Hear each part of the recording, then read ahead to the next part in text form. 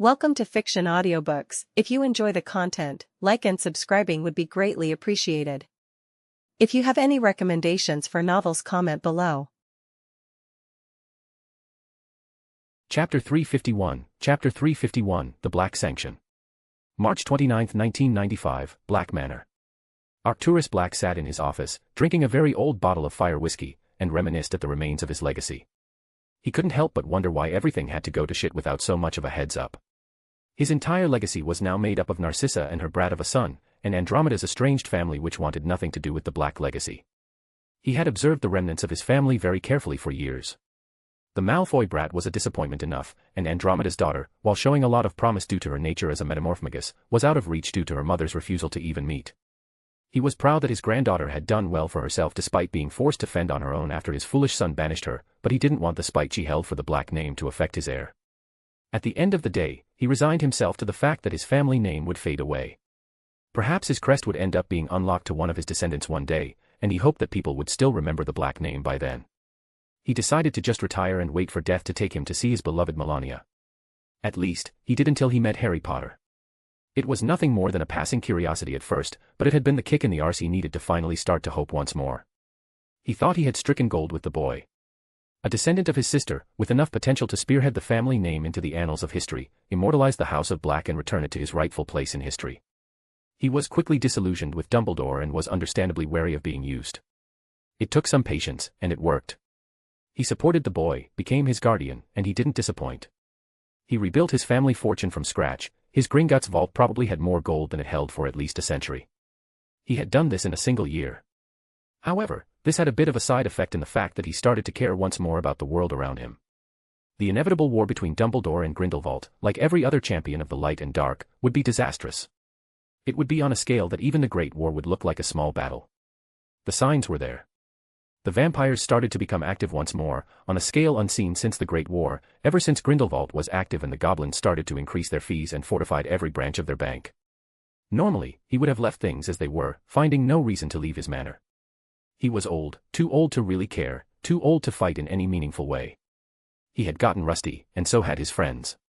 Still, with a possible heir on the horizon, he wanted to make sure he would survive the fighting. He gathered the old guard, his old team that fought Grindelwald's forces, and told them the situation, which led to a small militarization of most of Europe. He made connections, an entire web of information gathering from all over the world. Italy was especially profitable after Harry tricked the Black Widow into giving him half of her properties. Arcturus used the tournament as a cover to build small spy networks in every country he visited. He used considerable resources to make that happen in such a short term, but it worked. He had achieved what he could until the third task happened, until Voldemort returned, and Harry Potter disappeared into thin air.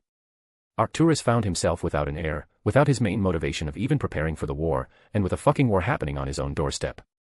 Apparently, the werewolves got an upgrade somehow. Some woman called the Red Witch came out of nowhere to resist the wannabe Dark Lord, but she did that by massacring half the Wizengamot in their homes. He had to return home and saw an entire country in chaos, the Dementors having defected, and the mages being nothing more than spectators waiting to weather the storm. No matter what he expected, Arcturus could see no way out of this. The Wizengamot was useless, almost entirely scared to submission, and the Ministry had refused to deploy its auras to keep the peace. Shops all over Britain were closed, and Diagon Alley was barely more than a ghost town with only Gringotts being opened. The entire country had gone to shit, and an economic collapse was imminent.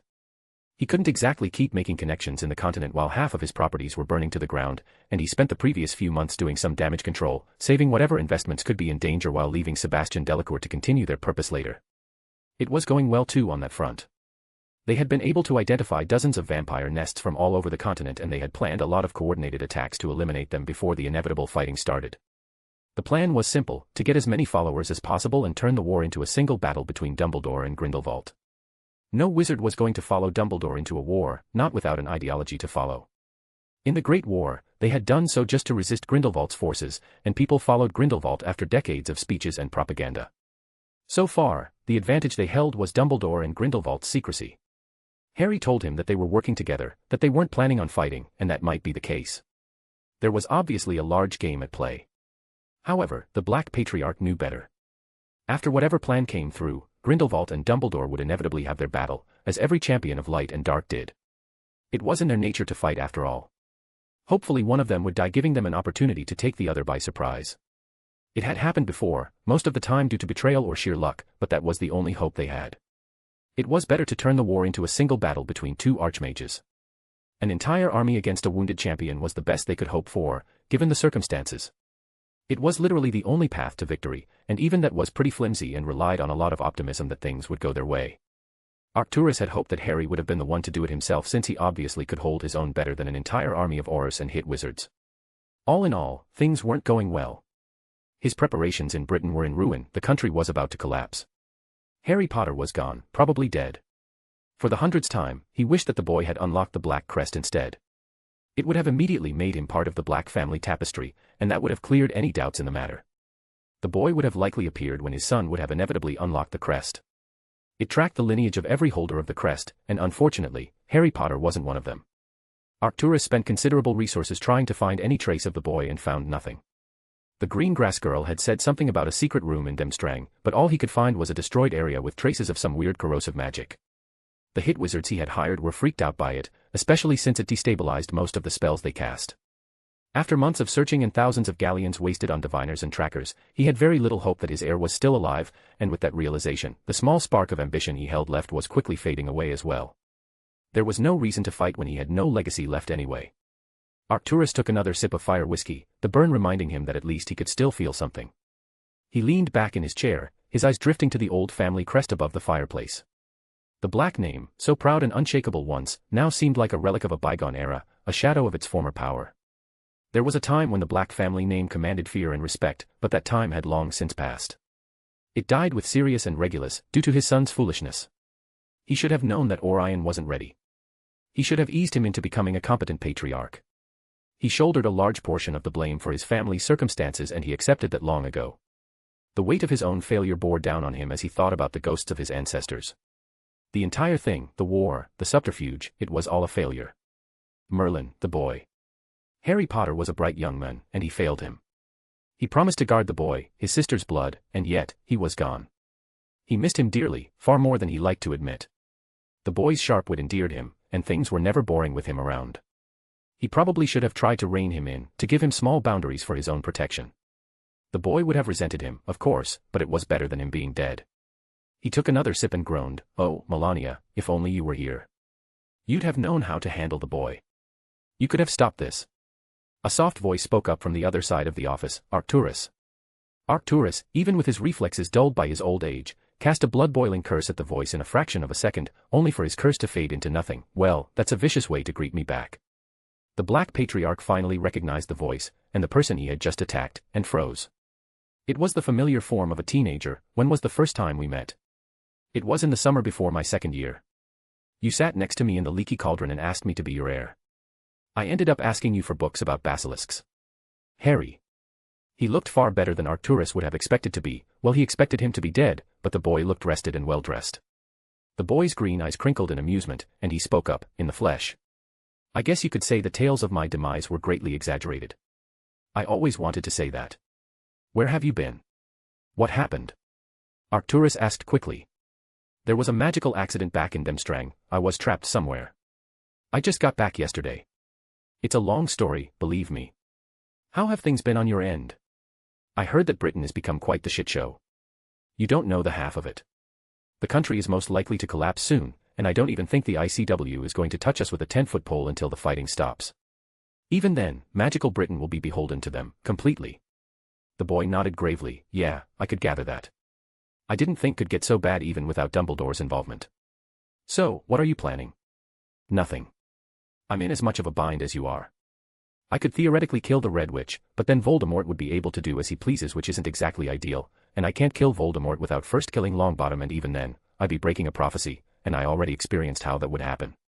Arcturus knew the boy enough to discern that he was hiding something. "You're not telling me everything." The boy took a deep sigh. "I'm tired, Arcturus. I really am. Ever since I came to the magical world, it's been one crisis after another, without me even getting to take a breather. I want to stay hidden for a little while, and enjoy my life for a while before getting back into the fray. Interfering in Britain would raise the spotlight once more. Even Dumbledore and Grindelwald still think that I'm dead."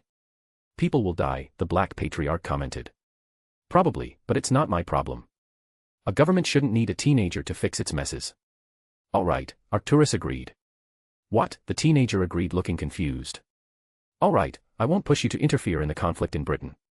I'm not an idiot, Harry, I'm just surprised by your switch in priorities. A few months back, you would have jumped at the opportunity to fight them. I'm not a hero. The boy sounded strangely resolute when he said that, and Arcturus answered, you are, and believe me, it's not something I like. Heroes have a tendency to die young after all. You might deny it, but you have always prioritized saving people. You have sacrificed many things for other people's safety, and that makes you a hero. I never cared for that. I wanted you to be great, to make your mark in history, and I suppose heroism on a road to greatness. However, if you need a break, then I'm more than happy to help you in that regard. For some reason, the boy's expression soured before straightening back. That's good, because I need a favor. What do you need? I need Nymphadora Tonk's location. Arcturus was about to ask him what he could ever want with his great-granddaughter, only for a loud bang to echo across the manor. He barely had time to yell, something is wrong with the wards, before he was swept off his feet slightly by the impact. Black Manor stood with a gigantic hole on its side, and a man floated in. Calling him a man wouldn't have been exact. He certainly looked humanoid, but his serpentine face and red eyes showed the thing's true nature. Lord Voldemort had come for Arcturus Black. The chill from the hundreds of Dementors surrounding them started to settle all over the manor, and Voldemort spoke up, Arcturus Black, you're a hard man to find. Your wards were very impressive. They could have stopped anyone from coming here. Well, almost anyone. You'll find that there is very little that could protect you from the likes of me, especially when I'm motivated. An unfamiliar voice spoke up, one that made him freeze in his tracks, don't kid yourself. You had the Dementors slowly freeze the wards dry to make a small weak point towards the ward's anchor, which you blasted easily. Not many people know that they can also absorb magic. Where Harry Potter stood just minutes prior, a strangely familiar face, one that slipped Arcturus' mind, stared back at Voldemort. It was still that of a teenager, a bit older than Harry himself, with hazel eyes, black hair, and sharp features. He wouldn't have looked out of place in a Wisengamot meeting. The boy stared unflinchingly as the madman's red eyes glowed further in confusion and fury. You. How can you be here? The boy who was pretending to be his dead grandson for some reason spoke up, hello, Voldemort. If it's all the same to you, I'd like my body back. That was when Arcturus realized that the disguise that Harry Potter had taken was that of Tom Riddle, essentially Voldemort himself. He had no idea what the boy was planning, but at least it would prove to be interesting. Chapter 352, Chapter 352, The Nature of Duality. March 29, 1995, Black Manor. Harry couldn't help but curse his luck. No, there had to be more to it. Fate itself must have been against him for everything to turn out so badly. He probably should have come the day before, but he was busy spending some quality time with Daphne and making sure that Longbottom wouldn't tell anyone of his survival. In a burst of pure luck, the boy who lived decided to keep his mouth shut about his survival. The boy must have finally learned that saying something outlandish without any proof was an easy way to be mocked and ostracized. Harry was glad for it, it saved him a lot of time tying loose ends. Weirdly enough, Neville was pretty understanding of his wish to remain hidden and vowed not to say anything. To be fair, the boy might have realized that Harry had enough shit on him to really hurt him. The reveal that his scar was a Horcrux would be enough to have half of the country trying to kill him to make Voldemort mortal once more. The only real loose end was Lily, and she was unlikely to try anything soon. Oh, she would do something eventually, but Harry can be a very petty guy. He already showed that to her before, and with him being able to close the connection with her dimension, that scared her more than anything. He knew her well enough to know what her next moves would be. She would first try to recreate the connection somehow, or even to fix it. It would take a few months of experimentation to finally realize that the singularity had affected the dimension itself, not just her connection, and that it was slowly leaking into the void between worlds. Then she would probably follow that by removing her connection to her dimension and try to find another one to bind herself to. She would inevitably try to recreate her ritual in Godric's Hollows and would not confront Harry unless she knew for certain that he would have no hold over her, that he wouldn't be able to so easily hurt her. She would not antagonize him until she was ready. It was what he would have planned, and as much as he liked to deny it, they were very much alike, in many ways at least. Harry was able to sense the connection because he actively traced it back to when he had to deal with the singularity in Demstrang. She had used a ritual to connect herself to it, and the connection was still fresh enough that she didn't have any control over it. And now, he could stop it easily because he was familiar with it. Had that not happened, he would have needed to use his arcane hearing while she was channeling energy for that dimension, and reverse engineer the connection. He had most of the calculations done when he was traveling back, but it still would have taken a bit of time to analyze the connection enough to block it. Lily's reaction was a guess at best, but to be completely honest, he knew that his return would be inevitably revealed. The idea was to be done with Europe entirely by then. And yet, he was reminded once more about a fundamental fact that he had forgotten. Fate's a bitch. Because how else would he explain Voldemort coming to attack Black Manor the moment Harry revealed his return to Arcturus? The Black Patriarch had definitely seen better days, but Harry didn't have it in him to blame the men for it. His entire country was going to shit, and the men had bet a lot on Harry as his heir, only for him to disappear without a trace. He could understand Arcturus not being his sharp self, especially not in his own home. Alas, they barely had time to speak before Voldemort decided to attack the manor with an army of Dementors on his side. Crafting an illusion to look like Tom Riddle was an instinctive reaction, but one that could have worked. He had no delusions that Voldemort would keep his return secret, after all. Still, he relished the look of shock on the abomination's face as he took his form. You. How can you be here? Well, he supposed it was time to bullshit himself to victory. Hello, Voldemort. If it's all the same to you, I'd like my body back. The wannabe Dark Lord stood there, shocked. What are you talking about? Reveal yourself, imposter. Harry felt the magic trying to convince him to do the same. Well, isn't that a familiar little trick? How nostalgic. I remember using it in the orphanage quite a lot to get my way. To think you haven't updated your arsenal since we were children. I look at you and I can't help but be disappointed. Voldemort sent a killing curse at Harry, who dodged it easily. Seriously. Is that all you can do? Is that the Dark Lord people are afraid to even speak his name? I expected more. To think you are a part of me, how disappointing. Part of you. I am Tom Riddle, the greatest wizard of all time, the man who would defeat the light and dark as Solomon did once and bring peace to the magical world. At least I was before you bound me to that loathsome diary. You're my Horcrux. Do you seriously expect me to believe that? Harry chuckled. Do you remember the day Dumbledore came to see us in the orphanage? He confirmed that we were always special, that we were more, that we mattered. Then, of course, he set our closet on fire. We never did quite forgive him for that. To be fair, he was always a bit of righteous arse. Lord Voldemort froze in his tracks and gave Harry a wide look. You're real. I thought the diary was destroyed. It wasn't. I trapped a girl in it, bound her to it, and used that to break my chains. However, unlike you, I didn't see the point in publicizing my return. I have to ask, why did you even wage war in Britain? Our ambition was to follow Solomon's footsteps, to break the cycle of light and dark. Britain was never the goal. It is mine to conquer, mine to rule, mine to protect from Dumbledore and Grindelwald, as well as that loathsome Red Witch. To think that Lily Evans still lives, to this day. I always knew she was troublesome. Harry shook his head. To see my legacy fall so far breaks my heart. Then again, you were always a mistake, my mistake. The Dark Lord's eyes glowed in fury. A mistake, am I? I don't expect you to understand. You can't after all. You were supposed to be what's in the diary. I was grieving so deeply for the mistake I made that I wasn't paying attention. I was supposed to put my viciousness, my cruelty, my anger at the world, everything that had made me cause poor Myrtle harm. It was an act of repentance, and yet I did the opposite. In my grief, I put myself in the diary, instead of what I wished to sacrifice. On that day, you were born, Lord Voldemort, a fragment of mine that should have been nothing more than my mistakes in a book. That's not right, I remember. You remember nothing. Your perception is warped because you are incomplete. You keep justifying your actions as horrible as they could be.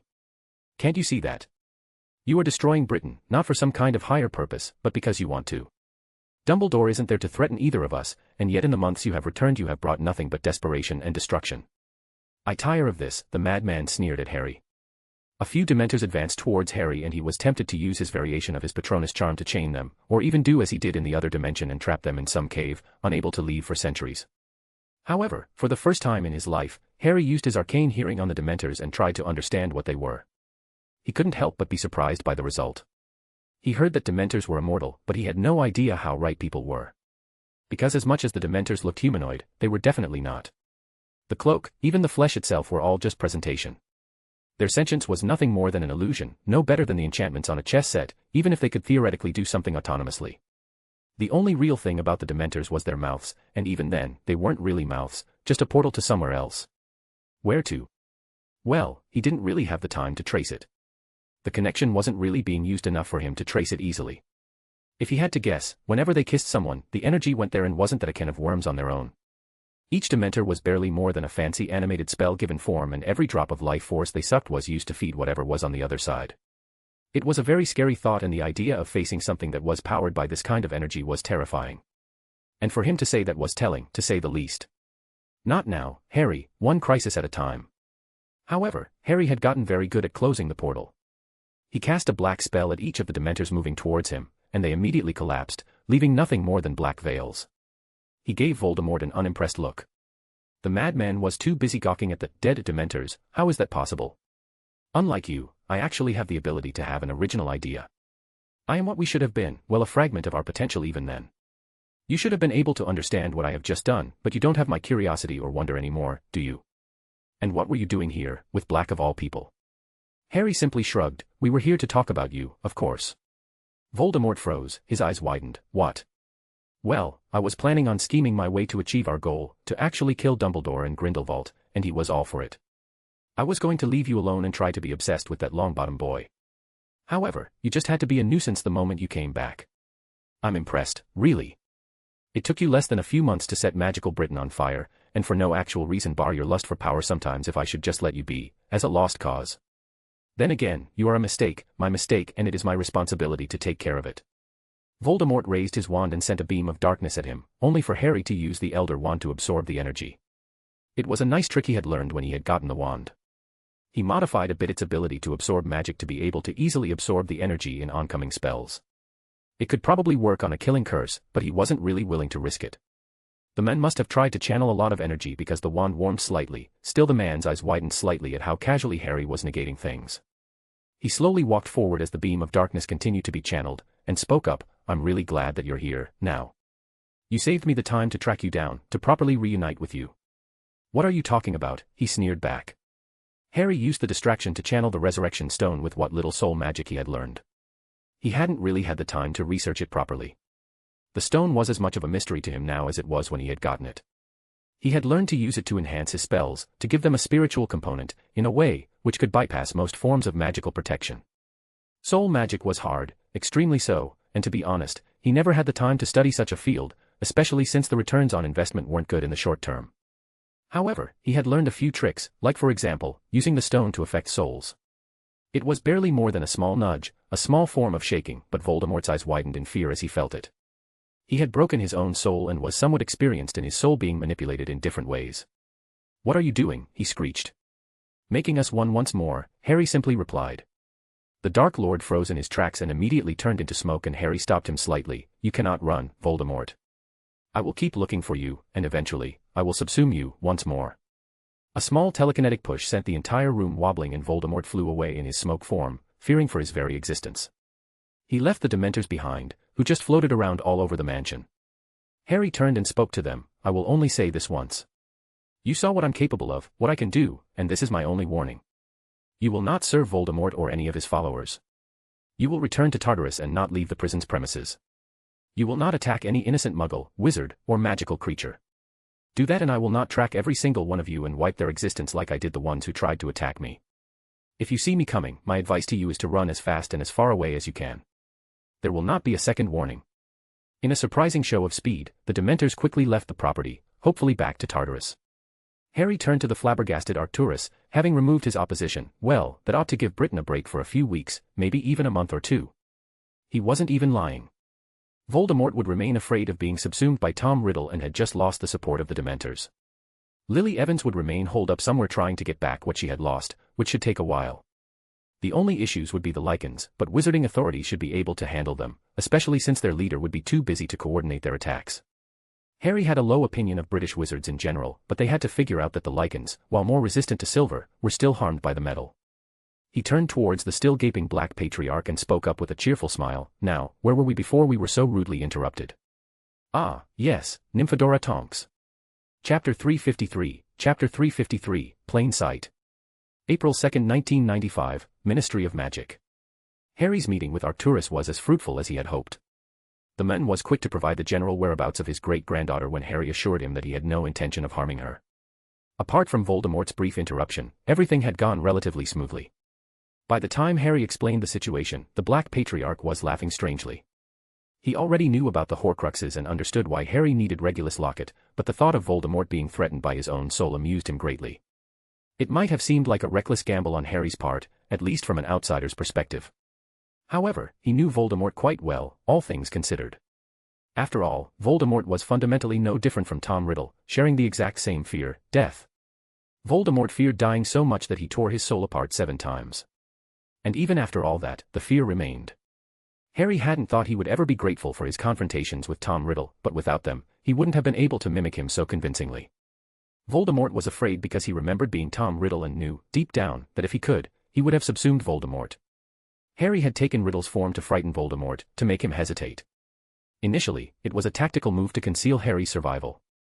The rest of the plan formed in seconds, and while there was a degree of madness to it, it fit perfectly within Voldemort's worldview. It was a risk, but Voldemort was remarkably predictable when one knew his triggers, and Harry knew more about the self-proclaimed Dark Lord than he would have liked. In the end, Voldemort would be preparing for a confrontation against himself, searching for assassins at every corner. He knew what Tom Riddle was capable of, after all. Distracted and isolated, Voldemort would have no choice but to hide, wary of everyone around him. He wouldn't even try to recruit followers, suspecting they could be Riddle's agents. It was similar, in a way, to Lily's issue. Harry was almost certain she feared he would cut off her connection to her dimension on a whim. She likely wouldn't leave her fortified position until she had a countermeasure or a plan in place, meaning she would stay away from him for the time being. It was ironic. Harry had no desire to be involved in the conflict between Lily and Voldemort, yet in 2 days, he managed to distract both parties into an unofficial ceasefire. The Dementors were back in Tartarus, and the Lycans were left without direction. And it showed. There hadn't been any significant attacks for days, the few incidents involved rogue Lycans targeting ministry officials who discriminated against werewolves. An uneasy peace settled over Britain, but most people viewed it as the calm before the storm. The Dementors, however, posed a lingering issue, not the creatures themselves but the entity behind them. It was likely an ancient and powerful force that either craved the energy Dementors generated or sought to use them as anchors for some kind of invasion. Harry suspected the former, based on his hypothesis about Mordred's barrier. If he guessed correctly, a connection between an external dimension and the material plane required an anchor, likely another person. The Dementors were probably designed as a workaround to this limitation, but they were still physical beings, bound by the same restrictions as any other material entity. Whatever this entity was, it was clearly patient. Rather than consuming souls indiscriminately, it had opted to harvest energy passively in wizarding prisons for centuries, avoiding the risk of having its servants bound. That patience, Harry hoped, meant that as long as he posed no immediate threat and kept his word, the entity would wait for him to die. He hoped things wouldn't escalate beyond that. But if they did, and it was becoming a trend, Harry would need to be prepared. Now, back to the issue at hand, Nymphadora Tonks. Arcturus had given him a surprising amount of information about her, including her favorite places. Apparently, she liked to have lunch alone in one of the training areas. She hadn't made many friends at her rank due to her ambitious nature, though she was clearly favored by her superiors. Her unofficial apprenticeship under Alastor Moody hadn't endeared her to her colleagues, but she was learning well. Using his cloak, Harry snuck past dozens of aurors, bypassing all wards, and waited in her training room. He cast a discreet ward at the entrance that would mark anyone who entered with a spell he could activate if necessary. It was a precaution, just in case. This trick wouldn't have worked on Moody because of his eye, but Harry had chosen a day when Moody was on patrol for his heist. Minutes later, Tonks entered and sat down, unaware of the mark. It was a lapse in situational awareness, particularly for an auror. Harry considered activating the spell to analyze her transformation at his leisure, but something made him hesitate. She shook her head and changed her hair color. To the casual observer, it was nothing unusual. Altering one's appearance was common enough in the magical world, even if it was frowned upon to do so for extended periods. But when he analyzed the transformation with his arcane hearing, he was caught off guard. He detected a slight shift during the transformation, but beyond that, nothing indicated it wasn't her true appearance. In truth, Harry needed to understand this skill precisely because of how undetectable it was. Metamorph Magi appeared sporadically in certain bloodlines, but their abilities weren't particularly special. Despite being impressive, everything they could do could be replicated by a semi-trained wizard with knowledge of human transfiguration. What made Black Metamorph Magi so valuable was their ability to remain undetected even when shifting forms. It was likely the result of an interaction between a magical bloodline and the Black family, and that was what Harry sought, a combination of flexibility and subtlety. He'd read about the skill in Black Manor years ago but hadn't expected it to fool even his arcane hearing. Knocking her out wasn't an option. He needed more data, and for a precise experiment, he'd have to interact with the subject. He cast an illusion over himself, appearing as a short man in his 30s. He phased out of the room and knocked on the door. A rude voice responded, "Piss off." Harry kept knocking until Tonks angrily opened the door. "I thought I told you arses," she stopped when she saw him. "I don't know who you are." He nodded. "I'd be surprised if you did. My name is Harold Smith, from the Transfiguration Guild. I'm conducting research on Metamorph Magi and was directed to you. Could I have a few minutes of your time?" "What the hell? I thought Madame Bones assured me the unspeakables would stop bothering me when I joined the force." I'm unaware of any previous agreement. I'm just here for an interview. I won't cast any spells or take samples. Many have tried to understand your skill over the centuries, and I'm not arrogant enough to think I'd succeed where they failed. If it helps, I can offer compensation. The guild has allocated me up to 200 galleons, and I'm willing to give you half for just 10 minutes. She stiffened. 100 galleons for a 10-minute interview without magic. What's your angle? As I said, I'm simply a researcher. My methods aren't popular with my superiors, who prefer more hands-on experiments. I find that barbaric, especially when it involves live mages or magical creatures. Anyway, do you agree? Fine. But no funny business. I'll arrest you if you try anything. Harry placed the gold on the table. Shall we begin? She nodded and Harry asked, so, describe it to me, what's it like being a metamorphmagus? The magic itself is pretty cool. According to my mum, my hair was shifting even when I was born. It was a bit boring before Hogwarts since I wasn't allowed to go to Muggle school. My parents tried to dye my hair, or even charm it since it was the most obvious part of my skill, but it would overwhelm it immediately. A few metamorphmagi that I spoke to say that they have a certain core self that exists at their center, a base form of some sort, others say that it's just a fancy form of preference. Which group do you agree with? She shook her head wildly. I'd say the second one. Like I said, I was born shifting, and even when I'm unconscious, my body stays in the last form I took. Unless it was a form of animal features. That always gets dispelled somehow. The more she spoke, the more he could understand how her magic worked. What he could analyze with his arcane hearing was just nothing more than a standard human transfiguration spell. The interesting part was how the change didn't leave a magical trace. There was something there, a second spell right after the transfiguration itself that washed away the remnant of any magic, erasing a magical trace of the change. It was just too quick for him to perceive, but he needed a sample to study properly. Now, he was glad that he didn't just knock her out. He needed something to analyze the spell she unknowingly cast completely and utterly, and thankfully, he had exactly what he needed for the task. Harry wandlessly got one of the training dummies to fall down, and Tonks immediately turned towards it, her hair shifting in the meantime.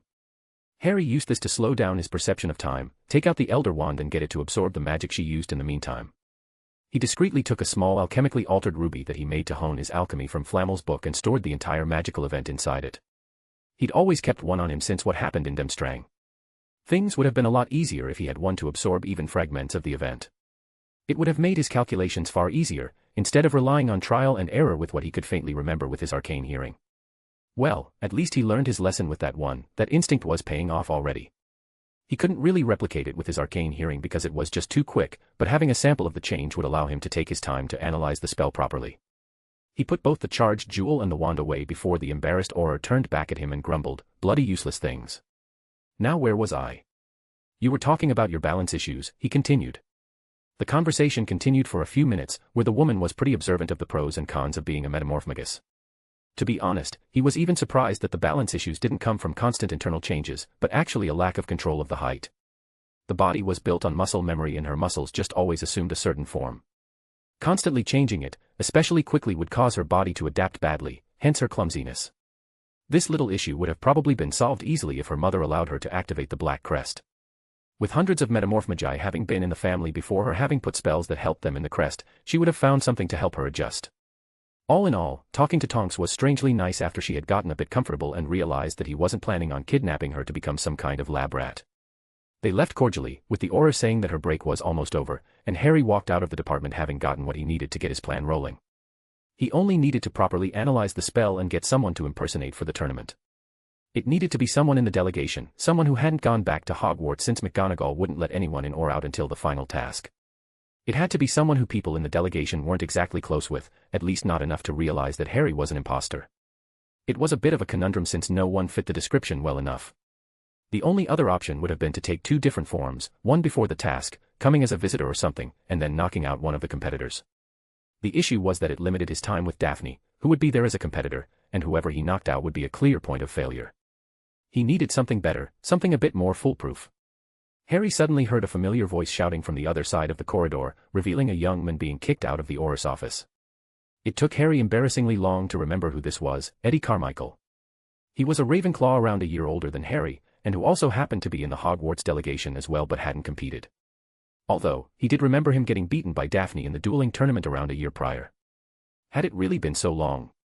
Anyway, his presence in the ministry was curious since he should have been safely in Hogwarts with his year mates.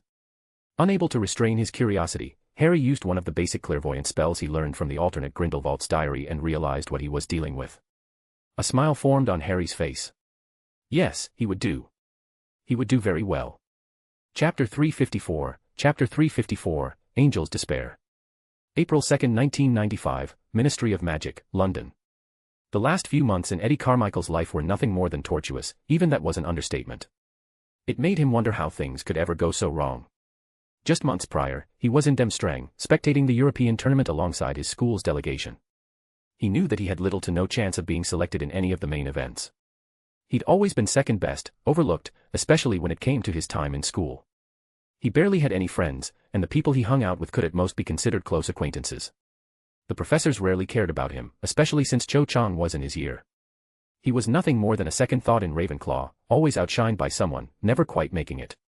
Instead, people always cared about Chang, and he always found that completely unfair. It was probably because her family was the source of most imported items from Asia. Eddie wasn't exactly an expert, but he knew that magical society there was completely different than in Europe but was isolated.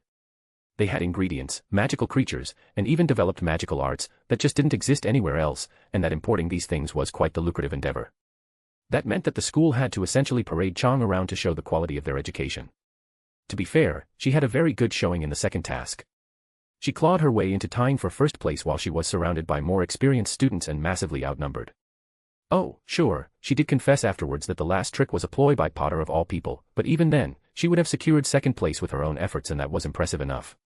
Speaking of Potter, that boy was definitely on another level. Eddie had watched, flabbergasted, as the boy wiped the floor with the competition in the first task. He knew that the boy was talented in school, especially with his performance in their local tournament the previous year. He was just too casual, even if he was doing his best to obviously ridicule Dumbledore. However, Eddie never imagined the boy being paraded around as Britain's next Dumbledore after the headmaster was banished from Britain for trying to kill his students. It was always the Potters, the Changs, the Diggorys, the Weasleys, who were celebrated, who were paraded around. They were the Golden Boys, and Eddie knew deep down that no one would ever treat him the same way.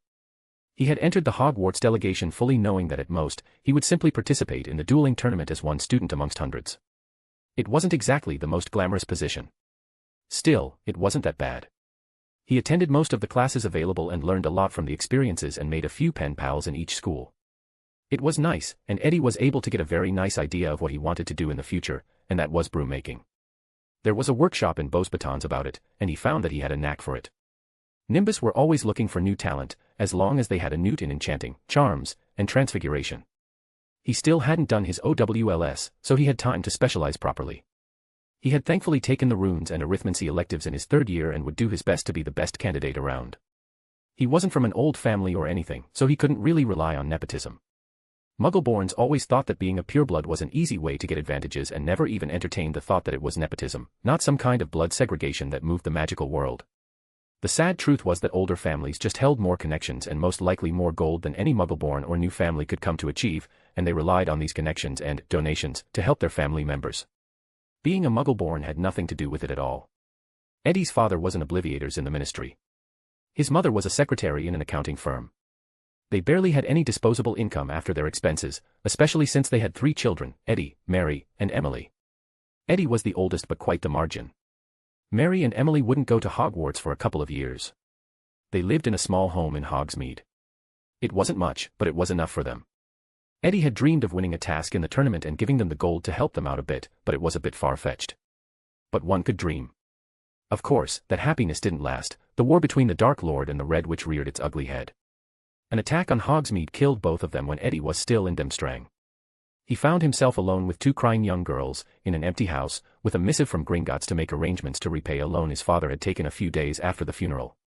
He couldn't help but internally thank every deity that he wasn't stuck in Hogwarts, unable to be at his sister's side when their parents died. It was the only silver lining, that things could have been far worse. Wasn't that funny? The only good thing was that something worse than them being orphaned could have happened. Not that they were out of the woods with that debt hanging over their heads. Which was why he wasn't in the ministry in the first place. After weeks of struggle, he was finally able to book an appointment in the Department of Magical Internal Affairs so that he could get emancipated and keep custody of his sisters.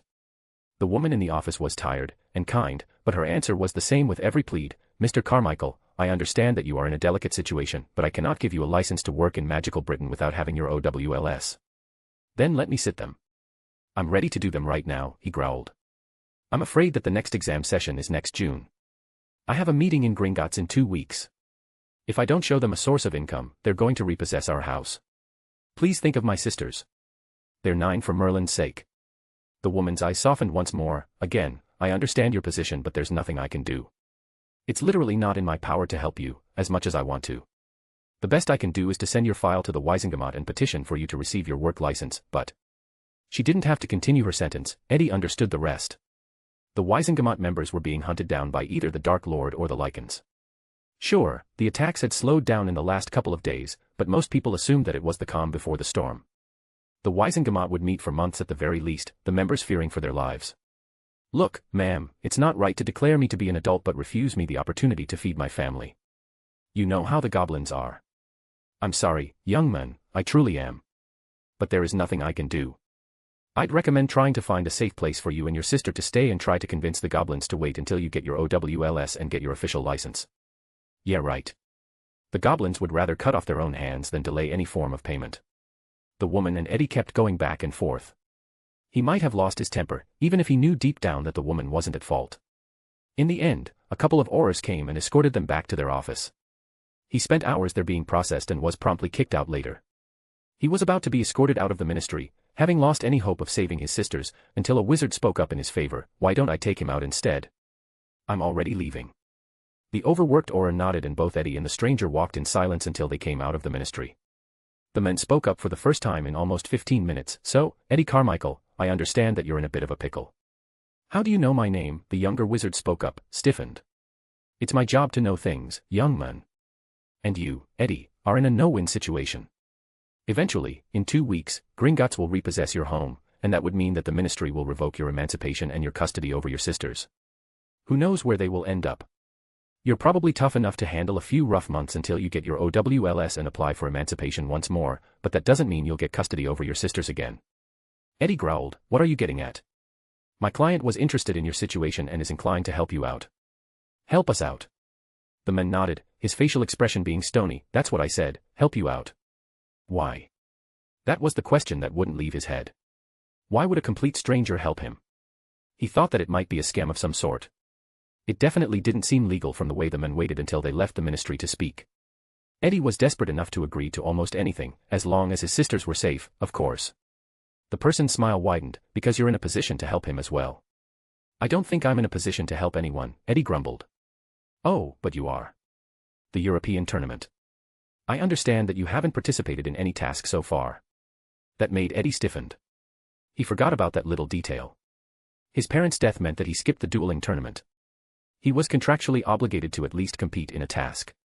It wasn't exactly magically enforceable, but it was still another thing over his head that could screw him over later. Instead of panicking, he croaked, yes, I haven't. Good. My client wishes to send their agent in the tournament to protect a family member of theirs. And he wants me to protect them. The men burst into laughter. Merlin, no, why would you ever think that? No, he wants to send someone disguised as you for that time. I know that the ICW checks for disguises and it's our problem to worry about. All we need you to do is lay low until the task ends and sign a document stating that you will not reveal this to anyone else. That's a month at most without any external contact in your home. We'll put up wards to protect you from any attacks, and make sure the 3 of you won't leave, and we'll even take care of anything you need. In exchange, my client is willing to compensate you with 50,000 galleons, more than enough to repay your father's debt and ensure that you and your sisters will not worry about gold for a long time. The refusal that was at the tip of his tongue disappeared with that last sentence. 50,000 galleons, that's an entire fortune. Together, his parents earned less than 200 galleons a month and they were in a relatively good position to repay their debt. Their 2,000 galleon debt would have been repaid in a year or two without too many issues, a bit more if there were some unforeseen expenses. Sure, they struggled to save any galleons, and they rarely got any presents, but from the looks of it, his parents had planned things well enough to be done with any debt by the time the girls attended Hogwarts. They would have struggled for a couple of years left, but things would have gotten better. 50,000 galleons would easily set him off to a career of his choice and ensure that his sisters would be comfortable until they graduated from Hogwarts as well. Hell, it would be enough to get tutored in the meantime and get his desired newts. The only reason he was tempted to refuse would have been because it would have been technically a crime. He would give someone permission to use his face to do whatever they wanted with it for a month, and he would never be able to say anything about it. However, the gold was too good, the idea of their problems being gone for just a month was enough. He didn't say anything for a second until the man spoke up. I understand that you're hesitant, but time is of the essence, and we have other potential candidates. Eddie didn't let the man speak up. Fine, I'll do it. The man smiled and took out a glowing piece of parchment. All right, sign this. This is Hayes paper and will enforce the terms of the contract according to the severity of the violation. Read it very carefully, then sign it with your blood. Don't worry, it's written that the contract is only active until the end of the 6th task of the European tournament. After that, you will not be bound in any way. That is unless you somehow discover the identity of the men who will be impersonating you, then you will not be able to reveal who it was without permission. To be fair, that's a very remote possibility at best. Other than that, you'll only have to do a few things to set things in motion and then not try to contact anyone outside your home for a month. An hour later, Eddie had read and signed the entire document and came home with a bag of gold that felt far too heavy. The contract was oddly not that constrictive, not that he was an expert. As requested, he sent a letter to McGonagall, asking to return to the delegation for the 6th task of the tournament since he planned on sitting his OWLS in June. For some reason, he didn't feel good about signing up with some unknown client. Hell, he didn't even know the name of the men who got him to sign the contract. However, as he stared at his sisters in his home, he knew that he made the right choice. Maybe it was morally dubious, but he would have done a lot worse for his family. Chapter 355, Chapter 355, Snake in the Grass. April 4, 1995, Little Hangleton. Lord Voldemort sat in one of the few remaining safe houses he had left, a hidden bunker in Little Hangleton with a small emergency stash. He remembered feeling a bit silly at the thought of ever needing it. After all, he had never expected to be in this position. He had enough followers to host him in their manors, underneath their century-old wards in case he was injured. In the worst case, Riddle Manor was his most fortified position, not due to its location but its significance. Wards, in general, depended very highly on the significance of the location to its castor. The wards on a small house that had been owned for 1,000 years were generally more powerful than that of a newly built manor, not until they fully considered the manor to be their home, maybe even not then. Hogwarts was the ultimate proof of this. Thousands, if not millions of students over 1,000 years have considered the castle to be their home, and that alone enhanced the wards there in a way that Northwest other place in Britain could hope to match. His followers were mostly purebloods from very old families, and their homes were very well protected. He had warped the same principle with Riddle Manor. Generation of Riddles had lived in this place, and even if the power of a Muggle family didn't mean much to him, the power of an ancestral home still could be harnessed, even if it was to a lesser degree than most. His stashes and safe houses were not as well protected. They couldn't be. And yet, in some ironical term, while Riddle Manor had been wiped from the map by Lily Evans' attack, alongside half of Little Hangleton, this place still stood, as if it was mocking him. The witch had proven to be a very troublesome opponent to deal with. She had almost complete control over the Wisengamot and an army of enhanced werewolves who seemed extremely devoted to her. She had planned this, that was something that he realized now. She was spying on most of the influential people in the country, ordering attacks on their homes the moment they entertained the idea of joining him. Lord Voldemort found himself in a very compromising position. He didn't have any followers, no soldiers to command, no army of werewolves, with Greyback dead, no army of giants, since he couldn't exactly discreetly go them and parley. Doing so would have left Evans with even more time to fortify her position, something that he couldn't risk, and it wasn't like he could send someone like McNair to do it for him. And his Death Eaters were all gone. The Lestranges and poor Barty were killed by that damnable Evans woman. Lucius Malfoy was also dead at the hands of some serial killer. Rookwood, Dolohov, Rosier, and Greyback were given the Dementor's kiss, and McNair was in magical Britain's new prison, Tartarus. He would have tried to break him out if he had enough force to do so. The Dementors hadn't been enough. Dumbledore had designed the prison in a way that resisted their influence. They could feed, but that was it. Poor Mulciber died at the hands of Potter during the attack on the Hogwarts Express, the Carrows were dead. Snape had disappeared for over a year, and there were no signs of Nod after he announced his return. It wasn't supposed to have been like this. His return should have been celebrated, he should have been in a position of influence immediately, just like he had before his demise. Even now, the Dementors had abandoned him as well, afraid of one of his own Horcruxes. To be completely honest, that was something he didn't see coming. He was supposed to threaten the Black Patriarch into giving him enough funding to hire mercenaries or even help him recruit his assets. Orion and Walburga Black were very instrumental when it came to securing his early funding. That, combined with funds from the Nott, Malfoy, and Lestrange families, was more than enough to fund an entire war against Dumbledore. They were prepared to sacrifice an entire fortune to protect their nation from the headmaster's ambitions. He expected Arcturus Black, a man known to oppose Dumbledore in most of his bills, to ally himself with him, even if it was reluctantly. After all, who better than Voldemort himself to keep Dumbledore out of Britain when he inevitably returned after the European tournament ended? Lily Evans. As smart as the witch was, she lacked Voldemort's raw power. She made up for this with enough preparation, trickery, and viciousness, but Dumbledore would have no trouble defeating her. She hadn't sacrificed what he did, released part of himself to secure his ambitions. She had never pushed the barriers of magic as he did, which was why Arcturus should have seen that Voldemort was the only reliable choice. Harry Potter was dead, probably assassinated by Dumbledore, and there was no one else. All in all, he expected a reluctant old man at best but instead found a disaster. His own Horcrux, a fragment of his own soul, was defying him, not it was worse than that, he wanted to absorb him, for their positions to shift. When he felt his soul being prodded, being pushed towards his younger self, he couldn't help but flee in fear. There were no accounts of Horcruxes turning on their creators before, then again, there were no accounts of Horcrux gaining sentience either. He knew that there was something wrong with the diary's creation, he was young and grieving for that useless girl who died. It wasn't out of the question to believe that he had made a mistake. But what could be the extent of this independence? How far could the diary's consciousness go? For the first time in decades, Voldemort felt a cold, gnawing fear. The Horcrux was not merely defiant, it was ambitious. It wanted to consume him, to become him. And if it succeeded, the question was what would happen to Voldemort. The thought was unthinkable, and yet, he had to entertain it. The realization hit him like a curse. If Tom Riddle could have absorbed him, then could he have done the same to his other Horcruxes? The mere thought made him freeze. That alone would have prevented him from making even more since he couldn't risk losing bits of his soul once more. There was also the fact that he could instinctively feel like he had pushed his limit, that messing with his soul once more could mess it up very severely. Absorbing a Horcrux necessitated pure regret and remorse for what he had done to create them, something that Voldemort didn't feel, and yet maybe Tom Riddle did. Maybe he used that regret to turn himself into the dominant soul. No, he needed to gather the Horcruxes and hide them somewhere that Riddle would never be able to find. The locket and the ring would be the ones that were the most in danger. Riddle working with Black could have had something to do with Regulus leaving some kind of clue before his death, and the ring was something that anyone knowing his gaunt ancestry could track down, which Tom Riddle obviously did. The diadem in Ravenclaw was the most protected, being underneath Hogwarts ward, and the cup in the Lestrange vault should be protected. No, wait a minute, Riddle has been free for almost 2 years. He could have easily had access to Hogwarts at this time and taken the diadem. And hadn't there been a successful robbery of Gringotts just a few months before? Had that been him? With Nagini dead, he might truly be in trouble.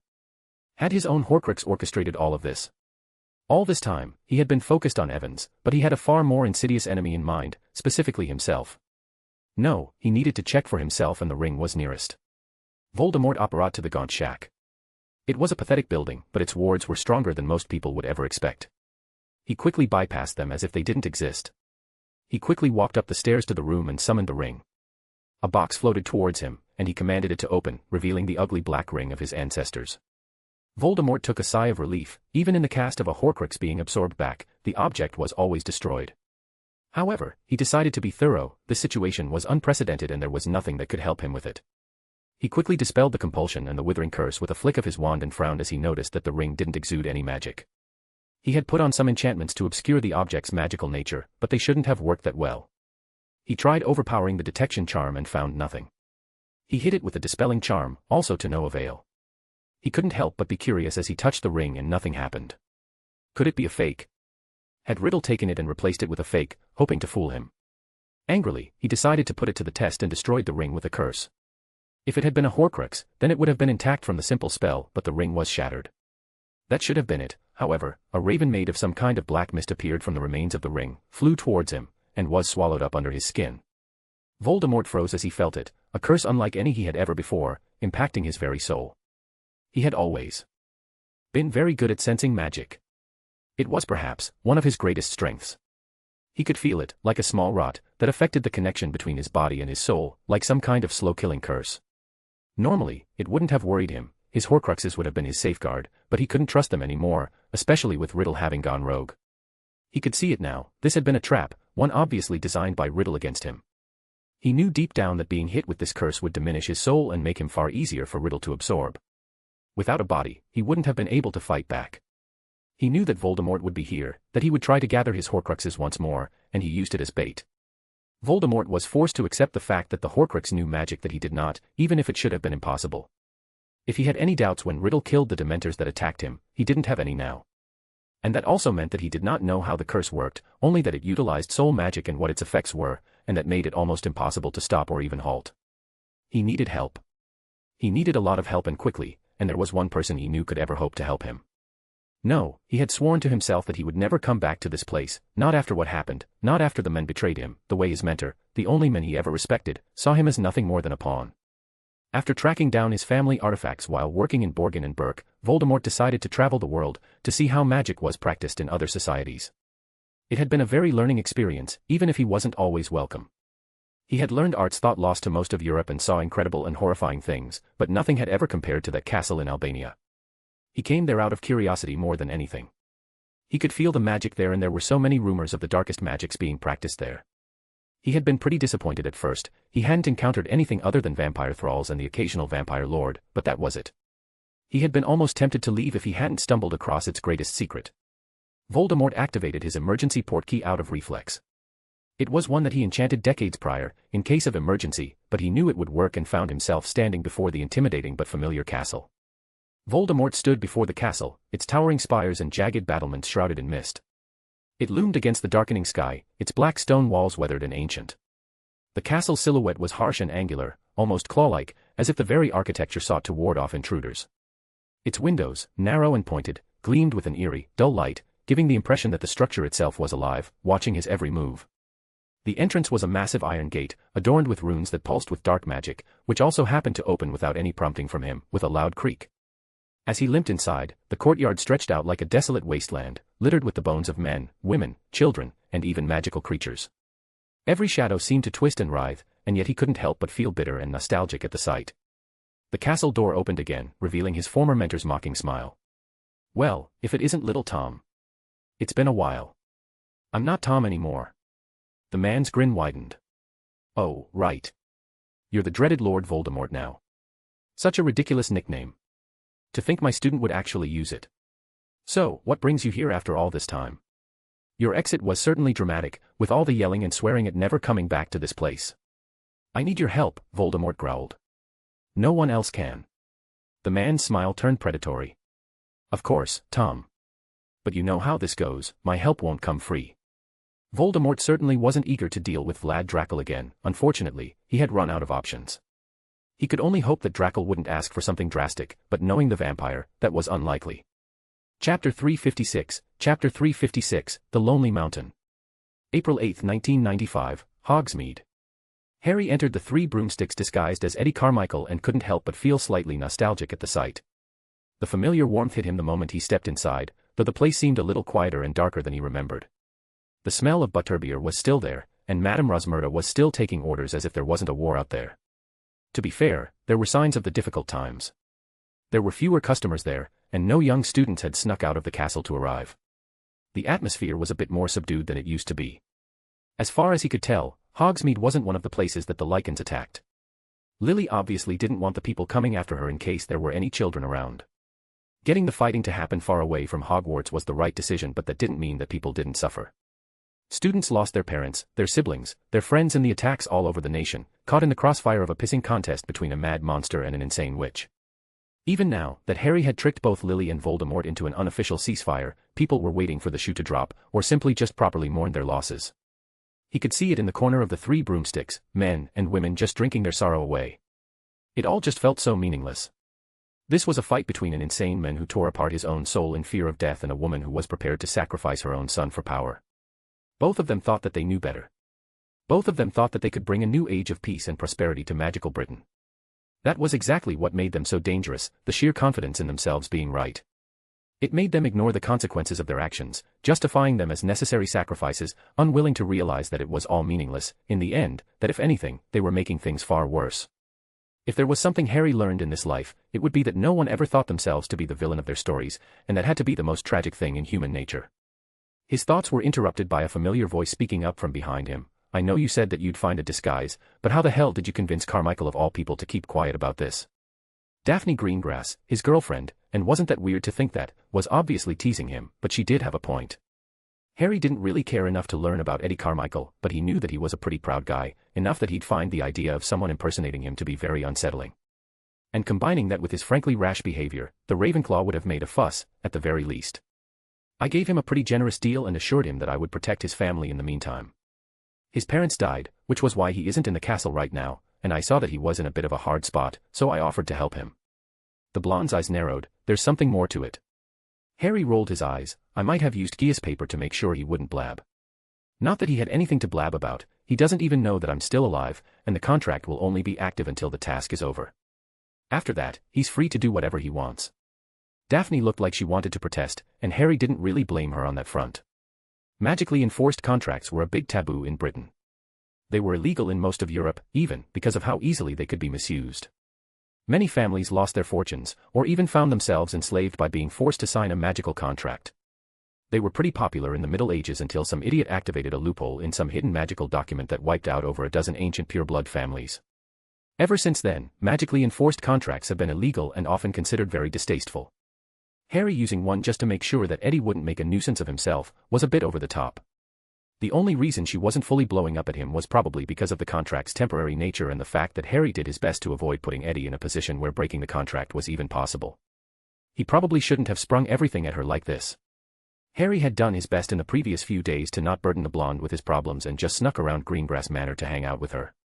Even her parents didn't know that he was still alive, and he wanted to keep it that way. He did trust her mother, but there was no doubt in his mind that her father would sell him out for a second if it profited him. Hell, the man practically jumped at the chance of sending his daughter to Greece, hoping that she would make more connections that he could exploit afterwards. All in all, the previous few days were pretty relaxing, even if he didn't manage to replicate the weird black family feat that made their metamorphmagi undetectable. To be fair, he only got a single sample of the transformation, and if it wasn't for the Elder Wand, he wouldn't have been able to get such a pure one. It was funny that, in another world, people had fought wars for the stick, but Harry was using it as a sampling method. The indignation most of them would feel at the idea couldn't help but make him smile in amusement. To be fair, almost all of the magic stored inside was gone. If it wasn't for his arcane hearing, it would have been nothing more than a normal wand. Thankfully, Harry learned to manipulate the wand's intrinsic properties to absorb magic in general, not just passively from its wielder, and store it, as well as how to release it in a large sweep. In the end, absorbing the magic gave him a perfect sample of Tonk's ability, and while replicating it was doable, it was also tedious. He had to cast a counter of the spell right afterwards in a very specific pattern, in a way that negated only the excess magic, but not the magic itself. Tonks did it without even noticing every time she changed her appearance. Even when casting any other spell, she had to do the same to avoid any interaction between the magic and her transformed form. So, that meant that Harry would either have to make dozens if not hundreds of calculations with every spell, or he could enchant something to do it for him. A lot of alchemy and enchanting later, he had a small necklace that mimicked the effect. To be fair, the tournament checked for magical artifacts, so he would need to deal with that later. Maybe he'd swallow the necklace or something. He would figure something out, probably. Daphne was going to say something only for McGonagall to enter the room. The headmistress looked tired. That was the first thought that entered his head. Her sharp gaze hadn't lost its edge, but there was a weariness in the way she carried herself as if the weight of running the school had finally started to show. Her robes were as immaculate as ever, but her movements seemed just a bit slower, her lips pressed in a thin line. It wasn't like her to look this, worn down. She had every right to look tired. She had to essentially take care of a school and the international delegation, while acting as the only person allowed to enter or leave Hogwarts due to the wards she activated. Now that he thought about it, Harry and Daphne's participation in the tournament just pushed more work onto her already overwhelming responsibilities, and he couldn't help but feel bad about that. Mr. Carmichael, Miss Greengrass, I was afraid I would have had to look for one of you. First, I would like to say how sorry I was when I heard of your parents' passing, Mr. Carmichael. I will not lie and say that we were close, but they were still former students of mine. And Miss Greengrass, I never got to tell you that I'm sorry for the loss of Harry Potter. It's always horrible to have a student pass away on your watch, and I know that the of you were quite close. I'm glad you're both doing well. I understand that both of you wish to enter this task in particular for your own reasons. Harry spoke up. I just need to have June free for my OWLS. I have to take them to have custody over my sisters, so I thought I'd get through the task now instead of having to do it in the middle of my exams. That froze the headmistress a bit. Harry had asked Eddie to send her a letter asking to enter the task, but he didn't really say a reason that was the case. It was his prerogative as a member of the delegation that didn't enter any of the tasks before him. He could ask to be put forward and would be prioritized if he hadn't competed in any other task. Considering that everyone that was still with the delegation had participated in the dueling tournament, Eddie and Daphne would have to compete. The blonde followed his lead. My mum said that it would be a good idea to have a change in scenery. The woman also remained speechless before speaking up once more. Those are some valid reasons, of course, but you didn't need to justify yourselves to me. I assume that you're all packed up, as I requested. They both nodded and gestured towards the two trunks next to them, and the headmistress continued, Excellent. I have arranged for an international portkey to take us there. So, let's be on our way.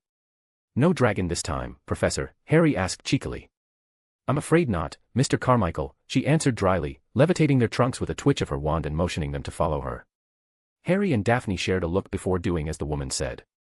They found themselves in front of a nice big stick. She held it out to the both of them and they grabbed it. The familiar tug behind Harry's navel was instant and sharp as if a hook had latched onto him, yanking him forward. He felt his feet leave the ground, the world around him spinning into a blur of color and wind.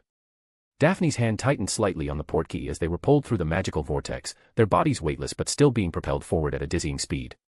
It wasn't long, just a few seconds, but it always felt like much longer, like being caught in a whirlpool and thrown to shore. And then, just as suddenly, they slammed back into solid ground. It was a bit rougher than he expected, probably due to it being an international trip.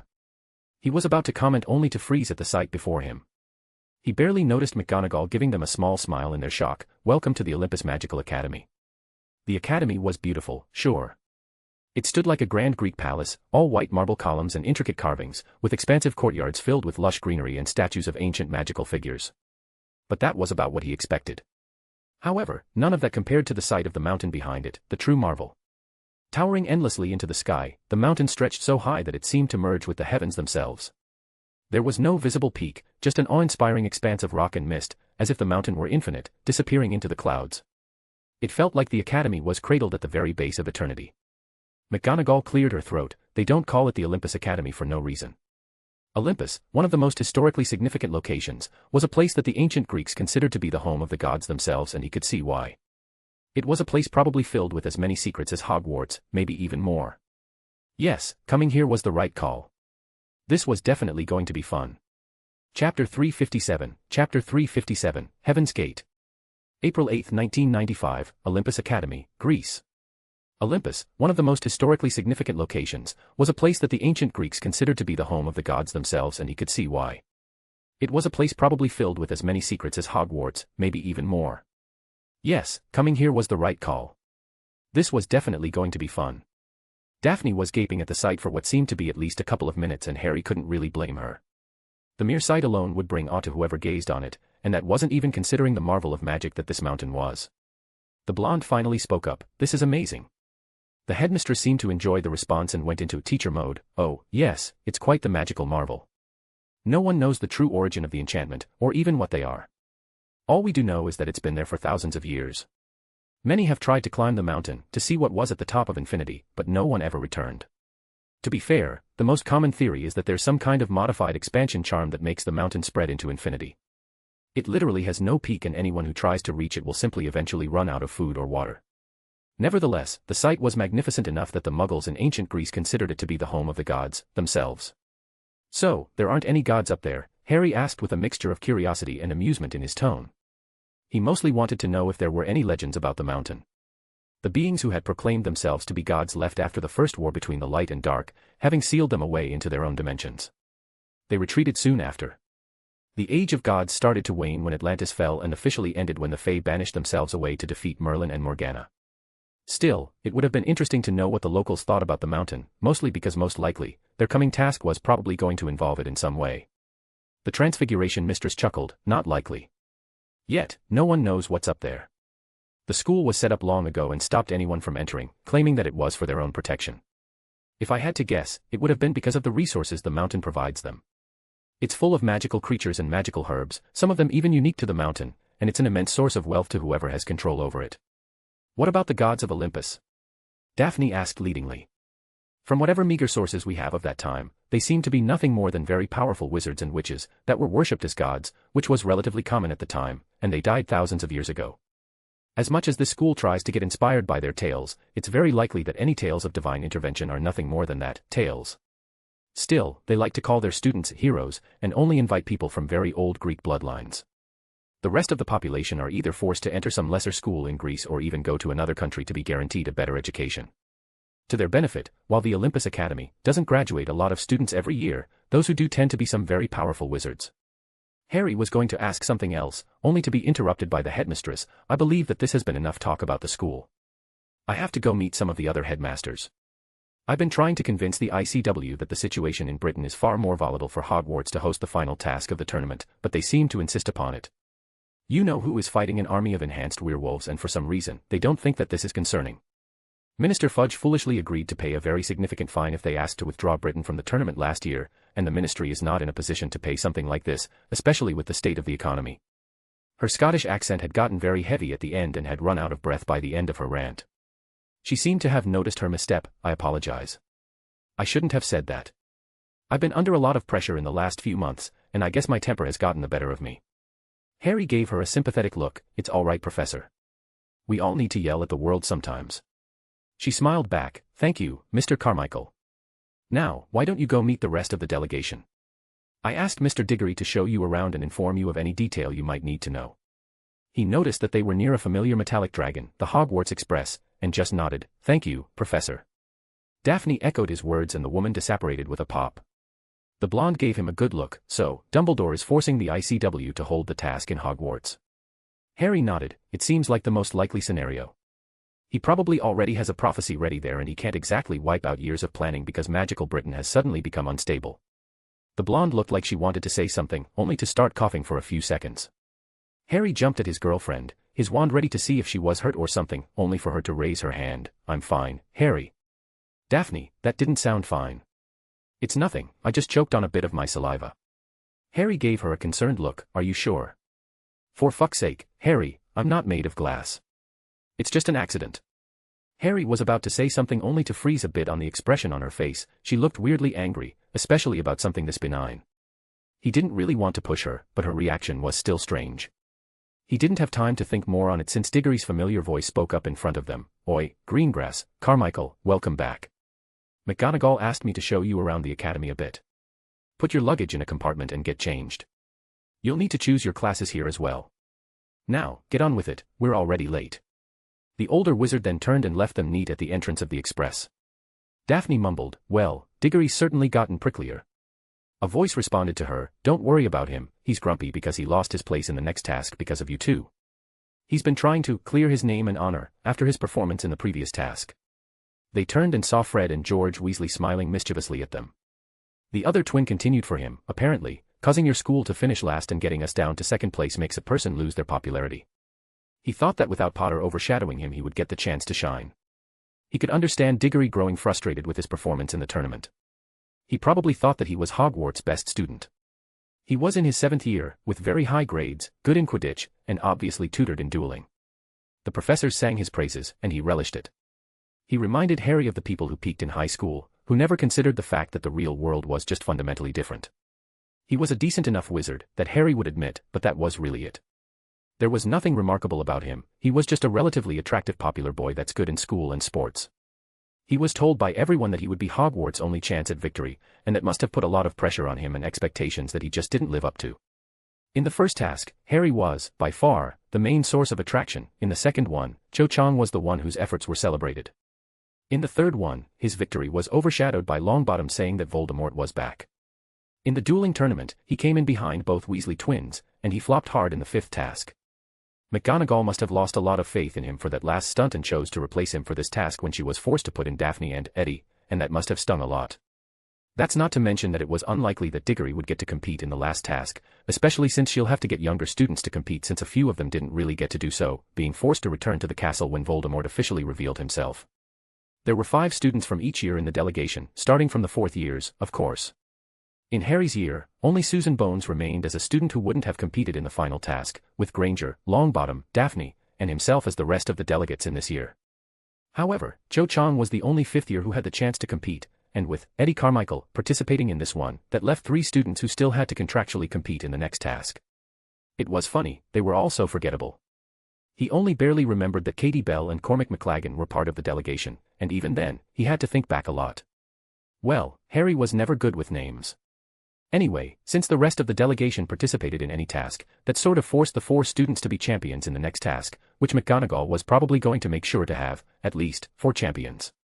It was probably why she jumped at the chance of letting Daphne and Eddie compete, but even then, the chances of Hogwarts winning in their own nation were on the slim side with most students being on the inexperienced side. To be fair, Hogwarts did surprisingly well so far, even if Diggory's blunder put them in 2nd place, tied with the Greeks. They had won 3 tasks out of the 7, which was the same number as Bosbaden's victory, who won the 2nd, 4th, and 5th tasks. His train of thought was broken by Daphne commenting to the twins, it's still not a valid reason for Diggory to act this way. The redheads nodded at once. It was weirdly synchronized, as if they had practiced it before. We're not saying he's right. Anyway, you might want to hurry up before Diggory gets even grumpier. No one wants an angry puff, after all. They left at once, and the two newcomers went into their designated rooms. A few minutes later, they came out in fresh clothes and left to see Diggory. The older boy was obviously disgruntled with the task, but that didn't stop him from helping them out. They walked towards the school, with the older student explaining the electives that they could choose during their stay. Daphne was interested in one in elemental magic. It was a bit of a hot commodity for all the delegates, even if it was a bit of a scam since it took years to actually learn anything useful in the field, not just a handful of weeks. Anyway, when they arrived near the bottom of the school, something started to niggle at the back of Harry's mind, like a third sense. He instinctively used his arcane hearing and almost recoiled in surprise. The mountain wasn't enchanted to be infinite, not this was far more elaborate than that. It was a kind of magic that Harry was probably one of the few familiar with, on the entire planet. Olympus wasn't a mountain, it was an entrance, and everything forward was in another dimension, another plane of existence. There was an elegance to it that he had never seen before, a thing that made Lily's efforts seem amateurish, maybe even childish. The way it was incorporated so seamlessly meant that a master of dimensional magic was involved, someone far above anyone Harry had even heard of. Even the Gardens of Avalon, the Fae's crown jewel, paled in comparison. For the first time, Harry was tempted to believe that something divine might have been involved in this creation. However, all those thoughts were overwhelmed by a very faint memory of a conversation of Arcturus Black. In fact, it was one of the earliest conversations he ever had with the men, one regarding the founder of his house, of the creator of the first magical crest, a man rumored to have bent space and time itself to his liking, a man who had discovered the very source of magic itself, Kronos. Chapter 358, Chapter 358, The Fleeting Sunset. April 10, 1995, Olympus Academy, Greece. Harry had barely been in Olympus Academy for a couple of days, and yet, he could tell that there was something fundamentally wrong about it. Well, he was being overly critical, but there was something very different there. There was some detail that just wasn't adding up, a small thing in the back of his mind that would not just leave his mind. Uncovering mysteries was always a weakness of his. He knew that he fundamentally hated not knowing something. It just grated him immensely, like a small itch at the back of his mind, unwilling to just disappear until he could explain everything that occurred. Olympus was meant to be an easy gig, just pretend to do a task and fail miserably, as Carmichael would have probably done, and just make sure that Daphne is safe, before getting the fuck away from the whole mess and putting everything behind him. He did not have time to investigate things, nor did he want to overcomplicate his stay by seeking out any trouble. However, it was very hard to shut down his brain, to notice how odd everything was structured. When he first arrived, Harry was just taken aback by the magical marvel that was Mount Olympus. Just staying around gave Harry ways to optimize his own space and time manipulation, which felt nothing more than the stumbling of an amateur compared to the masterpiece. The way space and time were folded was just so elegant and so efficient, and the manner in which an external dimension was connected so seamlessly, enough that no one even noticed that the entire mountain did not originate from this world, was breathtaking. The amount of magic necessary to even open the connection and maintain it so easily was insane. To better compare it, Lily Evans used the power of a broken prophecy to create a tiny conceptual connection between her and an external dimension. It was very hard to imagine this scaled up at least 1,000 times. Then again, whoever had done this was obviously far more experienced and had far more efficient control over the energy, unlike Lily, who ended up wiping a village off the map. Harry truly wished he could meet Kronos. A small conversation with the men was likely to help him far more than years of effort alone trying to replicate the feat that man was really on another level. He didn't think he would ever be able to come close to replicating it, not even after decades of research and practice. However, as much of a marvel as this piece of magic was, he wasn't allowed to analyze it further because no one was allowed there. The academy itself was divided into two halves. The first was where most of the classes took place. The students were allowed to come and go, and where any public event was held. The second half was limited by where the actual dimensional folding began to integrate Mount Olympus, and they put it under some pretty heavy wards. Only a few select older students were allowed to enter, and Harry noticed that those students were admired and obviously put on a pedestal by their peers. It wasn't just the wards or the restricted areas, it was the culture itself. No one questioned anything. Everyone simply accepted the rigid boundaries, and those few who were granted access to the deeper mysteries of Olympus never spoke about what they saw. It was as if the academy thrived on the unspoken rule that certain knowledge was forbidden, locked away from prying eyes. It obviously had an extra library since Harry couldn't find any proper elemental spells in the one they boasted of, at least, not even close to what some of the champions demonstrated. Harry had never really taken the time to observe the Greek champions. Apart from facing their elemental magic in the first task, he knew very little of them. They mostly kept to themselves, which was weird since the entire tournament was built to enhance the connection between European nations. However, none of the Greek champions ever cared enough to make an effort to seek out anyone in other schools. Hell, they even rebuffed anyone who wanted to speak with them. Other than that, Harry noticed that there was some kind of hierarchy there. The blonde lightning elemental that he had fought in the first task was obviously at the head of the pack. Well, he used to be but was replaced with a muscly redhead instead, but he was still far more respected than almost half of his peers. Hell, if Harry had to guess, there was a clear separation of the delegation into two, and every member of the superior group was allowed entry into the forbidden portion of the academy and was probably taught some extra magic. He found that the whole thing left a bad taste in his mouth.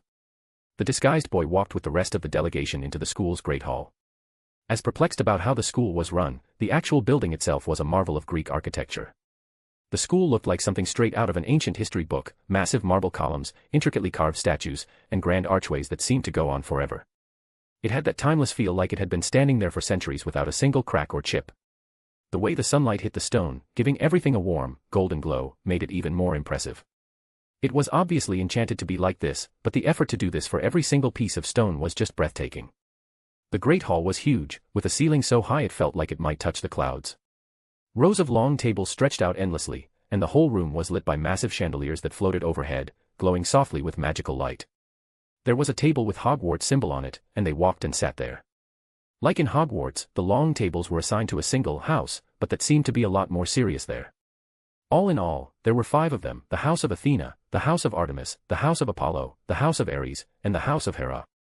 The few Greek students he spoke to refused to say anything about how the students of each house were chosen. It was probably another personality test like in Hogwarts, but that wouldn't explain why they did this. What was honestly a bit disturbing was that the students tended to pray to their house's deity, as in seriously praying. There was something wrong about the Olympus Academy, and Harry had to retrain himself from nosing in and making a mess of things. For some reason, things tended to very quickly spiral out of control whenever he was involved, and he had no intention of making a mess of things again. The food was good, though. Harry had never tried Greek food, and it was a lot nicer than he expected. Thankfully, Daphne distracted him from his deductions by speaking up behind him. "What's up with you?" "Nothing," Harry answered while faking a smile. "Eddie," she warned, "I know when you're distracted." "What's wrong?" "Oh, it's nothing. It's just me being silly, Daph." "No, I know that look. This is the, I noticed something, and I want to investigate it, look." Harry rolled his eyes. "Yes, I did, but I'm not." "And it's driving you mad," the blonde chuckled. "Oi, it's not funny." "It is a bit," she smiled back at him teasingly. Harry rolled his eyes but did not comment. They couldn't really act close publicly, since that would probably give the whole game away, and neither one of them was happy with the prospect, but it was still far better than just not hanging out altogether. It didn't help that Daphne had obviously not eaten well when she grieved him, and it affected her performance. Harry did hold a practice duel with her the previous, and she got tired a lot quicker than she had just a few months prior. He'd been trying to get her to train again that day, but she said that she wasn't feeling up to it for some reason. He was tempted to insist, to tell her that she could embarrass herself in an international event because she was a bit rusty, but the gaze she gave him stopped any reply quickly in its tracks. Daphne nudged Harry with her elbow, a smirk playing on her lips. "You're brooding again." "I'm not brooding," Harry replied, though he knew it wasn't entirely true. He couldn't stop thinking about the task, and that apple. Just thinking. Thinking. The other thing you do when you're not brooding. Very well-rounded, aren't you? "Hey, I'm just thinking about what the task was going to be. I'd like to avoid making a mess of things here, especially considering how weird they are here." Daphne raised an eyebrow. "No offense, but I can't think of a situation we've been in that didn't end up escalating dramatically." Harry grinned at her. "What? At least, I'm not boring. Imagine the tales we could tell when we're old and gray." Daphne felt lost in her own world. "That would be nice, huh?" The last Potter gave her a concerned look. "Are you okay? Is there something wrong?" "I'm fine, Harry. You're not the only one who gets distracted." "Are you sure?" She interrupted him. "I said I'm fine."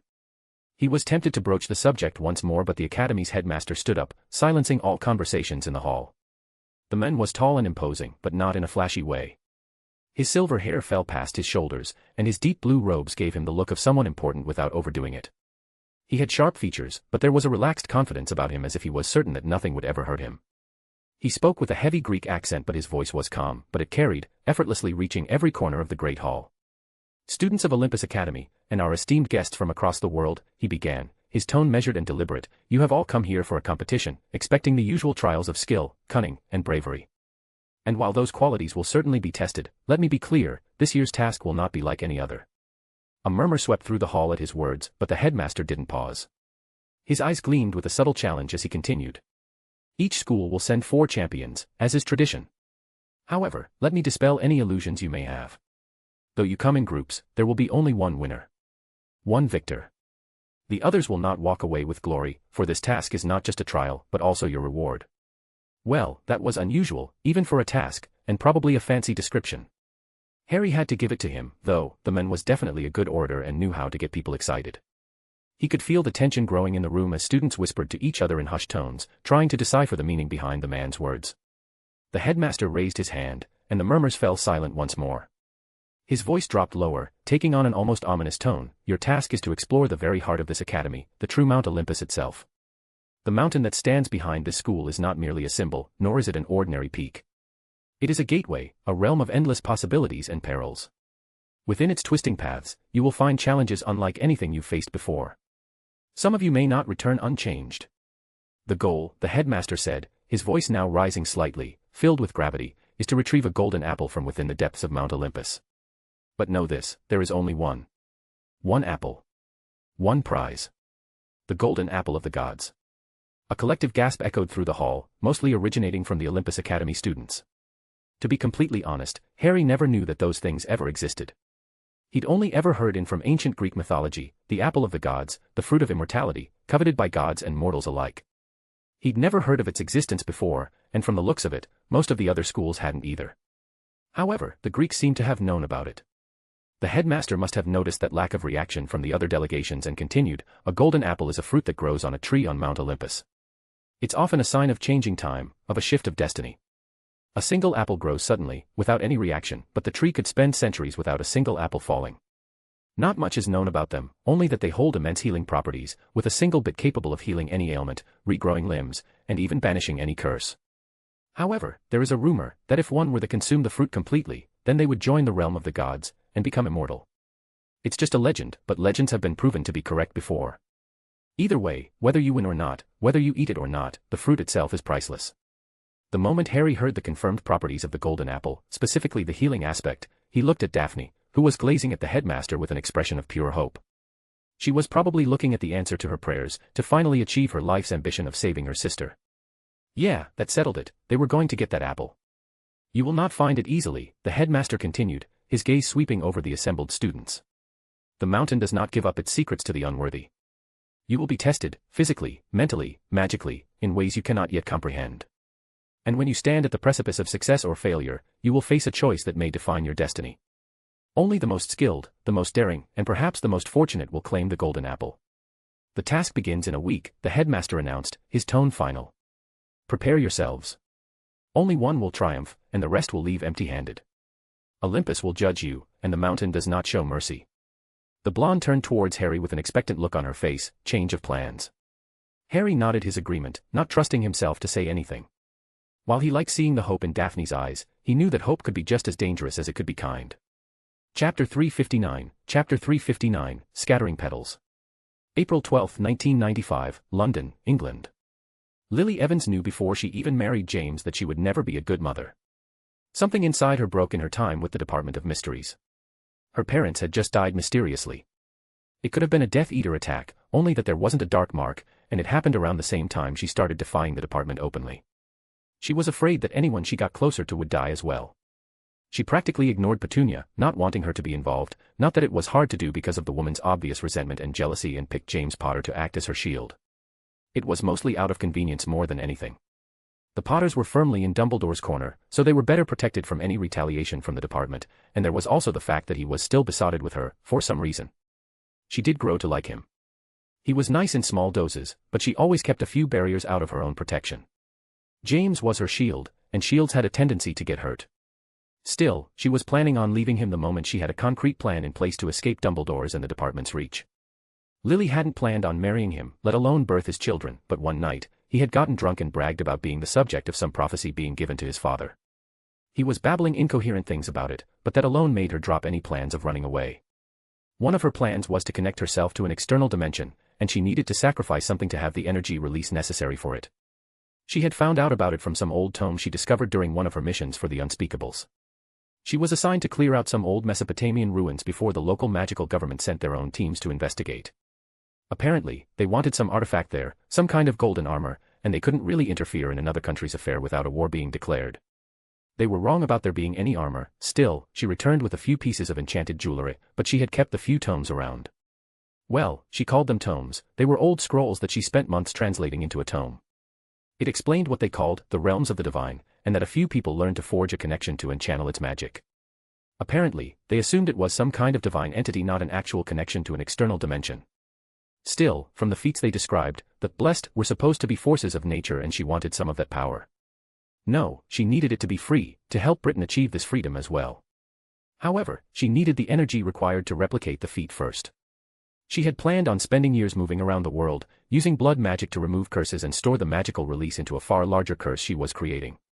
The breaking of her personal curse, empowered by thousands of other ones, could have technically opened a connection to a close external dimension, but a broken prophecy was just too tempting, too easy not to consider as an option. It would save her years, maybe even decades of wandering around the world, years where she could have been vulnerable, even with her prowess. And so, Lily made her choice. She didn't particularly like it. James had grown on her a bit, but it was the better option. Still, she decided that the least she could do was to make sure his line didn't end with him, so, she got pregnant. She didn't expect to become a mother, not really. She allowed Sirius Black to be his godfather, hoping to fake her death after the ritual. After all, the Blacks were a pretty powerful family, and Black would love and care for his best friend's son. However, the moment her green eyes met her son's, she knew that she couldn't abandon him. She realized that she would burn the world for him. She never expected to feel something like this, not after what the Department of Mysteries had done to her. Her emotions were a bit suppressed by the cold logic that came with her intelligence boosts, but what she felt on that day, while exhausted in St. Mungo's, was unlike anything she ever experienced in her life. She altered her plans. She was planning on disappearing together with her child. Their deaths had to be public. She needed to lay low until her son was grown. Knowing that they were being targeted by Voldemort, and also probably the Unspeakables, she saw an opportunity to get what she wanted and arranged for the ritual to leak a minuscule amount of energy, which would vaporize the house entirely, hiding any traces of rituals or corpses. As planned, they were betrayed by Pettigrew and then attacked by outside forces. During the attack, Lily killed James, with a ritual knife that she used to suck the remaining life force of her victims in her time as the Red Witch. They were going to die anyway, and this way it benefited her the most. After years of use, it was charged enough to potentially break a prophecy. The ritual worked as planned, except, of course, for Sirius Black's interference. She hadn't expected him to be there, to have even realized that there would be an attack. She also hadn't counted on the weird interaction between his magical release at James' death, and the ritual. She probably should have killed him first, but he helped her prevent the Lestranges and Crouch Jr. from messing with her work. The magic must have had some kind of space-time effect, enough to destabilize the ritual entirely, the release wiping Godric's Hollow from existence, and trapping the both of them in the other side, in her dimension. Lily had spent years treating her body in magic for this particular dimension. It was advised to do so as to prevent madness.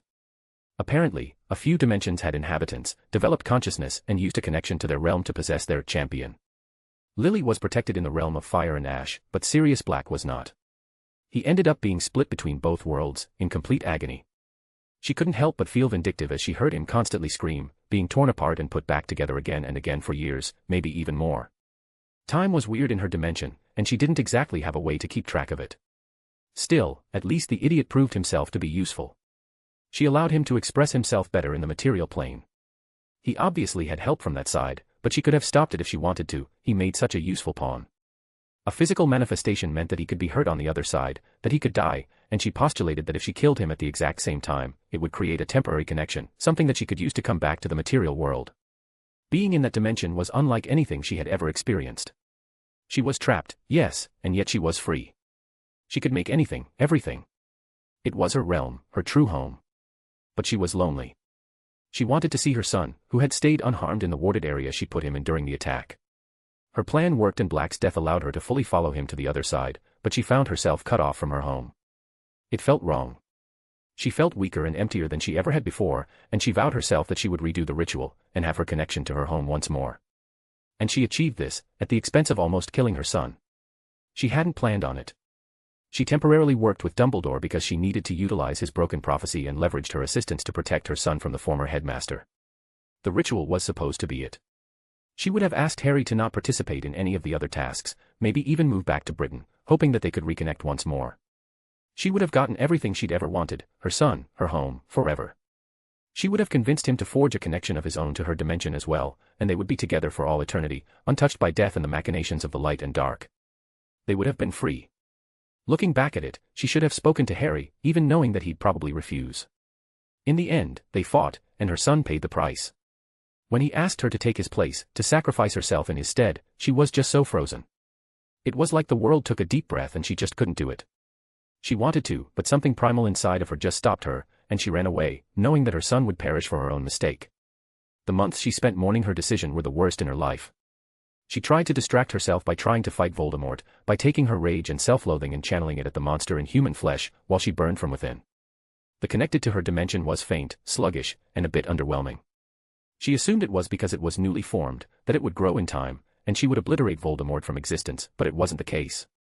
When Harry returned, which she found out by complete accident while going to see Daphne for one of their lessons, his words cut her. They hurt her in a way that no spell, no curse, had ever done before, but even then, she couldn't be happy to see him alive, to know that she hadn't caused him to die. She didn't know what happened to him in the past few months, but he seemed relatively unhurt. And then Harry proved to be his mother's child by being petty enough to blow her connection to bits and destroy her last tether to her home, making her slowly lose it the more she relished it. It was cruel, it was brutal, and it was fitting. However, with her very home being threatened to be destroyed, she needed to act. She needed to fix her connection, to patch the hole in her dimension, to stop it from slowly withering into nothing as its energy was swallowed up by the void between worlds. Unfortunately, it wasn't working. Whatever Harry had done to her connection, it didn't seem to be stopping. She had no idea how to fix a damaged connection, and so, she turned to the largest collection of dimensional magic books she had access to, the Department of Mysteries. And after weeks of searching, trying to find any scrap of potentially useful information, the result was very clear. She yelled as she threw another book onto the pile on the other side of the room, fucking useless. Severus entered the room hesitantly. I don't suppose you found a solution yet. No shit, Severus. Believe me, you'll know if I find a way to fix this mess. I could be a bit more productive if you told me what you're looking for. Other than dimensional magic, you didn't explain exactly what you're researching. It will save you enough time if I look for relevant books, not just some obscure field of magic. The redhead glared at him, even if he had a point. Very few people knew about Lily's issues, probably just Harry, Daphne, and herself. She didn't see the point in telling Severus, because while he was a brilliant potion master, he knew next to nothing about the magic she was researching. And as devoted as Severus was, she couldn't bring herself to fully trust him, not after Harry used her connection to her dimension as a weakness. Thankfully, the potion master raised his hands in surrender. All right, fine. But at least try to be discreet. I've gotten more than enough questions from the unspeakables complaining about you taking over the library. Lily groaned. Even after almost a year, Snape still impersonated Saul Croaker. The department was a very nice resource, even if the Severus position was a bit of a thankless job. He did a good job with it so far, and he had signed off on more than a few operations that ended up with high-profile Death Eaters dead before Voldemort could recruit them once more.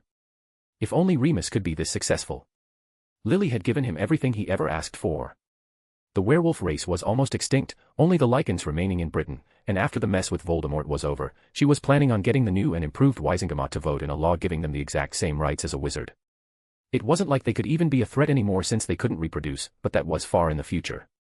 However, Lupin, while fully devoted to her, did not know how to manage his forces. He didn't discipline his fellow lichens, considering them to be part of the pack, which of course, translated to enhanced aggression during missions. A lot of the innocent deaths in the country could be traced down to just him. She was tempted to get rid of him, but he was such a useful pawn. Either way, she stopped caring about Britain when she realized that her true home was in danger. She needed to find a way to fix her connection because if she didn't, she would have no choice but to make a new one. And that would take another broken prophecy and another ritual. Considering the mess that happened last time, she wasn't exactly thrilled at the prospect. Then again, Greece was beautiful at that time of the year. This will require some thinking. She couldn't make a decision like this in a rush, but with the sixth task of the European tournament approaching, she was quickly running out of time. Chapter 360, White Pawn. April 12, 1995, Olympus Academy, Greece. Cedric Diggory wished that he'd never volunteered to be part of his school's delegation. It was probably one of the worst mistakes he had ever made in his life, and he'd had his share of bad dates and insane girlfriends. The tournament was supposed to be about him showing the world what he could do. He was probably the best student in Hogwarts, bar that freak of nature Potter, of course. Not that it mattered now, the guy was probably dead, killed off by you-know-who when he returned. It was a smart thing, too. Potter was a threat. Dumbledore had seen it and had ended up falling from grace. Hogwarts had even won the first 3 tasks, something that baffled most of Europe. He wasn't under the delusion that people expected their school to win. In fact, it was the complete opposite. They wanted to see it officially fall from grace. His father had told him that the ICW wanted to demoralize the country, make them feel lesser and more grateful for their interference and for them saving the country. It was the only reason they even allowed Hogwarts to compete in the tournament, even with the political and economic unrest there. All in all, it was supposed to be a slam dunk, except that Potter happened. The first 2 tasks were won because of him, and the third was obviously a ploy from you-know-who to capture Longbottom. This, of course, was followed by a civil war in Britain. His father's letters didn't paint a pretty picture. It was a war zone between Dementors and Lycans, some kind of enhanced werewolves. It was a war between you-know-who and the Red Witch, some mysterious figure that was said to have fought the Dark Lord to a standstill. Cedric was thankful that he remained in the delegation and not stuck in Hogwarts with the rest of the students, hoping to weather the storm. He would have liked it if his parents had come with him, but the minister made a decree stopping any wizard from leaving the country without permission, which also happened to be enforced by the ICW. He had tried to distract himself with the tournament, try not to think of the danger his parents could live through, without even being able to rely on Hogwarts wards. Only things have been going even worse for him during the tournament. He expected that with both Longbottom and Potter out of the picture, he could have started to rise as Hogwarts' true champion, that he could finally show the world what he could do, and that it was the start of his story. It was that hope that made him wake up every morning, unafraid for his dad and his mum. It was a good distraction, but it did not help in any way. His luck during his tasks was horrible. He ended up being matched with Delacour early on and ended up losing early. Velas really shouldn't have been allowed to compete. It was completely unfair that they were able to fling fireballs without a wand. He had forgotten that and she pretended to be disarmed before taking him out.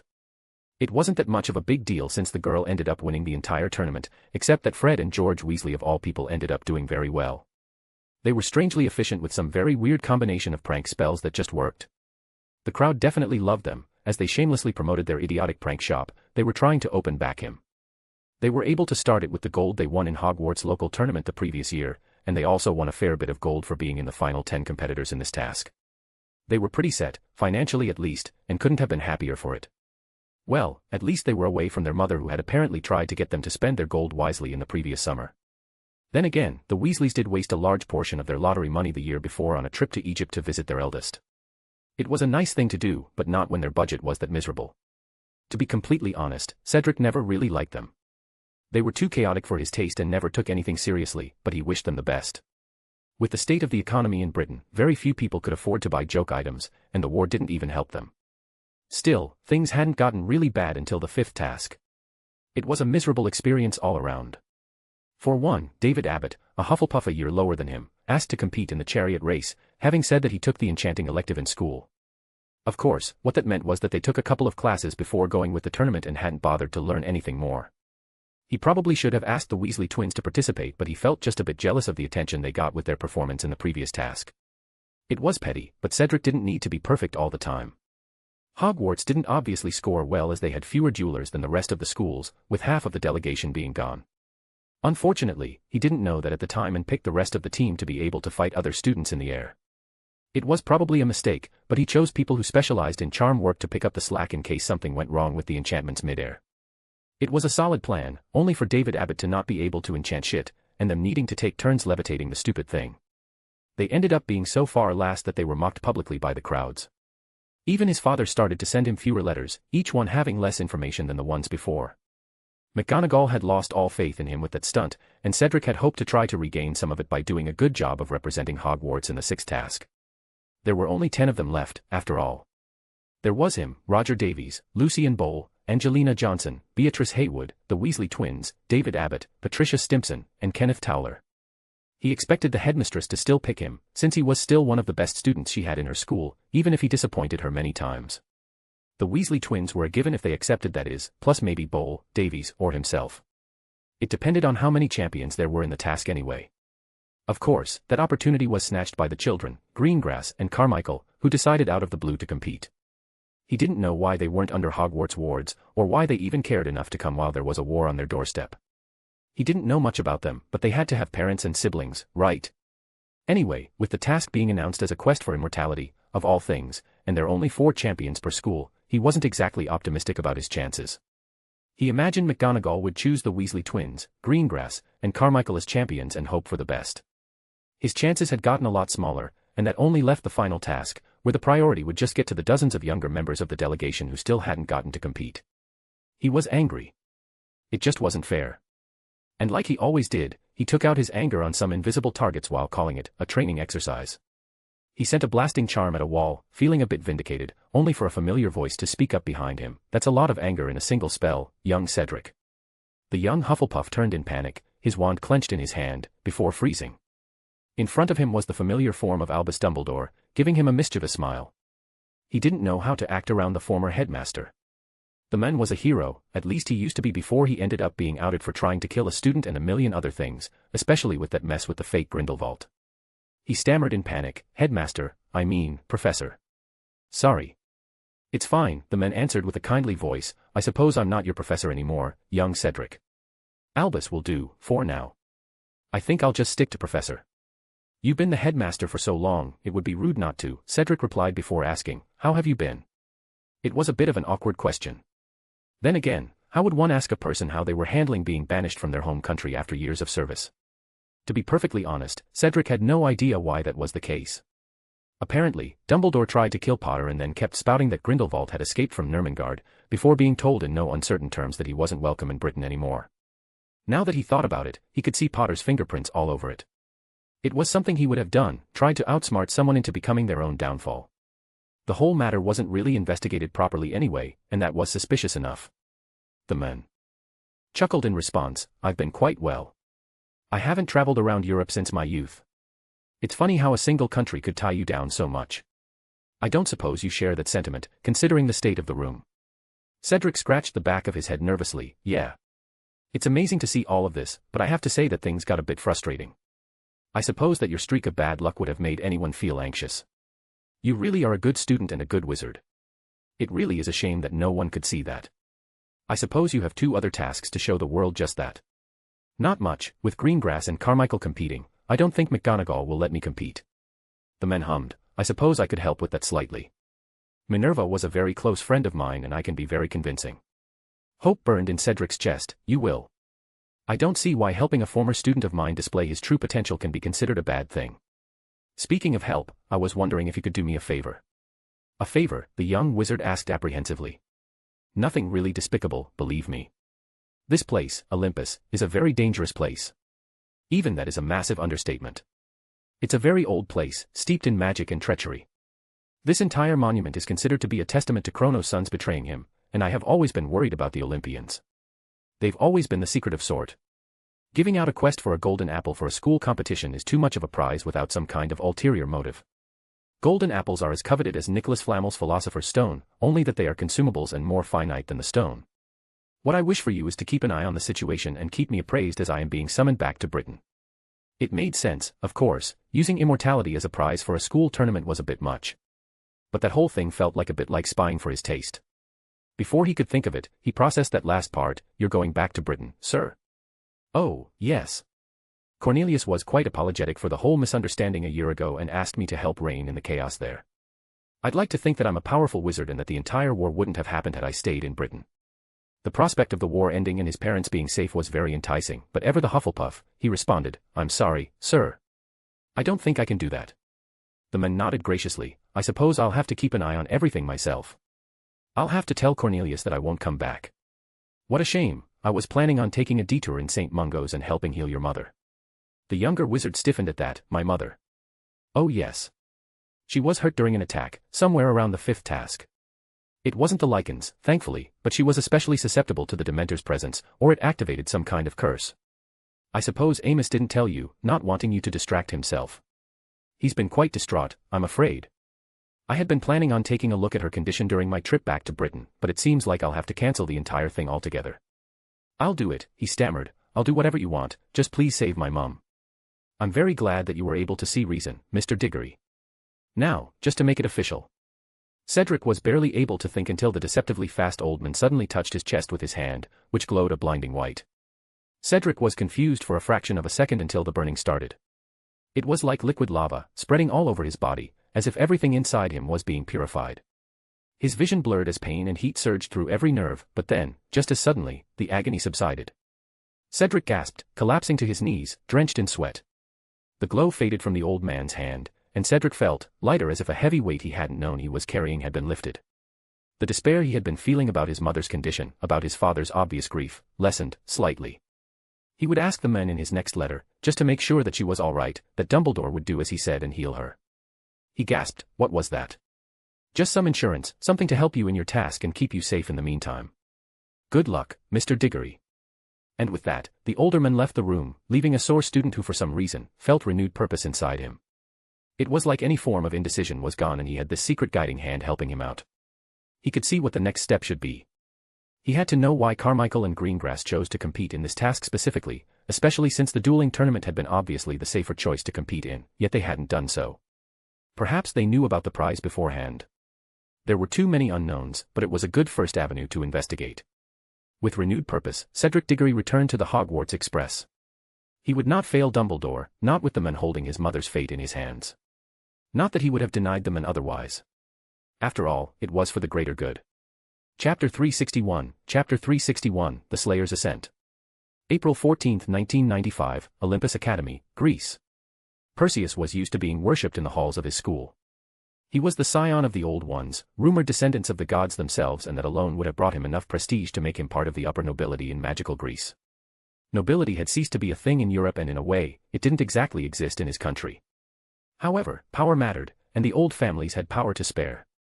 He, himself, was probably the most powerful student in school, the Archon of the House of Hera, essentially the most prestigious rank in the school. However, it came with more than its share of responsibilities. The houses a student was part of could change in their first 3 years of schooling. Instead of some weird personality test to sort them, which was weird at age 13, they used the nature of their magic mixed with their ambition. Each school had a different ambition and took different classes altogether. For example, the House of Apollo was where the students who showed an aptitude for healing went, the House of Ares tended to have the martially inclined, the House of Athena was where they had their researchers and artificers, and the House of Artemis previously focused on training expert hunters and trackers, honing skills in archery, stealth, and survival in the wilderness. It was a bit of an old-fashioned specialization at this time, so it was changed to train Podiwanners, herbologists, and beast hunters. And of course, there was the House of Hera, where those who were deemed exceptional and suitable for leadership roles went. Students were chosen in their 3rd year of schooling, and sometimes even afterwards, when they showed some kind of exceptional aptitude. Perseus himself spent his first 3 years in the House of Ares before transitioning into the House of Hera. Still, he walked with purpose towards the headmaster's office, hoping to have a talk before the 6th task of the European School Tournament began. The event was announced a few days prior while he hadn't been present in the school, something that, thinking back now, was probably planned. He wasn't exactly thrilled about them joining the tournament. No one really cared about their international relations. They needed no allies as Greece was mighty, and they held Olympus' divine protection. Magical Greece had remained isolated for thousands of years, even when the rest of Europe burned, and there was no reason to bring foreigners to their slice of heaven for just some bragging rights. Hell, even the delegation they sent to compete was mediocre, so winning didn't seem to be the point. Still, even for mediocre students, their being in joint second place was more than disappointing. They brought shame on Olympus, and Perseus fully expected them to be punished for their performance after the tournament ended. Even if it wasn't by the staff, their cohorts would do it for them. Still, he simply didn't see why the headmaster entertained the idiots from the ICW who believed they could force them to do anything, but he didn't care for it. And by the gods, the 6th task, allowing foreigners to enter Mount Olympus, to witness its secrets, and the world to watch as well, what was he thinking? Perseus entered the room without even bothering to knock and flung the door open. The room was as he remembered it, surprisingly Spartan for a man of the headmaster's station. There were just a few moving statues, and a couple of paintings, a wooden desk and some shelves lined with ancient scrolls and dusty tomes. Behind the desk sat the headmaster, his piercing gaze already fixed on Perseus as if he had been expecting him. The air in the room was thick with unspoken tension, and the faint ticking of an ornate clock was the only sound that broke the silence. His rant was frozen in his throat when he was actually confronted with the headmaster, and the older man spoke up wisely. "You have returned, Perseus." "Yes, I have. The threat around Corinth has been neutralized. I traced the attacks back to a nest of chimeras nearby. I have taken care of it." It was a job that was beneath him, but he couldn't help but feel like it was a nice bit of stress relief from the pressure he felt during his stay in school. He had been responsible for preparing much of the task's elements, including where the vendors would be set up, where the spectators would stay, including their accommodation, since the task was expected to take some time while making sure that the school's secret remained intact. The logistics had been exhausting, requiring him to oversee security, ensure the safety of both participants and the audience, and coordinate with local officials. Handling the chimeras had been a welcome distraction from the endless meetings and planning. Now, with the threat neutralized, Perseus could see that it was obviously a ploy from the headmaster to stop him from interfering in the task's announcement. To be fair, he would have been outraged if he had been there. The headmaster nodded. "Ah, that is good to hear. Now, I don't believe you came all this way to just speak of your tasks. I suppose I knew that this would be coming. Speak your mind, my son." Ah yes, one final detail, the headmaster was Perseus' father. He sometimes forgot that little fact, as the man was often more concerned with running the school than raising him. The younger wizard had been raised entirely by his mother before she fell ill, and he wanted to honor her by becoming the best wizard he could be. The healers had no idea what was wrong with her. There was no sign of a curse or illness. She just got progressively weaker before falling asleep and just never woke up afterwards. He knew long before that he would never be a healer. He was a destroyer, like his namesake, and over the years his foolish attempts at healing proved that his mother was right to name him that. Names did have power, he supposed. Still, it had come as a bit of a surprise for the headmaster of Olympus to visit him after she fell into her coma and tell him that he was his father. He'd been a bit glad at first, at the thought of such a prestigious man helping him to achieve his goals, but the man had always been a headmaster first and a father second. He gave Perseus every opportunity he could and helped him achieve greatness, but he did so as a teacher, not a father. Perseus stifled years of pent-up anger and spoke up with an even tone, "A golden apple. You're giving an opportunity for foreigners to win a golden apple as if it were some kind of prize for a competition. This was supposed to be a quest, one of the biggest ones in our generation. We should have gone to the oracle, not made our legacy into some kind of farce." Perseus' voice got louder as he kept talking, the rage and betrayal seeping into his skin as he repressed the hurt he felt. His father knew that a golden apple had grown, a chance he could heal his mother, save her from her endless sleep.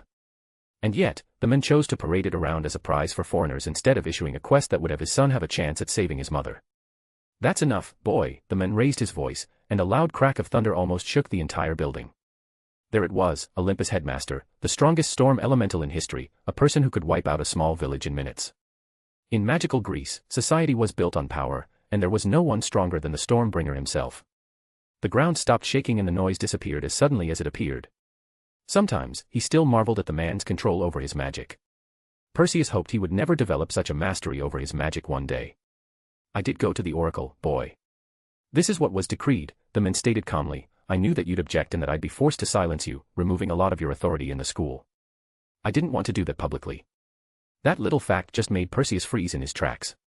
That made a disturbing amount of sense. It was obvious that the headmaster wasn't really thrilled with the prospect either, but the words of the oracle were law. A golden apple was the highest prize any Greek would wish to have. It was a panacea in a bite and even rumored to make whoever ate it all completely immortal with a permanent place in Olympus. He had his doubts about the immortality part, especially since only one man had ever eaten an entire apple on his own, Heracles, and from the little he could tell, he disappeared after climbing Mount Olympus. There were a few songs of him joining the gods at their table or something, but it was all just supposition at best. Still, something was wrong about that, then why not just tell me beforehand? Because you would have tried to oppose it. I didn't wish to risk it, so I removed you from the equation entirely. What about my mother then?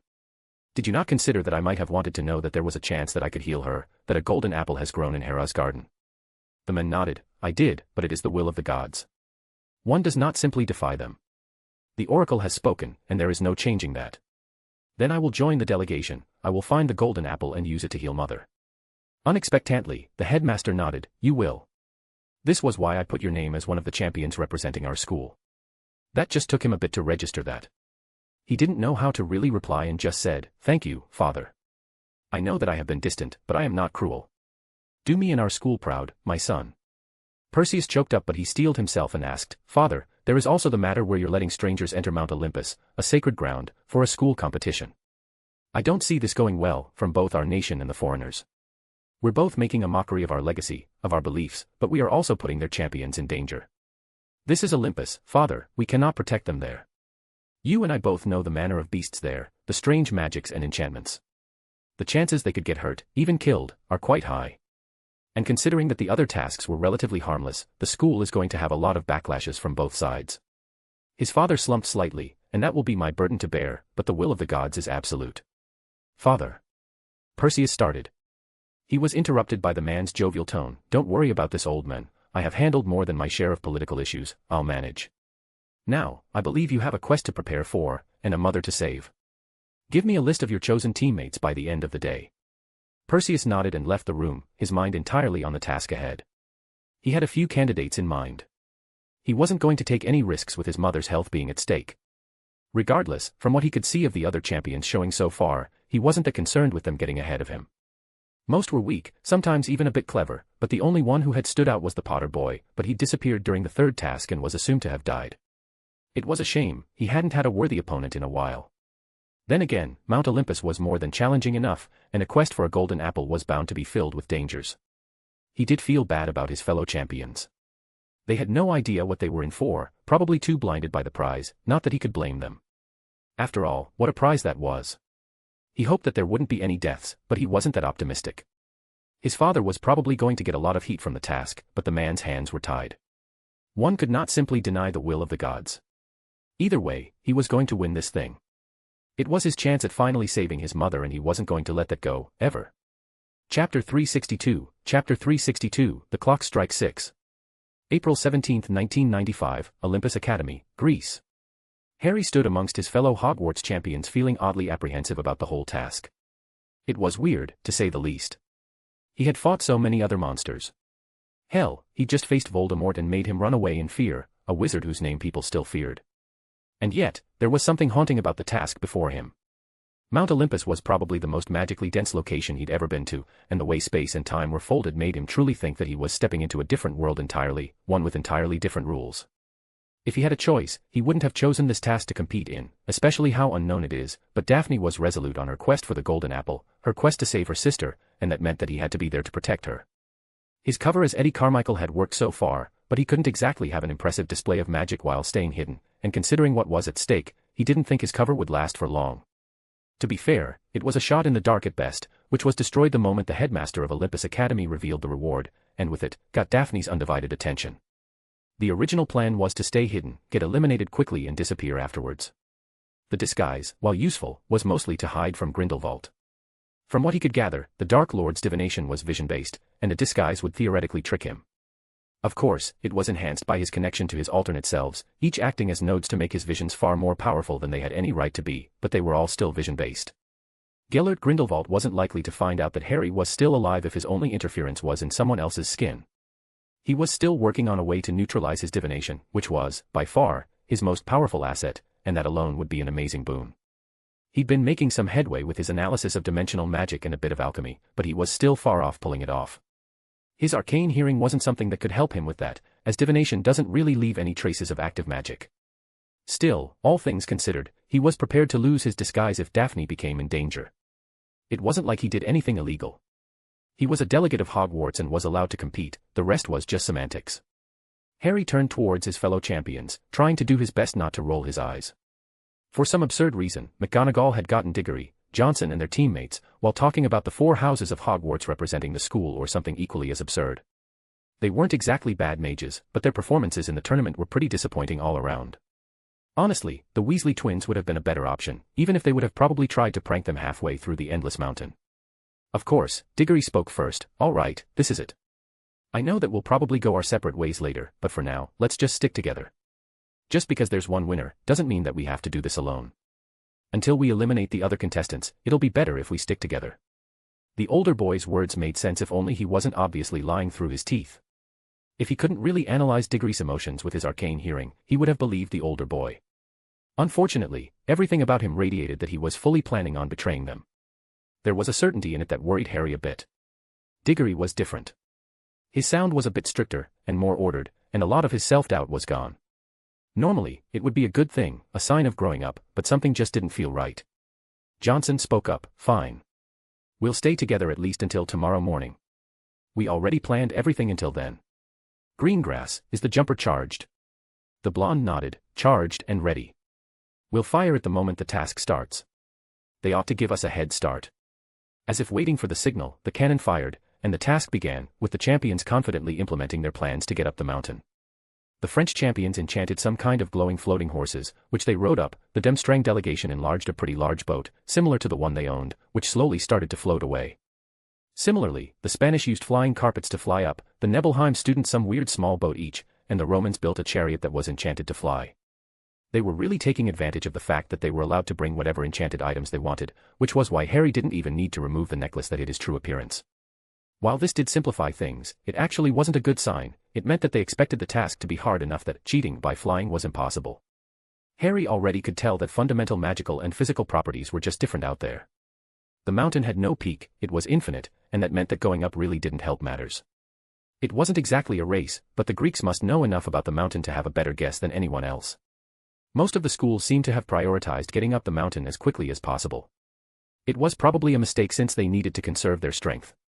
From the sounds of it, the task was probably going to last days at least, and getting tired early was bound to end in disappointment. As he expected, the Greeks seemed to take a slower pace but were actually far warier than Harry expected. Their leader was by far the more powerful of them, and Harry would have remembered his song, using his arcane hearing, so he definitely wasn't part of the delegation. It wasn't exactly a song, but more of the sound of waves crashing into the sand. He was probably a water elemental and a very powerful one at that. He was definitely one to watch. Why the Olympians didn't put their, by far, strongest wizard in the tournament was beyond Harry. They probably thought that it was beneath them, or the boy just needed to stay in the country for some reason. He wasn't judging them, but it was still an odd choice. Yet, what was stranger was how the Greek champions were acting. They had opted to take the slow approach, ready to react to danger at any moment, despite their obvious advantages since they knew far more about the mountain than anyone else. The water elemental simply turned towards one of his teammates, who just raised his hand. The ground rumbled and the earth floated from underneath them before quickly rising to the sky and vanishing round the mountain somewhere. Taking that as a sign, Daphne activated Diggory and Johnson's plan, which ended up with them being launched upwards into the air. They each summoned their brooms to them and continued flying up. The launcher was supposed to be their head start, and the broom's maneuverability would get them to explore the mountain far more efficiently than making a floating platform. If it had been a normal mountain and the goal was to reach the peak, then this could have been a pretty good plan if they shielded themselves from the weather, that is. But that wasn't exactly the case. Space was spread out differently, it was more like a warped sphere, with hundreds of small imperfections. Still, Harry didn't exactly have any better plan, since he had no idea what was going on in the mountain. He had tried to use his growing skills in divinations but ended up with a pretty horrible headache for his efforts. Even his arcane hearing didn't really guide him since the entire place seemed to be filled with hundreds of different pieces of magic, which was very hard to differentiate from one another.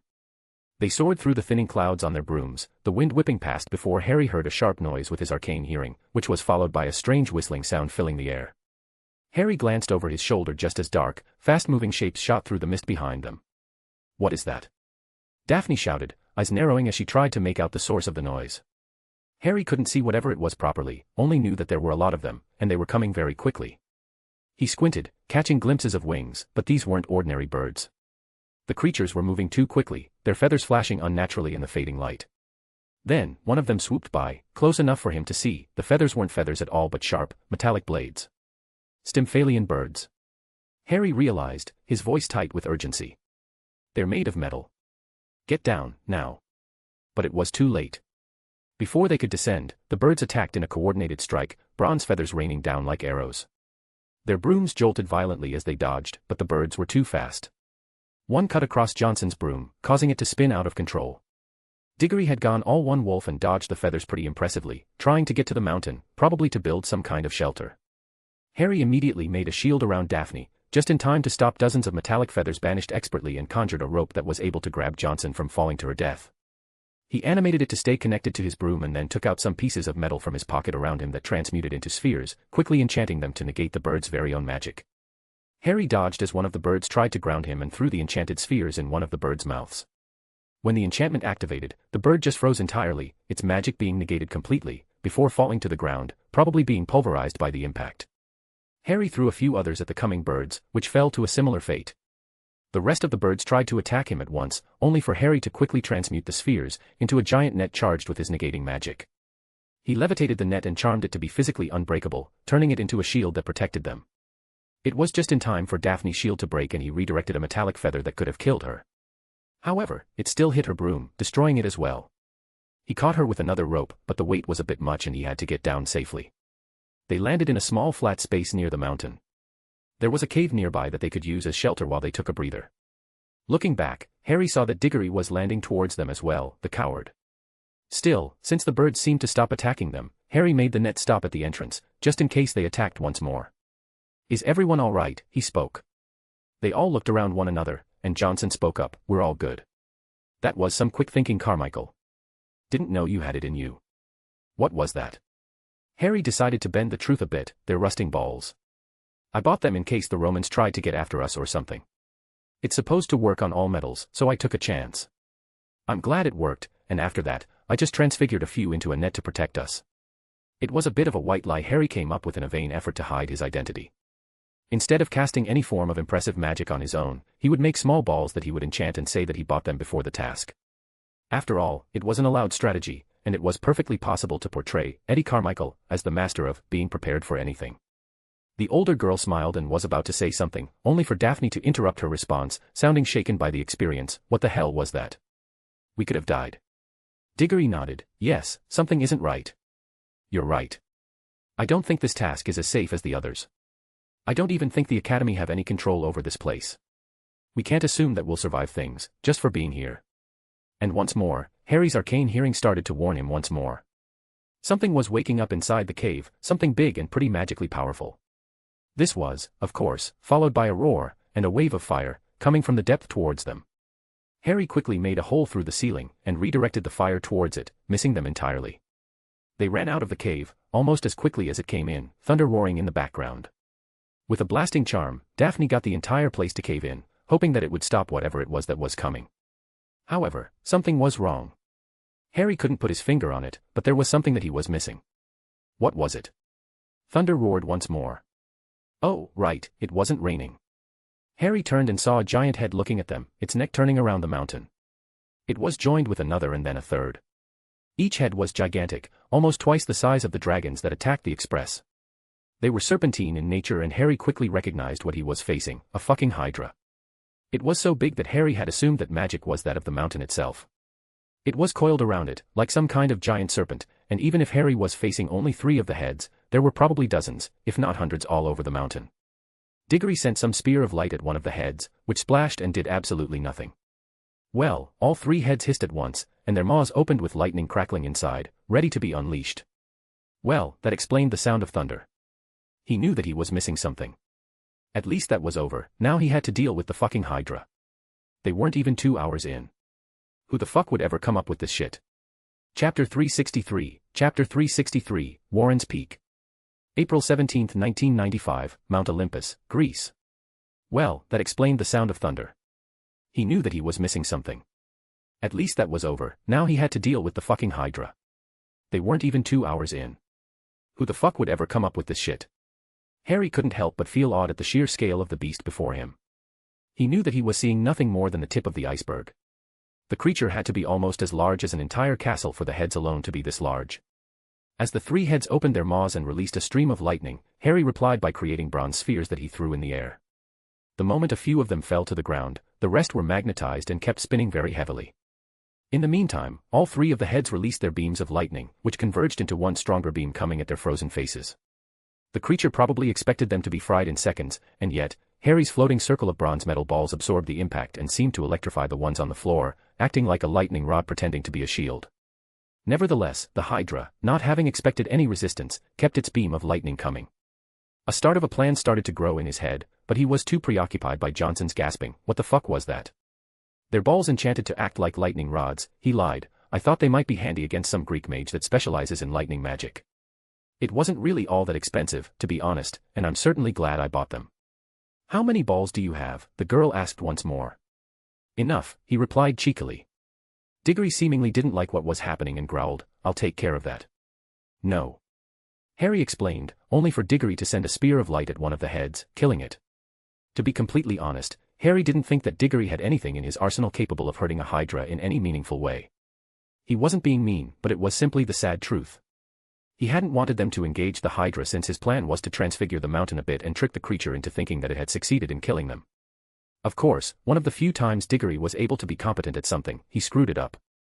Angry, Harry growled at Diggory, "You fucking idiot."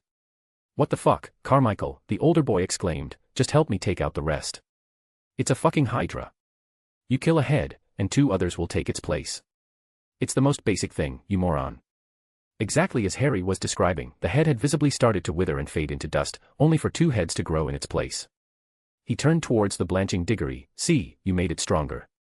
"For fuck's sake, Diggory, even children know Heracles' tale of slaying the Hydra. This isn't exactly a secret." Deciding that arguing with the moron wasn't a good idea, Harry sent an exploding charm up the mountain and a small avalanche of rocks fell down the mountain, ready to bury them all. Harry then threw some more metal balls, this time enchanted to mess with each of the head's senses, more akin to a flashbang, and conjured a shield to protect them. Thankfully, Daphne understood what he was going for as she grew a wooden dome of reinforced wood from the ground thanks to her family crest, finally letting Harry have a breather. They were immediately covered with rocks, hiding them from their predator. Cedric growled, "Great. Now we're trapped and the Hydra is probably out there." As if agreeing with him, Harry felt and heard the familiar Hydra's hissing as well as the sound of thunder. The monster was obviously still looking for them and it sounded pissed. He simply gave the older boy a blank look. "I'm sorry, I was too busy trying to keep us alive." Johnson spoke up, "That's enough, we need to get out of here and quickly, especially before the Hydra finds us." Harry nodded and decided to walk around their wooden dome, trying to think. He wasn't that worried. In the worst case, he'd reveal himself and portal them all to safety, or even just warp space to take them away. He could theoretically fight the thing, but he didn't know its magical properties. There were too many unknowns. This was a creature belonging to another dimension entirely and everything had different rules there. No, there had to be another way other than just brute force. There was something he was missing, something very important. It was at the edge of his mind, just in the corner, hidden in plain sight. They were climbing a mountain that wasn't a mountain. Legends of Olympus spoke of a palace above the clouds for the gods, of the gardens of Hera. That was impossible there considering the rocky terrain. Unless... Oh, this is brilliant. Whoever designed this place had to have been a genius because the entire thing was staring him in the face. The way space is warped, it wasn't random. It was a maze, and even the mountain's surface was nothing more than a single road, a single stage. They needed to get in, to find one of the anomalies he kept sensing. It was so discreet, like a small puzzle, and Harry decided to trace it back to a certain direction. Harry chose the destination and murmured, "Point me." His wand levitated towards the direction of the breach he sensed, and he spoke up to Daphne, "Hey, can you move the dome in that direction?" She nodded and the plants slowly moved away. Harry helped her by subtly moving the rocks to make things easier. However, this seemed to have cost them the chance to hold their presence. They arrived quickly to where Harry sensed the entrance there and he saw a carven in Delta symbol. Suddenly, Daphne yelped, "It found us. Whatever you're trying to do, you better do it quickly." Harry nodded and used his arcane hearing to trace back the spell. It was waiting for an activation, some kind of weird password, but Harry didn't have the time to solve whatever riddle it was. The plants were withering from the onslaught of lightning coming at them, and Harry decided to just say fuck it and found the trigger to activate the symbol. The wall seemed to melt away as if it was made of water, and Harry stepped in, summoning his fellow Hogwarts champions with him. They entered with a yelp and Harry deactivated the entrance, separating them fully from the Hydra. They all breathed a sigh of relief when the assault stopped, and they all looked at Harry with a flabbergasted expression on their faces. Diggory was the one who spoke up. "How the fuck did you do that, Carmichael?" "There was a runic puzzle. I used to do them with my parents when we were young, and I did specialize in Greek runes in my ancient runes class. It was pretty tricky, especially with the Hydra, but I assumed it was important. Thankfully, it worked out." "Worked out?" Diggory snarled, "You took a gamble and were lucky it worked out. It could have been nothing." To be entirely fair to the boy, Harry hadn't told him about sensing space disturbances around the rune and bypassed the puzzle entirely. It was pretty safe to assume that he had risked their hideout, even if they were probably going to be caught soon anyway, to take some chance. Harry nodded, "Sure, but I don't think we had any other plan in place. I'm trying not to be insensitive, but did anyone else have any plans other than us waiting for our deaths?" They all shuffled awkwardly. Daphne was the only one who knew what he was capable of and had faith that he protected her and would act as her safety net. The others did not have that privilege and slowly started to realize how close they were to dying. Noticing their silence, he continued, "So, please, Diggory, I took a gamble because there was nothing else. I didn't think that all we had to do was climb a mountain. The golden apple is rumored to grow in Hera's garden, and a mountain can in no condition be called a garden, especially not something this rocky, so there had to be some kind of secret, and that the key was the puzzle." "And you didn't think to say anything," the older boy growled. "The last time I waited to ask, you destroyed my plan by killing the Hydra's head. I wanted us to pretend to have died and hide inside the mountain with some transfiguration, but you ended up making it mad. With our lives on the line, I decided to be decisive." Johnson could obviously see that Diggory was quickly getting angrier at being outshone and decided to intervene. "Come on, Cedric, the guy did well. We were dealing with a fucking Hydra. Who the fuck even puts a Hydra in a fucking tournament?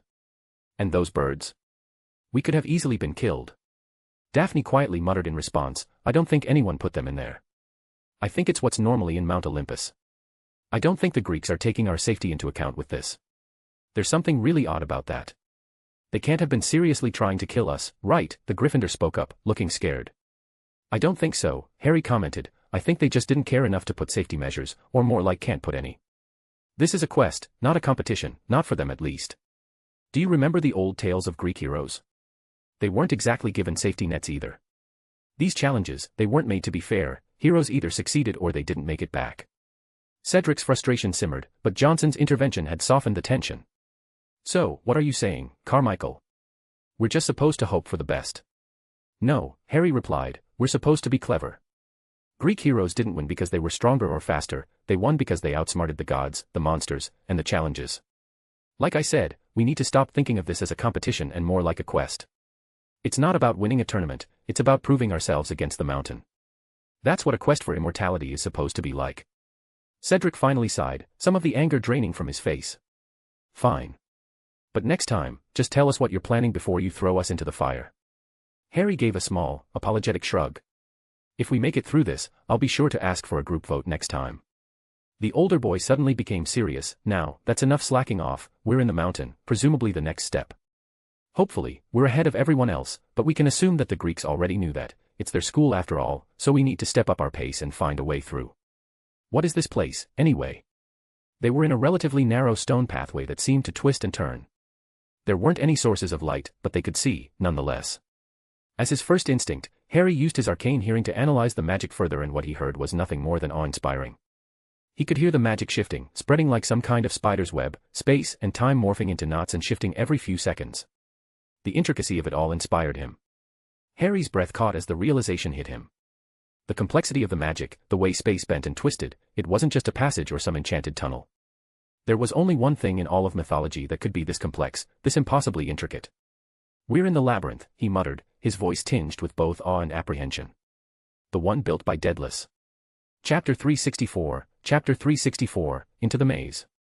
April 17, 1995, Mount Olympus, Greece. Harry's breath caught as the realization hit him.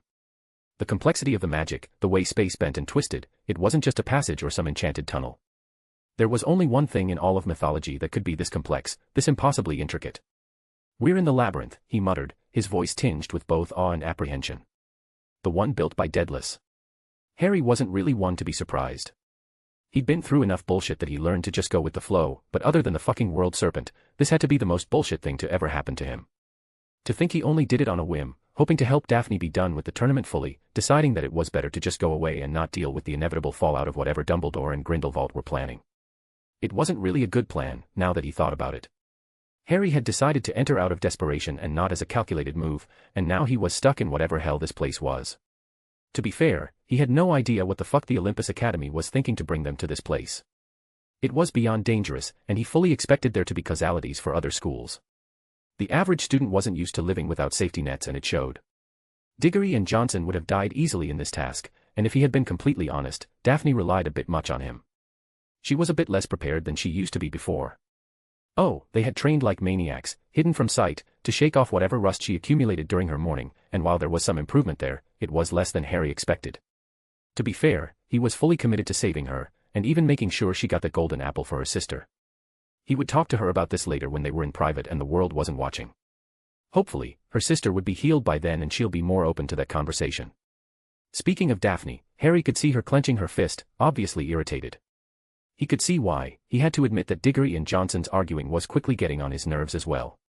I can't see why we can't follow my lead, Diggory stated. Your lead? Johnson snickered, mockingly, your lead almost got us all killed with the Hydra.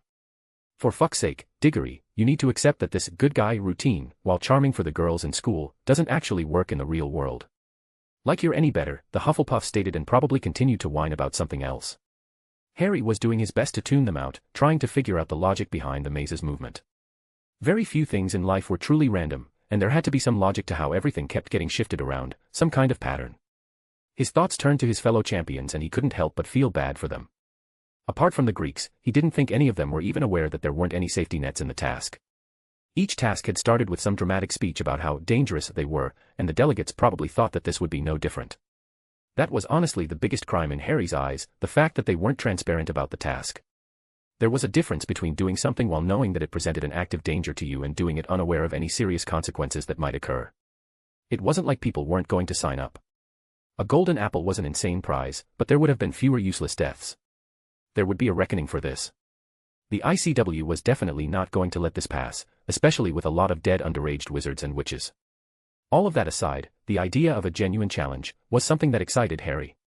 Sure, he planned to make sure that his teammates stayed alive, but there was something thrilling about things not being easy. The Hydra alone would have been enough. It was a frustrating creature to fight, given its regeneration, and finding a way to negate it was more than fun. There was something in him that wanted to go all out, to actually fight it, but he repressed it in favor of staying hidden. It was the logical decision, but Harry missed being challenged. The other tasks were just so easy. He could have won them with a swipe of his wand if he took it seriously. It was why he always relied on trickery and deceit. He turned these into an intellectual challenge instead, and while that did scratch that itch, it was just different than just fighting with everything he had. He felt fidgety like he was itching for a fight, before his eyes widened in alarm. He channeled his crest, and the feeling stopped entirely. It was subtle, so subtle that Harry didn't even feel or hear it. The labyrinth was pushing them towards conflict, trying to get them to act recklessly. It was so dangerous and so subtle. Harry quickly used his arcane hearing to understand its effect, and even then, it was far from obvious.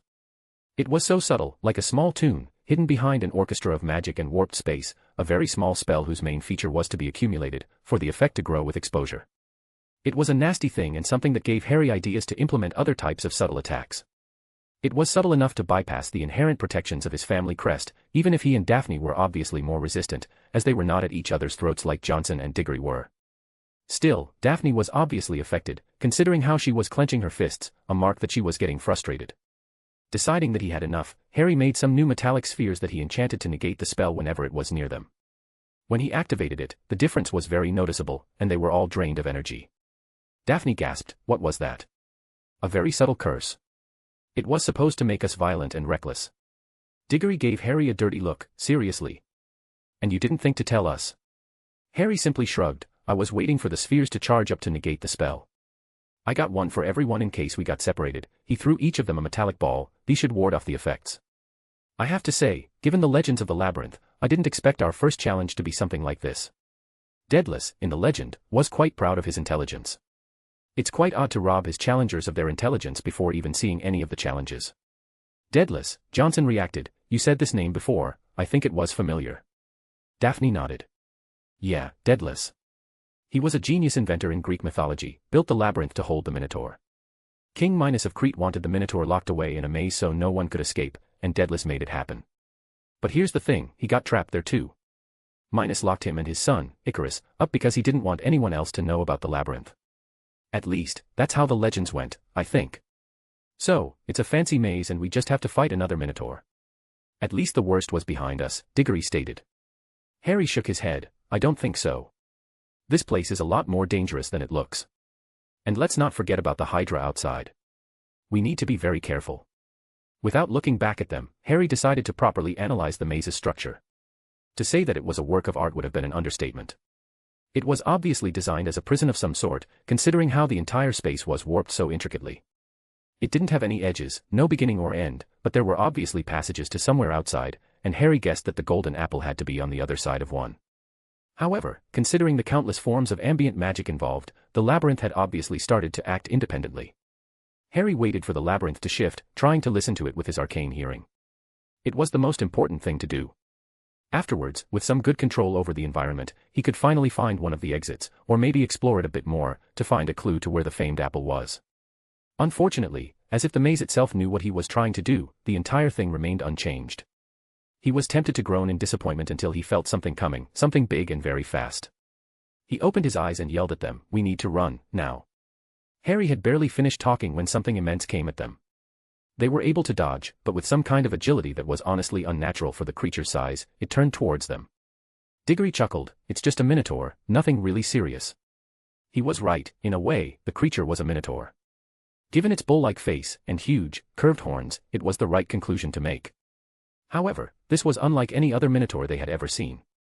It was far larger, for one, and the fire and shadow that trailed its every move were not one to be found in normal Minotaurs. Of course, Diggory decided to conjure some kind of light orb and send it flying at the creature. Once more, Harry couldn't help but be slightly worried about Diggory's behavior and his magic. He never really paid attention to the older wizard. He was sort of irrelevant, a boy who would peak in school, before settling down as an employee in the ministry for the rest of his life, like many before him. But that confidence, well, that arrogance, wasn't something that he remembered from the boy before. He could have blamed it on the compulsion, but it was still there, even if he was less subdued. Hell, even his magic was relatively odd. It was a variation of hard light construct, but it was too ordered, too rigid. Harry could see Dumbledore's fingerprint all over it and was planning on keeping a close eye on Diggory, just in case he betrayed them. Honestly, Dumbledore could go fuck himself.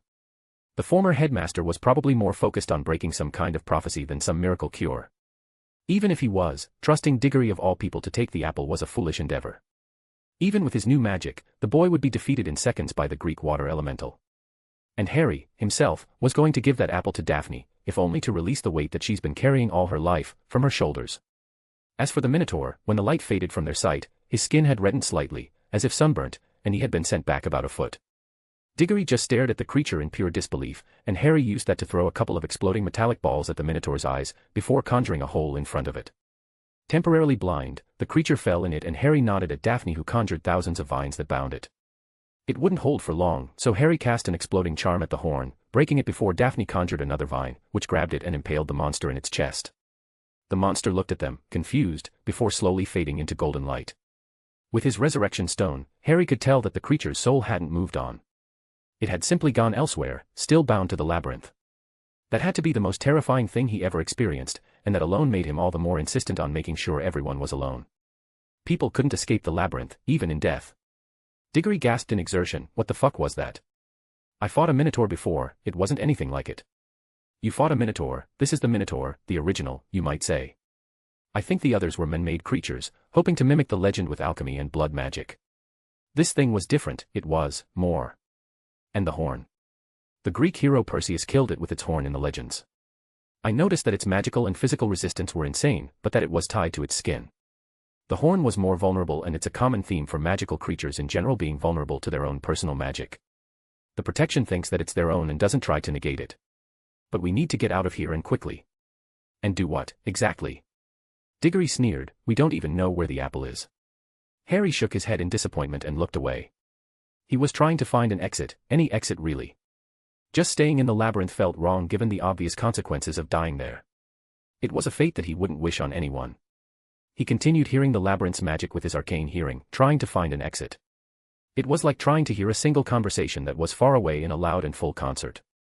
The mental strain was immense, but he was convinced that he had to succeed. But he was close, he felt he was.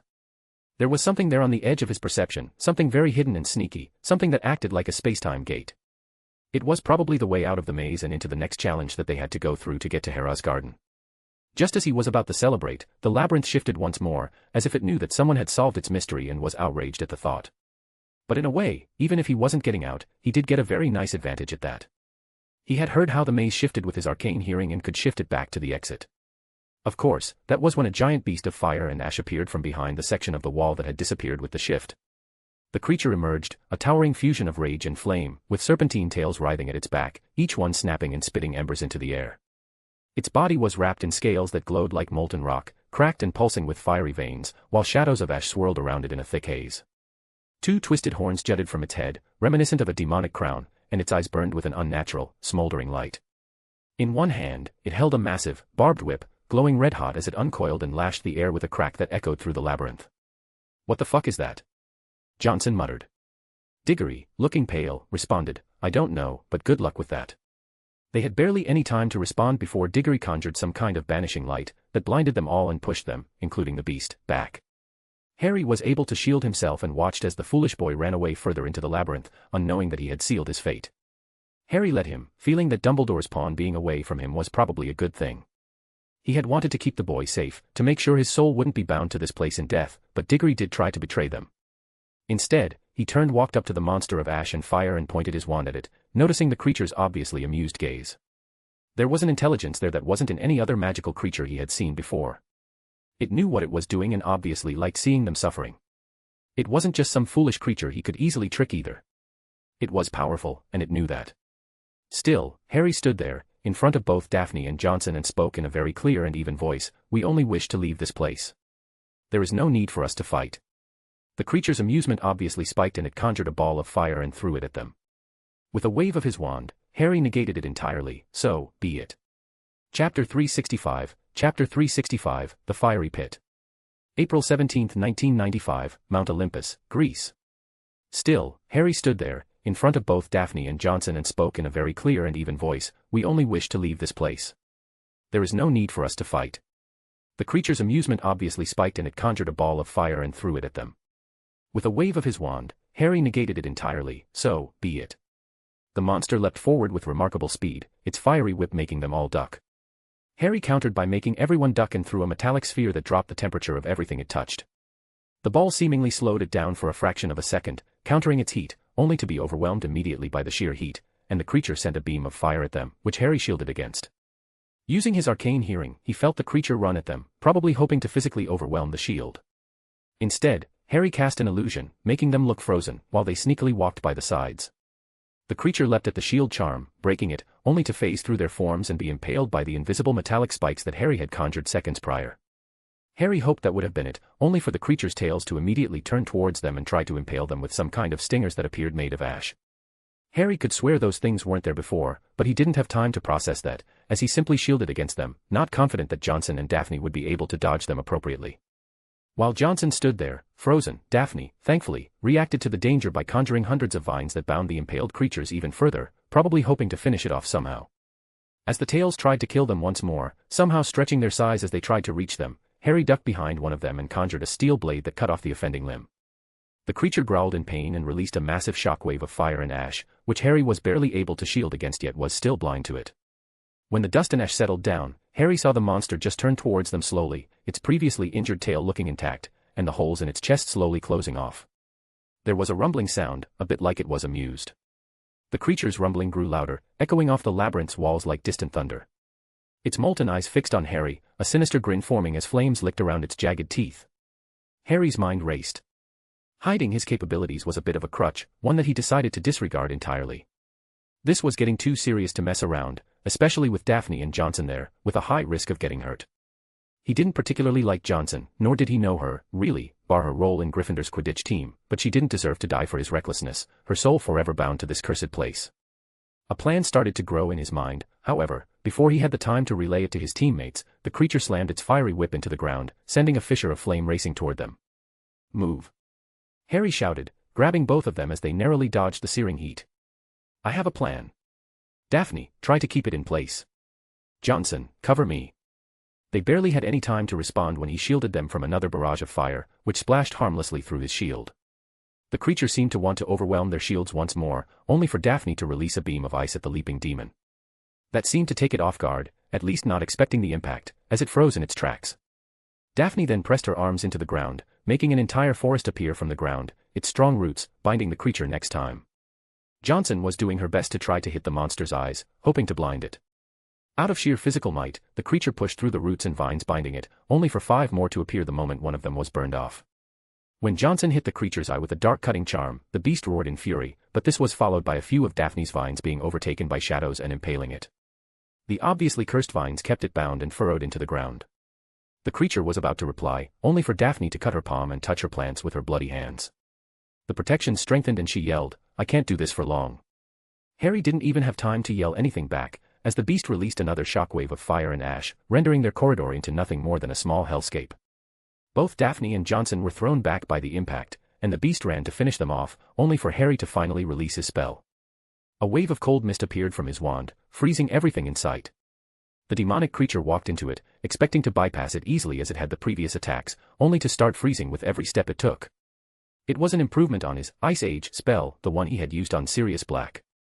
It sucked away any form of heat, the very movements of the molecules, leaving only the coldness and death. Instead of Harry being forced to stay in a single place, Harry bound the spell into a physical manifestation, the mist, which he was able to do thanks to his magic had gotten stronger since then. Harry watched as the fearsome creature froze and conjured a black raven made of shadows that flew towards the beast, shattering it into thousands of small fragments. "Is it gone?" Johnson asked. Harry shook his head, "I don't think so. This place has different rules. Remember what happened to the Minotaur when it died, how it turned into golden dust? This didn't happen here." As if it were listening to him, the cloud of ash started to rise before them, slowly forming back into the monster, letting out bursts of fire as it reassembled itself. The creature's eyes burned hotter than before, its gaze locking onto Harry with renewed fury. Harry yelled at them, "Run!" They did just that, with the monster becoming more whole with every step it took. It was slow, but there was a menacing undertone to him. Then in the middle of their run, Harry stopped and turned back towards the incoming monster. Daphne noticed it and exclaimed, "What are you doing?" "Finishing the plan." Her eyes widened and she just nodded. Johnson just stood there, frozen in fright. "Plan? What plan?" "The fucking plan failed, you idiots. We need to run." Harry gave her a nonchalant response. "You really think that destroying a beast capable of regeneration was the plan?" "No, this was always where I was heading." The monster's pace increased with every step he took. As it got closer and closer, it readied its fiery whip, and was about to use it, only for Harry to wave his wand and the labyrinth to shift once more. Harry could hear the beast's outrage at being denied its prey. He could feel everything heat up at the monster's sheer anger and hate. The three of them released a sigh of relief and Harry gave Johnson a smug grin. "Now, that was the plan. What do you think?" "You could have said something," she complained without any heat in her voice. "It was smarter than it let on. There's something odd with it, something that I haven't seen in any magical creature before." "The regeneration?" Daphne asked. "No, I've seen something like it once, but no. There's something I can't quite put my finger on." The older witch shook her head. "Well, I'm not interested in a magical creature's lesson right now. We need to get out of here. You can control the maze, right?" Harry shook his head. "Control is a very strong word. I learned how to activate its shifting, but any sort of precise control is beyond me. But you're right, we do need to get out of here." Suddenly, a whip of fire appeared out of nowhere. It was so quick that Harry didn't even hear it with his arcane hearing. Surprised, Harry looked at its source and saw a small hole in the labyrinth's wall. Daphne yelled, "Harry!" He turned towards her and saw the severe gash on Johnson's chest. She had jumped in front of them, out of reflex more than anything, and had paid the price for it. Half of her chest was burnt off and the other was flowing with blood. Harry turned towards Daphne and said, "Stabilize her. I'll hold the beast off." The labyrinth was trying to shift once more, to widen the gap before it, but Harry reactivated it, doing his best to reverse it. It was akin to a tug of war, and Harry was obviously losing. With how close they were to one another, he could hear the beast's smugness in its song with his arcane hearing. It had obviously learned to control the maze, and it was much more refined than Harry's own. To be fair, Harry was barely there for a couple of hours, while the beast, given its regeneration, had to have lived in this place for at least centuries, and had much more time to refine its control. Johnson's condition was his fault. He tried to be clever and never expected the beast to be able to have any sort of control over the labyrinth. He thought he was smart by using the labyrinth against it, but it had backfired massively. As Harry was doing his best to stop the beast from coming, Daphne yelled out, "It's not working. The wound is cursed. I can't heal her without the proper equipment." Harry wasn't under any illusion that he could surpass Daphne in healing and felt his heart drop at that. The older witch, however, seemed to find it amusing. "Harry Potter. I should have known. Carmichael was never this competent. I have to say, you had me with the whole enchanted metal balls shtick. Well, you got me. I've always thought there was more to you than Quidditch, Johnson." The girl chuckled at that and Harry turned towards Daphne, who shook her head. The girl was dying, and there was nothing either of them could do about it. No, Harry could make sure that she wouldn't die in this place, that her soul wouldn't be trapped in this cursed maze. He suddenly shifted his attention from trying to stop the monster from entering to trying to find any way out. Trying to do both was giving him a headache, especially given how much the maze kept shifting back and forth. Suddenly, he found it, a way out, and an activation sequence that could work. He didn't even have time to verify this, and changed his activation of the labyrinth, before banishing Johnson, constricting space to make her hit the exit immediately. A quick spell slowed down time for her body, giving her more time in case she was rescued, but Harry wasn't hopeful for it. She was swallowed by a white light, which was quickly closed off as the beast changed the labyrinth once more. If it had been smug before, now it was angry. It had obviously not wanted any of them to escape the labyrinth, and Harry walked fearlessly towards its towering form and spoke up, "I know what you are. It took me a while to realize it, but I can see it now. You were human once, weren't you? So were most of the monsters in this place. Because this place was never about being a maze, it was a prison. You all got stuck here, in this labyrinth, and fell to the compulsion. You got more violent, angrier, more monstrous, slowly but surely, until you inevitably died. At that time, you had to have been too feral to even care about escaping or leaving the maze and just died due to some reckless or stupid decision. But your soul didn't move on, it was reborn here, in this place, with a monstrous body. Every time you died, you came back, stronger, better." The beast tried to use its whip to hit Harry, only for it to freeze, the space between it and Harry being enlarged massively, making it appear as if it was frozen in time.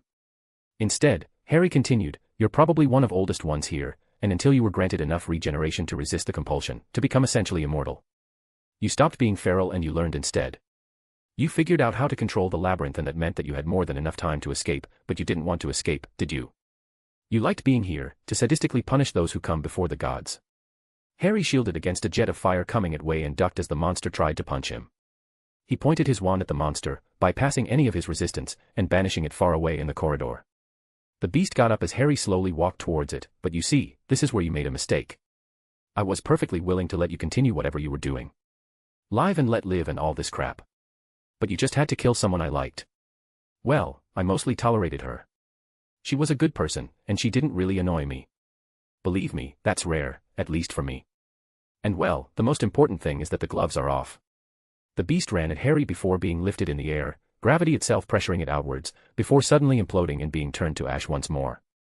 Only, this time, Harry raised his hand, and the ashes gathered into a sphere instead.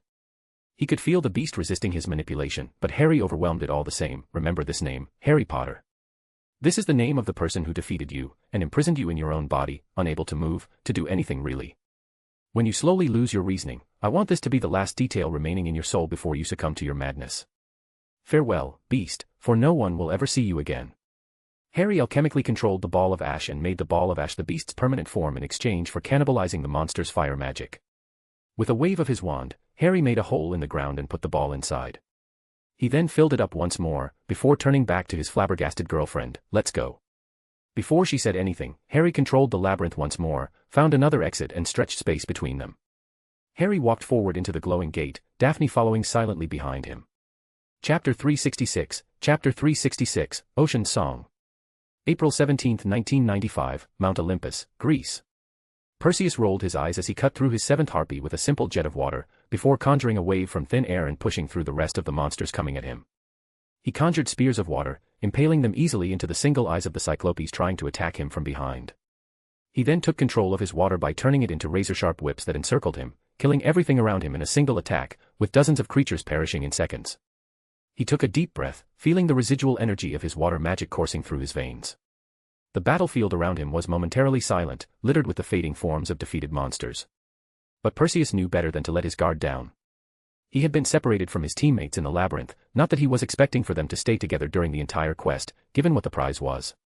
It was an unspoken agreement that they would inevitably split up, but not go fight one another until the very end, until they were the only questers remaining. However, Perseus didn't expect to be alone so quickly. The labyrinth was a lot trickier than he read, and there was something alive about it. Perseus thought that the stories in the books at the academy were exaggerated, that the entire place actively wanted to keep them there, wanted to kill them all. However, the way the walls shifted exactly to split them up, the way beasts and monsters spawned exactly at the worst moment, it was also unnatural. The mental effect was far more subtle than he expected. Even he, who had mastered his mind and could shrug off most mental effects, ended up being slightly affected and needed to purge his mind of any foreign influence every few minutes, which got annoying very quickly. In the end, he just crafted a small crown out of solidified water that casts that spell for him. All those stories about the labyrinths, from the mouths of the few who escaped it, if anything, were watered down from the real thing. He wished that his teammates were all right. He had picked them because they were the ones he found to be the worthiest, and it would be a loss for them to die alone in this place, especially since there wouldn't be any bodies to bury. After all, what died in the labyrinth belonged to it. Unfortunately, the labyrinth acted more like a passageway to the realms of Olympus. The mountain itself was infinite and there was no real reason to climb them. He expected that most of the other schools would do just that, try to actively climb the mountain. In a way, he hoped they did. It was safer for them to never reach the labyrinth. Perseus learned to navigate through it by conjuring some mist, which he could use to map out his surroundings.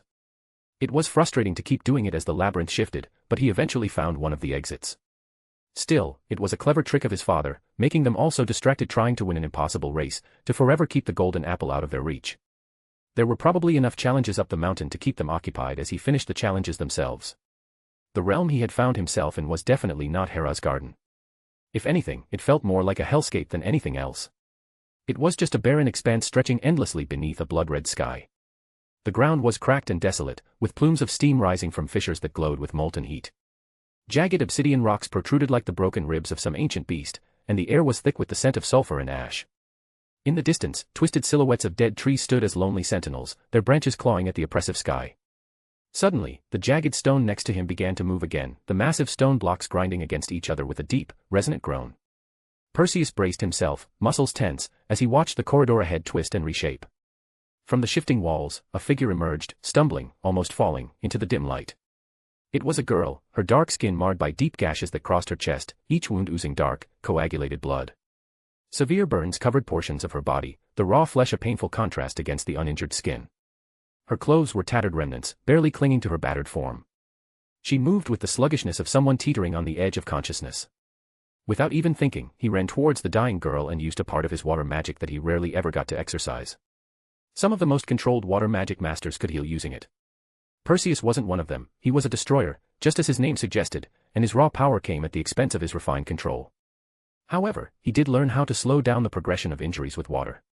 It was something that took him too much time to learn, but it was a bit of a necessary skill to have. With that done, he quickly rummaged through his potion bag and took out some nectar. It was a pretentious name for a potion, being compared to the nectar of the gods, but it was by far the most potent fast-acting healing potion made in Greece, and it cost a fortune. He didn't know why he was wasting one of them on a virtual stranger, but it just didn't feel right to let a girl die just to be stingy. He had more than enough nectar to last him months. He had used all of his savings on his preparations for his quest. He could spare a single dose, really. After just a single sip, the girl's wounds closed and scarred over. The burns didn't fully heal but had gotten a lot better. The wounds were probably cursed or something, and nectar only worked on injuries, not diseases or curses. She took a deep breath, before falling unconscious, stable but still technically wounded, and Perseus felt something settle between them, and his eyes widened at the realization of what had happened. He had saved a dying enemy from certain death. Sure, she wasn't a mortal enemy, but she was an obstacle to his greatest desire, where a death would have been advantageous to him. He had saved her life, expecting nothing in return, and a very old form of magic occurred. A life debt. A true life debt. It was a very rare phenomenon, because how often did people save their own enemies, without expecting anything in return? And now, Perseus found himself bound to this stranger, a girl whose name he didn't even know. With a closer look, Perseus recognized the girl as one of the British champions. That surprised him. He didn't expect any of the foreigners to figure out how to enter the labyrinth, let alone how to leave it, even if she was deathly injured while doing so. And that's without even having access to the knowledge he had on the labyrinth. Perseus was tempted to leave her there, to fend for herself. It was the logical thing to do. If the British were able to breach the labyrinth, then it was entirely possible that other schools could, and that one of the other champions might get to the gardens through sheer dumb luck. He would lose the chance to save his mother, which was the reason why he went on the quest in the first place. It would have also been far simpler to just not deal with the life debt at all. It was a form of magic that was very chaotic and that very few people actually understood, and Perseus didn't like the sound of that, even if it was to his benefit. And yet, something stopped him, as he reminisced on his nights with his mother where she told him tales of the old Greek heroes, of the men he was named after and the people they saved, the feats they accomplished. No, he would help her, and at least he'd know if there were others that were as close as he was to the golden apple. It only took a couple of hours for the girl to wake up. Perseus had conjured a cup of water for her to drink, which she did with gusto. Where am I? He honestly had no idea where he was either. He had been tempted to explore the realm around him, but even after hours' worth of effort trying to map it out with his mist, he had only figured out that it was nothing more than a barren land filled with feral magical creatures. Instead, he replied, "You came through the labyrinth. Do you remember?" The labyrinth. She thought before stiffening. I remember. Cedric betrayed us and we fought this demon thing with the fire whip. It could control the labyrinth and even came back after we turned it into pieces. It hit me. I should be dead. Am I dead? Perseus didn't answer her immediately, having been taken aback by the description of the monster that attacked them. It sounded like Camp, one of the first monsters ever recorded in the labyrinth. Its features changed over time, supposedly when it assimilated different monsters and gained their strengths. But it always had a fire whip and control over the labyrinth. The cursed burns could have been caused by the fire whip in question. It was described as a force of nature, unable to be stopped, unable to be escaped, without ending up swallowed up by its cursed flames and ash. It was pretty much invincible, being able to be healed from any wounds. It was slow, but unpredictable, like someone's inevitable demise. The very few survivors had been people who ran away, abandoning their comrades as bait. Even then, they barely survived, relying on sheer luck or narrow escapes through hidden passages. Camp's legend thrived on fear. The tales said her flames could consume souls, and those who escaped felt marked, haunted by phantom burns that never truly healed. The girl's survival was nothing more than miraculous if she had truly fought Camp. He finally spoke, his voice steady. "No, you're not dead. But it's a miracle you survived your encounter with that particular creature, not for a lack of trying. Who are you?" She tried to stand but winced, the pain evident in her eyes. Perseus moved to help her, offering his arm for support. "Easy there. Your wounds are severe, but I've done what I can to heal them. And to answer your question, my name is Perseus, I'm one of the champions of the Olympus Academy. And you are? The girl smiled at him, Angelina Johnson, a champion of Hogwarts. I suppose I owe you my life. At least, I'm out of the labyrinth. That had to be the silver lining. Perseus ignored the solidification of the binding between them and noticed that the girl hadn't even noticed the magic. She must have been too tired to notice it. He didn't blame her, she was on the brink of death just minutes prior. Well, not to burst your bubble, but we'll need to get back. This place is barren, we won't be able to stay here for long. We need to find another exit, hopefully, to wherever your teammates are, if they survived, that is.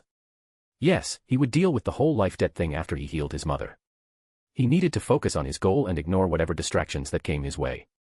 Oh, they will, the girl replied confidently as if she knew something that he didn't, although, I do hope Cedric does, if only so that I could wring that fucking traitor neck of his. Before she could protest, Perseus activated the delta symbol on the wall, and they were sucked back into the labyrinth and walked through. The girl yelled, "What the fuck? Why would you bring us back to that hellhole? Staying there accomplished nothing, and I do have a quest to finish, after all." Well, I'm still injured. Perseus simply shrugged, "You're perfectly welcome to go back, but by then, you'll be on your own when you inevitably return to the labyrinth. That is if you survive the countless attacks by rabid monsters over there. To be honest, I'm surprised you're this ungrateful given that I'm the one who saved your life despite us being technically on opposite sides." That seemed to have shut her up. "I'm sorry, I was just frustrated. And I promise that I want nothing to do with the golden apple, not anymore. I just want to go home." She had whispered that last part and Perseus felt for her, he really did. He could feel it, how distraught she felt, how truthful her words were with their bond. Curious, he asked, "Then why did you even participate?" The girl looked at the ground oddly shyly and muttered, "I wanted to be remembered, to have something that other people will describe me as other than the chaser girl in Gryffindor. I wanted to achieve something before graduating, where I'll probably work in a dead-end job, get married, and have kids. I just wanted more, and I don't know why I'm telling you any of this." Perseus knew the life debt made her feel very comfortable in his presence, and in a way, it made him feel comfortable around her as well. Even knowing that he wouldn't have normally said this, he answered, "I'm doing it for my mother. I'm hoping that a bite of a golden apple might save her." "Oh," she simply stated. She looked so sad, so small, suddenly, "I didn't even say goodbye to my mother. She didn't want me to be part of the delegation and said it was too dangerous. I guess she was right. I hope I'll be able to see her again." Before he could control himself, he spoke up, "Tell you what, I promise to make sure you come back home safely and that you make up with your mother." The girl's eyes shone in unshed tears, "And I promise you that I will help you in any way I can to save your mother." They both stood there in comfortable silence until they were rudely interrupted by a faint, sinister hissing echoing through the cavern. The air grew cold, and an unsettling stillness settled around them. Perseus's senses sharpened, something was terribly wrong. "Do you hear that?" the girl whispered, her eyes darting nervously. Perseus nodded, his gaze scanning the shadows. "Stay close," he instructed, his voice low. Suddenly, the walls of the cavern began to shift, the stone surfaces rippling as if alive.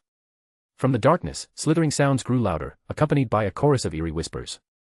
Emerging from a shadowy passageway was a figure draped in tattered robes, her face concealed beneath a hood.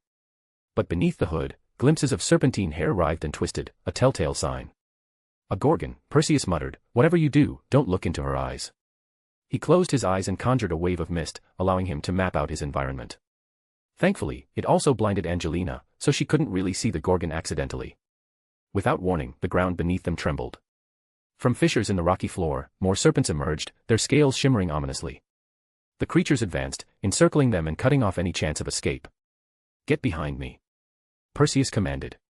He summoned a torrent of water, forming a protective barrier around them, and wiping out the snakes, only for the Gorgon to shift into a giant serpent that leapt at him. He conjured an immense trident, made of solidified water, ready to throw it at the monster, only for Angelina to point her wand at the ceiling and yell, "Bombarda." The stalactites fell like they were dozens of spears impaling the Gorgon in seconds, and Perseus followed by cutting off its head, as his namesake was famed to have done in the myths.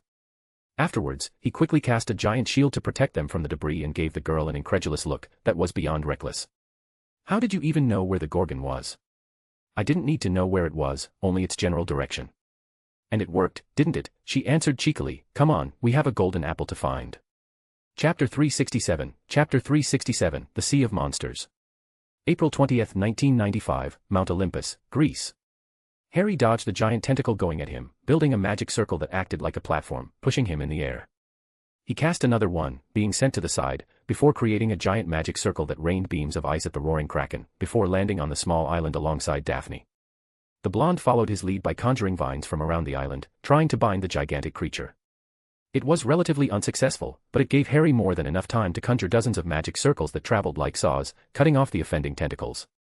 Seeing the giant monster regenerating in the midst of the sea that had turned red from its blood, Harry turned towards his girlfriend. "Keep it bound, I'm going to finish it off." "I'm on it," she yelled, and dozens of roots came from the island and attacked the wounded kraken, not allowing it to retreat. Harry sent himself flying up and conjured a giant spike of ice, which he infused with the necrotic properties of his family crest and impaled through the creature's head. The kraken seemed confused for a second before its massive eyes dulled, and a shudder ran through its colossal body. With a final, haunting groan, the beast's tentacles went limp, crashing into the churning sea. Slowly, the monstrous creature sank beneath the blood-streaked waves, disappearing into the depths from which it had emerged. Harry landed on the island and stretched. "Well, that's a bad way to start the morning." Daphne glared at him. "You're the one who decided not to camp out in the labyrinth and take one of the exits." "For good reason. We could easily be ambushed in the labyrinth. That place can somehow warp the wards I put up, and it seems to learn from the tricks I use to slow it down. If we got attacked in the middle of the night by something like that fire monster, we could seriously get hurt if we're taken by surprise, but here the wards held." Daphne rolled her eyes but stayed silent. That did sort of happen when he mentioned the fire monster. Angelina's presumed death did weigh heavily on the blonde, and if he was being completely honest, even Harry himself. He hadn't been overly attached to the girl, hell he barely even knew her, but he had promised himself to protect the girl so that her soul wouldn't be trapped in the labyrinth, and he had failed. Sure, she hadn't died in the damned place, but it was still a failure on his part, and Harry didn't handle failure well. He had stopped holding back after Johnson's death. For one, the labyrinth was far more dangerous than he expected any task to be, but there was also the fact that he didn't really need to. It was obvious that the outside world couldn't communicate with them in any way, they weren't even in the same realm, really. Now that he thought about it, they didn't really expect any students bar the ones from Olympus Academy to even find the labyrinth, and so, they were probably watching the other students trying to reach an unreachable goal outside the endless mountain. Just to be safe, Harry removed the spell they were using to watch them, in case it was recording, and decided that holding back was useless. There was no one watching and he wouldn't risk Daphne getting hurt, not like Johnson was. He had even stopped wearing Carmichael's body, not finding any use it in anymore. It didn't help that he wasn't even able to find the realm he sent Johnson's body through during the attack. And wasn't that an issue and a half? Harry had assumed that the labyrinth had one exit.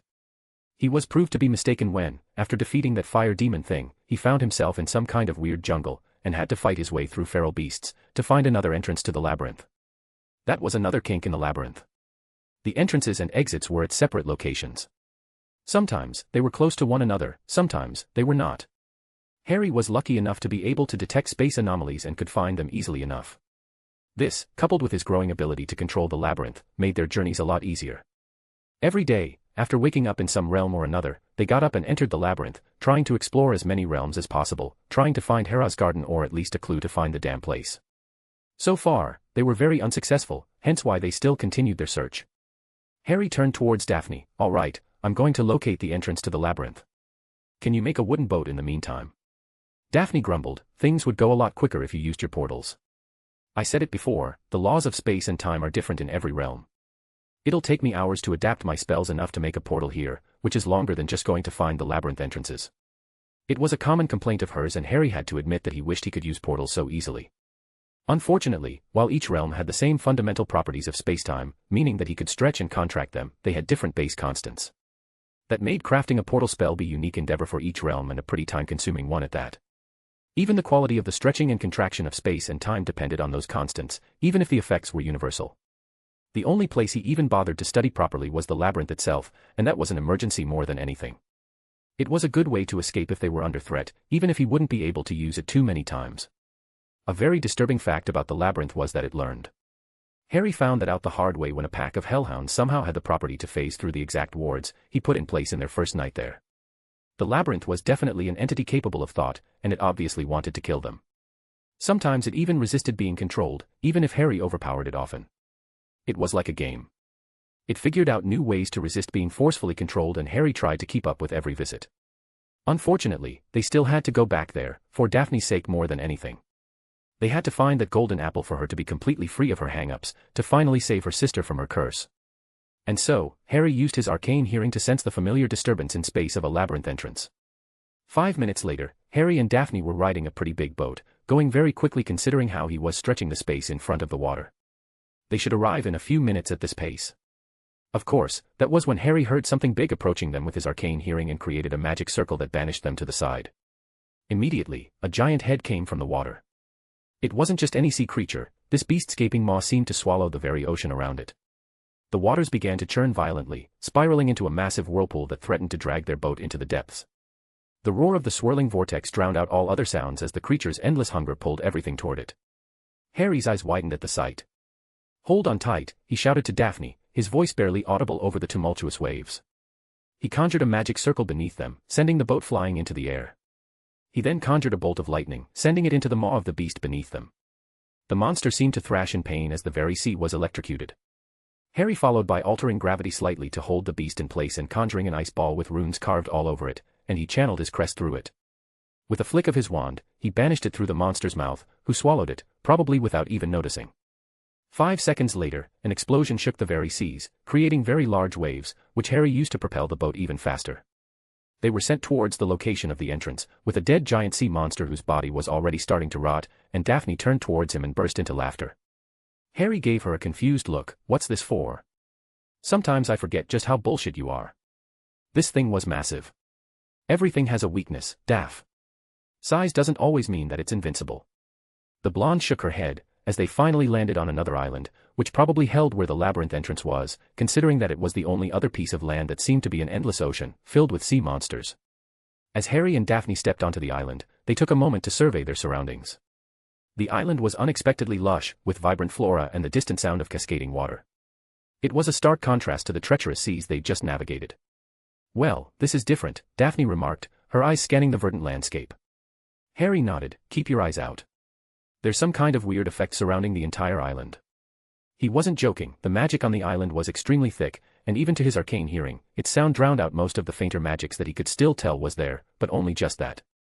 She nodded and they walked forward. Other than the plants, the island seemed to be barren of any form of life. It obviously hadn't been the case before, considering the hundreds of bones that were littered all over the place. Still wary of any attack, they walked towards the source of the space anomaly, where the labyrinth entrance was. Harry just wanted to get it over with since this place was giving him the creeps. And eventually, as they got closer to their objective, the dense foliage gave way to a clearing, with the familiar delta symbol being carved into the ground, ready to be activated. He was about to enter, only for Daphne to jab his shoulder slightly. He turned towards her, ready to ask her why she stopped him, only to freeze at the sight around him. All around the clearings were large boulders, with carvings all over them. They were definitely old, very old, even, and it also had the disturbing connotation that a living human being had once lived on this island. "Look at these," Daphne whispered, tracing her fingers gently over the first carving. It depicted a mighty hero clad in a lion's skin, wielding a club against a fearsome beast. The artistry was exquisite, every detail rendered with care. "That's Heracles," Harry observed. "This must illustrate his 12 labors." They moved to the next boulder, which showed Heracles battling the Hydra, its multiple heads snapping fiercely. The subsequent panels continued to chronicle his exploits, capturing the Golden Hind, cleaning the Augean stables, and obtaining the girdle of Hippolyta. But as they progressed along the wall, the quality of the artwork began to deteriorate. The lines grew less precise, the details were lost, as if the quality of the tools used to carve Heracles' story got worse over time. By the end, all the carvings were clumsy carvings of an ancient Greek of the word remember. "This is odd," Harry muttered. "It's like the artist was losing interest, or perhaps something else was happening." He was leaning towards the ladder, and from the looks of it, all around the labyrinth entrance, the ground was extremely uneven, unnaturally so. He had a bad feeling about this. He was about to voice his concerns, only to see Daphne staring at one of the boulders. It depicted a lush garden with trees bearing gleaming golden apples. Guarding the garden was a dragon coiled around a tree, its scales suggested by mere rough etchings. "This must be Hera's garden," Daphne said, her voice filled with awe and pure hope. Harry walked towards her and gave her a comforting look. "We'll get there, Daph." However, Daphne didn't respond to him. Instead, her eyes widened. "Wait, there's something here." She pointed to a barely visible symbol etched near the base of the tree, a familiar delta of the labyrinth entrances. So, that was proof that Harry's theory was right, that the gardens of Hera were in fact one of the realms of the labyrinth. Harry was about to say something, only to notice a faint piece of something glowing gold underneath the boulder. He was about to examine it further, only for his arcane hearing to warn him that something very powerful coming very quickly at them. Harry stretched space, grabbing Daphne with him, and the entire boulder that they were looking at became nothing more than rubble. The last Potter couldn't even see what was attacking him, it was just that fast, but he warped the earth to destabilize it. Whatever the creature was jumped in the air and was quickly coming down on them. Harry, in response, created a giant shockwave of green light. However, instead of a physical effect, what it did was slow time drastically at them. It was then that Harry saw him, and it was a man. Well, it was hard to even call him a man. He stood at least 10 feet tall, his muscular frame rippling with raw power. His skin had a bronzed hue, etched with scars that told tales of countless battles. Wild, unkempt hair framed a face contorted in a perpetual snarl, and his eyes glowed with a feral intensity that spoke of madness unleashed. In his massive hands, he gripped an enormous stone weapon, a hybrid between an axe and a sword, that was nearly as large as Harry himself. The blade was jagged and primitive, yet Harry could tell that it was very powerful. Even falling through slowed time, the young wizard could see the way the very air was shuddering from his every movement. Heracles, Harry whispered, realization dawning on him. He quickly grabbed Daphne and ran to the entrance of the labyrinth, trying to activate it, only for it to not work. That had never happened before. He was sure that the puzzle was solved correctly, and there was a space-time anomaly that was consistent with all other labyrinth entrances, and yet it just wasn't activating. Harry was so taken aback at his failure, that he felt his control over his slowed time be overtaken. As if it was cracking like glass, the green hue signifying Harry's frozen time shattered into nothing, and the Greek hero landed, destroying the ground around him, before releasing a primal and animalistic roar. He could feel Daphne, next to him, shudder at the sound. He couldn't really blame her. They were trapped on an island with what was effectively a mad demigod, unable to return to the labyrinth. Why couldn't things just go smoothly for once? Chapter 368, Chapter 368, Berserker's Rage. April 20, 1995, Mount Olympus, Greece. He could feel Daphne, next to him, shudder at the sound. He couldn't really blame her. They were trapped on an island with what was effectively a mad demigod, unable to return to the labyrinth. Why couldn't things just go smoothly for once? Having become strangely experienced in this regard, Harry analyzed his weapon strength and weaknesses of the men in front of him. Well, a shadow of a man would have been more consistent. In pure brute force, Heracles won rather easily. He probably surpassed any magical creatures Harry had ever heard of, in sheer physical might, probably a dozen times over. The strength was worrying, so he couldn't risk being hit, but he could deal with that. In any magical conflict, a single hit was often enough to end the fight, other than holders of some kind of insane regeneration. No, what was most worrying was the speed and the obvious magical resistance. Breaking through Harry's slowed time through pure strength was impossible without some kind of negating magic. Perhaps it was some kind of strength to magical negation conversion. That was the most probable conclusion, and definitely a most worrying skill. He could breach the gap in speed with his time manipulation, but other than killing him instantly, it was very unlikely that any magical effect could hold him for long. That's not to mention that any sort of healing or regeneration capability was unknown. Now, Harry's main advantage was Heracles' rage. He was a berserker through and through, and while he had the remnants of a tactical mind, it was obviously overtaken by the obvious rage he radiated. He barely had any time to think of a proper strategy to take advantage as he saw Heracles' form come at him. Alright, first things first, he needed to close the gap in physical speed. He accelerated his personal flow of time, grabbing Daphne behind him as he very closely dodged his opponent's strike, which actually sent the trees behind them flying back from the air pressure alone.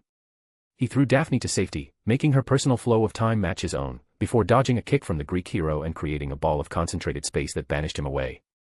Heracles somehow understood what was happening and somehow threw himself forward, to match the space he was sent back, making him land without any problem just a few feet back at most. What a fucking monster. The berserker tried to attack Harry once more, but the young wizard conjured a magic circle underneath him, making him fly up, before transmuting the ground behind him into steel spikes that he cursed with the necrotic properties of his family crest.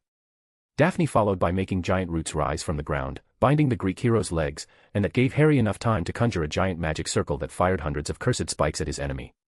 The entire island was covered with dust and debris, blinding him. But Harry used his arcane hearing to figure out where Heracles was and followed, conjuring some mist beneath him, which channeled his Ice Age spell. An entire portion of the island had frozen over from the spell, which sucked the very heat from anything it touched. He conjured a space slicer, which manipulated space enough to cut anything, and sent it towards where he could hear Heracles' fading song, hopefully killing the monster. Harry was about to check what happened to his opponent when he heard Daphne cough rather heavily. He could see blood running from her mouth. Had Heracles hit her? Was she hurt by one of his own spells? He went to check on her, panicked more than anything, and fretted at her, "Are you all right?" She held her hand slightly, having done coughing, and spoke up, "Yes, I'm fine. I got hit by the shockwave at the start, but it's nothing I can't heal." Any reply he had was interrupted by a savage roar that caused a shockwave strong enough to send them both flying back. Harry was able to right himself in the air and telekinetically controlled Daphne's trajectory to get them to land safely. In the middle of the clearing stood a haggard Heracles with icicles slowly falling from his body as well as golden blood flowing down to the ground. His wounds visibly closed, and he roared in rage, running towards them with a tremendous pace. However, this time, Harry saw him coming and warped space in front of the monster to appear behind them, specifically, in the middle of the sea. It was about as far away as he could manage in the fraction of a second. He had to think things through. Again, somehow, his opponent realized what he was about to do and turned in midair, jumping towards them with a speed that somehow neutralized the space warp, and he ran towards Harry, only to pass through an illusion that he crafted. The real Harry had ducked, having sent Daphne to the other side of the clearing by warping space the other way, and conjured an ice blade that he imbued with the power of the resurrection stone. The Greek hero ran into the blade, which went through his gut as if his physical and magical protection didn't exist. This time, the wound did not heal. Heracles froze for a second, not believing what he was experiencing before roaring in anger and pain, and trying to crush Harry into a paste, only to go through him as the young wizard activated his invisibility cloak. He slowed down time around him and jumped while warping space, making him reach the Greek hero's head and conjure another ice sword imbued with the power of the soul stone. With a single sweep, he decapitated his opponent, from the back, landing roughly in the sand. He waited for the hero's body to do some kind of bullshit thing like regenerating from his head or something, but the giant man remained just dead. Harry released a sigh of relief. That was far more intense than he was expecting. He was immediately accosted by Daphne, who fussed over him. "Are you all right?"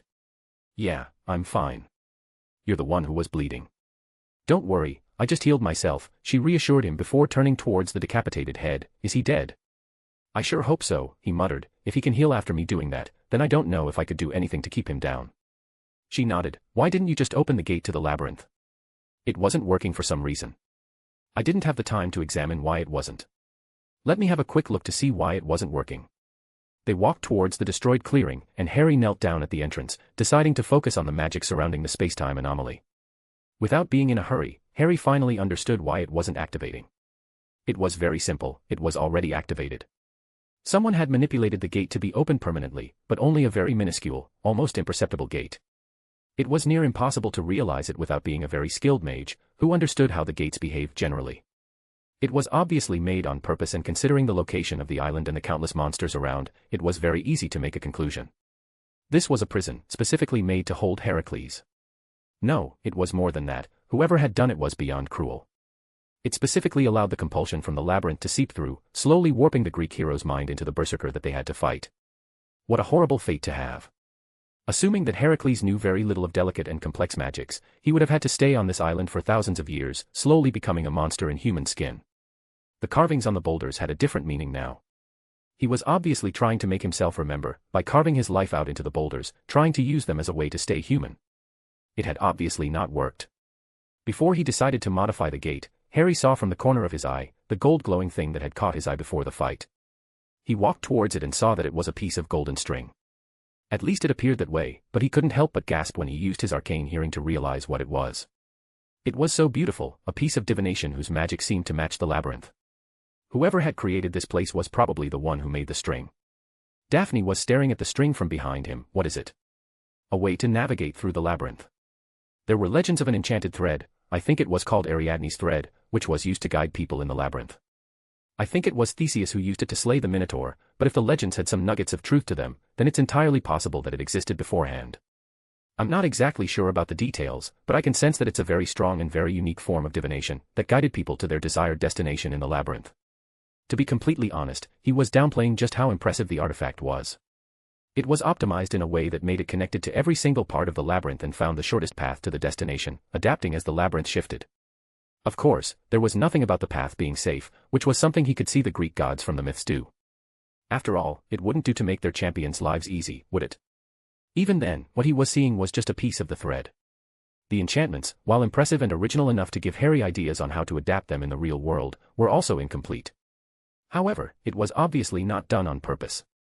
It wasn't challenging to fill in the gaps if one understood it, and even then, it would have probably worked partially well in the labyrinth.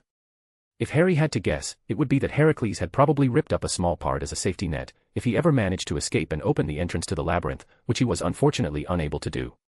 A part of Harry couldn't help but pity the Greek hero. He could think of no worse fate than being forced into madness, alone on an island, slowly becoming a monster. Death was probably a mercy to such a tortured soul.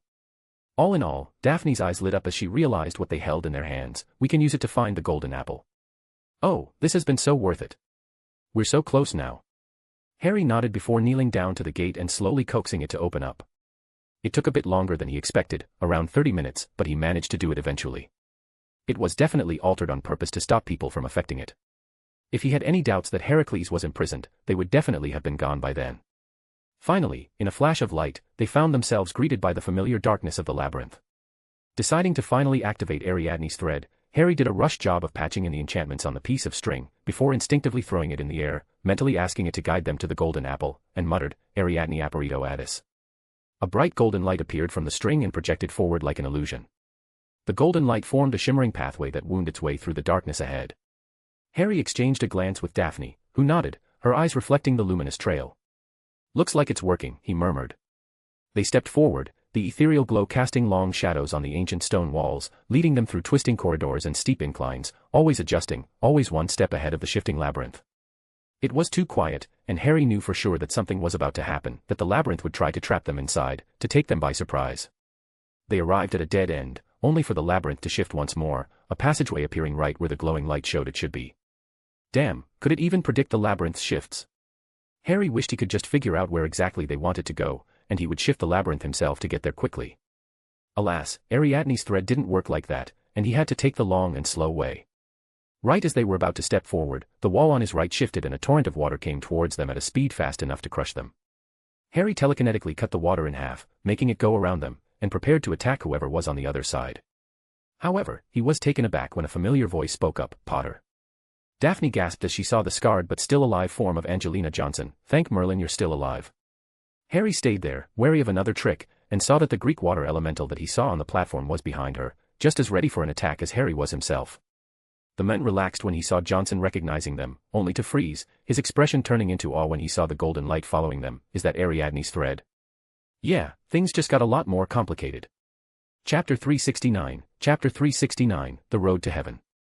April 20th, 1995, Mount Olympus, Greece. The man relaxed when he saw Johnson recognizing them, only to freeze, his expression turning into awe when he saw the golden light following them. Is that Ariadne's thread? Yeah, things just got a lot more complicated. The wizard in front of Harry was strong. In fact, in terms of raw power, he probably surpassed anyone his age that Harry had ever met. Hell, even compared to Harry, he would come out a bit ahead. It was natural, in a way, since the boy was older, and thus his magic circuits were wider and more mature. There wasn't any doubt in his mind that Harry would surpass him in a few months, but that was in the future, and the boy was obviously confrontational now. He could feel it, the tempest ready to be released, the barely restrained sea, the tide that was seconds away from destroying everything around him. And he was prepared to do just that. He could hear it with his arcane hearing. He had recognized the golden light they were following and wanted to use it to get the apple. Harry raised an eyebrow at the older wizard's demand. What it is none of your concern. Harry could hear with his arcane hearing the aggression spike in the boy's magic, like a storm growing with every moment. The wizard tried to grasp the golden thread, only for it to fade into nothing. Harry had discreetly summoned it back into his pocket while putting in an illusion of it to trick the other boy. See, it was just an illusion I put up. I don't believe you, he answered clearly. Well, that's your prerogative. Give me the thread, he spoke up clearly. Harry snorted, I have no idea what you're talking about. I saw it. Now, give it to me, and I'll show you to the labyrinth's exit. You'll take your teammates and leave this place unharmed. And if I don't? A sinister smile appeared on the boy's face. Then I'll take it from you, and you'll also leave the labyrinth. Whether you'll be unharmed or not will depend on how much you fight back. Harry rolled his eyes. Yeah, I don't think that's going to happen. And just like that, he felt the boy release whatever restraint he had on his magic and be ready to attack them, and right as he was about to unleash it, Harry activated the labyrinth, sending him and Johnson away somewhere else. Chuckling, he wiped some invisible dirt from his shoulders. The moment Harry used his arcane hearing to understand what the older boy wanted to do, he kept him talking while working on activating the labyrinth's shifting. As much as a fight between them would have been interesting, Harry had nothing to really gain by doing that. It was better to just send them away, and avoid fighting altogether, especially in such a cramped space with Daphne around. Also, while Harry was relatively confident about outsmarting the guy, he did not need to risk fighting some Greek guy who wanted to bring victory and glory to his name, dreaming of immortality without understanding the price involved in it. Harry saw how the Greek students idolized the heroes in their legends. He could easily expect them to do some pretty horrible things to achieve their glory, like for example, targeting Daphne or even betraying Angelina. Harry didn't know the boy personally, and it was perfectly possible for him to be a stand-up guy. However, that risk was too high to gamble Astoria's life on. Plus, the chances of finding Angelina and someone with the caliber of the water elemental with her were slim to none. The labyrinth had proven itself to be intelligent. Had it wanted to use them as obstacles, as a way to keep them in further, seeing that they had found a way to get past them? The blonde though wasn't as amused. Why did you do that? He was itching for a fight and wanted to take Ariadne's thread. This was a good way to avoid that. But you left Angelina with him as well. Well, Johnson's appearance was definitely a surprise. He had never expected to see her again, having expected her to die, alone, in some random realm, thankfully outside the labyrinth. If he had to guess, then she was found by the boy and he saved her, probably with some sort of healing magic. Water magic did technically have healing properties, but no, the boy's magic was nowhere near that stable. He was like a storm, the turbulent sea, ready to strike. He was a destroyer. That was an apt way to describe his magic. He was a fighter, a destroyer, compared to how Harry's passion lay in researching magic. The Greek boy probably saved Johnson with a potion or an artifact. Still, the fact that they were sticking together after at least days since Angelina had to have been saved, then they were friendly enough, assuming that he saved her, they had to have been together for days. They should be able to hold on for just one more after we get the golden apple and leave. Harry knelt down, ready to activate Ariadne's thread, only for the labyrinth to suddenly shift once more. It was definitely too soon, and Harry's arcane hearing hadn't even picked up the activation. The thought made him stiffen. The labyrinth was learning even from this. It was learning to hide from him. Angrily, Harry tried to stop the labyrinth from shifting and it worked for a bit. He was trying to stall more than anything. However, that was when he felt it again, the storm, the tempest, ready to swallow everything around it. From one of the walls, a veritable river of water appeared and shaped itself into a sea snake, which lunged towards Daphne. Harry hurriedly tried to redirect the attack, but Daphne beat him to it and raised a wall of wood that stopped the impact. However, his distraction allowed the labyrinth to shift once more, and the small opening became large enough to fit another person, and the Greek boy, followed by Johnson, entered through it, being carried by some kind of water platform. The Greek boy conjured a small tsunami, ready to swallow them both, and Harry, seeing no point in resisting the labyrinth, let go of his control, and focused on the wave, casting a jet of darkness that stopped the Greek wizard's control over it. The Greek wizard's eyes widened as the water splashed down without his control, only to be sent flying with a ball of warped space. Harry tried to activate the labyrinth again, but it was fully locked in. It would take him some time to force it to do his bidding, and this was time that he did not have. Frustrated that his original plan was not taking place, Harry had barely enough time to conjure a magic circle to shield himself from that large jet of light coming at him. He altered the circle slightly to negate the momentum of the following attack and stored it. The water quickly turned into ice, its very heat being consumed by the circle. He manipulated the ice into spikes, sending them back at the Greek wizard. He immediately melted the ice spears, but he did not expect the magic circle to erupt, turning into a beam of plasma that came towards him. He reacted by manipulating all of the water into an ice shield, which partially protected him from the worst of the heat, but was vaporized enough to send him flying back, with small burns all over him. That gave Harry enough time to finally analyze his position. His opponent was strong, fast, and definitely had some kind of martial training. He relied on brute force and his prodigal elemental manipulation of water. Partial ice manipulation, enough to melt but not control. So, he can manipulate the states of water, but not fundamentally its elements. So, could he turn the mist back into water? Yes, that was likely. What about sensing? He knew where to attack them from just the hole, so he had to be able to sense their position. Probably the water vapor or moisture. Maybe even blood. Now that was a very unsettling thought. That was relatively troubling, given that most of the corridor was filled with mist. Harry would need to get rid of that threat first. Engaging in close combat was very ill-advised, not against someone like him. Harry also visibly noticed that the attacks so far weren't aimed to maim or kill, perhaps injure, but not seriously so. His opponent was probably not trying to kill them, and Harry had no reason to escalate things. But trickery? Yeah, that sounded like something he could do. As he expected, Harry felt the vapor turn back into water behind him, probably trying to take him by surprise. He dodged the surprise attack, and manipulated space around him to expel any vapor, before casting his Ice Age spell around him. The coming attacks froze as they tried to come near him, and Harry quickly alchemically transformed the ice into metal using the water's own heat as energy. The living metal acted like a third limb and turned into chains that attacked the Greek wizard.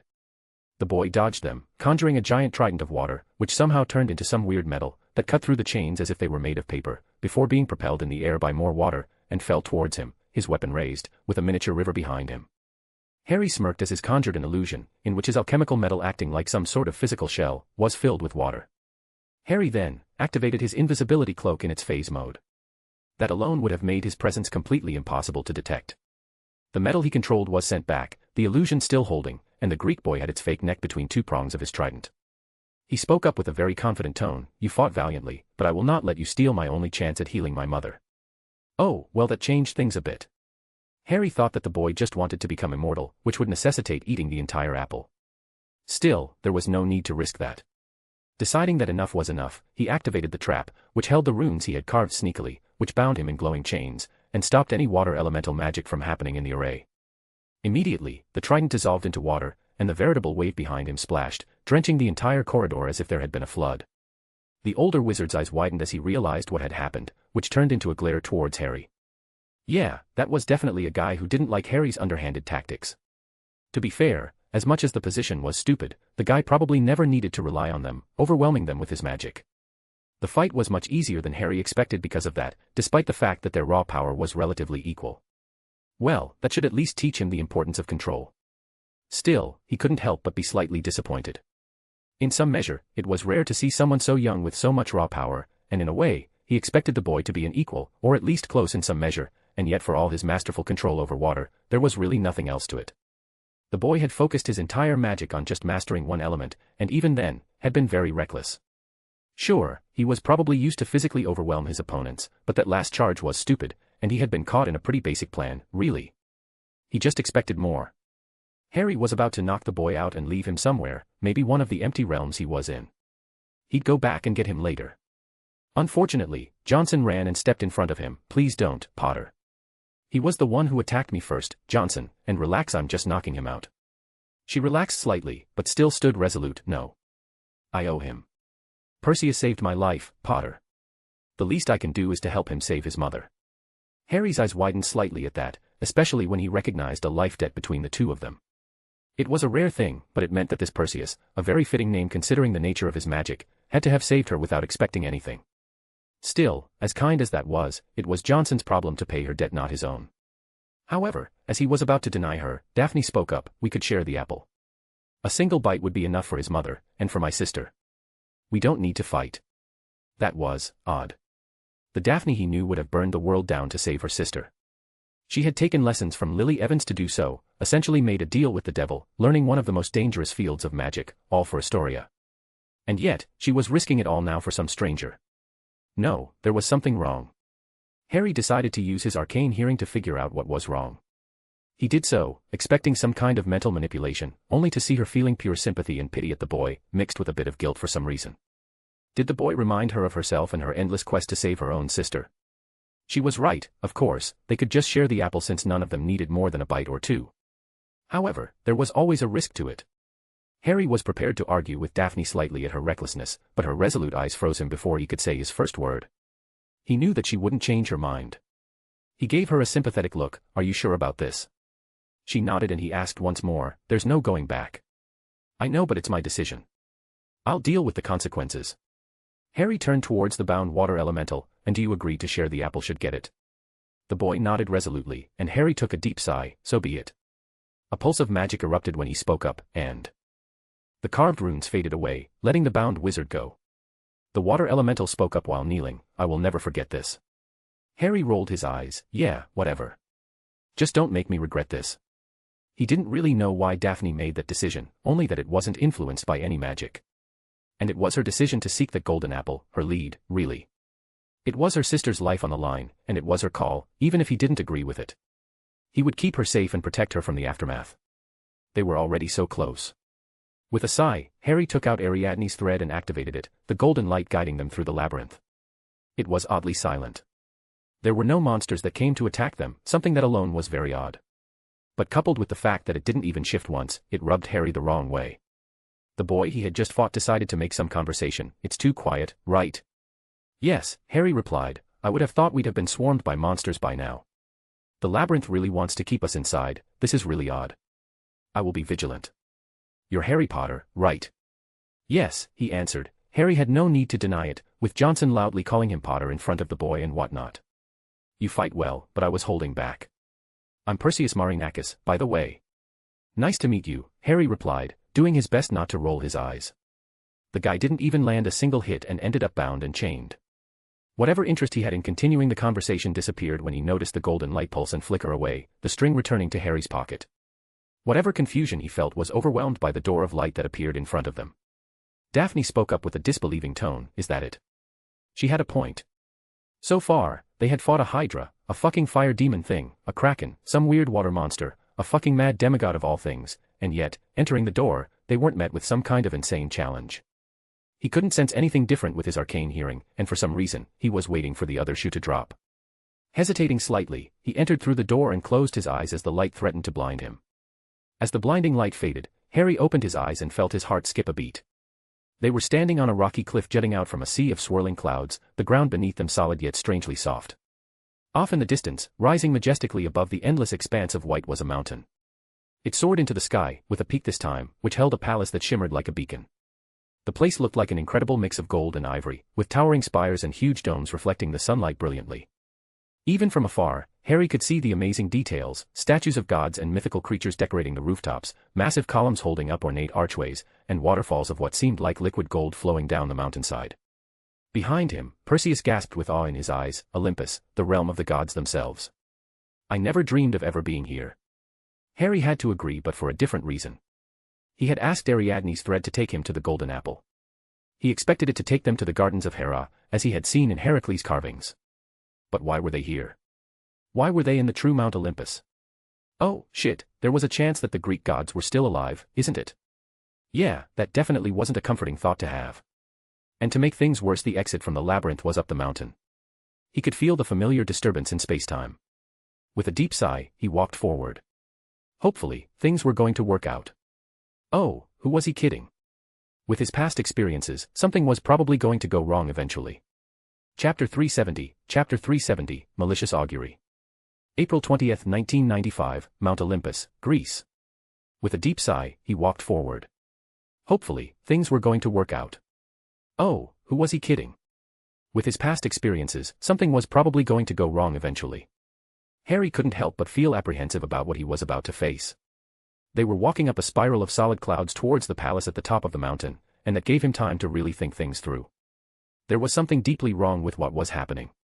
Things had gotten a lot easier the moment they met Perseus, and it was so sudden that he had to be suspicious. They were fighting swarms of monsters, hundreds at a time. The very labyrinth wanted to slow them down with waves and waves of poor souls that had been corrupted, been bound to this hellish place, hoping to die. And yet, the moment the water elemental arrived, it hadn't even shifted once. They weren't attacked by any monsters, and the labyrinth did not try to trick them in any way. And Harry had to wonder why that was the case. The labyrinth wanted them dead. That he was sure of it. It wanted them bound to its walls, slowly losing their humanity until they became nothing more than monstrous shells of themselves. And yet, it stopped. So, that meant two things. Either the labyrinth changed its mind for some reason, or Perseus' presence meant that it would end up with them hurt. He didn't think the boy himself was a threat. He was pretty strong, all things considered, and a very good fighter, but he was obviously inexperienced and lacked control. Still, now that he thought about it, that kind of raw power just wasn't natural. Harry himself had his magic circuits stretched due to the growth of his soul and his overuse of them during his stint in the Gardens of Avalon. Dumbledore and Grindelwald were the light and dark champions respectively. Voldemort had gone through enough rituals that he could barely be considered human anymore, and Lily Evans was never really strong in the raw power department, but she easily made up for it with her mastery over blood magic to power spells far beyond her normal capabilities, and through sheer trickery. All of their insane power, Harry's included, was gained through artificial means. Harry had assumed that Perseus had gotten it through a series of rituals, but the more time he spent in his company, after getting used to the tempest that was the boy's magic, Harry could discern no artificial tampering using his arcane hearing. There was probably some other method, probably a way to strain magic circuits when he was a child, which was the more natural way to do so. He wouldn't have thought that it could have such a drastic effect, but combined with some kind of ritual over a prolonged time, it could theoretically cause some very drastic improvements in the magic. It would be painful as hell, of course, and it would even cause some control issues. The latter was being exhibited by the water elemental. But that didn't exactly matter.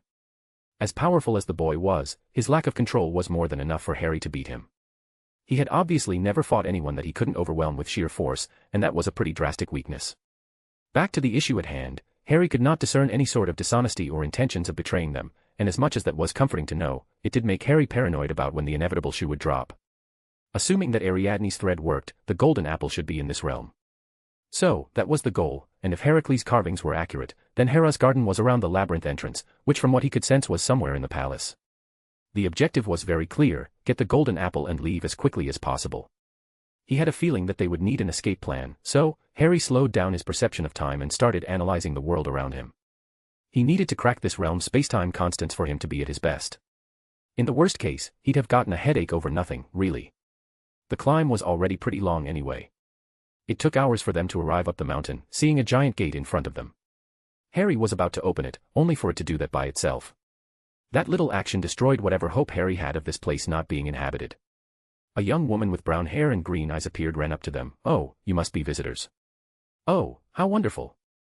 We haven't had any new visitors in such a long time. We need to celebrate. Come on, follow me, the others are so not going to believe me." Objectively speaking, she was beautiful, so much so that she outshined even Vila's in the looks department. Her skin had a luminous quality, as if the very essence of starlight flowed beneath its surface, giving her a subtle glow. Her brown hair cascaded down her back in loose waves, each strand catching the light and shimmering with hints of gold and copper, moving gently as though stirred by an invisible breeze. Her green eyes were flecked with tiny specks of gold that seemed to shift and dance when she spoke, and she wore a flowing gown that was a bit too white for it to be natural. From the way she was acting, one could assume that she was ditzy, but all of that changed when Harry opened up his arcane hearing. Pure order, that was what he could sense. It was like a very complex drum, but where everything was measured, everything was calculated. She was pretending, and she was very good at it. The woman grabbed Perseus' arm and practically skipped away. "So, how did you get here?" "The labyrinth," the water elemental spoke back. "We came through the labyrinth." "Ah, such a ghastly thing, that labyrinth. In the old days, heroes from all over the world could come here and we'd give them tasks and so on. But now, ever since that thing has been there, people are too scared to see us, or they died. It's been so boring around here without anything new happening." "I'm glad to see that," Perseus responded. "Might I ask your name, my lady?" "Oh, I'm Hera. What about you?" The Greek boy stood there frozen at the idea that he was touching a goddess of all things. Daphne and Angelina gasped in surprise and awe, but Harry stood there impassive and did nothing. Perseus knelt immediately, letting go of her hand. "Lady Hera, I am not worthy." "Rise, my warrior," she spoke with a regal tone before going back to normal. "Now get up, this is getting weird. You haven't even said your name yet." "I am Perseus, Lady Hera." "Oh, that's a familiar name. I remember him, he killed that girl that Athena hated. He was such a nice boy." Seeing that the others were spellbound to say anything, Harry decided to speak up. "So, Lady Hera, I don't know if this is a sensitive issue or something, but how many gods are there, here on Olympus?" "There used to be plenty, but now there's only 5 of us, Artemis, Apollo, Ares, Athena, and I. We've been alone for so long." Angelina broke from her stupor. "What happened?" "I thought that there were 12 Olympians here, after defeating Kronos who swallowed them during their birth." For some reason, the goddess snorted, and even to his arcane hearing, an amusement that was mirrored in her arcane hearing. "This has to be the funniest thing I've heard of in a while. To think that Hermes' little joke was still around after so long. Oh, he'd have found it so funny. No, Kronos didn't swallow his children, he didn't even try to conquer anything, and the thought of his children beating him in any way is extremely outlandish." Perseus blinked. "You're not a child of Kronos." "No, Kronos only had 3 children, Zeus, Poseidon, and Hades. He created this entire place from scratch, realms for each of his children and a way to navigate between them. For a while, we all remained here, each one in a realm of their own. This was Zeus' realm, a place of light where he could fly to his heart's content. He was such a passionate man. When we got married, everything seemed so perfect. I stayed here with my sisters Demeter and Hestia. It was nice. Poseidon had a realm that was entirely underwater. It was so beautiful, and he even got a lot of merpeople to live there. Hades' realm was one of darkness and death, but that seemed to suit him just fine. We lived in harmony, like a real family, until one day, Kronos vanished. He tended to do that, go exploring into the void, but this time, he was away for too long. And with him gone, Zeus and Hades fought. She looked extremely lost in her thoughts, as if she was remembering something very painful, before taking a deep sigh and continuing. They were always competitive, but Kronos always made sure that they never went overboard. And without him, things escalated. Everyone took sides, but the war really started when Hades killed Poseidon. He said that it was an accident, but well, that didn't really help much. Zeus and Hades fought, and Zeus won. Hades was dead, but so was half of our family. Of course, that wasn't without consequences. Hades cursed the passageways that Kronos created, which over time, evolved into the labyrinth. Zeus was wounded in the final battle, which caused him to die years after. And to make things worse, the realms of Poseidon and Hades were fractured into thousands of small ones, a veritable calamity for the residents, and each subrealm was further mutated over time by the labyrinth. The only reason this place is still standing, even as a shadow of its former glory, is because we, the remaining gods, did our best to patch things up, to keep things together. It's pathetic, isn't it? We're supposed to be gods, and yet we squabbled like little mortals. Well, wasn't that a nice story, one that Harry didn't fully believe? There were a lot of true snippets there. Harry knew that Zeus and Hades were champions of the light and dark, and so their fighting wasn't surprising. Kronos was also probably the one who made Mount Olympus as well, but there were a lot of things left out, like why were there gates to every small realm if the connections were made with the original ones, and that's not even to mention the cruel fate that Heracles faced. Zeus dying to his wounds was also unlikely, especially with the golden apples being a thing. If that wasn't enough, they were obviously not gods. The fact that Zeus and Hades were champions of the light and dark respectively meant that they were fundamentally human. And to make things worse, every single thing the woman did was devoid of any true sensation besides the original amusement at the thought of Kronos being defeated by his children. Everything was practiced, everything was fake. Suddenly, Harry realized what he was missing, what was making him feel so weird. The woman in front of him had no soul. It was nothing more than a puppet, but he couldn't see where the strings were originating from. No wonder everything felt fake. The woman was literally that, a fake. They had almost appeared in some kind of throne room when she had finished her tale. It was empty with 5 thrones and half a circle facing them. Hera, or whatever was piloting her, obviously wanted something from them. It all started with the golden apple, an obvious bait, which she probably had control over. So, she was the one who started the task, with the aim of bringing them into this throne room. But which one of them? It had to be either himself or Perseus. Angelina wasn't the target, obviously, and as much as he loved Daphne, he couldn't see why an entity like Hera would be interested in her. No, Perseus' abnormal nature could have something to do with it, and Harry had the prophecy of Ragnarok over his head. Did Hera control Ariadne's thread? Probably not. Harry had analyzed the enchantments thoroughly. So, that meant that there was a golden apple in Olympus, probably near the labyrinth entrance, which he could locate easily enough. But control over the labyrinth? He was tempted to say yes. The fact that it froze up when Harry met up with Perseus solidified that theory. It was as if it didn't know what to do, or if someone told it to stop. That meant 2 things, either their meeting was the purpose, or it took them off guard. They were either observing him or Perseus and didn't see the other one coming. He was leaning towards the latter. It could have been more natural to arrange a meeting. Deciding that enough was enough, he spoke up, facing Hera directly, "Can we get serious now?" Her fake face blanked and he saw Perseus stand up for her. "That's out of line, Potter." Even Angelina hissed at his disrespect, but Daphne, while surprised, quickly stood behind Harry. He ignored his companions and turned towards her. "I tell when someone's pretending, and you definitely are. I can also see enough clues to see where things are going. You planned all of this, including using the golden apple as bait, all to bring us here. And that means that you want something." "Why would you think that?" she answered, outraged.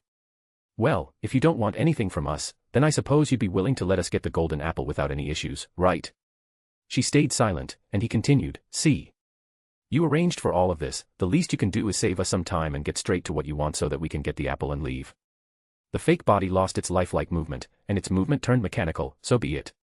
At that moment, the air around them seemed to ripple, and the grand throne room's opulence began to fade. The figure of Hera froze entirely, her eyes losing their luster as if someone had flipped a switch. Cracks appeared on her skin, tiny fissures that emitted a harsh, white light. Perseus took a step back, confusion and alarm crossing his face. "What's happening?" Harry remained resolute, his gaze fixed on the crumbling facade before them. "The charade is over," he said calmly. At that moment, the throne room was suddenly illuminated by 5 brilliant flashes of light, each originating from one of the 5 grand thrones before them. The intensity was blinding, forcing Harry and his companions to shield their eyes. When the light dimmed enough to see, Harry lowered his arm and gazed upon the thrones. Seated upon each throne was a figure composed entirely of shimmering light. Their forms were humanoid but lacked distinct features, no faces, no clothes, just silhouettes of radiant energy. The light they emitted wasn't warm or comforting, instead, it had an unnatural, almost sterile quality to it, casting sharp shadows across the room. A chill ran down Harry's spine. There was something there, deep behind each of their magic, something that he could detect with his arcane hearing. It was like a single note, a ringing all in the back, one that reminded him of Dumbledore, or more accurately, his light, unbending, unbroken. And then, the 5 things spoke at once, their voice alien and shaking the very room. "Are we serious enough now, Harry Potter?" Yeah, that sounded about right. What did he expect, really, when he entered Olympus? "Well," he began casually, "I've got to give you points for presentation at the very least. Now, where were we?" "Ah, yes, why have you brought us here?" Chapter 371, Divine Interest. April 20th, 1995, Mount Olympus, Greece. Well, he began casually, I've got to give you points for presentation at the very least.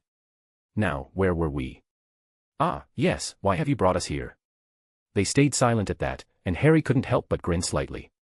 Well, in that split moment, he slowed down his perception of time, allowing him to slowly process what was going on about him. First of all, the Olympians. The fact that he confronted them so readily and directly asked what they wanted was definitely not their original plan. From the looks of it, they didn't expect Harry to call them out on the true nature of Hera's projection, and that alone was very telling. Anyone who knew him would easily figure out that he wasn't exactly easy to be tricked with something like this. Anyone who planned on tricking him, pressuring him into something like this would have known that was a very bad idea to try out. He had them at the back foot, even if he didn't fully know what their main aim was or why they even orchestrated this event. Still, the Olympians spoke at once, Ragnarok, we seek to stop it. Harry hummed at that, now, isn't that a very nice idea? You wish to stop the end of the world, stop the final battle between the light and dark, one that is threatening unspeakable damage. That's very valiant, very noble indeed. But if you did that, you'd have gone after the light and dark champions, not just 4 young students. You are the prophecy's hero, they simply replied. Perhaps I am, perhaps I'm not. But from the looks of it, you want to manipulate a prophecy. That rarely works out well. Hera's projection appeared once more, giving him a pitying look. Harry suppressed the urge to roll his eyes at the blatant manipulation.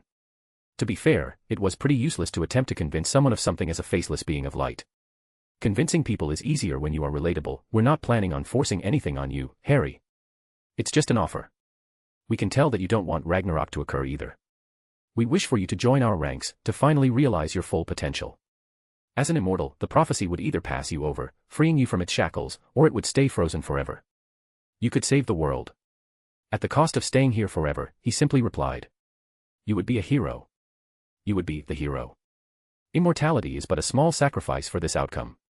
You would be safe from the light and dark alike, for Olympus will never fall before the end of time itself. Harry felt the world shake at that last proclamation, only to realize that it was his growing skill in divination. Grindelwald's diary was insistent on recognizing the threads of fate, and words of prophecies had a certain power. That last thing was prophetic, and Harry finally realized what all of this was about. They were afraid. The end of time could be expressed as the moment time itself ran out, but it could easily be interpreted as Ragnarok. They were afraid of Ragnarok officially starting, since that would destroy the blanket of protection they had built for themselves. But why were they afraid? This realm could easily be disconnected from the material realm. They could be safe. There was no guarantee that Olympus would fall then. Unless they couldn't, or more accurately, they needed to stay connected to the material world. Slowing down his perception of time once more, he took a closer look with his arcane hearing. This time, he used the resurrection stone as a focus as well. It wasn't pretty, not pretty at all. Harry had thought that the Olympians were nothing more than mortals who had done what Lily Evans did, bound themselves to a realm, and they did. But that came with the side effect of being unable to physically leave their realm. They were stuck in Olympus and had probably resorted to using dreams, visions, or forms of possession to interact there. However, that wasn't all. The entire realm of Olympus was obviously corrupted by Zeus' light, and they became consumed by it. Harry could hear it, a faint echo of what he could detect when he was near Dumbledore, only it wasn't as all-present as it was for the former headmaster. Instead, it twisted their nature, making them rigid, unbending, and unforgiving. If Zeus had been alive, he would have acted as some kind of buffer between their connection to their realm. But since he died, they were forced to spend centuries in this place, slowly being transformed into pawns of the light they were so caught up in. They had discovered this early enough and had found out that a sufficient source of power was enough to stave off the effects, and what better power source was there other than the faith of a human soul? That was what the Academy was created for, as a faith farm. It was why religion was Southwest fundamental in this place, and only these 5 gods were still worshipped there. For worship to impact them, they had to maintain a connection there, or else they would be slowly corrupted by the light until they became nothing more than glorified slaves. It was such a horrible offer. For all the fancy immortality, all they were giving him was an eternity stuck fighting off the light's influence, without even being able to leave this realm. Hell, he wouldn't even be able to use faith to protect himself, which would mean that they were planning on using him as a buffer of some sort, a way to clean up the energy, perhaps. That alone had to be one of the worst fates anyone had available. But why were they so corrupted by the light? Hell, why was the realm so filled with the essence of light, and it was specifically engineered to be channeled into the realm's core? No matter how powerful Zeus was, this wasn't the way energy happened. He must have known that even with his being there, it would have caused his family to be affected, even if it was by a minuscule amount. It was as if someone wanted it to be this way. It had to be someone who knew implicitly what they were doing. Zeus had wanted this. He wanted all of this, and there was only one thing that finally made sense, something that was niggling at him in the back of his mind. You killed Zeus, didn't you? That seemed to take them all off guard, and Hera's projection hesitatingly spoke up. We did. It isn't something we are proud of, but it was necessary. After the war with Hades, he was different. He was my husband, and I loved him, but something broke him. It was probably Poseidon's death that did it. They were always very close. But after the war, he decided to make sure that none of us would ever die. We became the gods of Olympus. He became frantic about betrayals left and right. He ruled with an iron fist, lashing out at anyone who dared question him. He forced our people to worship him, seeing that it brought him strength, and killed anyone who disagreed with him. He banned us from interacting with the mortal world, in any way really. Apollo once loved a mortal woman, a seer, and he found out and cursed her for her to live a life of torment. He destroyed the temples of anyone he disliked, weakening them, and set out monsters on people who he disapproved of. He did this for centuries, and we lived in total fear. What he did to poor Métis was the last straw. I snuck into his bed, one day, grabbed a knife forged from Hades' weapon itself, and killed him in his sleep. Harry shook his head, but that wasn't the end of it, was it? No, we did not expect the power struggle that happened afterwards. We thought that the others would rejoice, that they would relish their freedom, but one after another they fought. It was a very bloody war. We are all that remain. The last Potter didn't seem convinced. You weren't, were you? There were other survivors. After all, the myths were pretty extensive, with thousands of Greek gods and heroes to fill an entire pantheon. Assuming that even half of those stories were true, then even after a war, there should have been more than 5 of you left. I wonder how that came to be. For the first time, the projection froze, its expression turning blank once more, and that was enough for Harry to know that he found a pressure point. He was right, there were other Olympians who survived the war but perished later. The projection righted itself. They are lost, faded into the light of this realm, forever out of reach. Oh, they were cannibalized by the light. They were so influenced by it that they barely became more than an extension of the light's will, empty vessels of energy having lost any form of personality, being sucked into the realm's very own energy. Whenever the faith in the Greek pantheon faded from the mortals, whatever protection it offered disappeared with it. By the time it was gone, it was already too late. It was that same fate that the 5 beings in front of him wanted to avoid, the same fate they were so close to suffering. But to make things worse, they obviously knew this. The 5 of them did and founded the academy, prioritizing the faith of mages instead of muggles. He could see their reasoning. The mage population was limited, and sharing that faith was very hard. An idea came to him in a second. What about Heracles? He survived, didn't he? He did, the projection responded. He is our champion, our shield against the horrors of the labyrinth. Harry snorted at that. That was funny. He isn't much of anything anymore. I killed him on the island you stuck him in. That seemed to shock them. Even the beings of light masquerading behind the projection pulsed in anger, and he grinned. I see it now. He was your backup, wasn't he? He was supposed to be your sacrifice, the poor soul you wanted to trick into having an immortal existence with the sole purpose of protecting you from the consequences of your actions. You stuck him on an island, bombarded the partial energy of the labyrinth, the corruption of Hades' last curse as a last backup plan. He was an experiment that you never could quite give up on, a son of Zeus light that was corrupted with Hades' darkness. But you never could get it to work, could you? And yet you couldn't quite give up on the prospect and settled with trying to trick some worshippers into sacrificing themselves for you. The projection faltered once more, and Harry didn't let them finish. I'm right, aren't I? I'm guessing that was Perseus. Anyone who would try to trick me would know that using heroics to do so was a vain attempt. My being there was a nice surprise, not because of who I am, but because of the prophecy. An infinite champion would mean that the very forces of fate would keep me alive, and if I'm bound here, to this realm, forced into an eternity of keeping out the light's influence, then it would be an eternity without Ragnarok occurring, and an eternity without needing some other pawn, without your dependence on your worshippers. You were observing Perseus when you saw who I was, what I was. That was why the labyrinth was so silent. You were taken off guard and didn't want to risk anything happening other than me arriving here. That seemed to be the final nail in the coffin, and the projection disappeared. It seemed that the Olympians had given up on trying to be subtle. Very well, the 5 voices spoke at once. We had hoped with a simpler arrangement, but you leave us no choice. You need to be bound here if only to stave off Ragnarok. Harry snorted, and sacrifice my very soul into staying in this place, into protecting you. I'm sure you're completely unbiased here. And honestly, do you think me being bound here will solve your problems? I'm just as likely to destroy this realm as I am to save you. Believe me, you have no idea what I'm capable of when I'm properly motivated. You're just running from a fate you created, trying to twist destiny itself. But you're right about one thing, I have no interest in becoming your pawn, no matter how noble you think your cause is. He really should stop running his mouth so much, because what he felt next was pressure. It was overwhelming, like an unbending light trying to force him to do his bidding, and Harry tried to resist, he really did. But it was simply overwhelming. Harry tried to open a portal to get away, but it just wouldn't happen. He felt himself being pushed down as if the very sky itself wanted to crush him. He didn't know why he started to sing, and yet he did. The pressure abated, but it was still there. He could feel the world shift around him, singing the exact melody to counter the assault before him. He wasn't using a wand or any form of structured magic. He was just singing, and it was beautiful. The world around him started to take form differently, his song gaining more influence, enough to protect his teammates. He could feel the pressure of trying to get it, but it was now at a stalemate. He could feel his magic circuits burning once more. This was far more draining than anything he had done since he escaped the Gardens of Avalon. And yet he did not stop, for he knew what his fate would be if those beings got their hands on him. The 5 voices spoke up at once. "You are impressive for a mortal, but you made one crucial mistake. The legacies of Olympus belong to Olympus." That was the last warning he had before getting swiped by a wave conjured of Perseus with blank eyes. Harry felt his control slipping as his singing was stopped, only for him to snap his finger and the water elemental fell unconscious, from the runes he had discreetly put on him when they agreed to partner up.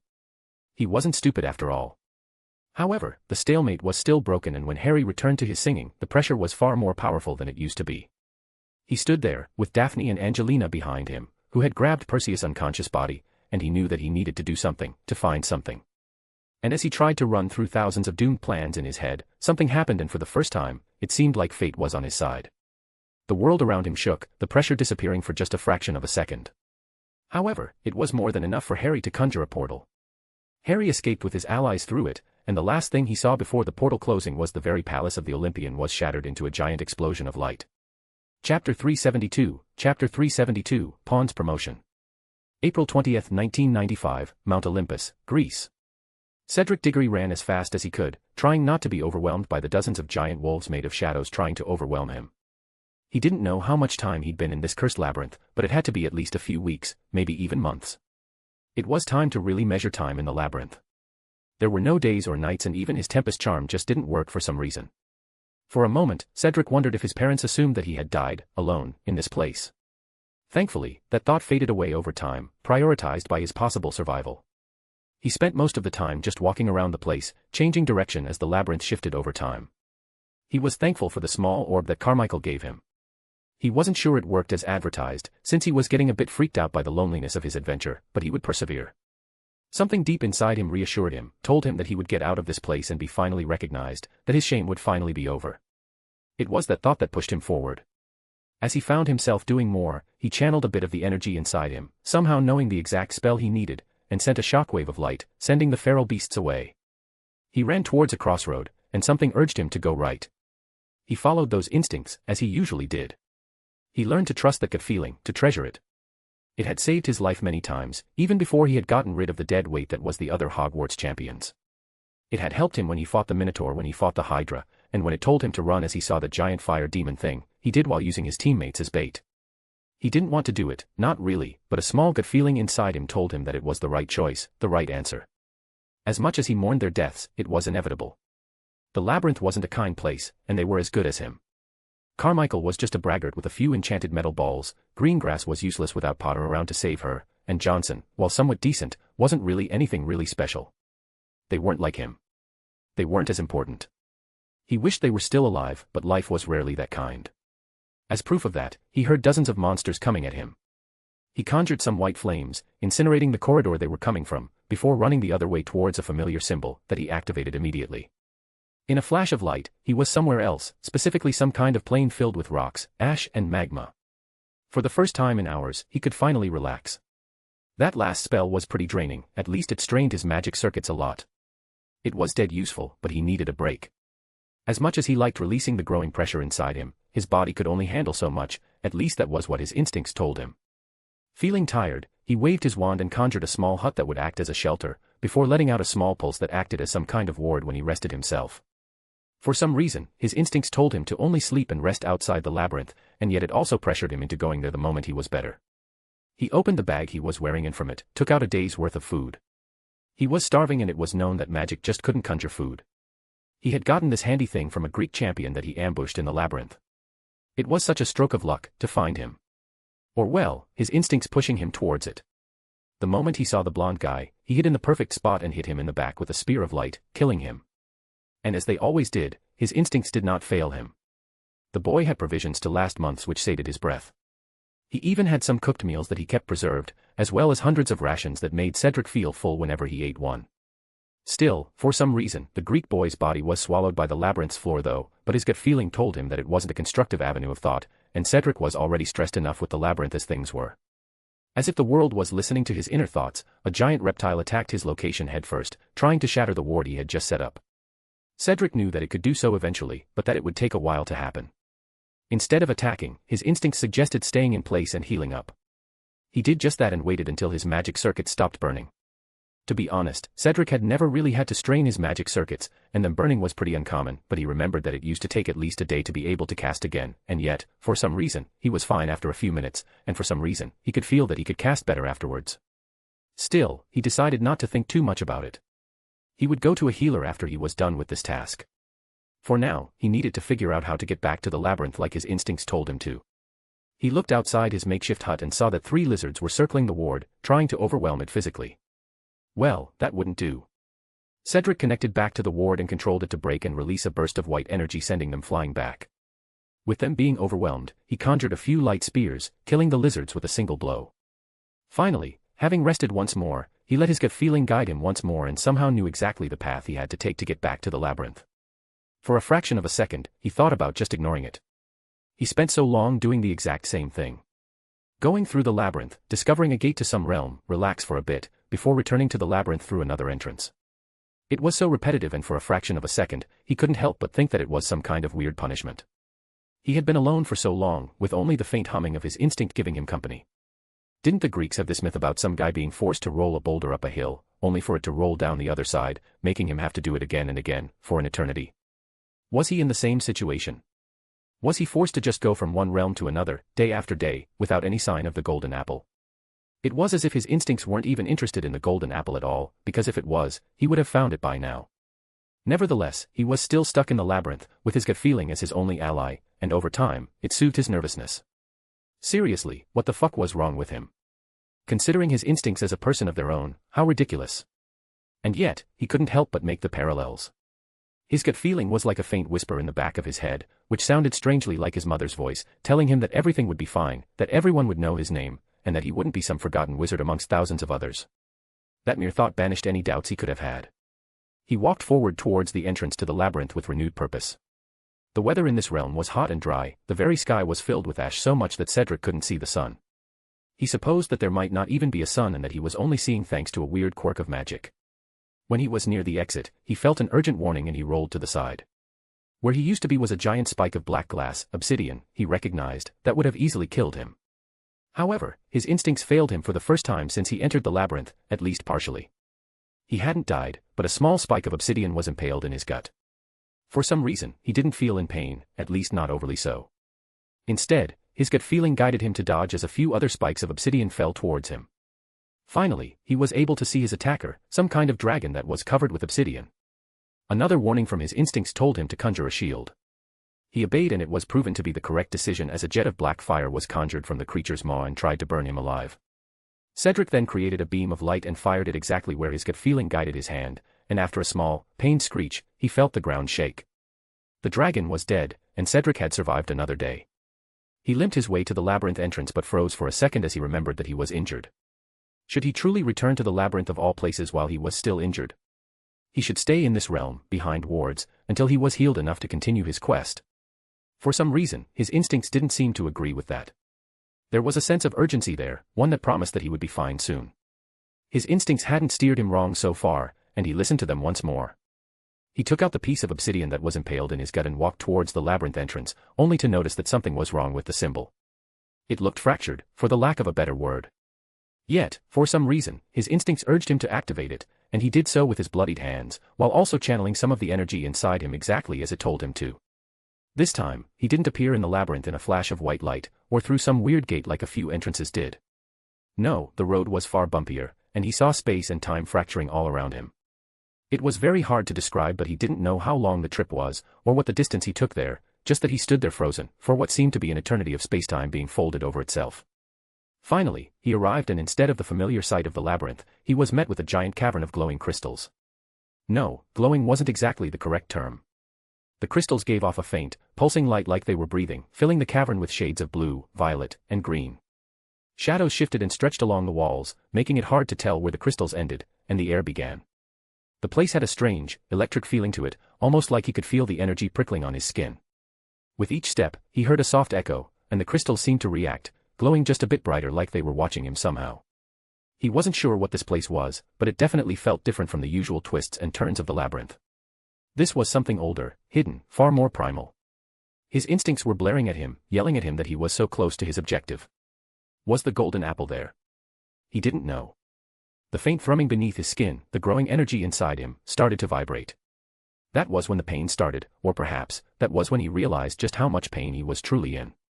He was in pain for a very long time, wasn't he? He just didn't know it at the time. He fell down, screaming as his very body felt as if it was on fire. He wanted to curl up, to get back home. No glory was worth this pain, this suffering. And finally, like a mouthful of water in an endless desert, the familiar gut feeling told him that he could get rid of this energy, that he could stop the pain. He only had to hold on and walk forward. Bleeding, he crawled up the crystal cave, towards where his instincts told him to go.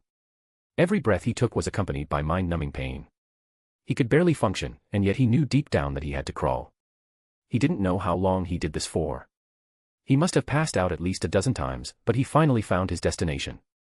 2 giant crystals, one growing from the cave's ground, and one from its ceiling. They were barely touching, but he knew that they weren't. Instead, a giant ball of pure light was between the two. Cedric slowly got up, doing his best to get past the pain, and the voice told him to let it all go, to release the energy inside him and be free of his suffering. He didn't know why those words came to him. He didn't even know why they felt oddly fitting for this situation, but he couldn't help but mumble, for the greater good.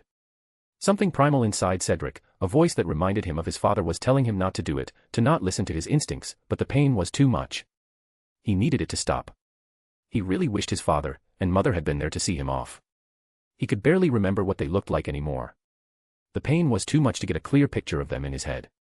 Finally, he just couldn't do it anymore. He couldn't resist his instincts and let go of the energy inside him. There was a bit of relief, but it was brief, and the pain returned for just a fraction of a second before the cavern erupted in an explosion of white light. The last thing that came through Cedric's mind was about his parents, and how he wished he could have said goodbye. Soon after, everything went black. Cedric Diggory was dead without even leaving a body to bury. Chapter 373, Chapter 373, 1,000 Heads and One. April 20, 1995, Mount Olympus, Greece. The world around him shook, the pressure disappearing for just a fraction of a second. However, it was more than enough for Harry to conjure a portal. Harry escaped with his allies through it, and the last thing he saw before the portal closing was the very palace of the Olympian was shattered into a giant explosion of light. Harry's portal was his most unstable yet. Honestly, he hadn't been picky about the destination, he just wanted to get away from the Olympians. Exhaustion hit him hard as he stumbled forward, and then collapsed onto the ground. Unexpectedly, a giggle bubbled up from him, soon turning into hysterical laughter. It had been sheer dumb luck that got them out, nothing more. Talking back to the 5 beings who controlled an entire realm had been foolish, but halfway through their conversation, Harry realized they had no intention of letting him go. His plan had been to make them talk, distract them, and escape. He wasn't sure what their endgame was, only that he needed to find a way back to the labyrinth. But that wouldn't be easy, especially with the Olympians clearly able to exert control over it. No, Harry had been banking on his portals taking them off guard. It had been such a powerful form of magic for him, one that no one was able to really stop, and he foolishly assumed that it would be the same in this realm. He had been so stupid. The Olympians were in control of the realm, they were extensions of it. Being able to stop warps in space and time had to have been as easy as breathing. It was a mistake that got them all killed, and Harry should have had a better plan. Maybe he could have made some kind of explosive to distract them or found something to threaten them with. The only reason he was able to create the portal in the first place was because of the fact that something distracted them, something that was dire enough that they simply couldn't ignore, that they had to stop whatever they were doing that was stopping him from making a portal, and that was his ticket to escape. The only reason they were still alive was by pure chance, and it wasn't something that Harry really experienced before. It had always been his efforts, maybe even a plan he pulled out of his ass at the last minute, but it was always him that saved his own hide. The sheer shock at the chance, at fate itself, saving him, the very thing the Olympians wanted to manipulate to their ends, was just hilarious. He didn't even know why. Maybe it was pure incredulity, maybe it was something else, but nonetheless, he couldn't stop laughing. Daphne and Angelina exchanged worried glances as Harry struggled to regain his composure. The intense magic he had wielded left him visibly drained, his breaths coming in ragged gasps. Daphne knelt beside him, placing a reassuring hand on his shoulder. "You okay, Harry?" she asked softly. He managed a shaky nod, still chuckling lightly. "Yeah, just need a moment." That was too close. They turned around and spoke up, "Where are we?" For the first time since he escaped the palace, Harry finally took the time to look at his surroundings. If he had to guess, he would say that the realm around him was dying. Everything was wrong. There was a giant breach in the sky which folded into kaleidoscopic fractals, shimmering with impossible geometries that defied logic. The very laws of space and time seemed to unravel before his eyes. Gravity warped unpredictably, causing objects and debris to float erratically or collapse abruptly. Time itself flickered, moments stretching into eternities and then snapping back without warning. The ground beneath his feet rippled like liquid, responding erratically to unseen forces. Reality fractured around him, with rifts opening and closing, distorting the fabric of existence. Daphne muttered, "Are we in some other realm?" Harry hummed, trying to figure out where he ended up in. He didn't make a portal to travel between realms. The energy requirements would have been insane, and the calculations alone would have taken him days to perform. It was supposed to be a portal to take him away from the palace, nothing more. Now that he thought about it, things did look similar, even if it was distorted. There was something in the air, the magic of Olympus. Harry used his arcane hearing to analyze what was happening, and what he heard made him audibly gasp, "I think we're still in Olympus." "What?" they exclaimed at once. Harry couldn't exactly blame them. Where a small paradise stood seconds prior, instead of an arid wasteland. There was this black breach in the sky, swallowing up the very realm itself. A few breaches, anomalies in space and time, were all over, sucking away the realm's very energy, destroying any form of life. The realm was collapsing on itself. No wonder the Olympians were distracted. Something was destroying their realm, making it slowly be swallowed by the void between worlds, a place of pure chaos where time and space were meaningless. Harry could feel the Olympians trying to scavenge the remains of their home, trying to stop the inevitable. And yet, in the grand scheme of things, they were not all-powerful. The void was a far greater force, and they would be overwhelmed eventually. Thankfully, that gave them enough time to get out of there, and Harry nodded, "I don't have any time to explain. We need to leave this place before it inevitably collapses." "Where exactly are we going to run?" Angelina spoke up with an expression of fear and confusion. "There aren't exactly any other places we could go. The labyrinth entrance is an anomaly in space and time. As long as it wasn't swallowed by a breach, we should be able to use it properly." With a flick of his hand, a portal appeared, swallowing them all towards the labyrinth entrance. The idea was that he would take them just a few feet away from the entrance so that he could activate it, and escape this hellhole. Harry expected things to be relatively straightforward after that, only he found himself thrown out of the portal. Damn it. The chaotic way spacetime was behaving must have destabilized the portal.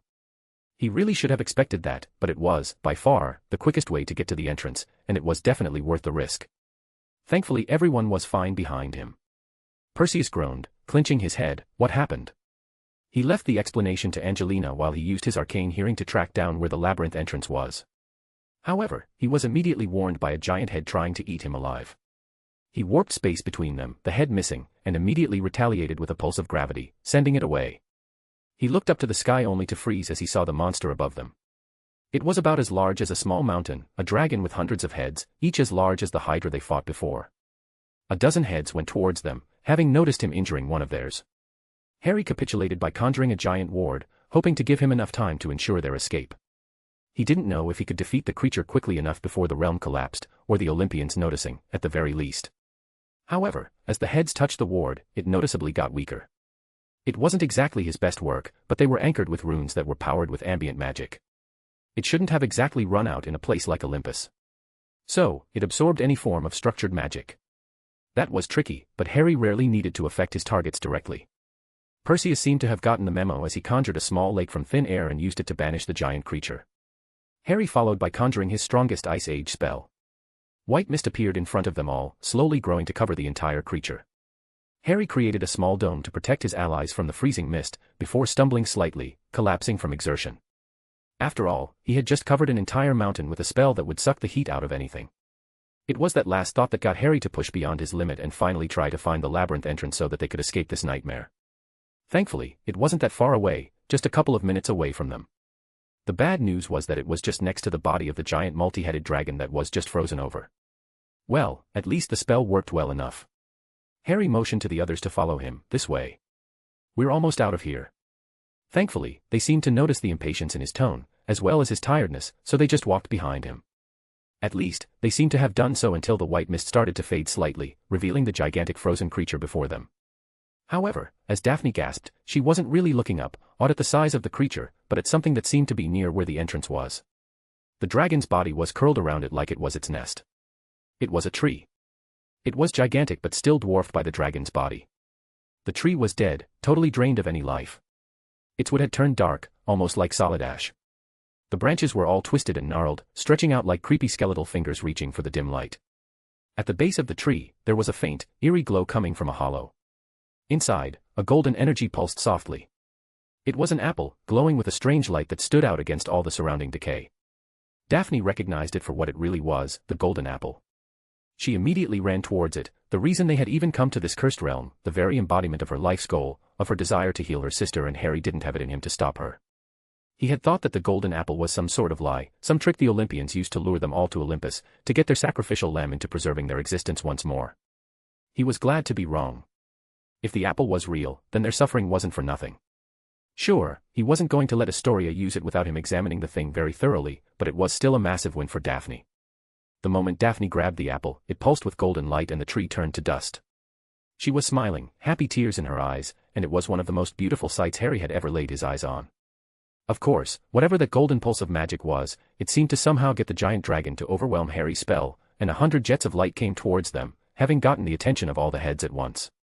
Harry immediately warped space around them, getting them to miss, but it was still a pretty close call. Harry noticed that the body of the monster slowly shrunk as it used its magic, and things finally clicked. The reason why they hadn't seen the monster before was because it was closer. It absorbed the surrounding energy to increase its magic, storing it by getting physically bigger. That sparked a small idea in him. He conjured a magic circle, propelled himself into the air, and then hurled himself at the monster. Activating his invisibility cloak, he phased entirely through the creature and carved a gigantic magic circle beneath it.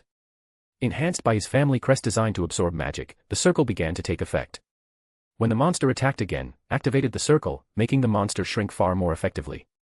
It wasn't enough to stop the beast completely, but it sufficed for Harry to trigger the circle's second phase, using the absorbed magic to influence a nearly imperceptible breach he had noticed nearby. Hundreds of such breaches surrounded the realm, gradually causing its collapse, and he wasn't about to let them go to waste. Gradually, the beast's magic was drained to enlarge the tear, which was attempting to pull the creature into the void. As the dragon was slowly drawn toward its demise, it desperately tried to escape the circle, but to no avail. It couldn't absorb the magic circle's power since it was fueled by itself. All the energy Harry used was just a spark to activate it, the rest depended entirely on the beast. A common trait among magical creatures is their inability to use their own abilities against themselves. 2 basilisks couldn't kill each other with their eyes, and 2 dragons couldn't burn themselves alive. Even their hides were often easily torn apart if bitten by stronger dragons. Harry had taken a gamble that this creature was the same, and it had paid off. It couldn't drain magic from something powered by its own magic. He was quite pleased with that one. Still, considering how exhausted he felt, he didn't have time to celebrate. Instead, he stumbled toward the labyrinth entrance and finally activated it. In a flash of white light, they were met with the familiar sight of the labyrinth, which seemed just as affected by the spacetime event destroying Olympus. He prepared to manipulate the labyrinth again to find a way home, only to notice that the bright light of the gate they had just passed through didn't fade. Instead, a bright hand of golden light emerged from it, appearing to grasp it open. The 4 of them stood frozen as the gate remained open, revealing a gigantic, expressionless face, a familiar one at that. 5 voices, one for each Olympian, spoke simultaneously, their voices echoing around the labyrinth. "We are not done yet with you, Harry Potter." Chapter 374, Olympus Falls. April 20, 1995, Mount Olympus, Greece. The 4 of them stood frozen as the gate remained open, revealing a gigantic, expressionless face, a familiar one at that. 5 voices, one for each Olympian, spoke simultaneously, their voices echoing around the labyrinth. "We are not done yet with you, Harry Potter." Today had been nothing more than miserable for Harry. He fought a demigod, a water elemental, then proceeded to be attacked by the fucking Olympian gods who happened to want to keep him bound to their plane, using his connection to the prophecy as some kind of safeguard. Then of course, by escaping through pure dumb luck, he ended up fighting the biggest monster he ever fought before. He was tired, his body was killing him, and his magic was exhausted. So, when these things somehow ripped open the gate to the labyrinth, trying to stop them from escaping, the most he could feel, after his initial surprise, was pure fucking frustration as he hoped this cursed day would end. Nevertheless, he put on a brave face, hiding how tired he felt, and spoke up, considering that your realm is being destroyed and everything, I thought you'd be a little too busy to care about little old me. Was this your doing? The Olympians asked. As much as I'd love to claim to be responsible, I'm really just as surprised as you are. So, if this is about revenge, I can tell you for a fact that you wasted your time. So, you better go back trying to salvage your home before it's swallowed up into the void. You are still needed. Harry rolled his eyes. Am I now? Your home is crumbling, piece by piece. There's a fucking hole in creation all around it. There's nothing I can do to stop that. I don't think there's anything you can do but try to mitigate the damage, to delay the inevitable. And as much as Olympus is nice, I'm sort of fond of being free and, not living in a dying plane of existence. It's a personal preference more than anything. I guess with your very existence being bound to this place, you don't really get to make a choice. So, I guess with Olympus falling, you have a lot more at stake than I do. Olympus will never fall before the end of time itself, they spoke with a surety. They had said that before, and it did pick up on its importance, of the imprint this proclamation had made. There was power in it, probably a prophecy of some sort. Too bad Harry was going to ruin this for them. This is a prophecy, isn't it? You think you're safe because you believe fate will protect you, and save your realm from falling. You wanted me there as assurance that you'll live for even more by delaying Ragnarok. I'm sorry to break it to you, but that doesn't mean much, not anymore. If you haven't noticed, the current champions of the light and dark have been destroying one prophecy after another for the past year or so. What's one more prophecy added to their tally? It became very clear who was responsible for this. The prophecy alone was enough to make it obvious. This was Dumbledore's and Grindelwald's doing. Their plan was to break this prophecy, while also getting rid of the Olympians and their influence. It was the very definition of killing two birds with one stone, and now Harry was stuck in the middle. The ironic part was that he hadn't sought this out, not like he did with the previous tasks. He didn't want to stop the two champions because he chose not to become the hero, chose not to involve himself in their machinations and ended up losing. He wanted to take Daphne and get away from it all, and yet he was pulled back in. It was a doomed dream from the start, wasn't it? The idea that he would never be free of his role in all of this. And these beings, these Olympians, wanted to take even more, not just his life, but his very soul, and twist it to their own benefit. No, he would not have it. He would not be so accommodating. The Olympians froze for a second, showing that this little fact did unsettle them, before answering, "You will save our realm." You're joking, right? I can't, I literally can't. Your realm is being torn apart, overwhelmed by the void. There's nothing you can do to withstand that, nothing you can do to stop that. Then you will sing one into creation, they responded, or you shall perish with us. What the fuck were they on about? Singing a fucking dimension into creation. What was he even doing, trying to talk to them? It was obvious that they were desperate, and desperate people weren't really known for being rational. He just needed to get away, but the labyrinth was entirely frozen. Even with the breaches all over the place, the destroyed walls and paths, the Olympians still held some form of control over it. He wouldn't be able to exit in time. He needed to manipulate the labyrinth, but he couldn't exactly overpower the Olympians. A small plan started to form in Harry's mind and he let out a small grin, walking forward with confidence. Not a lot of people know that souls are some of the most resilient things in existence. It's sometimes faint, but they exist in every single dimension at once. It's the only reason you're still alive so far. In a way, every single soul to ever exist is very faintly connected to your realm. It's nothing much, not really, and the realm's collapse will do nothing for them. Dimensions die all the time, after all. But this connection is the only reason why you got any power through their faith. They stayed silent and Harry continued, all those people who lived in terror of you and your judgment, all those people whose ancestors devoted themselves, sacrificed themselves, to you. Their connection to your realm is far greater and what is happening here is affecting them, and yet you're doing nothing, just clinging to your survival, wishing to abandon their faith, the very reason you haven't been swallowed into the light, in favor of making a new realm. This is very telling. You like to think you are gods, but what you're doing now tells me what your true nature is. You're all just parasites, trying to escape the consequences of your mistakes, and your hubris, while longing for the lives of others. You feed on them, on their memories of love and loss, birth and death, joy and sorrow. And you think I'm willing to sacrifice my existence to save you. You are willing to die, the Olympians spoke at once, their voices filled with confusion. No, I'm not going to die. None of us are. The four of us will make our escape, and there's precious little you can do about it. You cannot escape. We control the labyrinth. Harry's smile grew. Of course you do. But you can't do much beyond the basics. That's why you had to tear it open yourself. Kronos made the labyrinth, and after all these eons, his rules hold firm. You had to stand guard and keep the gate open, and surely you know, if you can manifest here, then there's every chance someone here could meddle in your realm. I must say, though, quite impressive work taming that multi-headed dragon in Hera's gardens. Marvelous beast, isn't it? Not so much for its heads, but for its ability to absorb energy, to fuel itself. I had to, shall we say, coax it into feeding on its own power, to open a breach. Rather pleased with that one. But imagine, what if someone reversed it? What if the beast absorbed energy from the breach instead? To be fair, it'd be nearly impossible to manage that from outside your realm. Unless you created a door to allow it, wouldn't you? As if it had been waiting for Harry to say it, a giant roar was heard from the other side of the gate, which quickly snapped shut. For a fraction of a second, before it had closed, Harry saw one of the dragon's heads. It had turned entirely black and warped space all around it. It was obviously a side effect of absorbing an insane amount of the energy of the void between realms. There were probably other complications, but it wasn't his problem, was it? It had been a bit closer than he would have liked. He'd almost started rambling at the end to buy himself some time. He had to be very subtle when altering the magic circle, and the only reason he even managed to do it was because of the mess the breaches made of the realm. There was too much going on for the Olympians to notice a small drop of foreign magic altering a single spell. Still, Harry knew that this was a temporary setback at best, at least on their end. It was a distraction, and so, Harry used the trump card he had been saving up for the past few days and opened a portal in the labyrinth towards the exit. Manipulating the labyrinth itself would have warned the Olympians that their control over the damned place had slipped. He slowed down time and used Ariadne's thread to show him the way out, only for it to fizzle out. It should have been a bad sign, but the artifact was obviously confused about which path to take with the space-time anomalies all over the labyrinth. Still, it did give Harry enough room to exploit it and get a picture of the destination, which was more than enough to open a portal. He had quickly made it swallow him and his comrades. He found himself in a familiar gate. Sure, the landing was rough, but Harry could tell that they were close. He quickly activated the gate and he could see the material plane on the other side.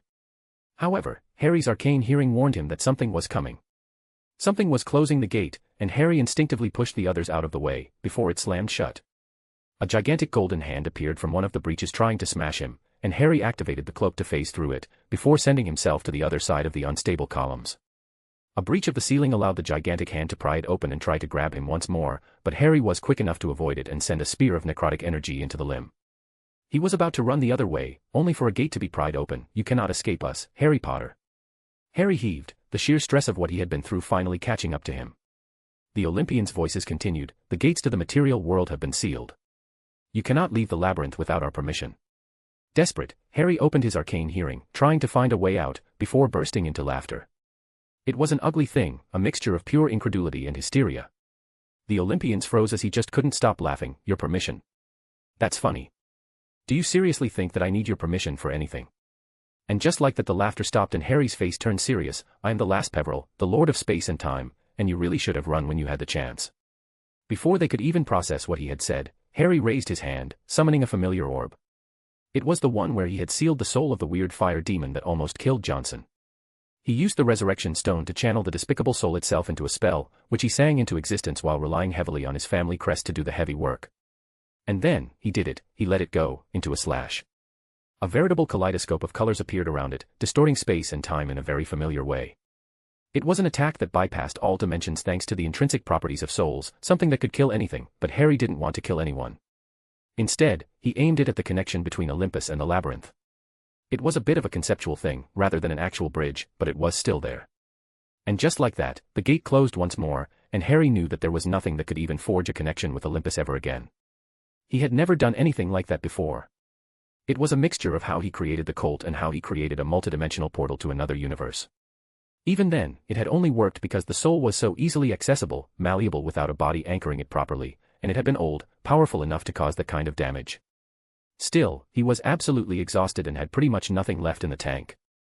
He limped to the entrance of the labyrinth as it was slowly collapsing behind him, before activating the gate to the material world once more. He stepped through and instinctively knew that this was probably the last time anyone would ever enter or leave the labyrinth ever again. Of course, that was when Daphne ran towards him and enveloped him in a hug. "You're okay?" "Yeah, I'm fine. There was just some trouble I needed to take care of first." She glared at him. "Don't ever do that again." He chuckled. "I promise. By the way, do you guys have any food? I'm famished." Chapter 375, A Broken Heart. April 20th, 1995, Mount Olympus, Greece. Without any prompting, Harry just decided to lie down on the snow, which slowly started to soothe his burning magic circuits. He's been burning himself spare doing some frankly insane shit ever since the day began. From fighting demigods to destroying fucking Olympus, he deserved his rest. The snow melted around him, from the sheer heat of his magic circuits, wetting his clothes, not that he cared too much about it. With the intensity of the fight finally being gone, he started to feel his body ache. Thankfully, Daphne was doing her best to heal him, slowly mending his broken ribs and the dozens of gashes all over his body. A few minutes later, he felt well enough to stand up and have a proper conversation. Harry started with, "Is anyone else hurt?"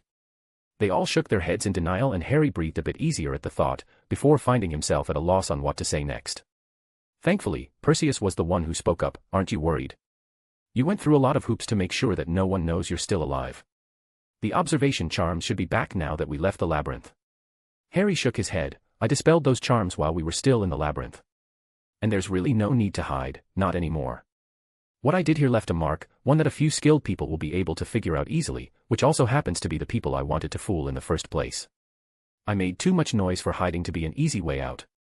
I'll probably still use the disguise when we get back to the academy, if only for Carmichael's sake. There's really no reason to screw him over so much." Harry knew for a fact that the kind of magic he used, especially when he destroyed the connection between Olympus and the labyrinth, that anyone with a shred of divination would be able to sense. He hadn't really been exactly subtle. Grindelwald was definitely going to recognize it, due to how similar it was to the Colt, which Harry used on him a year prior. Now that he was a bit more experienced, Harry had a few ideas on how Grindelwald dealt with the Colt.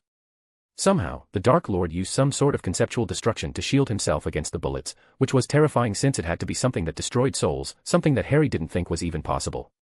There was also his use of divination to predict Harry's next move, but the fact remained that he tanked a hit from the damn thing. If he had to guess, it would be that powerful champions of the light and dark could theoretically bind their souls to their patrons. The Colt's bullet hit every single possible dimension, and it did kill him, but Grindelwald's soul was quickly anchored back to the material world, possessing his own body, until the connection rematerialized it. It would theoretically take something of similar strength to permanently destroy the connection, something like a champion of the light. Now, that had to be very troublesome to deal with. Harry had some ideas, but they really were out there. Nevertheless, Grindelwald was most likely already informed of his survival, which meant that Dumbledore likely knew as well, and that meant that it was pretty useless to keep up the charade. Still, having rested a bit, Harry finally decided to get up. "We still need to get out of here. This entire place is unstable, and it's bound to be destroyed anyway. The mountain is technically still one of the labyrinth's realms. Until we leave the threshold, we won't be safe from the consequences of the breaches." Harry wasn't exactly sure about that. It was likely that Grindelwald and Dumbledore would have made sure to prevent any breaches from reaching this realm, but there had to be some kind of consequences to the labyrinth's destruction since Mount Olympus was technically one of its realms, one that was seamlessly connected to the material plane. As if it had been waiting for his proclamation, the ground started to shake, and an avalanche of snow came down barreling towards them. Harry was about to handle it, but thankfully Perseus did it himself. He melted the snow into water and turned it into a floating water platform, stopping it from being washed away. The endless mountain was slowly crumbling piece by piece, while they watched in awe, as the impossible place fell away. However, Harry looked at Daphne and saw that she didn't care about the mountain in any way. Instead, she was staring at the golden apple that they had procured before. The apple's light pulsing, no, it was better to say that it was flickering. Daphne's breath hitched as the apple's radiant glow began to wane, each flicker dimming her hope further.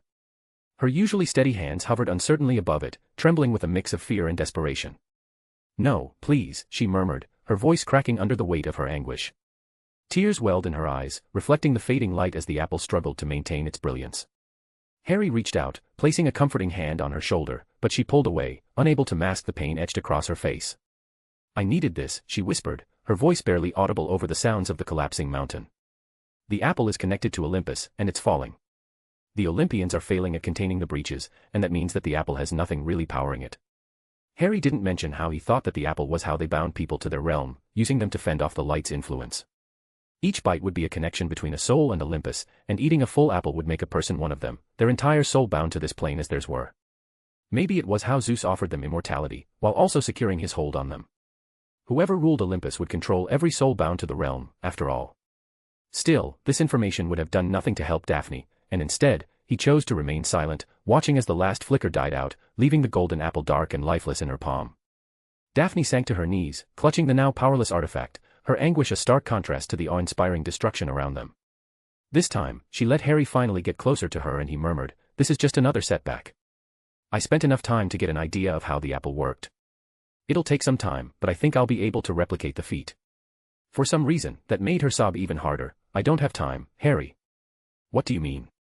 Astoria still has a few years left before the curse starts to seriously affect her. And she's been doing better, you said so yourself. We still have more than enough time to research the apple properly and try to find a proper cure. The golden apple wasn't for Astoria. It was for me, she simply uttered, and just like that everything became clearer and something in Harry just broke. The world became grayer, as he finally understood the implications of what she was saying. You didn't. I'm sorry. You were gone and I was alone. I thought you died. No one could find you, not even Lily. I had nothing left, nothing but my sister. I found a ritual, a druidic one from a long time ago, meant to temporarily share life force between two trees, to heal them. I modified it using blood magic and made the exchange permanent. I put my sister to sleep one night, performed the ritual and took her curse for myself. While you were gone, watching her run around the house, full of so much energy, was the highlight of my day. And then I came back, Harry uttered. And then you came back, and just swept me away. You could have said something. We didn't have to come to Greece. We could have tried to find a way to cure you. Her laugh was bitter at that. We couldn't find anything to help my sister for years. What would you have been able to do in just a handful of months? No, this was like the old days, us being over our heads, you pulling some kind of bullshit maneuver out of your ass and somehow pulling off something ridiculous. I wouldn't have traded it for anything. I just never expected to hope that I would live and to have that hope to just disappear. A handful of months, Harry asked, that's what you have left. Astoria spent years adapting to the curse, her magic slowing it down, even if it would have lost. I don't have that privilege. Harry could feel it with his arcane hearing, now that he looked at her far deeply. It was some kind of rot, some kind of leech that was eating at Daphne's very life force, her very magic. He loved this girl. He loved everything about her. The way she smiled, her cheeky sense of humor, the way she obsessed over things.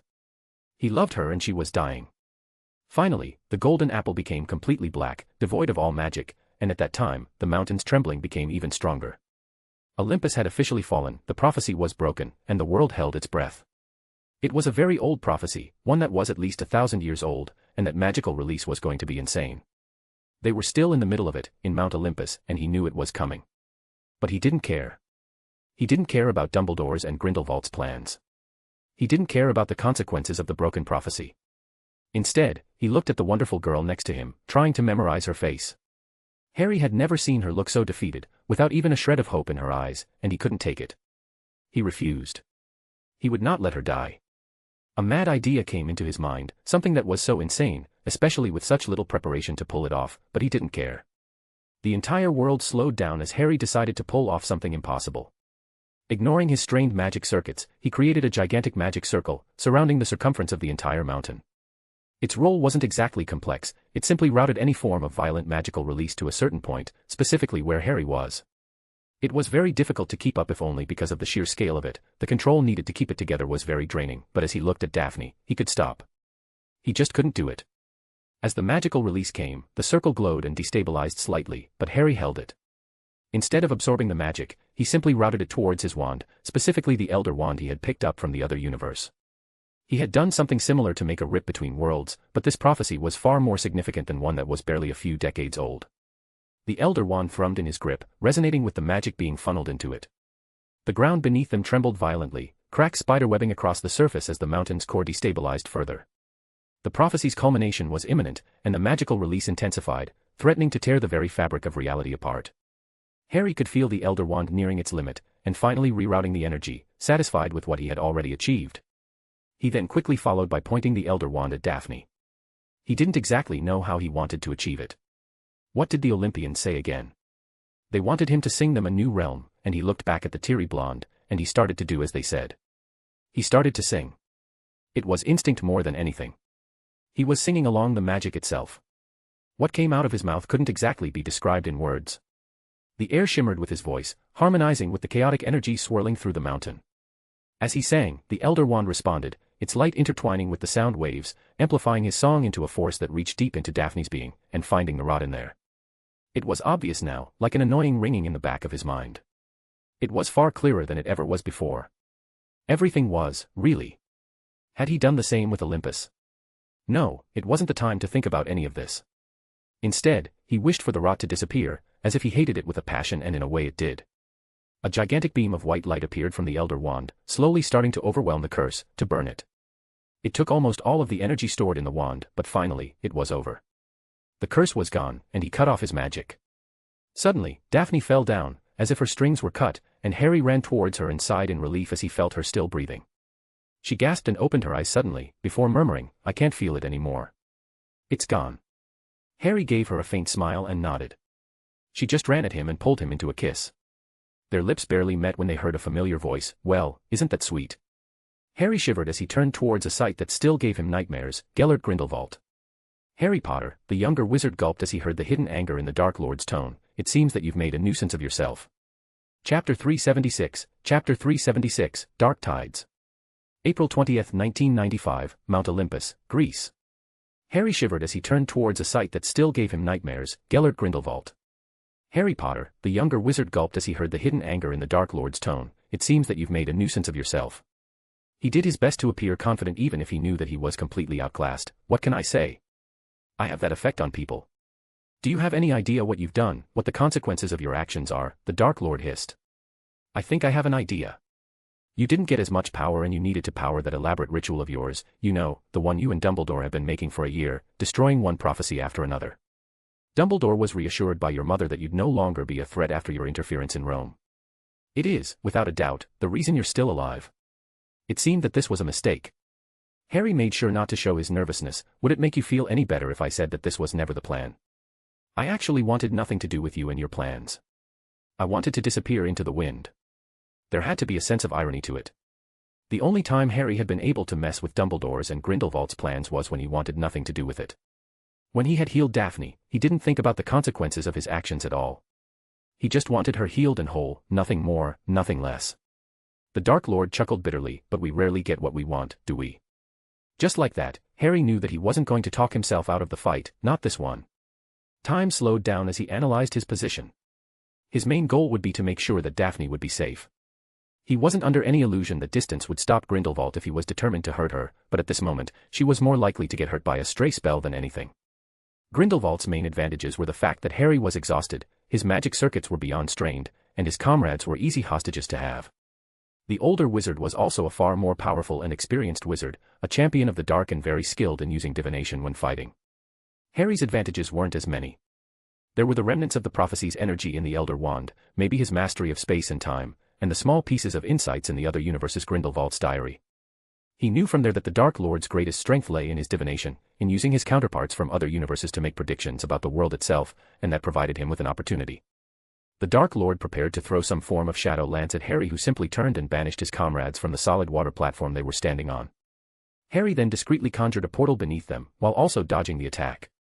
The moment Perseus disappeared through the portal, the water construct dissipated, making him and Grindelwald fall down into the destabilized realm disguised as an endless mountain.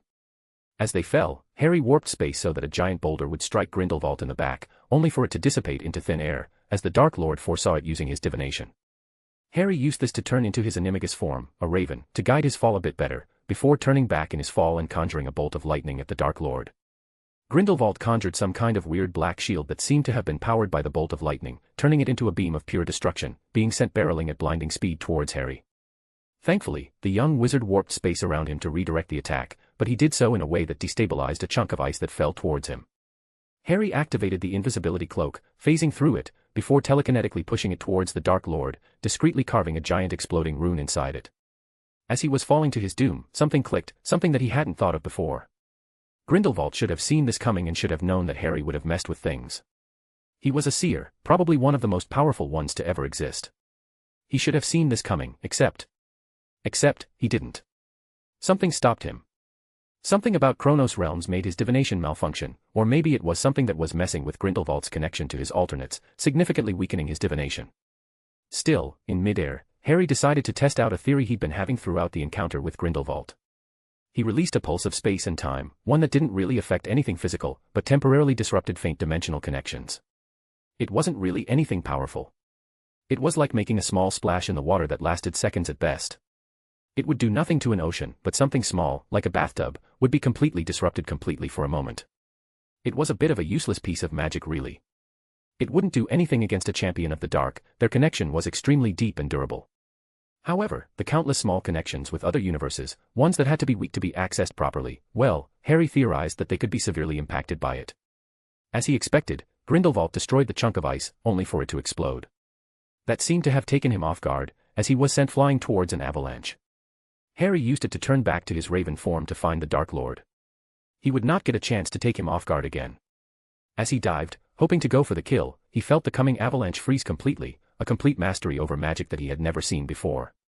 The Dark Lord stirred up from the snow, and Harry landed in front of him. He brought his hands to his lips and grinned at the sight of blood, all of that for a drop of blood. I haven't been taken off guard like this in a very long time. Give me a fight, Harry Potter. Show me the legacy of the Peverils. Of course, that was when Grindelwald released his control over the avalanche. No, it was worse than that. He guided it towards Harry, who turned into a raven and flew up to avoid it, only for some weird form of black lightning to appear from the sky and strike him down. Harry was able to turn back into his human form and redirected the bolt of lightning towards Grindelwald, but he fell down towards the avalanche once more. Thankfully, he warped space around him to push himself up and sent a few spikes of ice towards his opponent, which turned to dust in midair. He used this to conjure hundreds of ravens using the corrosive magic of his crest, which flew towards Grindelwald. The Dark Lord conjured a wall of black flames that somehow erased them from existence, before sending them at Harry in a single beam of pure destruction. Harry could tell with his arcane hearing that whatever this thing was actively destroyed magic. It ate through his warped space when he tried to redirect the blast, and the young wizard had to manipulate the gravity surrounding him, sending himself flying out of the way of the spell, before landing in a roll and getting up. He expected to shield himself from another attack since he was in a vulnerable position, but instead, Grindelwald watched him with a glint in his eyes. You would have been a sight to see in a few years. I was perfectly alright to just leave you be, to see how you would grow up. You are the living representation of what I stand for, mages who truly understand the power they grasp, who try to push the boundaries of what is thought to be possible. You would have been a marvelous prize, dear boy. And it breaks my heart that I have to cut your potential short. I have kept you alive once, out of curiosity more than anything, out of hope that you would reach your potential. But you have just proven to me how much of a wild card you are, and I cannot allow you to live. Harry snorted, so, keeping me alive didn't have anything to do with Ragnarok.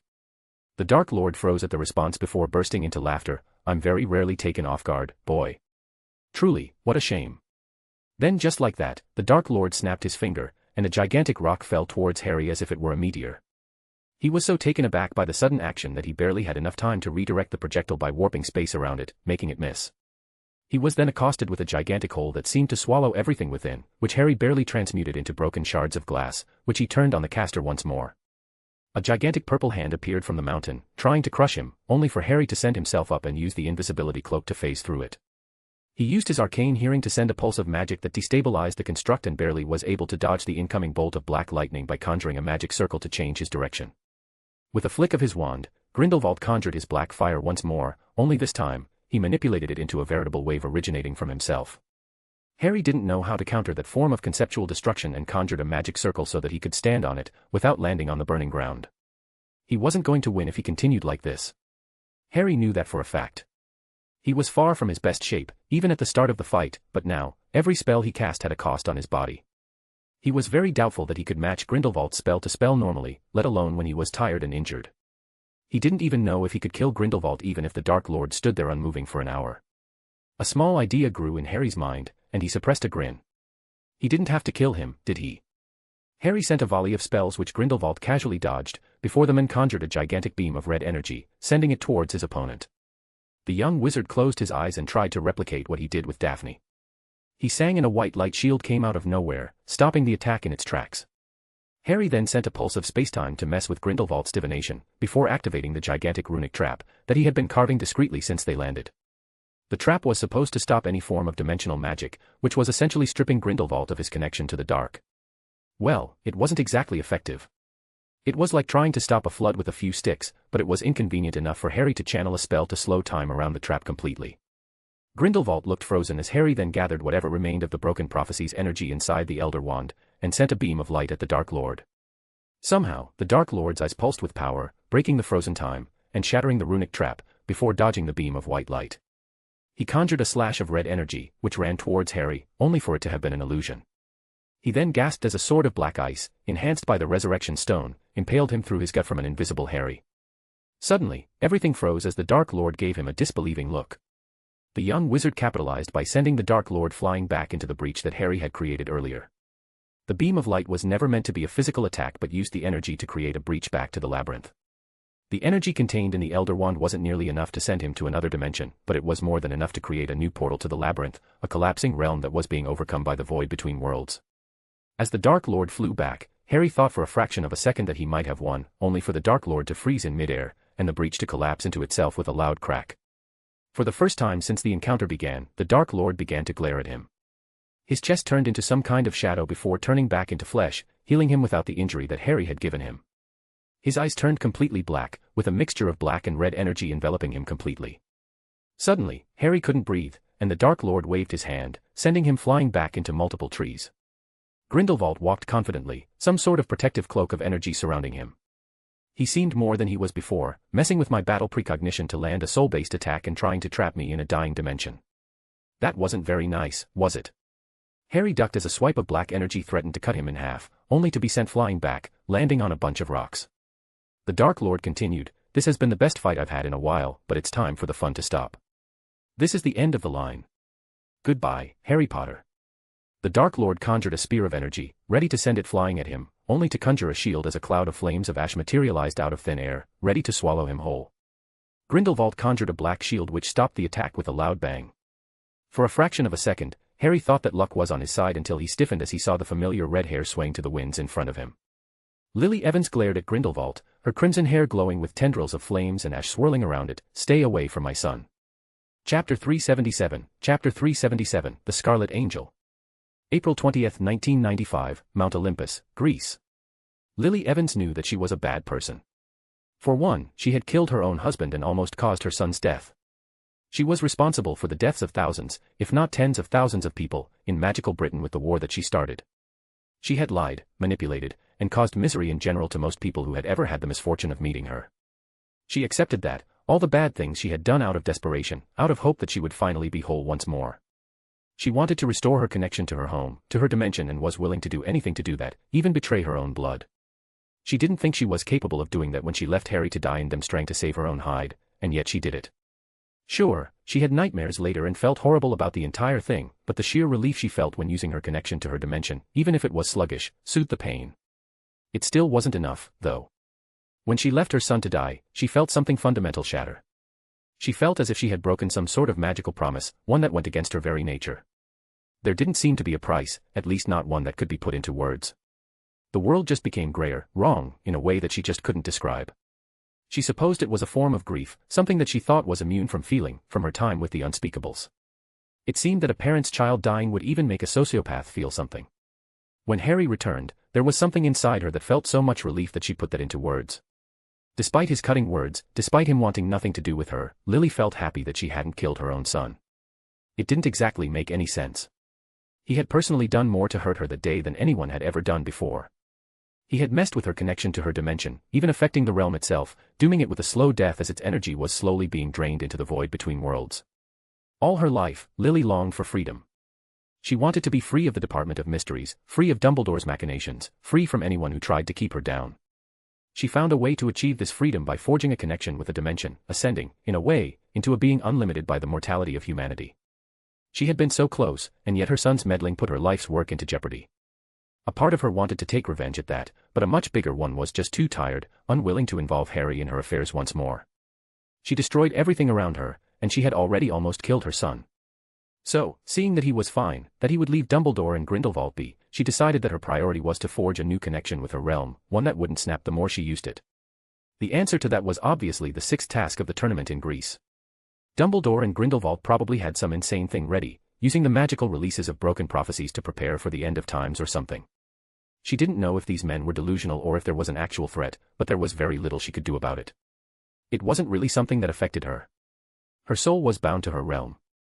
If she died, her soul would just return to her true home. She wouldn't really die, just stuck in her home. And with the world being destroyed and whatnot, it wasn't exactly a bad deal. Either way, she decided to focus on forging her connection to her dimension using the remains of the magical release of whatever prophecy the champions of the light and dark had chosen to break. She snuck into Mount Olympus, staying there for days, ready for the magical release to occur. She expected it to be something big, something massive really, considering that this prophecy was likely to be thousands of years old.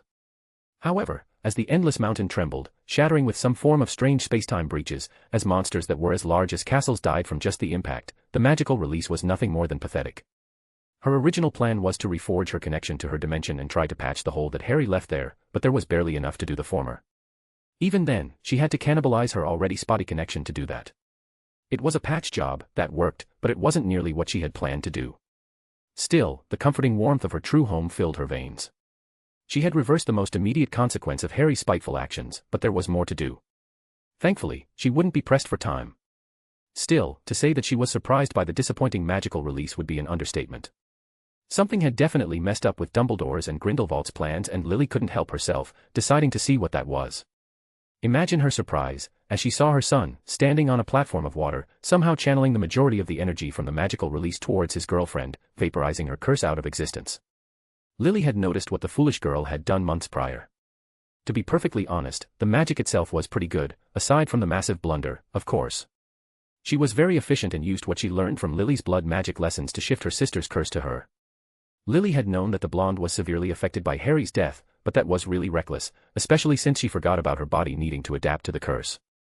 It should have been a slow process, probably one that would have taken a bit more than a year, but Daphne was too hasty. Or perhaps, she decided to just ignore this part on purpose.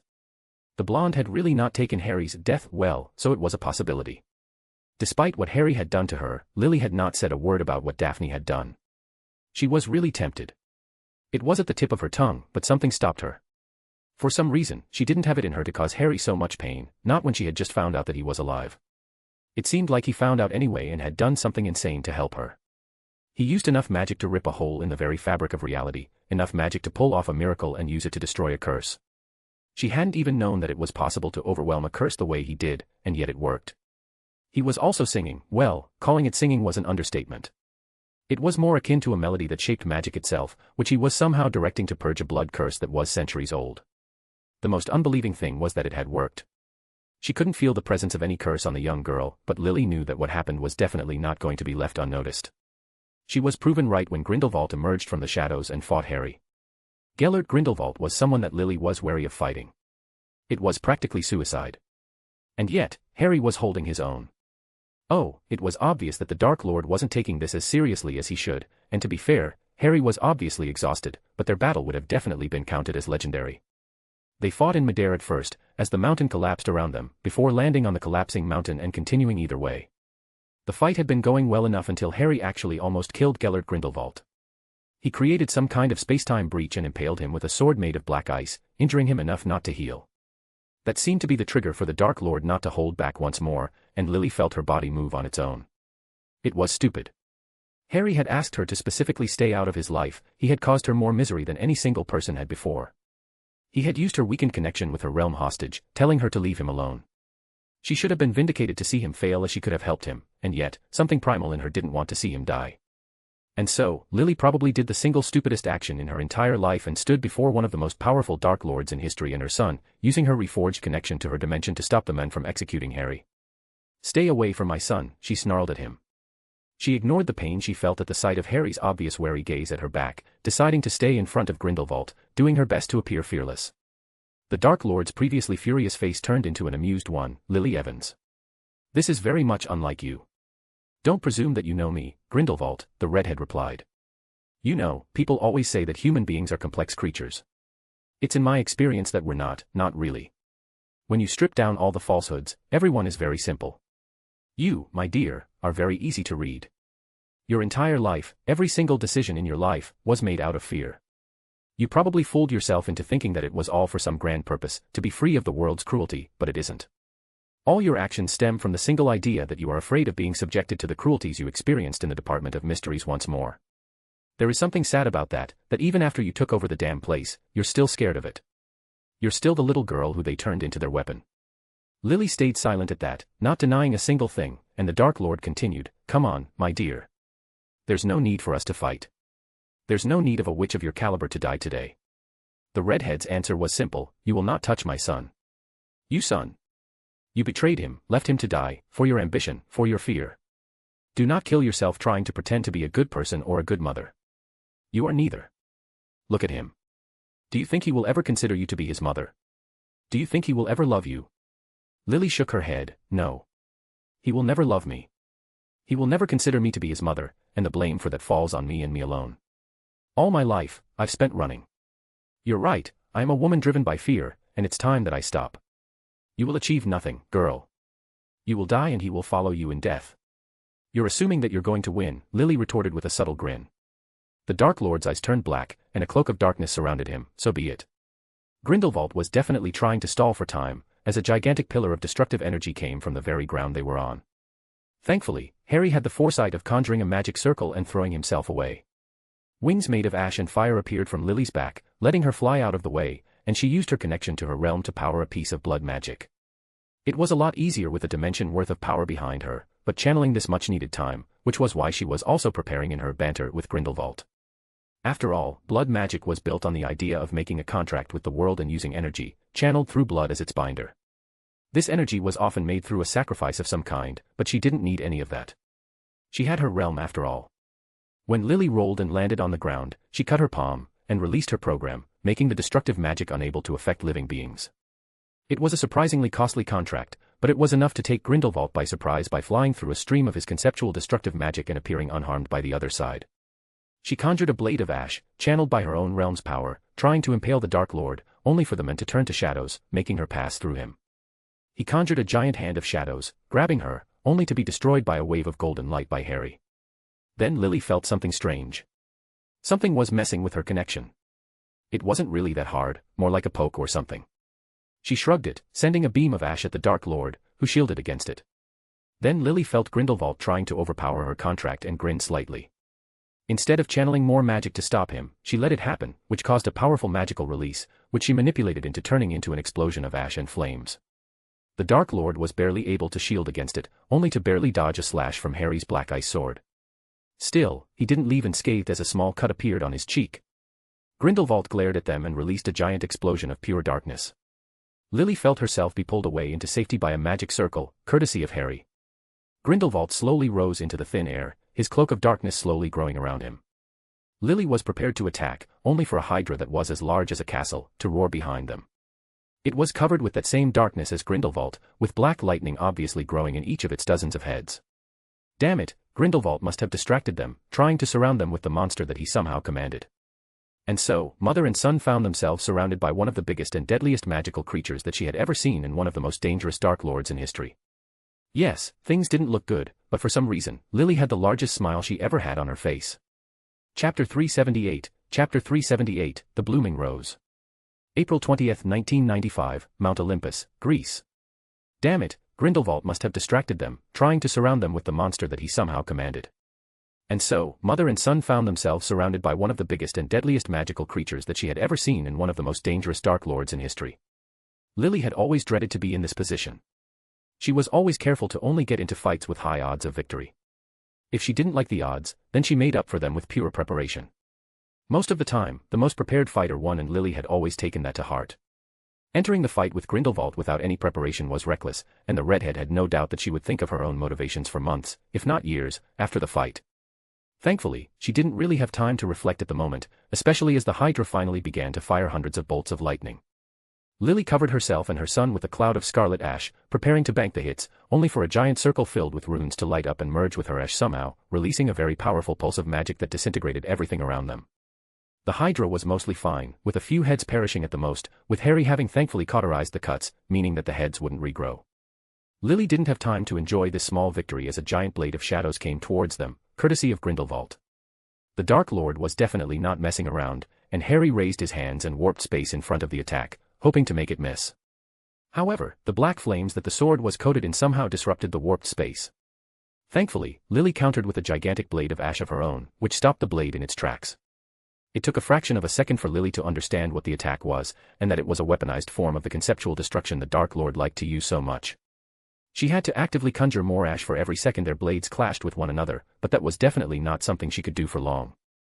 Thankfully, Harry warped space around them, sending them to the other side of the Dark Lord. In the meantime, the Hydra was attacking once more, and Harry somehow redirected the blasts of black lightning towards the gigantic form of the Dark Lord armored with darkness itself. Unfortunately, if they expected the attack to hurt Grindelwald in any way, then it didn't happen, as the dark lightning splashed away on his armor. But it did distract him enough for him not to follow through with another attack. She turned towards Harry with some steel in her voice. "Go deal with the Hydra. I'll handle Grindelwald."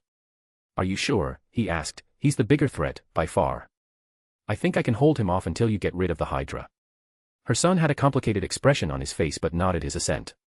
He quickly warped space around him, jumping into the air, yet finding hundreds of feet into the air, before conjuring a weird pulse of space magic that sent the gigantic creature staggering, before cutting off a few more heads and cauterizing them.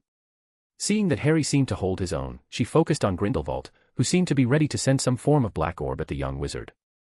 Lily, unwilling to let that happen, released a gigantic beam of fire and ash, which the Dark Lord casually dodged, turning to send the ball of darkness at her. She was barely able to jump into the air, helped by her wings, to dodge the attack, but she dodged right into some cursed spikes. She curled her winds, spinning in the air to defend herself from the attack, but did end up with a couple of cuts on her. She used her own dimension to regenerate, before conjuring a blade of fire and ash, swiping at her enemy. The blade became elongated with blinding speeds, and yet Grindelwald ducked with barely any effort and was able to dodge the attack easily. She followed up by turning the blade into a chained sickle, and yet the champion of the dark easily bypassed it. She tried to take him off guard by creating a blade of cursed fire behind him, only for him to casually grab it and destroy it. He just seemed invincible. It was like he could read her mind, which was something that Lily learned to defend against a very long time ago. The redhead was a bit lost on how Harry even landed an attack, only for the boy in question to do his weird pulse of magic that destabilized her spells slightly. However, the spear that she had thrown at the Dark Lord actually landed, even if it barely touched the armor. So, that was what Harry was doing. Grindelwald wasn't reading her mind, it was a form of precognition, which her son figured out how to mess with. That gave her ideas. Lily dodged a swipe from the Dark Lord's sword, leaping towards him. In midair, she made a blood contract to make her wings corrosive to magic. The Dark Lord dodged easily, and conjured some weird spiked black chains, binding her legs and throwing her down to the ground. Lily used her wings to easily cut through the chains, righting herself in the air and landing on her feet. This small dance between them continued for a couple of minutes up until Harry did the pulse once more. She grinned, jumping towards her opponent, who prepared to dodge, only for her to activate the blood magic-powered rune trap, in the meantime. Red chains appeared from thin air, trying to bind him. The Dark Lord easily overpowered them with his armor and dodged her wings coming at him, but he failed to notice the blade with the same corrosive energy that she was controlling behind her. The blade impaled itself in the middle of the armor, making a ripple go throughout it. Slowly, cracks started to form, and the armor of darkness crumpled into black shards that dissolved into the air like mist. However, the Dark Lord was nowhere to be seen. She gasped as she felt a blade of pure destruction impale her from behind, showing a smug Grindelwald that had appeared from her own shadow. She released a pulse of flame and ash, making the Dark Lord stagger back slightly, and used her realm to make up the mass that she had just lost, healing her. However, Grindelwald seemed to have smelt the blood in the water and sent whips of darkness towards her. Lily had to work overtime using her wings to fly, spinning in the air, cutting them up before blasting the Dark Lord with her fire. However, before as the fire was in midair, she used blood magic to make a pact that her flames would vaporize everything they touched. It was pretty costly, energy-wise, but still barely a drop in the ocean of her dimension's energy. She had hoped to take Grindelwald off guard, but the men conjured a blast of his own conceptual destruction, locking them into a stalemate of some sort, which was broken when a large boulder fell from the sky right above her. She jumped in the air, flying with her wings, snapping it in half, before conjuring chains of ash that wrapped themselves on both halves of the boulder. With a snarl, she threw both boulders at the Dark Lord, who coated himself with the cloak of his conceptual destruction, erasing anything that came near him. However, it gave her time to put her plan into effect. She discreetly carved up runes all over them in his obscured vision, and then, as if he was reading her mind, Harry messed with the Dark Lord's precognition once more. She quickly activated the runes, channeling one of the most complex impromptu rituals that she had ever had to make.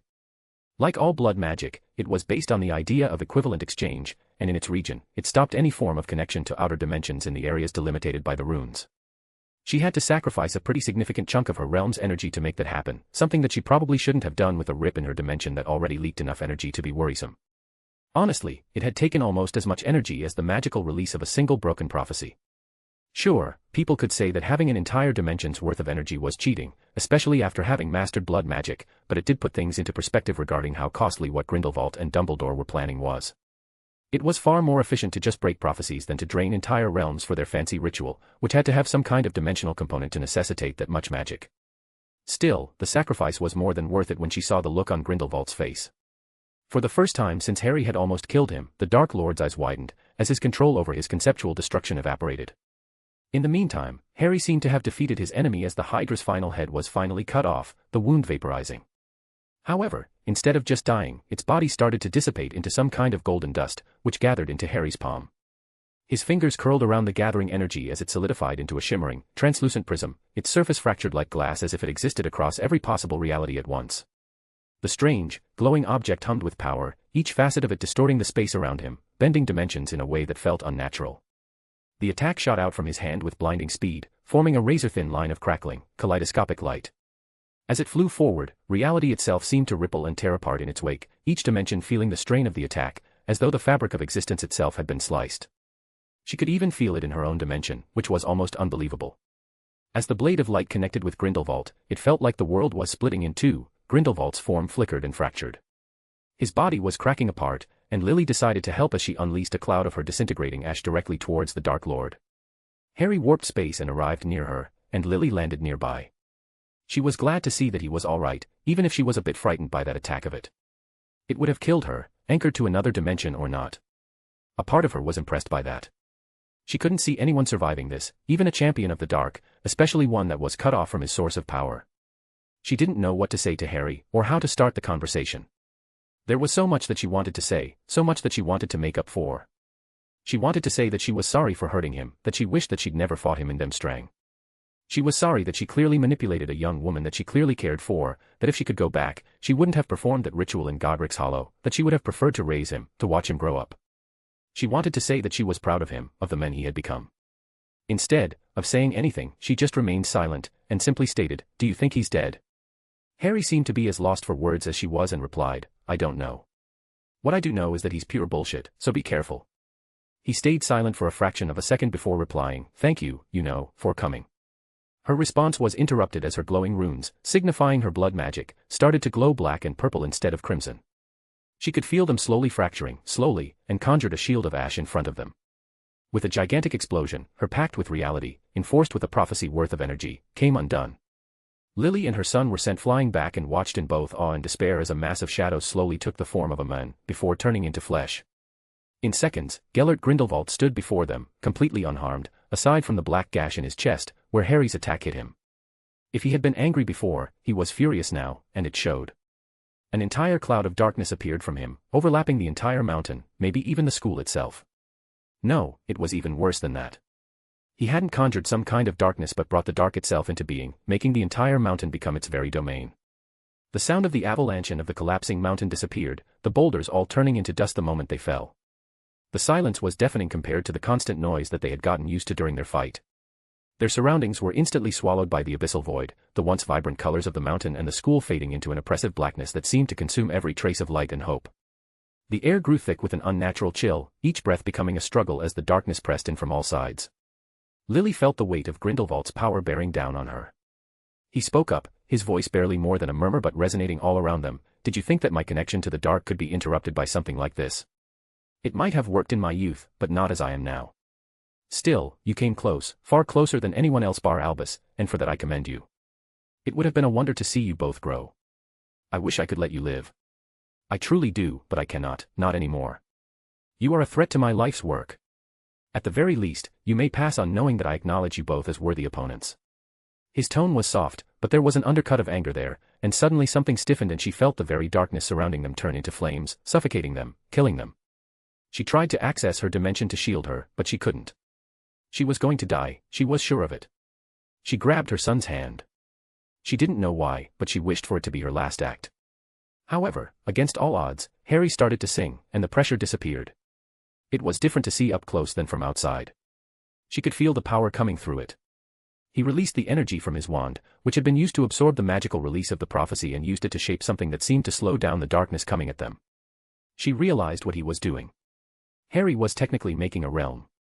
It was minuscule, but its nature was still there. It was an anomaly in space and time, with boundaries that upheld rules that he created, which in this case was the specific shield against the darkness. It was the definition of a realm, even if it was contained and he was bringing it forward without an anchor into the material world. It wouldn't survive for a millisecond in the void between worlds.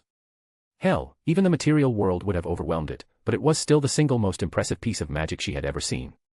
She knew at that moment that Harry would surpass her, if he hadn't already, without having an entire dimension to rely on.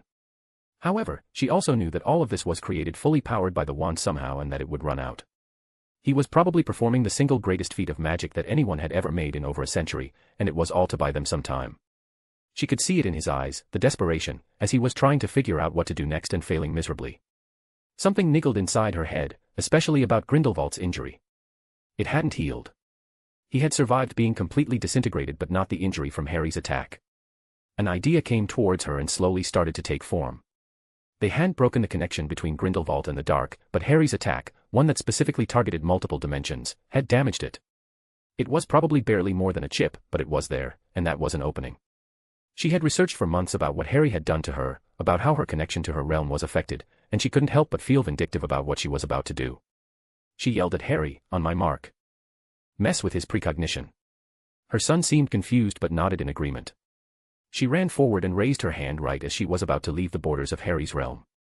Right as she was about to do so, the borders grew with a gigantic pulse, and she felt her control over her dimension shake slightly. With a grin, she used the fraction of a second, where Grindelwald's control faltered and ran towards the surprised Dark Lord. He hadn't seen her coming as she grabbed him and ripped open her connection to her dimension to channel every single drop of energy through her body. Dark Lord's eyes barely had any time to widen as she gave him a vindictive smile and said, "For the greater good." Just like that, she erupted and commanded her realm's energy to erupt, focusing everything on the wound that he got from Harry, which was the small tear in his connection to the dark. Everything, her life's work, was being used to hurt the Dark Lord as much as she could. Her last thought was of Harry, hoping that he would survive. She only wished she had enough time to talk to him one last time. And just like that, Lily Evans, the Red Witch, died, with a smile on her face, at least before her very body turned to ash with her last act. Chapter 379, The Final Parting. April 20th, 1995, Mount Olympus, Greece. Harry collapsed to the ground in exhaustion the moment the pressure finally lifted.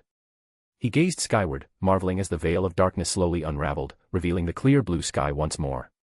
He never imagined he would be happy to see it again. The avalanche had ceased. Grindelwald's final attack had essentially flattened the mountain, causing the realm to slowly revert to a normal mountain, likely teeming with monsters, but free from any dimensional chaos.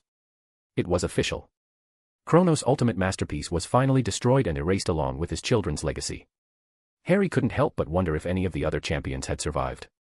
He assumed that only his school and Olympus Academy had reached the labyrinth, meaning the rest must have been on the mountain's surface as it collapsed.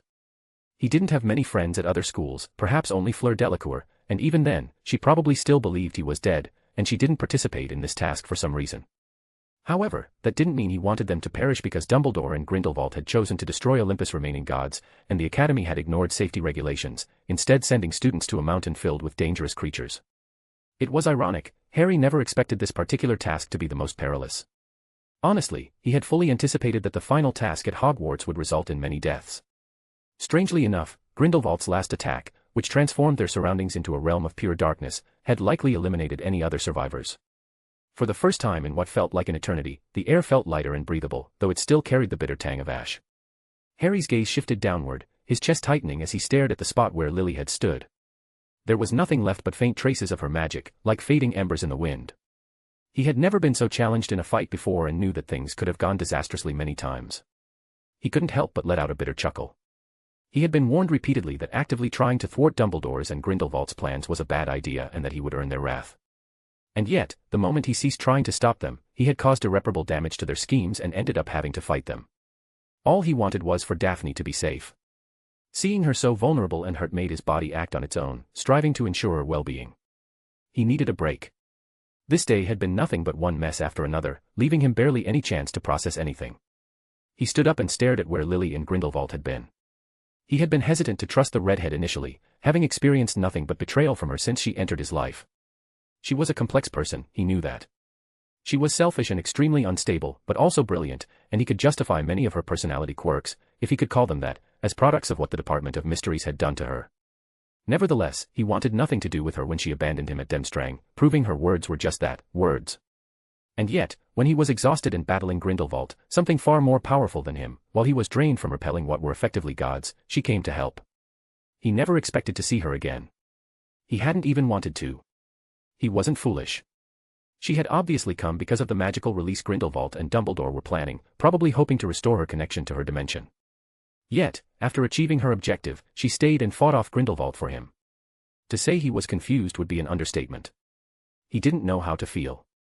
There was a look in her eyes during their fight, a pure joy despite their perilous situation. Harry had abandoned understanding her long ago, but never in 1,000 years would he have expected her final gamble. They had fought well, considering everything. He had struck Grindelwald with his strongest attack, one that should have killed anything. Lily had even ensured there wouldn't be a body to return to if the champion of the dark tried to come back. And yet he did. Harry had no idea how that was possible. His theory was that Grindelwald survived his cult due to his connection to the dark, allowing him to possess his own body again.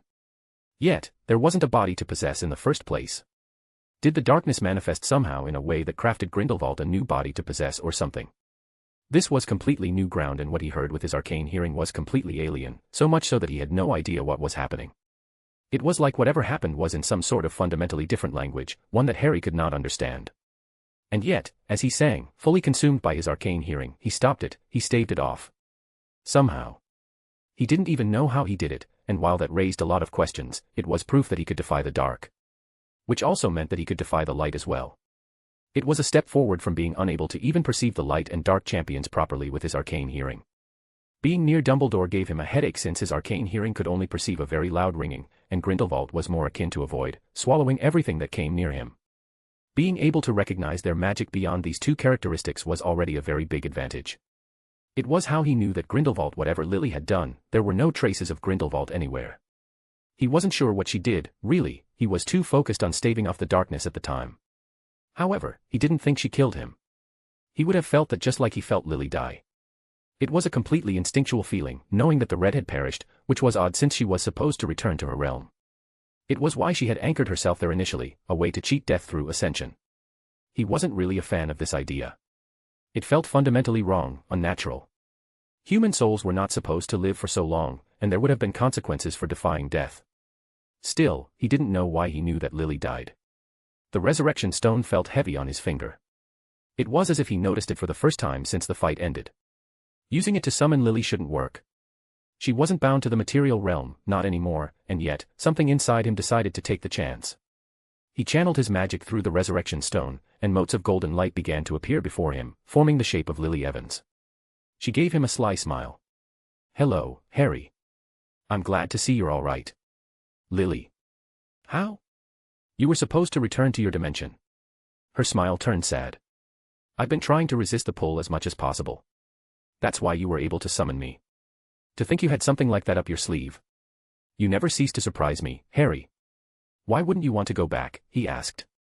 "Considering I practically drained my entire realm dry in that last attack, returning wouldn't have been wise.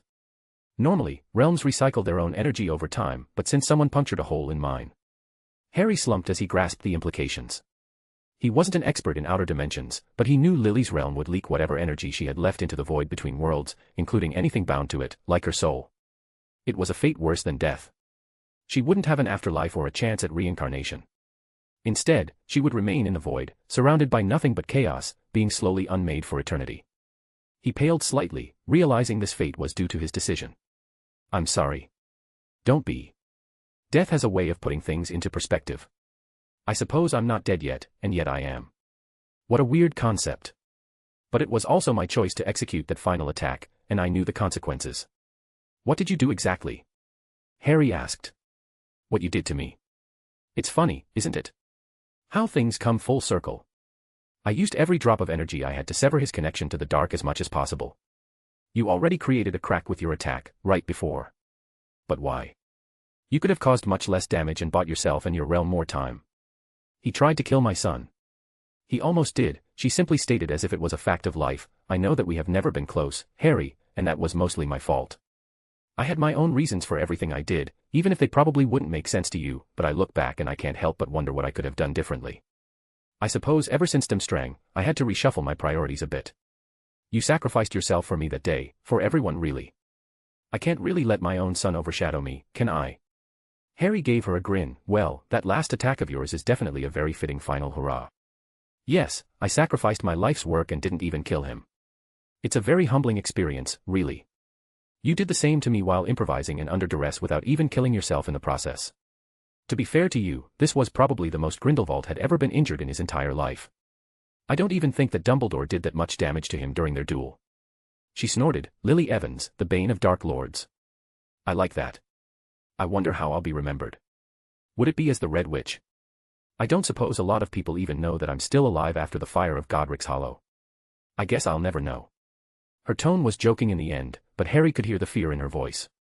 It was a very natural thing, to fear the unknown, to fear death, but Lily knew what came after. In a handful of years, maybe even a few months, her realm would be completely subsumed into the void between worlds, her own soul included. She had knowingly done this for him, and while that did not absolve her from all the bullshit she did, Harry could respect her for that. She continued with a sad tone, "It's funny, isn't it? Even when I was fighting Grindelwald, I didn't understand why I was doing it. It was only after I died that I finally got it, what I had been missing since the Department of Mysteries took me. All I wanted was to be free, but I didn't see what I was losing in my obsession. I never wanted it to come to this, but I suppose my motivations don't mean much. I am the product of my own decisions, even if I regret them. I suppose what I wanted to say to you is to not follow in my footsteps. Whatever comes next, know that I love you and that I am proud of you, Harry." Harry didn't know how to answer that, and it was obvious that Lily wasn't expecting him to do anything in return. He could feel her soul slipping. She was letting go, accepting her fate despite knowing what awaited her. She turned back into the golden motes of light, but Harry wouldn't let her go. She had saved his life and sacrificed everything for him. He refused to see her tormented for an eternity because of the only thing she did for him. He channeled whatever energy remained in the Elder Wand, through the Resurrection Stone.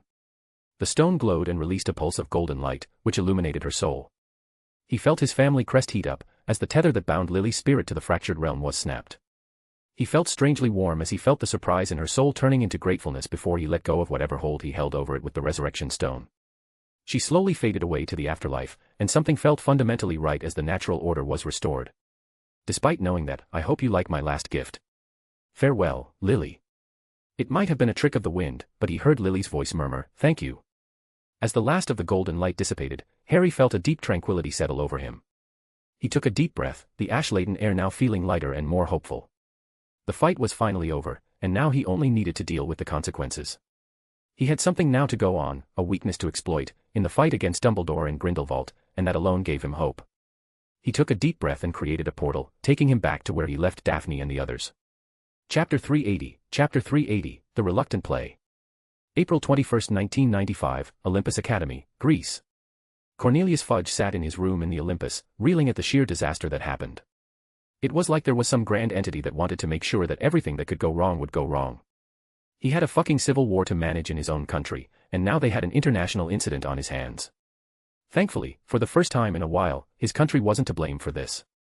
And it seemed like the public had finally figured out what had happened, and Cornelius had used this opportunity to get the Daily Prophet to push things to his favor a bit.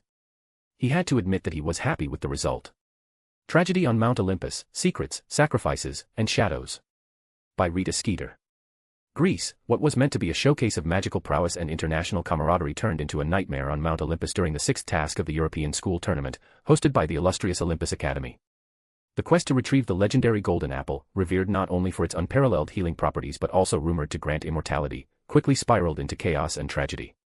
From the outset, the task was marred by unforeseen peril. Unlike other schools that implemented stringent safeguards, Olympus Academy opted for a more perilous approach, thrusting students into the heart of the mountain teeming with extraordinarily powerful creatures. The result? Many young witches and wizards suffered severe injuries, and several lost their lives as the mountain's defenses proved brutally unforgiving. The true horror began when it was discovered that Olympus Academy had concealed a secret entrance to the Golden Apple Sanctuary, an entry known only to the native Greek students. This revelation left international competitors scrambling, as the brave champions from Hogwarts, Cedric Diggory, Daphne Greengrass, Angelina Johnson, and Eddie Carmichael, managed to uncover one such passage. Their daring entry has since been the subject of intense speculation. Reports suggest that these champions remained within the hidden depths for days, emerging miraculously unscathed, except for Cedric Diggory, who remains missing. Adding to the mystery, only one Greek student, the son of the Academy's headmaster, has returned. Inside the secret chamber, what transpired remains shrouded in mystery. Speculation ranges from ancient curses to dark magic unleashed by the contest itself. Meanwhile, those who remained unaware of the hidden passage struggled desperately against the mountain's hostile environment, leading to a staggering death toll as the entire massif began to collapse. The International Confederation of Wizards, ICW, is still conducting rescue operations, but the exact number of casualties remains unknown. Rumors suggest it could be alarmingly high. In a decisive move, the ICW has officially disqualified the entire sixth task, declaring it null and void due to the absence of any declared winners and the fact that no one successfully retrieved the Golden Apple, if it even existed. This unprecedented decision underscores the catastrophic failure of the task and raises serious questions about the planning and execution by Olympus Academy. The disqualification also means that the prestigious tournament lacks a crowning achievement for this round, leaving the magical community bewildered and disappointed. Hogwarts emerges as the school with the most survivors, save for the still missing Cedric Diggory. In a poignant turn, the Ministry of Magic has extended offers of compensation to Cedric's grieving parents, which they have respectfully declined. However, this gesture has been overshadowed by the enigmatic cloak of darkness that enveloped the collapsing mountain, disintegrating falling debris and potentially saving countless lives.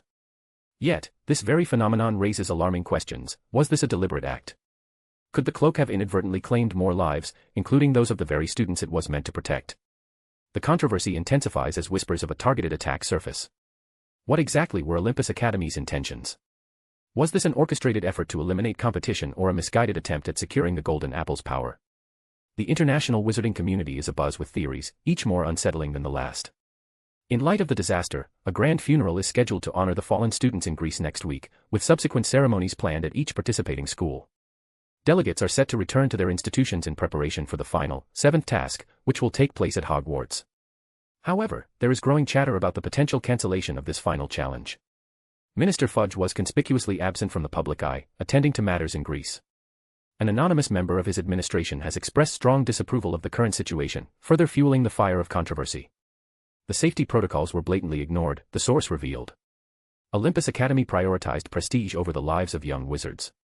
As the wizarding world reels from this catastrophe, the true motives behind Olympus Academy's actions remain under scrutiny. Was this tragedy a mere oversight, or the dark machinations of a power-hungry institution? Only time will tell as investigations continue and the community mourns its losses. Stay tuned as we delve deeper into this unfolding story, uncovering the truths behind the shadows that now loom over Mount Olympus and the future of the European School Tournament. This reporter will continue to follow this story and bring you the latest updates from the heart of the tragedy. Yes, the Greeks had fucked up royally and Cornelius was more than happy to take advantage of the situation. The last year of interference with the ICW had soured his reputation in his country, and this was a golden opportunity. Sure, when he learned that the Hogwarts champions had disappeared from all observation during the task, he had been hoping to use this to put some pressure on the ICW, but it didn't seem like he was the only injured party. He expected the students to be in danger, but he didn't quite imagine the situation to be dire. He had to repress flinches as he saw multiple students get injured fighting the hundreds of terrifying creatures up the mountains. There were herds of chimeras, even a few dragons. Hell, the Hogwarts champions fought a fucking Hydra. It was one of the biggest ones in recorded history and they got children to fight them. It was only that Carmichael Boy's quick thinking that stopped his fellow champions from dying out, and even then, he the Diggory boy was missing. According to the Carmichael Boy, Diggory had sacrificed himself for them in the weird maze they found themselves trapped in, and they didn't know if had survived or not as they ran away. Cornelius wasn't sure he bought it, but it was better to leave things be. He wouldn't really gain everything by trying to push things. As far as he was concerned, the less he knew the better. The main concern was the frankly absurd death rate of the students.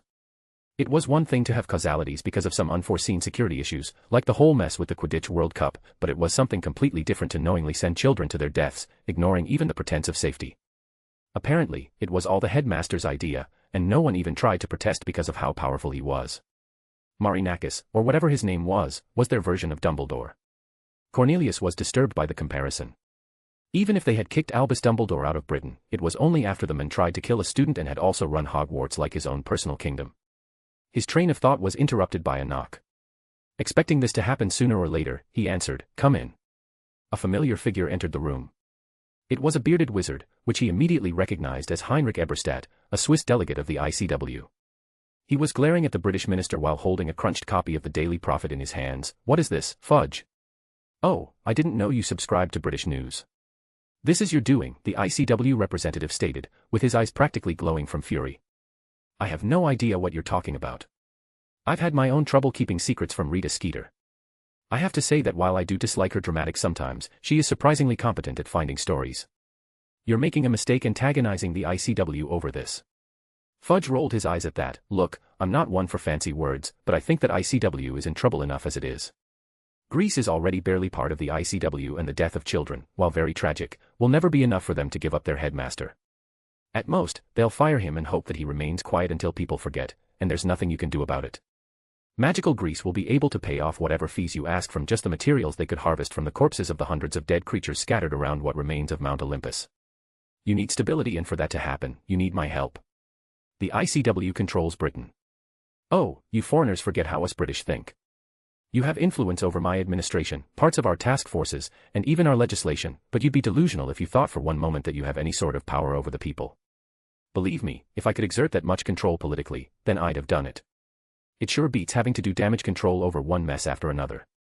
They're constantly fighting, over one mess or another, following some Dark Lord, or joining movements. However, a good way to unite them is by giving them a hero, and if that doesn't work, a martyr. We had the boy who lived before, and now Cedric Diggory is dead. Do you think my people will let you host another task in their home, after what happened? The Swiss wizard didn't seem to like that. You can't withdraw from the task. You are contractually obligated to. The minister snorted and interrupted the other men. My dear, do you think some contract is going to convince my people of anything? Let's not kid ourselves, threats will do nothing here. Instead, you should be focusing more on what you can offer us, not the other way around. What do you want? He retorted hotly. The leash around Britain's neck gone. The ICW will retreat any military presence after the task is done. You will remove yourself from the Wiesengemot. Instead, I will award a single seat to the ICW representative responsible for Britain-related matters. You will withdraw from all departments, bear the Department of International Affairs, and you will get to do an audit every 5 years to see if we're breaking any laws of the ICW. Finally, you will leave Hogwarts alone. You will not interfere with how it's run. You've already seen the quality of our wizards and witches during the tournament. Anything else? The ICW representative replied with a sarcastic tone. No, that's it, Cornelius answered. I'm being quite reasonable here, to be honest, at least compared to your concessions during the summer. I'm not asking for much if you think about it. Hell, you'll even be in a better position than you were 2 years ago, at least in Britain-related matters. The other countries will want their pound of flesh too. Look, if you want to read my concessions properly, then here's a copy of them. Cornelius handed him a large pile of parchments, and continued, you can look through them for as long as you want, but do sign them quickly. I've heard a rumor that Rita Skeeter is writing another article due in 2 weeks. After that, who knows if the general public will let me host the tournament, especially with it being so close to their children. The men glared at him and picked up the pile of parchments, before leaving in a huff. Right as he was about to exit, he spoke up in a neutral tone, you're using the death of children to get an advantage over the ICW. Fudge had to admit that it did rub him the other way but shook his head. I could say the same about you. After all, didn't you use the deaths during the Quidditch World Cup to exert your influence on my country? With that last word, the Swiss wizard left, leaving a smug and hopeful minister in his room. 1 day after, a signed agreement reducing the ICW's involvement in the affairs of magical Britain was signed, and Cornelius Fudge returned home, with the taste of sweet victory in his mouth. It was a great feeling, one that he had almost forgotten after 2 years of almost constant losses. He only hoped that his feelings remained, but he wasn't really optimistic about that. Chapter 381, The Ugly Truth. April 21, 1995, Olympus Academy, Greece. Harry Potter sat quietly in the shade of a tree, staring at the ruins of Mount Olympus. It was the legacy of one of the most powerful magical societies in history, probably since Atlantis itself, and yet there was nothing left of it but regrets and rubble. There was some irony to it, he supposed, that even the greatest legacies would inevitably fall to the sands of time, fading like a breath on a mirror. To be fair, Olympus had definitely gone out with a bang, and that was saying something. There was some form of irony in it, the way it had all gone to hell so quickly. Most civilizations held myths of the end of the world, built upon the oldest prophecy, Ragnarok.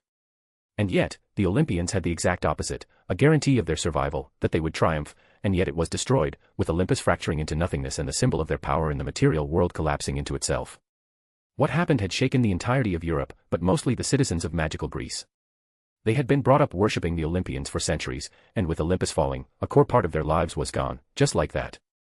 And of course, the politicians did their own thing, ignoring the true tragedy that occurred.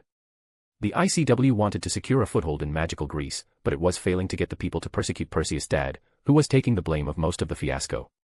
For all their shock, the Greeks did not want to lose their most powerful magical asset, but the men had been outed as the headmaster of their magical academy. There was also the pretty uncertain economy of magical Greece, since Mount Olympus was one of their greatest assets in terms of magical creatures and magical plants. They would need to import a lot of their materials moving forward, at least until they recovered somehow, and adding that to the sanctions that the ICW was going to push for, things did look rocky. Thankfully, they didn't risk trying to be too pushy in fear of Perseus' dad retaliating, but that was it. Things were changing, and he wasn't sure where he stood anymore. He grieved Lily's death, despite all the shit she pulled over the years. He appreciated what she did in the end and thought that giving her an afterlife instead of an eternity in the void was a nice way to thank her. However, he felt like something in him had died with her. Despite the fact that he thought that she was already dead before the past year, despite the fact that he never really thought of her as his mother, he still grieved her, and that completely bewildered him. His thoughts were interrupted by Daphne coming and sitting next to him. It's still weird to see you looking like this. Ah, he sometimes forgot that he had put back the disguise of Eddie Carmichael when he came back from Mount Olympus. I suppose it's nice pretending I'm not me, even if it's just for a little while. Is that why you're still wearing it? I assumed you would have given up trying to hide with Dumbledore and Grindelwald knowing that you're alive. He simply shrugged. It's mostly because of Carmichael. There's no reason for me not to keep my side of the bargain and force him to compete in the next task, especially since it's probably going to be where the endgame of all of this going to unfold. We're all going back to Britain in a couple of days anyway, so it's not really that much of a sacrifice. I'll get Arcturus to say that I was sick or something before sending me back to Hogwarts.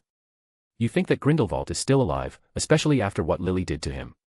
The death of a dark champion would be felt across the world. She injured him, probably more than anyone else had done before, but he is not dead.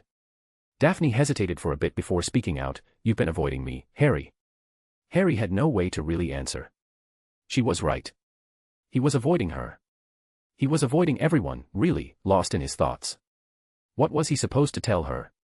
That he felt like the moment he decided to defy the Ragnarok prophecy, to not be its hero, he was pushed to fight the champion of the dark itself. That he wasn't sure of his role in all of this anymore, and that he felt like trying to avoid it would end in nothing more than more tragedies. Should he tell her that he felt betrayed by her keeping her condition secret from him, that she tried to spare herself a fight, and instead was willing to let him lose her, to grieve her? Instead, he just said, I've had a lot on my mind, sorry. Harry, I'm your girlfriend. You're supposed to share your troubles with me. He couldn't help but answer without even thinking, like you shared the truth about your condition with me. She flinched at that, and Harry immediately felt like an asshole for saying that. He immediately backtracked, I'm sorry. I shouldn't have said that. You're right, she simply stated, I should have told you and not left things until the last second. At first, I was ashamed, I guess. Then I didn't want to waste the time we had left. I thought that the task would be a nice last adventure, just the two of us. I didn't expect to find a way to heal myself, and when I did, I should have told you. I could have gotten us both killed for that, and I do regret not saying anything. I guess I just wanted to avoid talking about it. It would have made it real, you know. I get that I hurt you with that, but this isn't a competition. Please, Harry, don't do the same to me. Harry took a deep breath. This is my fault. All of this is. The blonde gave Harry an incredulous look. How was that your fault? Dumbledore and Grindelwald planned this. They planned all of this. And if it's not them, it's the Olympians for trying to lure Perseus there. You did nothing wrong. Mount Olympus would have blown up even if you hadn't come, we know that for a fact. So, why is it your fault? Diggory, he simply stated, he's the one who caused the chain reaction. He's the one who destabilized the realms. Her eyes widened at that. That would make sense, but you couldn't have known, Harry. That's the thing, I did. It wasn't like he was even subtle. I could tell that he was corrupted with the light, that Dumbledore was using him to break the prophecy.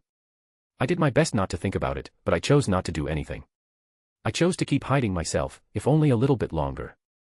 Even if I didn't know that Dumbledore and Grindelwald were planning on blowing up the place, thinking that they'd really stick with their usual subtlety when it came to each task, I willingly let Diggory walk to his death. I could have stopped all of this if I hadn't decided not to run away from the prophecy, not to involve myself in Ragnarok anymore. So many people died, Daphne, because I chose to be a coward. Saving them was never your responsibility, Harry. The last Potter nodded, I know. But what if it was supposed to be? It just feels like the prophecy is punishing me for trying to fight against it. She grabbed Harry's arm and spoke up, I understand, Harry, I really do. You have something over your head, something that makes you think that you won't be able to live with still around. Believe me, it was the same with my sister's curse, and when I transferred it to me, with my own impending death. Running away didn't help. And now with it gone thanks to you, I feel free for the first time in my life, and it's the greatest feeling in the world. You have no idea how great the gift you gave me is, and I can only hope that you'll one day get to feel that. What are you suggesting, really? What I'm trying to say is that you need to think of a way to get rid of what's hanging over you. You've been thinking of it as if there were two outcomes, either you'll stop it from being fulfilled and end up bound to protect the material realm for centuries, as Mordred had, or you'll let it happen, and the world will end. That's not like you. You always told me that the world is very rarely that simple. You've never been one to be forced to choose. You always came up with some absurd third path that no one even knew was possible. Why are you hesitating now? Harry stared at her, the weight of her words sinking in. He wanted to argue, to tell her that this was different, that the prophecy was too vast, too immutable. But deep down, he knew she was right. Something in him just clicked into place. He had defeated Grindelwald, didn't he? Sure, Lily was a gigantic reason why they managed to pull it off, but this was a fight where he wasn't prepared, where he had no tricks up his sleeve, not really, against an enemy that seemed almost invincible. Now, he wasn't, not really. Gellert Grindelwald had been hurt, he'd been outsmarted. Harry's method of messing with his divination had worked, and that had helped him uncover a weakness, a single vulnerability, but that was more than enough. If messing with the connection between a champion and his power was possible, then it was possible to rupture it, to destroy it. A small idea started to grow in his mind. Dumbledore and Grindelwald obviously wanted to manipulate Ragnarok for their own ends with their series of rituals, but the prophecy said that it was supposed to be the final showdown between the light and the dark. Harry grinned as the fragment of a plan started to form in his mind. It was mad. No, it was beyond even that, but it could happen. Daphne gave him a warm smile. See, all you had to do was talk to me. Now, what's the plan? It's not exactly a plan, just a basic outline, but I'll need to see if it's even possible. And how are we going to do that? Harry grinned. There's only a single person in recorded history who was able to defeat the champions of light and dark, someone who has been even known as the King of Mages, Solomon. King Solomon is a myth, but assuming that he even existed, he's probably long dead. Yes, he is. However, I have it on good authority that he left grimoires, maybe even notes on his magic. I need to understand how he did what he did, and these grimoires are the way to it. And as luck would have it, someone has read one on their travel. Someone who had been on the warpath for decades, trying to destroy the light and dark, and who lost himself in his desperation. Daphne groaned in exasperation. You can't be talking about Voldemort, can you? Harry gave her an unrepentant smile but did not answer. The blonde took a deep calming breath. Let me start by saying that this is a very bad idea. When has that ever stopped me? He answered back cheekily, taking her reluctance as an agreement. You're lucky I love you, she murmured to herself, probably not expecting him to hear that. He froze for a fraction of a second, and thankfully, a loud voice behind them spoke up. Hey, lovebirds. Harry turned and saw Perseus and Angelina staring back at him with amused expressions. The two of them had gotten closer since they escaped the labyrinth. What is it? The water elemental spoke up. My father has finally agreed to see me. You said that you wanted to be there when he did, right? I do, he responded. The men had a lot to answer for, and that was understating things. Over half of the competitors were dead, and the survivors had been mostly severely injured, some of them even maimed. That's not to mention the fact that a lot of debris ended up crushing some ICW personnel who had acted as security. Perseus probably wanted his pound of flesh, for, his father knowingly sent him to his death, and Harry had questions of his own. A lot of questions. And now was more than past the time to get his answers. Chapter 382, The Storm King. April 21, 1995, Olympus Academy, Greece. Perseus probably wanted his pound of flesh, for, his father knowingly sent him to his death, and Harry had questions of his own. A lot of questions. And now was more than past the time to get his answers. Harry followed Perseus to the depths of Olympus Academy. He hadn't really gone to the school ever since the task ended. There was a lot on his mind. Lily's death, Daphne's condition, and where he stood regarding Ragnarok's prophecy. He hadn't even thought about going to see what happened to the place. Mount Olympus was something of a constant in magical Greece, and it was obvious that its destruction would have severe repercussions. He hadn't realized just how severe it would be until he stepped foot in the school. It was like someone had sucked the passion and pride out of the Greek students. Whatever division there existed before between the school's houses had disappeared. The pride in the members of Hera's house was gone, replaced by a neutral expression, which sometimes slipped into despair and loss. The corridors, once vibrant with the chatter of eager students, now felt oppressive and hollow. Harry could sense the underlying tension, a palpable fear that something unspoken was weighing heavily on everyone. Harry did his best to ignore it and followed his friend to see his father. When they entered, the man was definitely looking good. The office was surprisingly Spartan, with just a few moving statues that seemed reluctant to even do so, a couple of paintings, a wooden desk and some shelves lined with ancient scrolls and dusty tomes. Behind the desk sat the headmaster, his tired gaze already fixed on Perseus as if he were dreading this conversation. The man had definitely seen better days. His beard was disheveled, his hair shaggy, and Harry could almost hear the thunder crack with his arcane hearing, each signifying a loss of control. It was a far cry from the powerful headmaster he had seen when he announced the task. He took a deep breath, still staring at his son, without even trying to acknowledge anyone else in the room. Perseus. Headmaster, Perseus responded with a neutral tone. Thank you for meeting me. I believe you have questions, my son. Ask away, I have very little to hide, not anymore.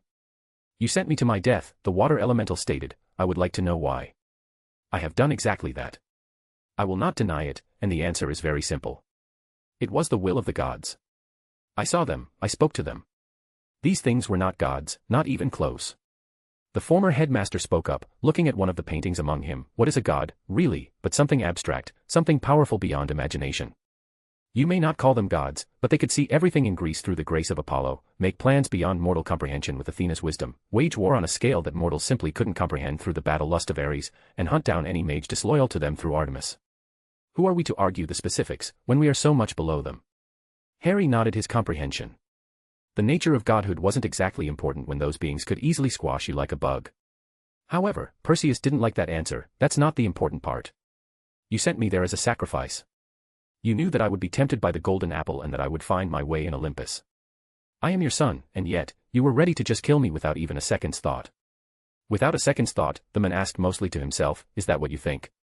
That I just followed through without even trying to resist? You are my son.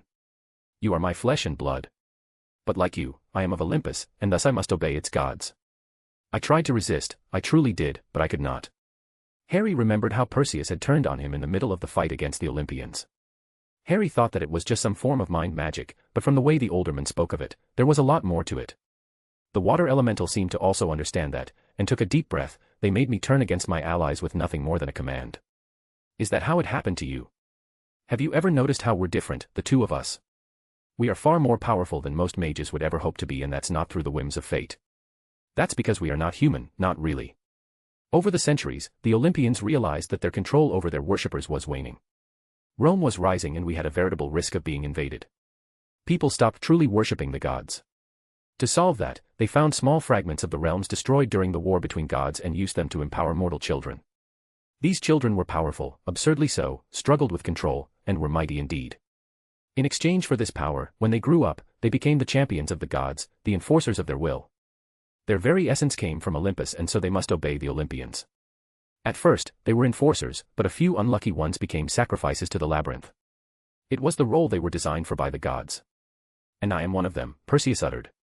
That made a strange amount of sense. Perseus was beyond powerful for a mage, around Harry's strength and pure might, but he had none of the control. It wasn't really normal unless the expansion of his magic circuits was artificial and done consistently enough that the body just didn't have time to adapt to its effect. The former headmaster nodded. You are, as am I.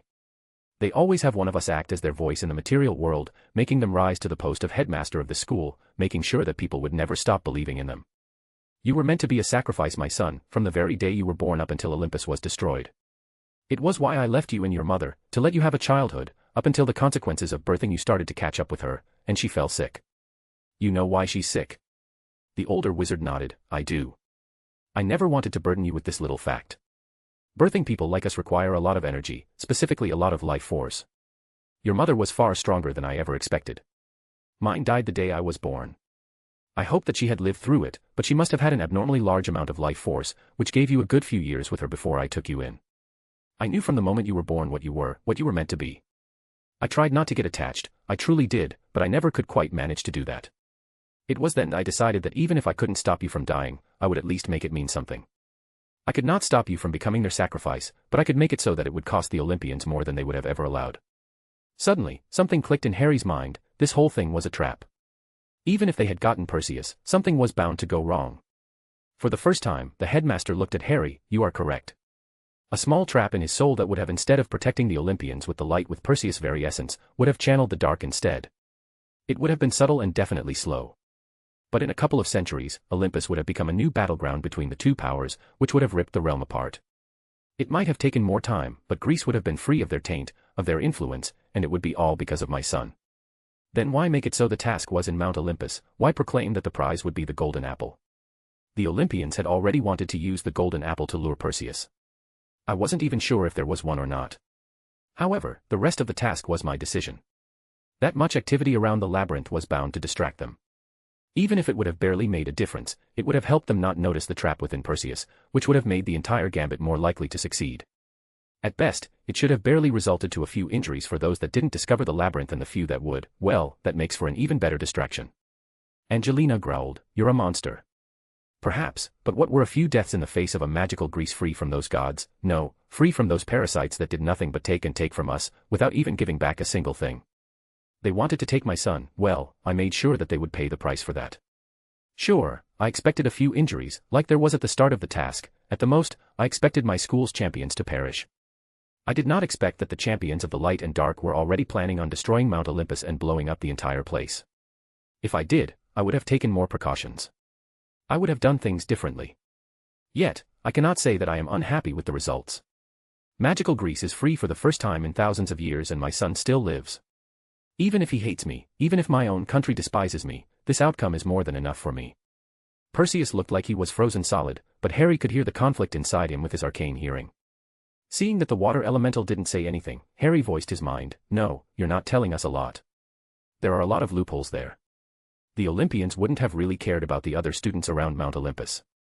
It's just a realm outside the labyrinth. I would have understood if you'd done that in the labyrinth, but that wasn't the case. It shouldn't have even an issue at distracting them. You are correct, of course, unless you remember the fact that most of the magical creatures up the mountain are ones that escaped from the labyrinth. So many of them dying at once would mean that the labyrinth would be in a complete state of flux. Not only would that make the Olympians exert more effort to bring Perseus to their domain, distracting them, but the chaotic nature of the labyrinth, inherited from the remnants of Hades' darkness, would mess with their clairvoyance until the task ended. From their perspective, it would have looked like it was just a coincidence, a mistake on my part that I would be punished for. And of course, I couldn't exactly tell the students to kill the beats they encounter. The ICW wouldn't be happy with that, of course. But I found that people often let go of their feeble moral high grounds when they are in mortal danger. I was proven correctly once more. Perseus stood up suddenly. I need time to think. Don't try to talk to me until I'm done.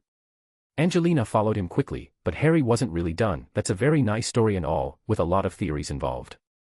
But there's something that just doesn't make any sense.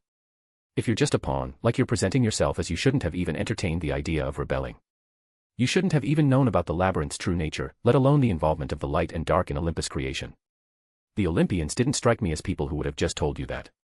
Finally, the weary expression on the man's face disappeared and instead, there was a smug expression on his face. Using fragments of broken realms to empower someone doesn't always go according to plan. Sometimes, something more goes through as well, something who remembers how things were and recognizes just how Olympus had truly become nothing more than a mockery of what it used to be. Harry's eyes widened, especially as the storm inside the man rumbled louder than ever to his arcane hearing. The man's smirk widened. Hush now, Peveril. We all have our secrets. As far as anyone is concerned, I am just Alexander Marinakis, the Stormbringer and the former headmaster of this school, nothing more, nothing less. I'm really surprised that they haven't kicked me out of this office. I guess power does have its uses. Now, you have a lot to do, boy, and the road ahead will definitely not be an easy one. Seek me out when you need my help. You'll know when the time is right. Goodbye, Harry Potter, and good luck. And so, Harry left the office, not knowing if he should even trust a single word the man said. The conversation has given him more questions than answers. One thing was for certain, the man definitely knew more than what he had said. How much? Well, that was a mystery that Harry wanted to uncover. Chapter 383, Shades of Grey. April 24, 1995, Nurmengard. Albus Dumbledore appeared out of thin air at the entrance of the fortress of Nurmengard. It was pretty taxing operating directly from Greece, but it was very much worth the strain. He hadn't been thinking clearly ever since Grindelwald disappeared in a fit of rage during the sixth task and hadn't come back since. He could understand his frustration. For the first time since they began their plans, someone had finally been able to mess with their plans. The magical release from the destruction of Olympus should have been immense, so much so, that they relied a very high weight of their ritual on it, and yet it was by far the least magic they were able to store. The former headmaster had been forced to stay back and modify the ritual on the fly, a very risky endeavor, but it was still far safer than letting 5 prophecies worth of stored magic get released at once in a chaotic way. He spent hours doing that, while Grindelwald went to investigate the matter. Albus was able to wrestle down the magic and spread it out so that it could meet the necessary quota, by switching its energy requirements with that of their planned ritual in Britain, and even that had needed him to take some of the excess energy he had stored from the previous rituals. All in all, it was a very stressful evening, but the plan was still technically viable. The only issue was that Neville Longbottom's prophecy would be no longer enough to power the last seal. Albus had been planning on just killing both the boy and Voldemort himself, destroying the Horcrux in Neville's scar, and killing the so-called Dark Lord. It would have been fitting. His and Grindelwald's plan would have worked. And this would have also paved the road to continue his plans in Britain. If he survived Ragnarok, that is. The idea of how close the end of days was, made every single plan he had just go up to flames. Grindelwald's solution was wonderfully brilliant. It would be the single greatest feat of magic that the world had ever seen, would ever see even. And yet, someone had tampered with it. Someone or something had done something that could have doomed the world in the long run, and Gellert had gone to confront them, without ever coming back. Oh, he wasn't dead. Albus would have felt that. The entire world would have felt that. But something had undoubtedly happened. Albus had pushed himself to clean up the mess that was the task, helping them move forward with the event in Hogwarts, and wasn't that an almost impossible endeavor? He had no idea what the hell the Greeks were thinking. The idea that they would have even considered sending students to Mount Olympus had never entertained Albus' mind, because, even if he had taken his fair share of risks, he would have never risked so many lives needlessly. And the Academy's headmaster was barely even facing the consequences of the dozens of deaths he caused. Hell, the only thing that happened was him being ousted from his post, and that was it. To be fair, it was obvious that the man had a skewed sense of morality as he sent his own son to the task. That had probably helped, since it showed the illusion that everything that occurred was an accident. And if that was the rationale that the worship of Olympus created, then Albus was glad that they had made sure that the Olympians fell. The original plan was destructive but wouldn't have had any real casualties. He was planning on sneaking an army of vampires to the Labyrinth to do the deed. The students should have been performing the task elsewhere, and he was going to personally be there, shielding the school from the destruction's fallout, but that was it. No student should have been endangered. However, the decision from the part of the Academy's headmaster to turn the task into some sort of quest in Mount Olympus changed things. He couldn't change a lot of his plans, since it was all done in advance, and he couldn't exactly sneak an army of vampires into the Labyrinth if the task was taking place on the mountain. And so, he had taken a chance on young Cedric. He had infused him with a small contained of light, made him the recipient of the energy absorbed by the crowd's emotions, and Albus Grace guided him to the Labyrinth's core, before releasing the energy buildup. It was a noble sacrifice, even if it wasn't exactly willing. Still, Albus would see the Diggory family rewarded and would make sure to compensate young Cedric's parents for raising such a wonderful son. It truly was a shame to see such a bright young man having his potential cut short. Then again, what better destiny would he have had, other than helping to safeguard the entirety of the magical world? The death of the students on the mountain was tragic, but it was also necessary. It wasn't like the Academy's headmaster hadn't already sent them to their deaths on his suicidal quest for the Golden Apple. Even if things hadn't exactly gone to plan with the magical release, Albus was able to patch things up enough so that their plan be workable. He had to pressure the ICW, who wanted to end the tournament prematurely, then get them to somehow agree to lose a lot of their influence in Britain for the task to take place. He lost more than enough goodwill with that last stunt. But that didn't matter.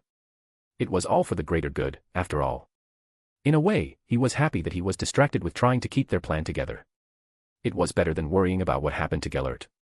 Still, he had put some detection charms to know when he finally returned to Nurmengard, which was why he came to the fortress as quickly as possible.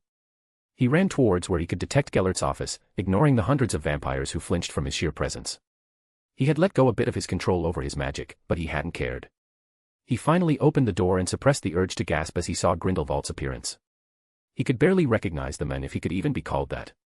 He looked more like a burn victim than anything, as if someone had thrown him into fiend fire. There were chunks of the Dark Lord that were missing, filled with nothing more than shadows. The only reason Albus recognized him was because of his familiar silver eyes. He had never seen Gellert this injured. He wasn't even regenerating, which was already worrying, but even during their fated duel, the champion of the dark did look better. Albus took a deep breath. What happened, Gellert? You were right. The Potter boy is a lot more dangerous than I expected. The Dark Lord's words were raspy, almost artificial, in a way. However, it took the former headmaster a couple of seconds to register what the men had just said. Harry Potter did this. I did not know that he was still alive. Neither did I, Gellert confessed. It is rare that my sight fails me so. I suppose with the space-time disturbances resulting in the destruction of Olympus, it might have been inaccurate. But no, my current state is not because of Harry Potter. He might grow to be a threat, but I will not be defeated by a child, Albus. No, this was a courtesy of our lovely Red Witch. She was the biggest threat to our plans in Britain, Albus commented. Not anymore. This was more akin to a farewell gift. Lily Evans is dead. And yet, Harry Potter lives. The Dark Lord chuckled. I suppose a mother's love is a powerful thing, even if I never expected Lily Evans of all people to ever display that. It has been a while since I've been surprised by anything, really. There's a charming quality to it, even if it is annoying. Albus chuckled at that. Welcome to the way the rest of the world experiences life, old friend. I realize now that I have been relying on my sight too much. The boy exploited that many times. He almost killed me. Twice. And his mother has wounded me in a way that I never have before. Can't you regenerate? I've seen you return from far worse. Gellert nodded. This is just physical. The witch wounded my connection to the dark, which was the source of my regeneration. It will need to reform. I am already using whatever I can to stay alive, to anchor my soul to this dying body. That surprised Albus more than anything else Gellert had ever said. If someone managed to wound Gellert's connection to the dark, then they could do the same to him. They could also destroy it altogether or just suppress it. That raised the Potter boys' threat significantly. This knowledge had to be purged. At the very least, how long will it take you to recover? A little more than a year, if I remained with the same pace. However, I do have a plan to accelerate things. I will need to be whole when Ragnarok comes. You will have to take the lead for the next part of our plan. Albus nodded. We do have a complication. I managed to stabilize the seal, but at the cost of the next one needed even more magic.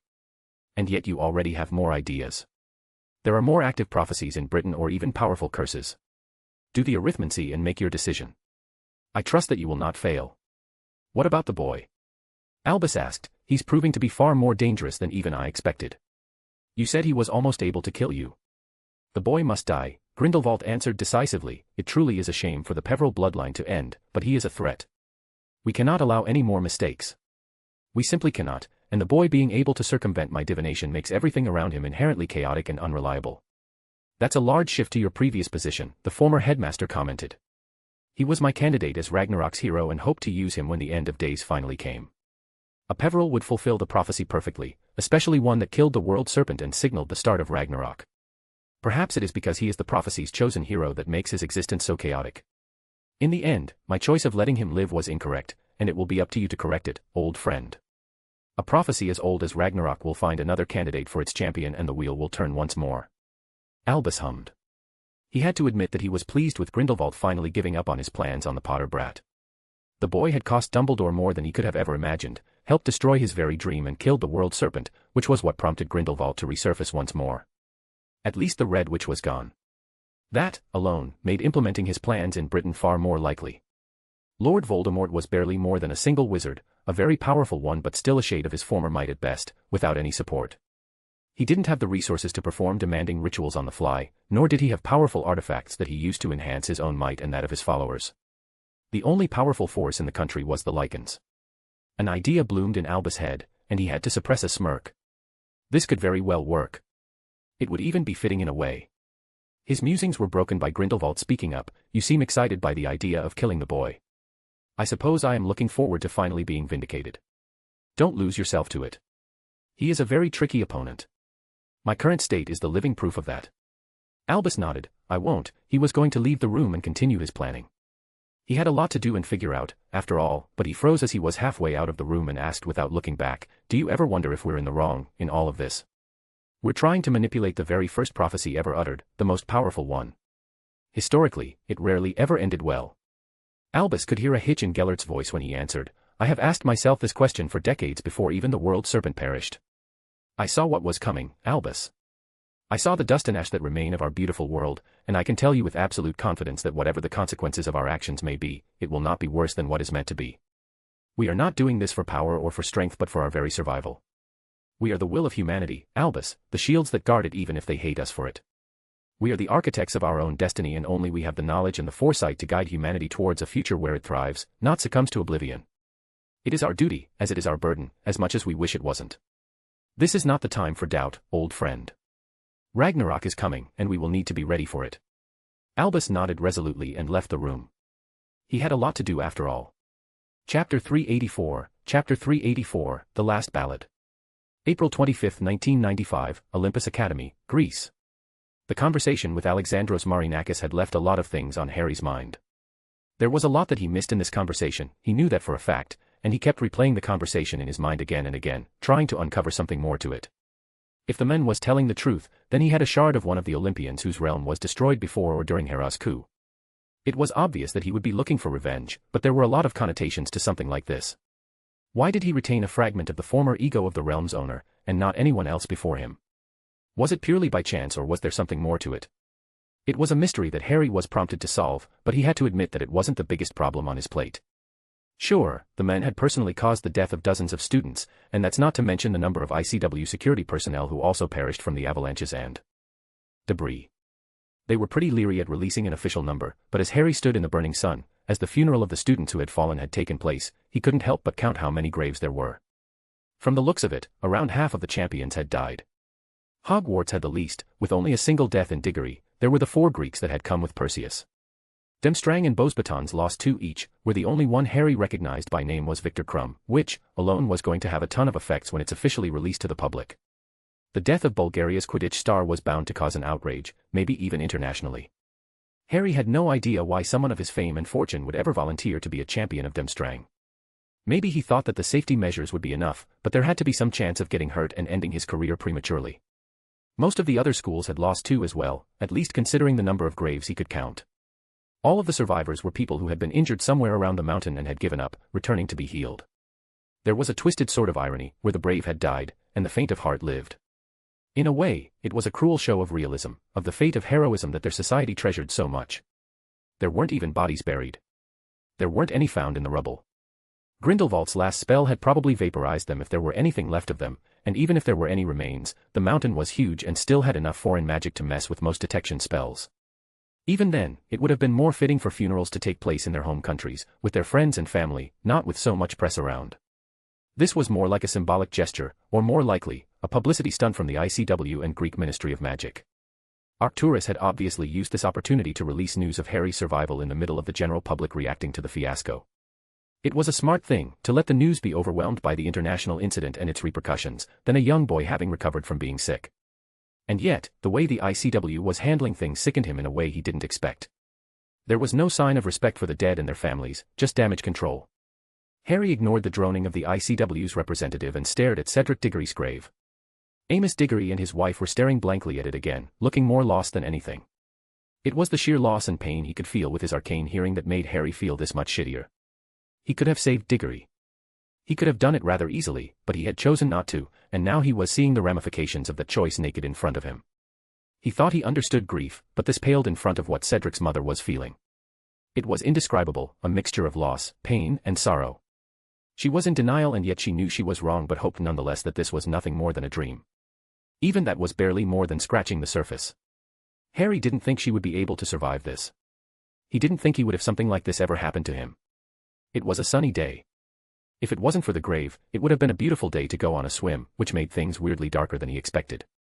Harry never really attended a funeral. He always imagined that the very world itself would be mourning with him, that it would be pouring rain. He wasn't even sure who he was mourning, really. He barely knew any of them. Even Diggory was someone he barely spoke to, even if he felt some responsibility towards his fate. He knelt in front of the boy's empty grave and left a small white flower on it, before turning away and leaving under privacy charms. The entire event bothered him greatly. He kept walking and walking, up until he reached the beach. He didn't know what was pushing him there, but it felt far better than enduring the fakeness of the funeral before him. He just stood there, watching the sea go back and forth in complete silence. He felt Daphne come and sit next to him. "You're lucky you're not important enough to be missed." "Yes, Eddie Carmichael isn't important, is he?" he answered with a forced grin. "I think the idiots in the ICW have more important things to do, like praising themselves for wiping their own task. I'll admit that this event is entirely in poor taste, especially the announcement that the final task of the tournament is still going to take place." "You're surprised?" Harry chortled. "Dumbledore wants the tournament to continue. Do you think a handful of dead children will get him to stop?" "No, but I didn't think they'd say that at the funeral, though. I didn't know any of them, but I don't think it's fair for them or their families. They died as a mixture of both Dumbledore and Marinaki's choices, and it doesn't really seem like either of them really care, do they?" Harry couldn't help but snort at that. They don't care because they got what they wanted. What are a few lives in the face of a higher purpose? If there's something I learned from my interactions with Dumbledore, it would be that the strong and righteous rarely care about the consequences of their actions. What a kind world that would have been. I don't even know why I'm so outraged. The world is still the same today as it was the day before. I don't even know how I feel. I just felt like I couldn't stay there and endure the fakeness of it all, not anymore. The blonde looked exasperated for some reason. "You know, as much as you baffle me when it comes to your understanding of magic, you're remarkably thick when it comes to your own emotions. It's not about them or Diggory. You were mourning your mother, Harry. You pictured her own funeral amongst them." Harry froze at that. Now that he thought about it, Daphne had a point. The thought of mourning Lily didn't even cross his mind because he never expected to ever miss her. He thought that her last actions redeemed her, at least in his eyes, but other than that, he wasn't exactly close to the woman. The pain she had caused him was a bit too fresh. Time and time again, she had betrayed him and hurt him, and now she got to have him mourn her because she had come to the last moment and sacrificed herself for him. No, she had done more than that. She sacrificed everything, her life's work, her afterlife, for him. He'd never had someone do something like this before. He didn't expect to feel so bad about it. A lone tear fell from Harry's eye, one that Daphne softly swiped away. He didn't even remember the last time he ever cried. She gave him a soft smile. "Why don't we have a small funeral here, just the two of us? We're probably the people who knew her the most." With a wave of her wand, a small piece of stone slowly popped up from the ground, shaping itself into a gravestone. Another flick of her wand made a tiny lily flower appear beside it, its petals softly glowing in the fading light. Harry watched as Daphne carefully placed the flower, a simple gesture that connected his hidden grief with the reality he'd been avoiding. She was the worst, wasn't she? Harry mused aloud. The absolute worst. She was bloody insane and did some things that I still have no idea how to rationalize. She left me to die, alone, and yet she sacrificed herself for me. Even then, she couldn't even die without making things more confusing. Even now, I feel like I never really knew her, that I barely scratched the surface. I suppose now, I'll never know for sure. Daphne stayed quiet, letting him get all his frustrations out. Finally, she spoke up. "Lily helped me learn blood magic, and I still can't understand why she did that, why she taught her own magic to a complete stranger. I know she did it to influence you at first, but even when she thought you were dead, when we all thought you were dead, she kept at it without any reward. She was a complicated person, and while I don't think I can come even close to understanding her, I can say for sure that she mourned you, just like you're mourning her. She even gave me this." Daphne showed him a small silver bracelet with delicate designs of does and stags. At first glance, it looked like regular jewelry, but there was a clear magical aura around it. It felt warm in a way Harry hadn't ever associated with Lily Evans. Harry took a closer look at the bracelet. He didn't expect Lily to care enough about James Potter to use his animagus form for something so personal, something that held so much emotion. It was strange, considering Lily was long dead, and Harry had no plans to use the resurrection stone for something like this. Still, he took the bracelet in his hand, feeling the faint trace of Lily's magic. It was probably the only thing he had left of her. With a quick flick of his wrist, he used a small alchemy spell to dig a tiny hole right in front of the gravestone. He gently placed the bracelet into the hole, watching as the ground quickly covered it back up. A single tear landed on the spot where the hole had been, and Harry felt the bracelet's warmth spread through the area. Daphne waved her wand, and a single lily flower sprouted from the ground, followed by another, and then another, until a small bunch of lilies bloomed around the gravestone. Harry was about to ask Daphne why she kept growing lilies when he realized that only the first flower was from her magic. The others grew from a mix of his own magic, the tear he'd shed, his quick alchemy spell, and the warmth from the bracelet.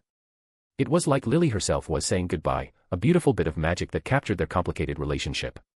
He knelt down again, placing his hand on the gravestone. "Goodbye, Mum," he whispered, the words feeling both strange and necessary. As the last bits of daylight faded, Harry stood up, feeling a rare sense of relief. He took a deep breath, the cool evening air filling his lungs and bringing a clarity he hadn't expected. "I guess I needed to do that," he admitted, his voice shaking a little. Daphne nodded, her expression softening. "I know. Now let's go home." The idea of going back to Hogwarts after nearly a year away was bittersweet. Harry hadn't realized how much he would miss the castle, despite all the constant crises that seemed to follow him. Every year brought one disaster after another, and this latest one was no different. But it wasn't the castle's fault, it was him. Trouble had always stuck to him like a shadow, impossible to shake off. And so, they slowly walked back in silence to the Hogwarts Express. They were returning to the castle soon. The final task was coming closer, and he dreaded what Dumbledore and Grindelwald were planning for it. They had obviously given up on subtlety given what they had done to Mount Olympus. That's not to mention the whole mess with Ragnarok. Something was coming, he could feel it in his gut. He only hoped that he would be able to weather the storm. Time will tell. It always does. Chapter 385, Chapter 385, The Hour of the Wolf. April 30th, 1995, Republic of Ireland. Remus Lupin was worried. He didn't show it, of course, he had a position of authority to maintain. He was the first Leakin, the most powerful, the alpha, in a way. To be honest, people tended to wrongly assume that werewolves lived like savages, bowing to the will of their leader without question. It wasn't exactly wrong, but it also wasn't right. There were some inherent instincts of respecting the more powerful, and there were some displays of violence, and challenges to display their dominance. However, this wasn't exactly natural. It came in cycles and was more pronounced near the full moon. It was artificial, and often people regretted the way that they acted around that time. However, as much as it was an artificial feeling, it wasn't exactly wrong, and it was Fenrir Greyback's fault. He was a monster, and he wanted everyone to be like him. He wanted to be the wolf, the animal, and wanted everyone to do the same. The young were particularly susceptible to his rhetoric, since they were very impressionable, hence the way he shaped almost an entire generation of werewolves in Britain and a good chunk of Europe. He only cared for the strongest and chose his subordinates by having them fight each other. Over decades, this became the norm, and the mentality stuck around. Unfortunately, decades of instincts were hard to fight, and even as his fellow werewolves evolved to becoming lichens, their violent tendencies tended to win out. There was a weird dichotomy between the lichens who had done their best to escape Greyback's influence and those that were born into it. There were tensions, invisible walls between them, mended only by Lily's authority. If there was anything they could all agree on, it would be that Lily Evans was their savior, the woman who had broken their chains and cured them. It was why every single lichen was willing to fight for her, especially when Voldemort returned.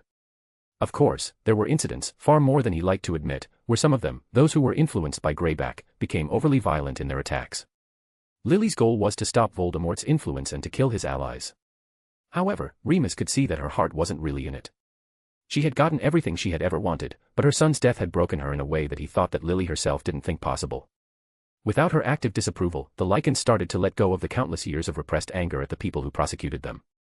It was very similar to how Death Eaters behaved, and it disgusted Remus to his core. He did his best to stop them, but the perpetrator only responded to violence. Remus couldn't do that without really taking sides in the divides between lichens, and even then, he didn't think he had it in him to hurt another lichen. They were his people, his children, in a way.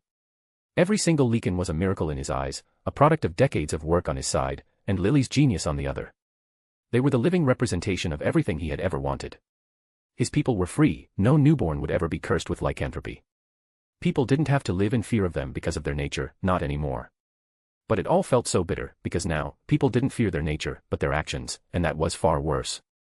They had a justification to hate them now, even if they didn't have the manpower to stop them. Thankfully, Lily stepped in a few weeks before she left for Greece and said in no uncertain words to stop the attacks.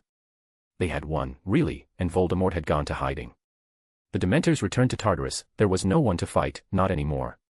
The only thing that remained was Lily putting some pressure to grant his fellow lichens right as citizens of Britain, and that would be it. Peace at last. Lily had promised, after all, and his fellow lichens obeyed her words to the letter, and an unspoken ceasefire was in place in Britain. This was it, the endgame of Remus' ambition, the final sprint. If it wasn't for the fact that Lily disappeared. He could feel something wrong, something missing, and it unsettled him. It unsettled the rest of them as well, as evident by the small gathering yelling to Remus to do something. Where is our queen, Lupin? Where is our savior? The way the other lichens addressed Lily always made him uncomfortable. She hadn't even prompted them to do anything, but she did nothing to stop them either. They came up with it by themselves. In a way, they weren't exactly wrong. Lily was their queen, their savior, their leader. However, Remus was concerned with what it meant. He was afraid that Lily would disappear, that no one would truly know her, much like no one truly knew Voldemort's name. As for his people, well, he also wasn't under the illusion that the redhead cared about them out of kindness. She did so because she needed forces, and a loyal army, and what better way to buy someone's loyalty than to save them from their curse. It just didn't feel right to have the lichens proclaim her as their queen, only for her to eventually abandon them when she found something better. Don't get him wrong, Remus had no plans on betraying Lily, not after she had done so much for him and his people, but his people should learn to live their lives without her being in the center of it. Not that Remus didn't understand their perspective. He would serve Lily until the day he died, but it still felt wrong to see young lichens, teenagers even, dedicate their entire lives to her. It wasn't what they fought for, after all. They were all fighting for their rights, for their place in the world. That was the goal, and yet Remus was seeing a large shift towards violence for violence's sake. Busy, Remus retorted, trying his best to comfort them. The Queen has left on a mission weeks ago, but rest assured, she is fine and well. She will most likely return soon, and I will tell you the moment she does. In the meantime, please stay calm and I'll do my best to help until she does. What the hell is she doing for so long? Another voice retorted. Who are we to ask what she's doing? Didn't she save us all? Didn't she give us the opportunity to live a life without fear of our own bodies, our own transformations? Who are we to dictate what she should or shouldn't do? We have all sworn to help her shape Britain to her own ideals, to be able to have our own place here. Hasn't she led us faithfully so far? Aren't we the most prevalent force in magical Britain? Murmurs echoed across the room, and Remus' shoulders released a bit of tension. To be perfectly honest, he was speaking with a confidence he didn't really have. It was unusual for Lily to be this silent for so long. Even before the trip to Greece, she had barricaded herself to do her own research somewhere in the Department of Mysteries. She had cut almost all contact, but it wasn't absolute. She still sent him orders or asked for reports every few days. She had never been so silent, and considering the fiasco in Greece, Remus was starting to get worried. He had expected a fuck-up eventually in the tournament. He had been pleasantly surprised with the ICW's measures to make sure the champions would not get hurt too much. However, at most, he expected a single death, maybe even someone accidentally getting maimed, but he never in his life ever expected something on the scale of the destruction of Mount Olympus. Half of the champions had perished, including one from Britain, and there were dozens of deaths from the fallen debris. They were almost all ICW personnel, but still. It was oddly reminiscent of the Quidditch World Cup finals, just a year prior, only this time, children had died in broad daylight. Could Lily have been caught in the blast somehow? No, that wasn't possible. She wouldn't let herself be hurt like this. She was too strong, too smart. She fought Voldemort to a standstill. Only Albus Dumbledore had done that before her. Right as Remus thought that he had successfully bought some more time, a familiar voice spoke up from across the room. What false confidence you hold, Remus Lupin. To lie so brazenly to your own pack, how unfaithful. The first Leakin stiffened and turned towards the source of the voice, hoping that he was wrong. You're not welcome here, Albus Dumbledore. You've certainly grown from the shy boy I allowed to learn in my school, my boy. But I fear it is not for the better. You were always brave, I believe, but you were never that good of a liar. A voice retorted before Remus had time to say anything. What are you talking about? Oh, your queen will not return. It is, after all, impossible to return from the dead. That caused the entire to shout loudly, that's impossible. A few came to attack him, only to be sent flying back with a bright white spell. There's no reason to be so rude. I wasn't the one who did it. In fact, I believe our interests are aligned in that regard. Remus dreaded the answer, but asked anyway, who killed her? Why, Harry Potter, of course. It was, perhaps, one of the greatest duels I have ever witnessed, and I'm including my own duel with Grindelwald as well. They fought on Mount Olympus, and well, only ruins remain in this place. Harry Potter won, vaporizing her entirely, leaving nothing behind but dust and ash. Do you think it was a coincidence that the boy announced his return just after your queen disappeared? No, he knew that he needed to take her by surprise, to destroy what she had built. The entire room became silent as every single one stood shocked at what happened. I'll kill him, a loud voice yelled, breaking the silence, and the others took that as a sign to start shouting as well. Even to Remus, who had more context than the other Lycans, what Dumbledore was spouting was possible. He had, himself, fought Harry Potter the previous year, and he could say, without a doubt, that the boy took after his mother in the intelligence department. He was a very powerful threat, and a fight between him and Lily would certainly have a massive amount of collateral damage, much like the destruction of Mount Olympus. However, Remus also knew that Lily and Dumbledore were not allies by any means. In fact, they were pretty antagonistic towards one another. The former headmaster could easily be lying to paint a target on Harry Potter's back. It didn't help that there was a lot of history there between Lily and Harry, and it wasn't always the good kind. Merlin, the Lycans didn't know that Harry was their queen's son or even the woman's true name. Lily had done her best to hide her identity behind her mask as the Red Witch. To be perfectly honest, very few people knew of Lily Evans bar her marriage to James Potter. There weren't many photos or articles for people to recognize her with. She was just some unknown woman who died over a decade prior. At least, as far as anyone but her inner circle was concerned. Remus yelled out, "Silence!" The hall stopped all at once, letting him turn towards Dumbledore. You better have any proof of that. What better proof is there aside from hearing it from the source? Harry Potter is back, and he, better than anyone, would be able to prove my words. I tried to warn the world, again and again, of the danger the boy presented without some proper guidance. I tried to make sure he would end up as a good man, and when he proved that he was nothing more than a monster, I admit having let my fear take the better of me, and he used that to banish me from Britain. He fooled me, he fooled the world, he probably even fooled your queen to underestimate him, and we all paid the price for it. Bring me Harry Potter and I'll prove to you that he is the one who killed your savior. What do you have to lose with that? Are you telling me that you can't capture a single boy? I am not asking you to join me. I am not asking you for anything, only that you right a wrong that was done to you. May we meet again in better circumstances. The former headmaster disappeared in a burst of light, leaving pandemonium for Remus to deal with. And just like that, the first Leakin knew that he lost them, that nothing would ever stop his people from trying to hunt down Harry Potter. Sure, a few would stay their hands, but the rest would be too consumed by their love for their savior to care, and there was nothing he could do to stop them. Only Lily coming back would do that. Remus suppressed the urge to grieve her. He needed to get to Severus, and they needed to put a plan together. They needed to stop his people from going overboard, especially after Dumbledore painted a target on Harry Potter's back. The boy would kill them in seconds, and that would do nothing more than escalate the situation. This will only cause his people more suffering, and there was nothing Remus could do. However, if Dumbledore was right, if Lily really had died at the hands of her own son, then after making sure his people would be fine, he would personally hunt down the boy and make him pay for what he had done. After all, as powerful as Harry Potter was, even he wouldn't be able to fight an entire army. Right. Chapter 386, Chapter 386, Sporadic Strolls. May 2, 1995, Diagon Alley. Harry walked hand in hand with Daphne as he witnessed the shadow of what used to be Diagon Alley. Diagon Alley had really changed. The once vibrant and colorful window displays of spellbooks, potion ingredients, and cauldrons were now hidden behind big Ministry of Magic posters plastered all over them. Most of these dull purple posters featured snippets from Ministry pamphlets with safety tips, and some even showed old black and white photos of particularly violent lichens. More than a few shops were boarded up, and in their place, a bunch of shabby stalls had popped up along the street.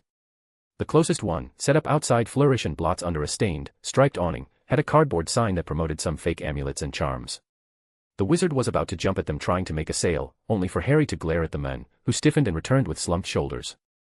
He muttered, "I can't believe the Ministry is letting this happen. The delegations will be coming in a month, and he's letting people like this in Diagon Alley of all places.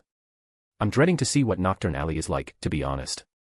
Believe it or not, this is better than it used to be. With the Dementors back in Tartarus, and the lichens letting off, things have gotten a lot calmer. Still, people are worried since Voldemort hasn't shown himself for a while, and he's bound to come back anyway.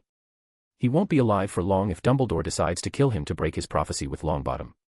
I have been trying to find him, but wherever he's holed up is somewhere very well hidden." And wasn't that an understatement? Harry had tried almost all forms of divinations he could find in the other universe's Grindelwald's diary, and he wasn't able to find even a single clue to where the men might be. That alone was worrying. He didn't think Voldemort had ever researched divination enough to reliably stop some very obscure methods of doing so. To be honest, his reasoning for trying to find Voldemort was twofold. First, he had no doubt that Dumbledore was also looking for the men. Even if Grindelwald had come to confront Harry in Greece, the young wizard was reasonably sure that he would have been able to feel the magical release of whatever ritual the two champions set up, going wrong. There should have been a sign, so they were, somehow, able to salvage it, but all this did was put even more uncertainty on what they would do next. Anyway, Dumbledore would look for Voldemort, and Harry couldn't afford to let him succeed. In his zealousness to just kill Voldemort, Harry might have set the scene to let Dumbledore destroy Voldemort without too much effort. All of the Horcruxes were destroyed bar the one in Neville's scar. This was probably the most vulnerable the fake Dark Lord had ever been, and he didn't even know it. Harry had to make sure that the monster survived somehow, or he needed to kill him before the task. Second of all, Voldemort had once hinted at something that never quite left Harry's mind. Solomon's Grimoire. The monarch had been able to absorb both the power of the light and dark and created a magical utopia for him to rule over. Harry had no plans on doing that, but there were bound to be spells, or even any form of magic, that could prove to be effective against them. From his own experience against Grindelwald, a tremendous amount of energy, concentrated into dimensional magic, could theoretically rupture a champion's connection to the entities, but other than that, he really had no other way of harming them permanently. He needed to look at it, and get more insight from the wisest men in history, and Voldemort was the key to that. His train of thought was interrupted by Daphne poking him in the shoulder. "Come on, this isn't the time to get lost in your own head." The last Potter rolled his eyes. "Sorry. I guess I do that a lot, huh?" "You do. You can also be very thick when it comes to interacting with other people. But you sometimes can make up for all of that with kindness. Like what you did to Carmichael." "I didn't do anything to Carmichael. He kept his side of the deal, so I did mine. I gave him the gold I promised him, made sure he wouldn't compete in the next task, and made sure that he and his sisters were safe." The blonde rolled her eyes. "You also made sure that he had a place in Ilvermorny, paid his and his sister's tuition there in advance, bought him a house fitted with wards, ensured that he was emancipated without any issues, and that he got custody over his sister. You also paid off all his father's debt outside of the gold you gave him. Believe me, you went above and beyond for him." Harry simply shrugged. "He took on a lot of risk by having me pretend to be him. Dumbledore or Grindelwald might think that we're allies or something, and might even try to get to me through him. Making sure he was taken care of is the least I could do, considering the alternative. Even then, most of the things were handled by Arcturus. But you didn't have to do any of that. You're a good person, Harry, even if you don't like to admit it sometimes. I have to admit though that I'm relieved that I'm finally going out with you while you're wearing your real face. It was really weird before." That. Harry had to admit that it was nice just walking in his own skin, and that he didn't really have to hide anymore. It was far less stressful that way, and he could cast magic without having to think twice if it would break his cover. It was exhausting back in Greece. He gave her a snort at her last remark. "Believe me, I very much prefer wearing my face too. So, are you excited to finally return to Hogwarts? It's been a while for the both of us. I haven't seen Tracy or Blaise for so long. I can't believe it's been a year since we've been there." That.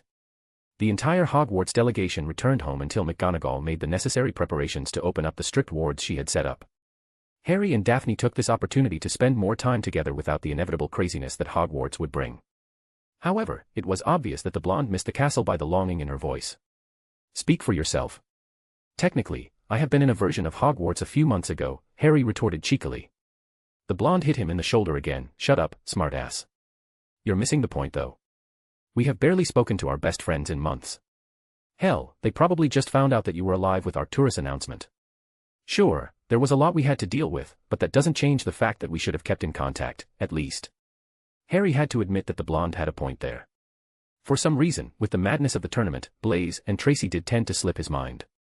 He was more concerned with Lily betraying him, getting stuck in another universe, Grindelwald hunting him down, the life and death stuff. Blaise and Tracy had said that they didn't want to be involved in his adventures, and Harry respected their decision, but since his life had been overwhelmed with one mess after another, it was hard to find a time that wasn't really crisis-specific, for the lack of a better word. He did miss them, and the days when they just hung around the castle, with far fewer worries to deal with. It was a simpler time, before the swarm of endless life-threatening attacks, one after another. In a way, Harry was grateful that a part of his life wasn't really stained by all of this, but he did miss Blaise and Tracy far more than he liked to admit, or perhaps it would be more accurate to say that he missed what they represented. He didn't really voice any of it. He had the impression that Daphne sort of understood without him having to say a word. Instead, he simply sighed and nodded. "I am looking forward to meeting them again." And so, they continued their small walk. It was nice to spend a normal day for a change, with his girlfriend. She was just so unburdened, for the lack of a better word, and being around her made him relax as well. With her sister and herself free of the curse that plagued her family, there was some unseen tension that disappeared from Daphne. There was less pressure to learn as much as possible, and when she wasn't spending time with Harry, she was running around her home with her sister. Apparently, it was to make up for years of missed opportunities. He didn't begrudge her, not in any way. He thought that Daphne had been dying for a total time of 5 minutes, and the despair he felt was indescribable. At first, he was afraid that Daphne getting what she wanted would break her. It was a weird paradox that was strangely common. It was the way the world stopped when you achieved your greatest desire, and you had to ask yourself what went next. He was afraid that Daphne would lose her passion, that she would feel empty, with her greatest wish realized, but that didn't happen. She seemed passionate to continue her studies in blood magic, to build on what she had learned from Lily, only this time, the time pressure of getting a cure for her sister was finally gone. Finally, the sun had set, and it was obviously getting late. Harry and Daphne had made their way back to Gringotts where they planned on meeting Arcturus. The Black Patriarch was there on behalf of Harry to sign a few documents to reactivate his accounts. He was declared dead by the Ministry, after all. He spent a good chunk of his time since returning from Greece in the Ministry signing papers reinstating him as a citizen of magical Britain. Arcturus had to come with him since as much as Harry was a competent mage, he was still a minor in the eye of the law with the Black Patriarch as his guardian. They were around halfway back when they heard the yelling and the spellfire. This was weird since no one wanted to aggravate the goblins for no reason, especially since they could very easily just deny mages access to their own bank, and in Britain's already shaky economy, the results would be disastrous, to say the least. Before they even realized what they were doing, Harry and Daphne ran towards the spellfire, completely the opposite of what the rest of the crowd was doing. The last Potter could feel his blood freeze as he slowly realized that this was the path to the bank. He hoped that Arcturus would have remained inside. A loud scream made Harry run even faster until everything went completely silent suddenly. Slowly, the young wizard walked up to the scene with his wand raised, ready to attack anything. The sight that met him made him stiffen in sheer shock. Dozens of bodies, probably even more than 50, were all over the entrance to Gringotts. Harry noticed the wolf medallions that they were wearing. They had become a popular thing for young lichens to wear ever since they started to attack. It was hard to count really how many dead people there were considering that they were in pieces. In the middle, drenched in blood, which Harry didn't know was his or not, was Arcturus Black. He had his eyes raised and a manic look in his eyes. He almost sent a spell at his ward, only to relax slightly and mutter, "Harry." The adrenaline must have faded from his system as the Black Patriarch fell down, unconscious, with his ward barely able to catch his body before it hit the ground. Chapter 387, A Bear's Perception. May 2, 1995, Diagon Alley. As glad as Arcturus was that Harry, his own legacy was back, he couldn't help but feel like he was punished for something, given the endless meetings and paperwork he had to deal with. It was, by far, he spent day after day, in one meeting after another, doing his best to legally restate Harry to the world of the living. If he was perfectly honest, the Black Patriarch didn't really hold out any hopes for the boy's plan of hiding the fact that he was still alive, to succeed. Sure, He went along with it to humor his ward, but to be honest, as delusional as this move was, and the fact that it practically reeked with some form of desperation, he couldn't help but be happy to see it. It was proof that Harry Potter was still a teenager at heart, one who could also make stupid decisions when he's scared or panicked. And who could blame him? To be perfectly honest, Arcturus didn't know the specifics of what spooked the boy so much, especially someone who stared into Lord Voldemort's eyes and bullshitted his way into making the so-called Dark Lord run away in fear, without even casting a single spell.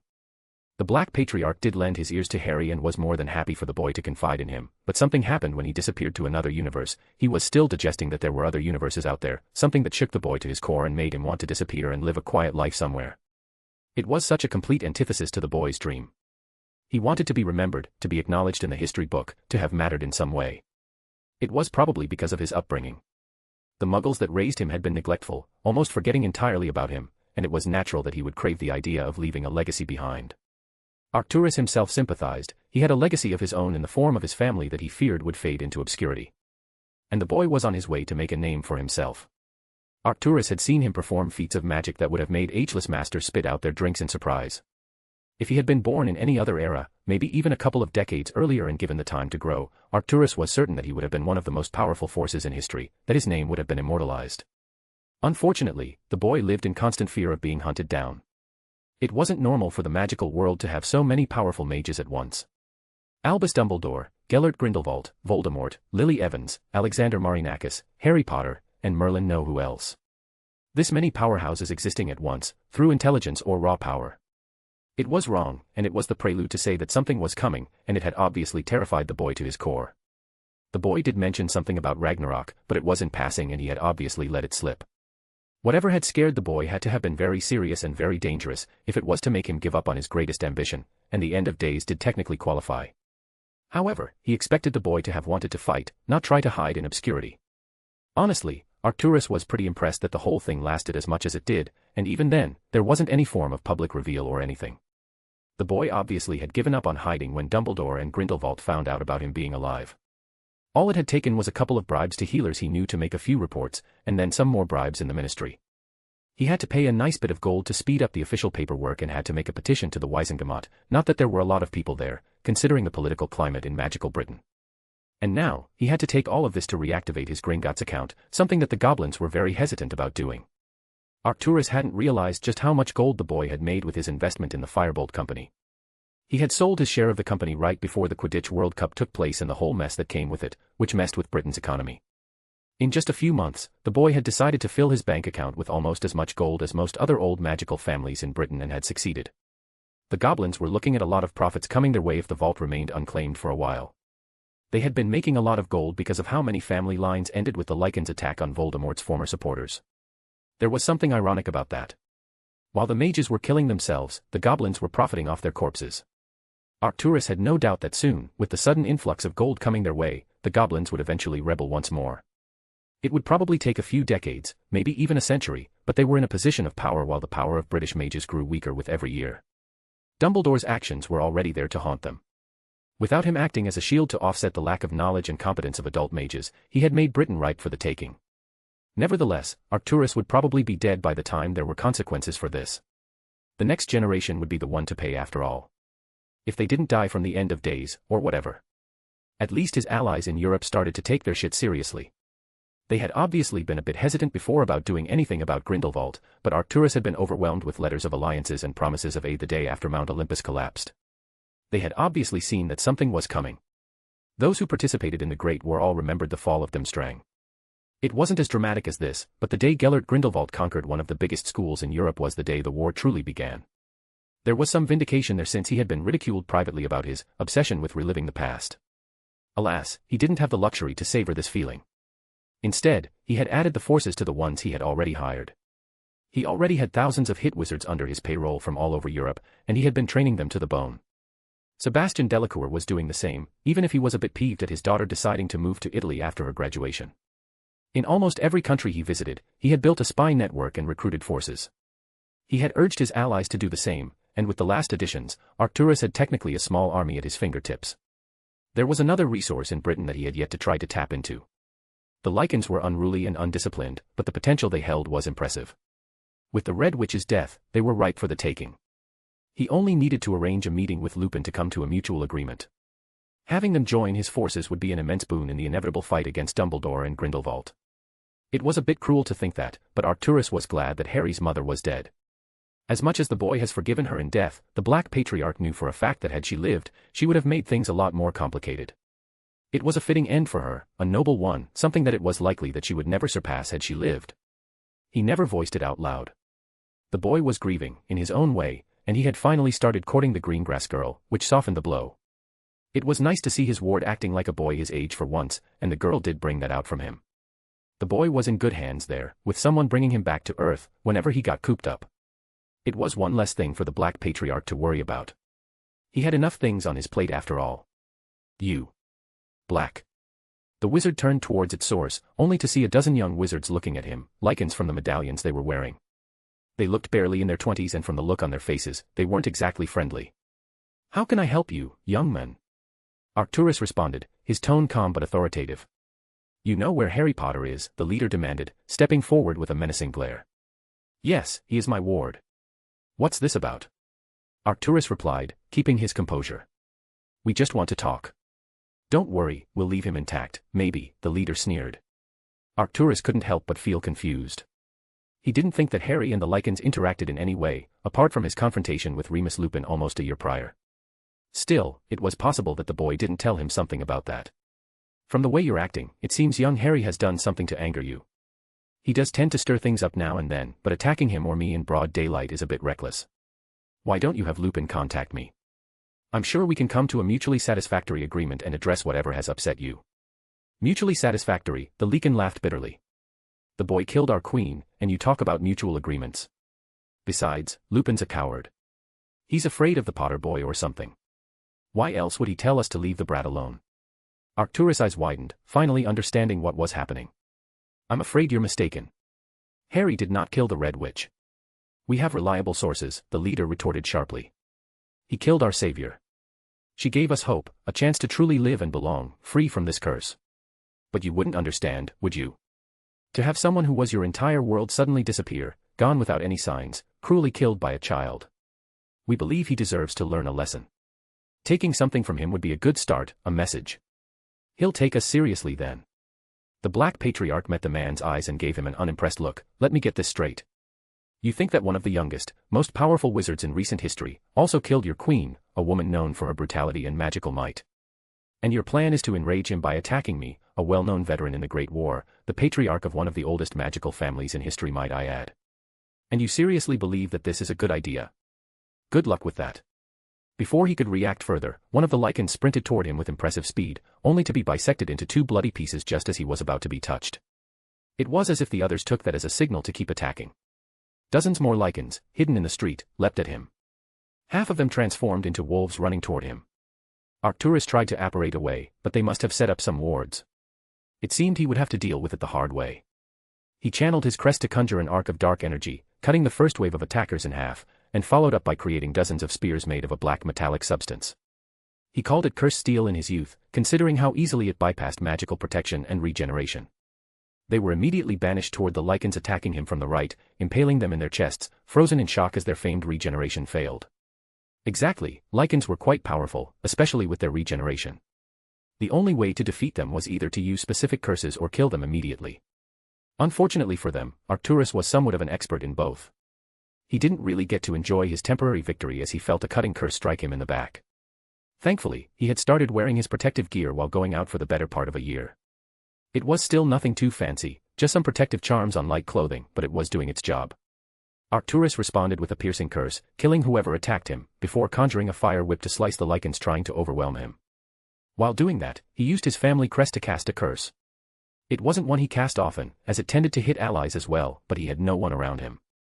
A black ball of energy appeared in his palm and flew toward the closest lichens, drilling a hole in his chest and automatically flying toward the next target. Letting the curse do its work, Arcturus cast 2 cutting curses, killing 2 incoming wizards before shielding himself against a swarm of incoming spells. He then conjured large hounds that emerged from the shadows, attacking the lichens from behind, which was enough for his rampant curse to take them by surprise. The curse turned into a bolt of black lightning and electrocuted everyone nearby except him. However, this maneuver allowed someone to temporarily break his shield, letting a piercing curse hit him in the shoulder and a lichen biting his arm. Thankfully, the lightning also struck his attacker, and he was able to banish him to his left. He used his family crest to conjure a wide-area curse of slowness around him, affecting the other Lycans as well. They seemed to be swimming in some sort of thick liquid, and Arcturus followed by decapitating them with a flick of his wand. Finally, Arcturus conjured a giant cutting curse with the opponents who had been stunned by the lightning attack earlier, cutting them to pieces. "Damn, I'm getting rusty," he muttered to himself, watching as the last Lycan fell, dead. He was a lot faster during the war. Then again, he was a lot younger. Then his instincts warned him that someone was coming his way, and he raised his wand towards the potential attacker, only for the haze of the battle to lift slightly. Harry, his ward. He was running towards him. Arcturus felt the world turn hazy slightly. He gave his ward a brief smile as he muttered, "Harry." Of course, he didn't get to finish whatever he was going to say as everything turned black, and he fell down unconscious into his ward's arms. Chapter 388, Poking the Dragon. May 3, 1995, St. Mungo's Hospital. Harry sat next to Arcturus' bed in St. Mungo's watching as the men calmly breathed in and out. He hadn't left his side ever since the attack, which was almost a day prior. Daphne had gotten back home afterwards, shaken by how many corpses were around. The news of the attack was bound to spread quickly and her parents would have been worried sick if she came back late.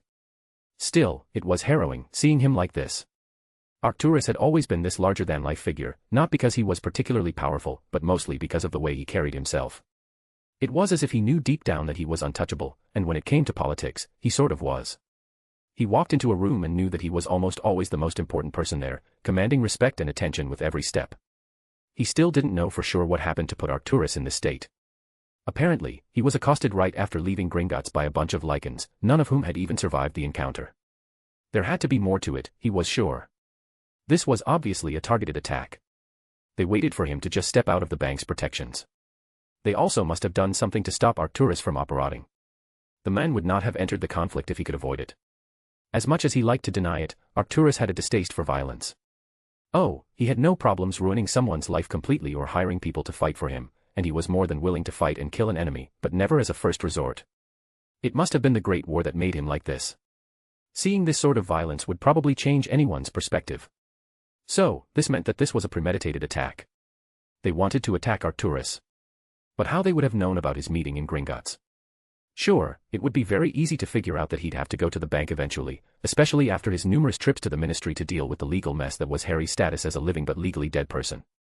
But this exact date and time, with this many people. The Lycans had to have known about the specifics of the meeting, and that meant that someone talked. Given that the goblins were probably the only people who knew about the meetings, he'll have to make a visit to Gringotts soon. Alas, this wasn't the time to do any of that. First, he needed to know that Arcturus would be all right. That was his main priority, after all. Thankfully, he didn't have to wait for long, as a healer finally entered their private room without any issues. "Mr. Potter. I was just about to send you an owl. Have you been here all night?" "Yes," Harry simply stated, without even looking at the men. "All right," the man spoke up awkwardly, probably not knowing how to proceed, before steeling himself and continuing, "My name is James Cole, I am the healer currently in charge of your guardian's case." "Will he be all right?" he asked abruptly, finally turning towards the healer. James Cole was a tall man in his late 30s, with neatly combed silver hair and blue eyes. His robes were clean and simple. Apart from the hesitation at the start, Harry could tell that the man was definitely a professional, probably the head of some department. The hospital really wasn't taking any chances with someone of Arcturus' status. The man's tone was professional. "I genuinely do not know.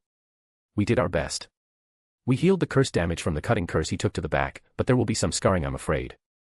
There was also the various cuts and bite marks in the Lycans, who, while tricky, were not his most critical injuries." Why hadn't he woken up then? The most damage he did was self-inflicted. The strain on his magical circuit was immense, especially for someone his age. There were signs of slight atrophy because of his lack of use. He must have thought that he still had the circuit capacity that he held in his younger days and overworked them. It's something you see commonly in veterans who haven't fought in a while. They often think that they have more magic than they actually have, probably the ones they held when they fought, and they pay the price for it. Magical exhaustion cases can be very tricky, especially at that age, and the body often simply shuts down to heal itself, but it's not always successful. I've seen people with more damage survive, and some with far less damage perish. My alerts have told me that he's stable, which is what I expected, but whether he remains that way is not something I can tell at this time. Is there anything I can do? Harry asked neutrally. I'm afraid not. As much as I wish it was, otherwise, there's only so much we can do. I've already started him on a potion regimen that was proven to accelerate the healing of his condition, but there's nothing else I can really do. The last Potter nodded. Thank you, Healer Cole. Harry didn't trust himself to say anything else. It wasn't often that he felt so powerless. As much as he regretted it at the moment, Harry never really took the time to learn to heal properly. Of course, the fact that the Healing Guild had banned almost all knowledge of the subject bar a few introductory courses and a few spells didn't help matters.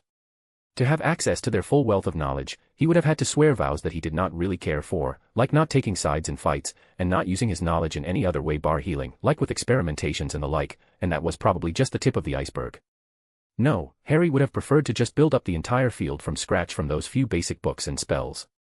He wouldn't have been as good as current healers, but he might have found something that they hadn't, maybe some other method, which could have worked instead of feeling this useless at the bedside of his guardian, hoping that luck would be on his side.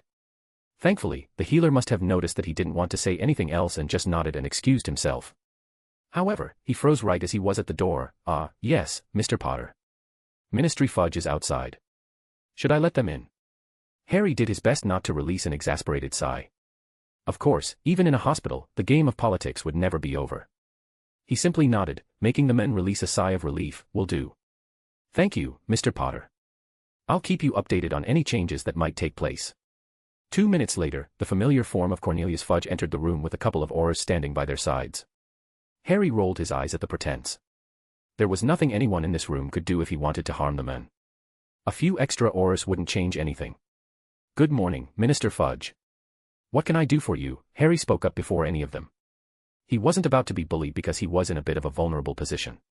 Potter. Quite the pickle we're all in. Very troublesome times, indeed. I'm very sorry for what happened to your guardian. It was very unfortunate. Arcturus is a pillar in our society, and this attack is a tragedy that all of magical Britain will suffer from. Harry rolled his eyes. Fudge, you didn't come all this way to pretend to grieve for a man you barely knew. Don't waste my time or yours. What do you want? It probably wasn't the best thing to say given the way the man's face turned red with embarrassment. To be fair, Harry could have been a bit more diplomatic about it, but he was quickly running out of fucks to give. One of the Aurors growled, "This is the Minister of Magic. And I'm not interested in kissing his arse, not while my guardian is in a coma. Please just make it quick. I'm tired and haven't slept a wink last night." The minister stammered for a bit before continuing. We're here about the consequences of this little fiasco. Relations with the Lycans were on the mend for the last few weeks. There hadn't been any attacks, no deaths. With the final task of the European school tournament being held in Britain soon, we can't really afford any unrest. Unfortunately, that seemed to be out of the window. Arcturus massacred 57 Lycans in Gringotts, and the rest are out for blood. They attacked him, Harry protested. No one knows what happened or why. Fudge simply shrugged. We only know that there was a fight, and one man stood standing at the scene, and that was you. Harry could see where this was going and calmed himself. The minister continued, I know that this might seem unfair, but the ministry needs stability, especially with the ICW finally retreating from our political scene. Someone needs to be held accountable, and unfortunately, you're our only option. We need to look competent, to stop the civil war from reigniting and giving the ICW reason to interfere once more. That was the straw that broke the camel's back, and the last Potter stood up, walking towards the ministry slowly. He looked into the man's eyes with a blank look on his own and spoke up, let me get this straight, Arcturus was attacked by Lycans, he killed them and ended up in a coma, and you want me, who was on the other side of the alley during most of the attack and arrived after it was over, to be held accountable. I know it doesn't sound. The man answered while stammering. Sound what exactly? Harry interrupted, is that how it works now? You're seriously planning on knowingly throwing a completely innocent person under the bus for political stability? The ministry was about to talk but Harry raised his hand, don't talk.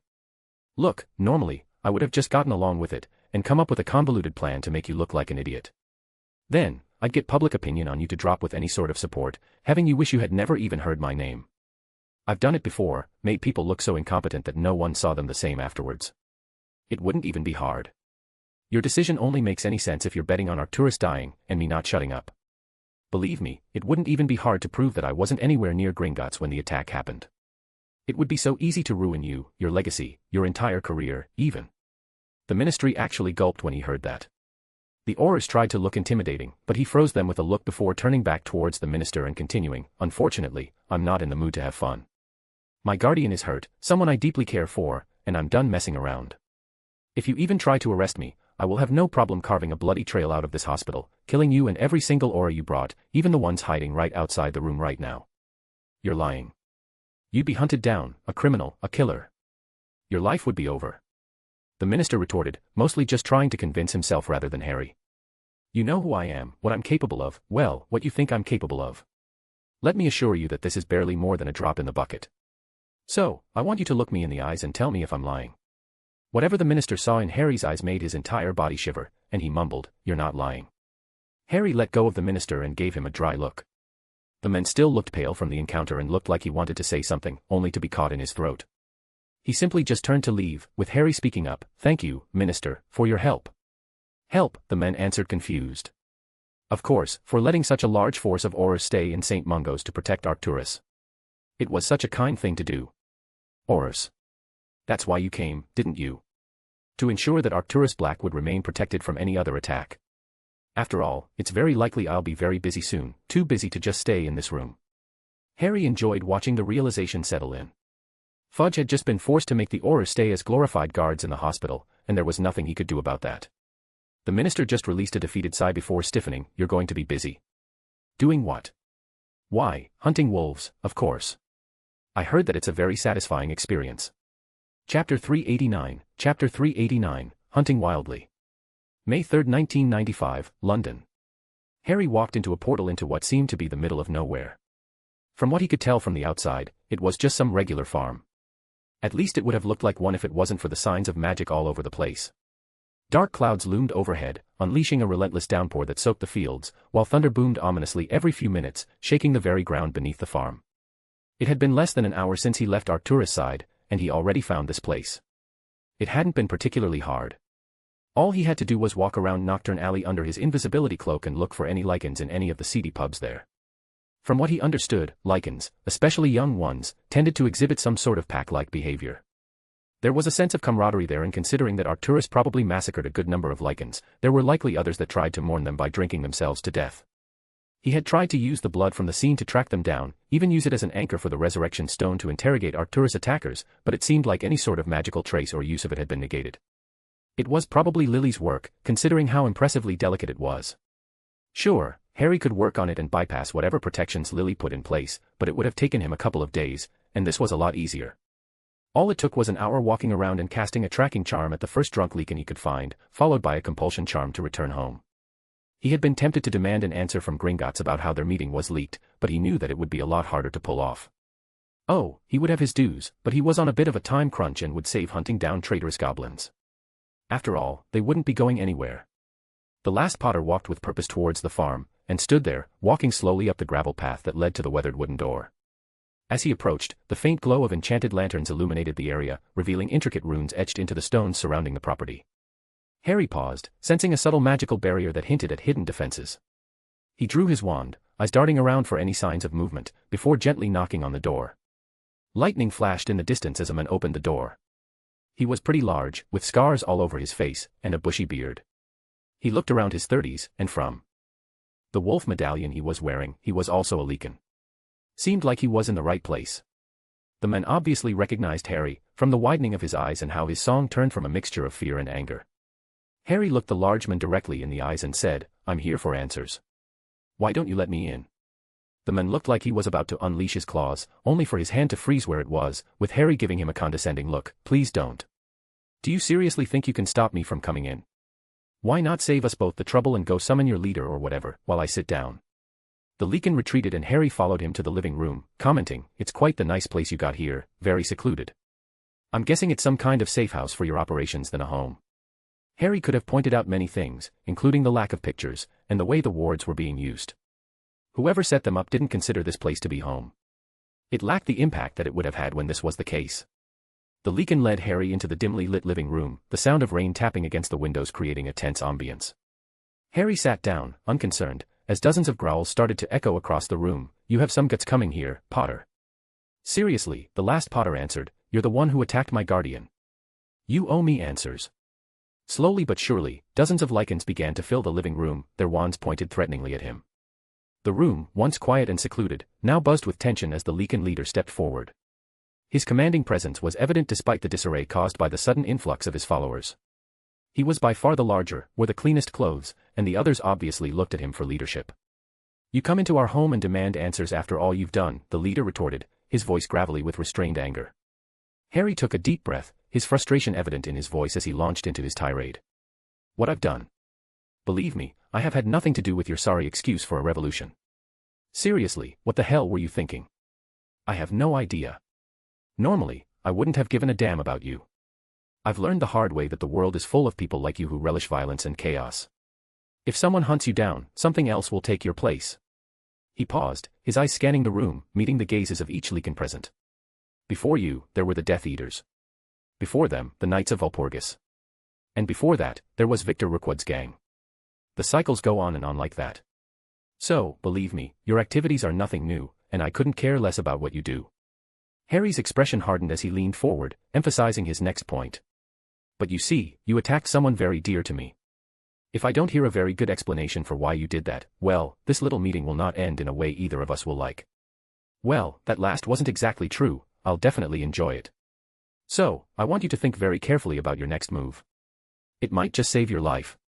The room fell silent for a moment, the weight of Harry's words hanging heavily in the air. The Lycans exchanged uneasy glances, the leader visibly having a harder time taking control of the situation. It looked like the man was about to say something, only for one of the Lycans behind Harry to try attacking him. Harry didn't even wave his wand, or really move, for that matter. The Lycan seemed to be sent away flying by some invisible force.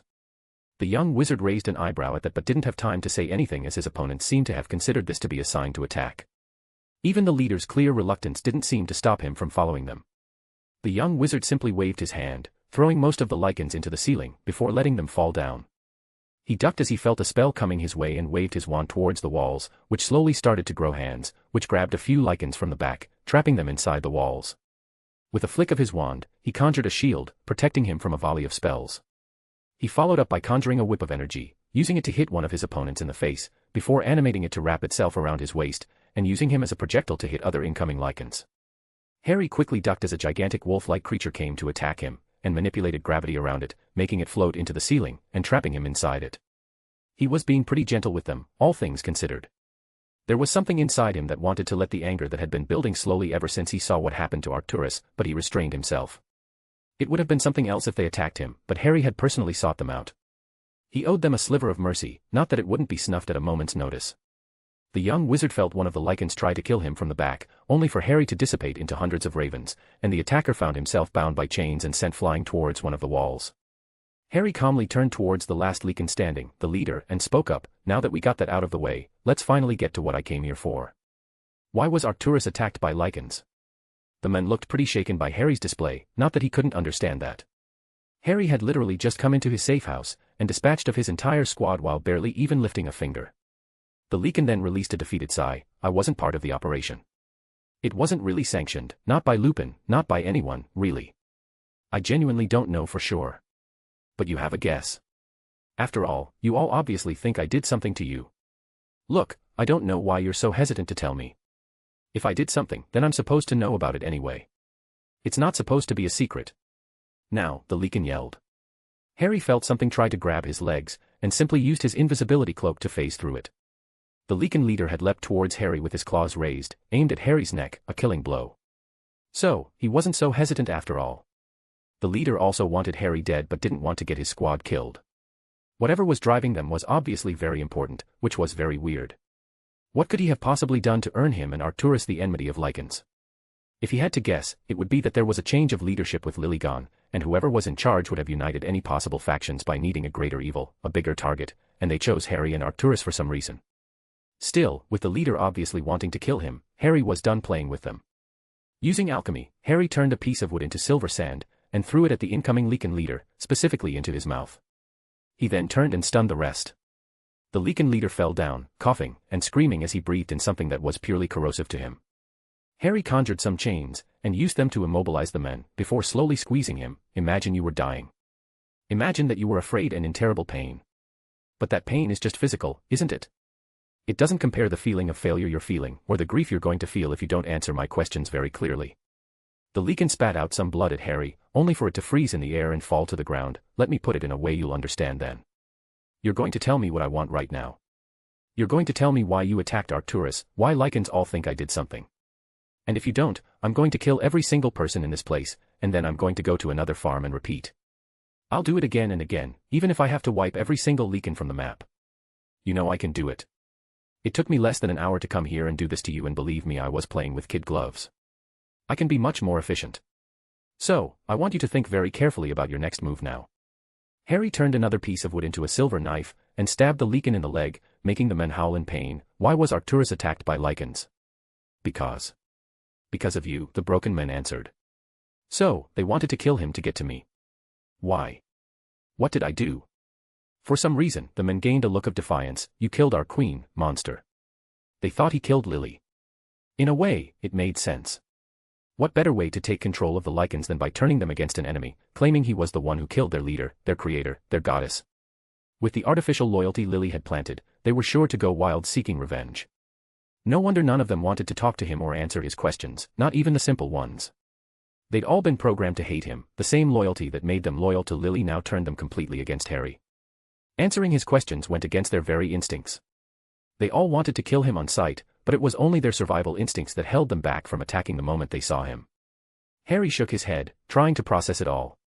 Lily's conditioning was so deep that it had completely changed their priorities, and someone had obviously weaponized it to be used against Harry. This made it almost impossible for Harry to get any straight answers from them. They saw him as nothing but a target, a dangerous enemy they were programmed to destroy, and only when in tremendous pain, when their survival was at stake, that could give him any possible answers. At least that gave him a very clear goal, someone to blame for all of this, and so, he asked, who said that? Who accused me of killing the Red Witch? The Lycan leader glared at Harry, and the young wizard was about to stab him again, only to hear a familiar voice yell out behind him, Harry. That's enough. The last Potter turned. Hello, Remus. It's been a while. I believe there's a lot we need to talk about. Chapter 390, The Hungry Wolf. May 3, 1995, London.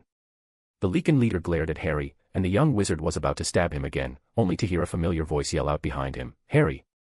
That's enough. The last Potter turned. Hello, Remus. It's been a while. I believe there's a lot we need to talk about. Harry watched as Remus Lupin gave him a stern nod, before walking towards the man that Harry had been in the midst of interrogating. He knelt down and spoke up, Are you all right, Gideon? Fine, the Lycan gasped. He's not fine, Harry retorted. He inhaled powdered silver. It will slowly corrode him from the inside. First, his lungs will be the first to go, and he'll be unable to breathe while feeling like he's being burned from the inside out. But he can still be saved unless the powder makes its way into his bloodstream, which should be in around 5 minutes. Can you imagine the silver slowly spreading all over his body, bringing with it complete and intense pain, in every organ? His liver, his heart, even his brain. 5 minutes until the damage is irreversible, where even the best healer in the world would not be able to save him from an excruciating death.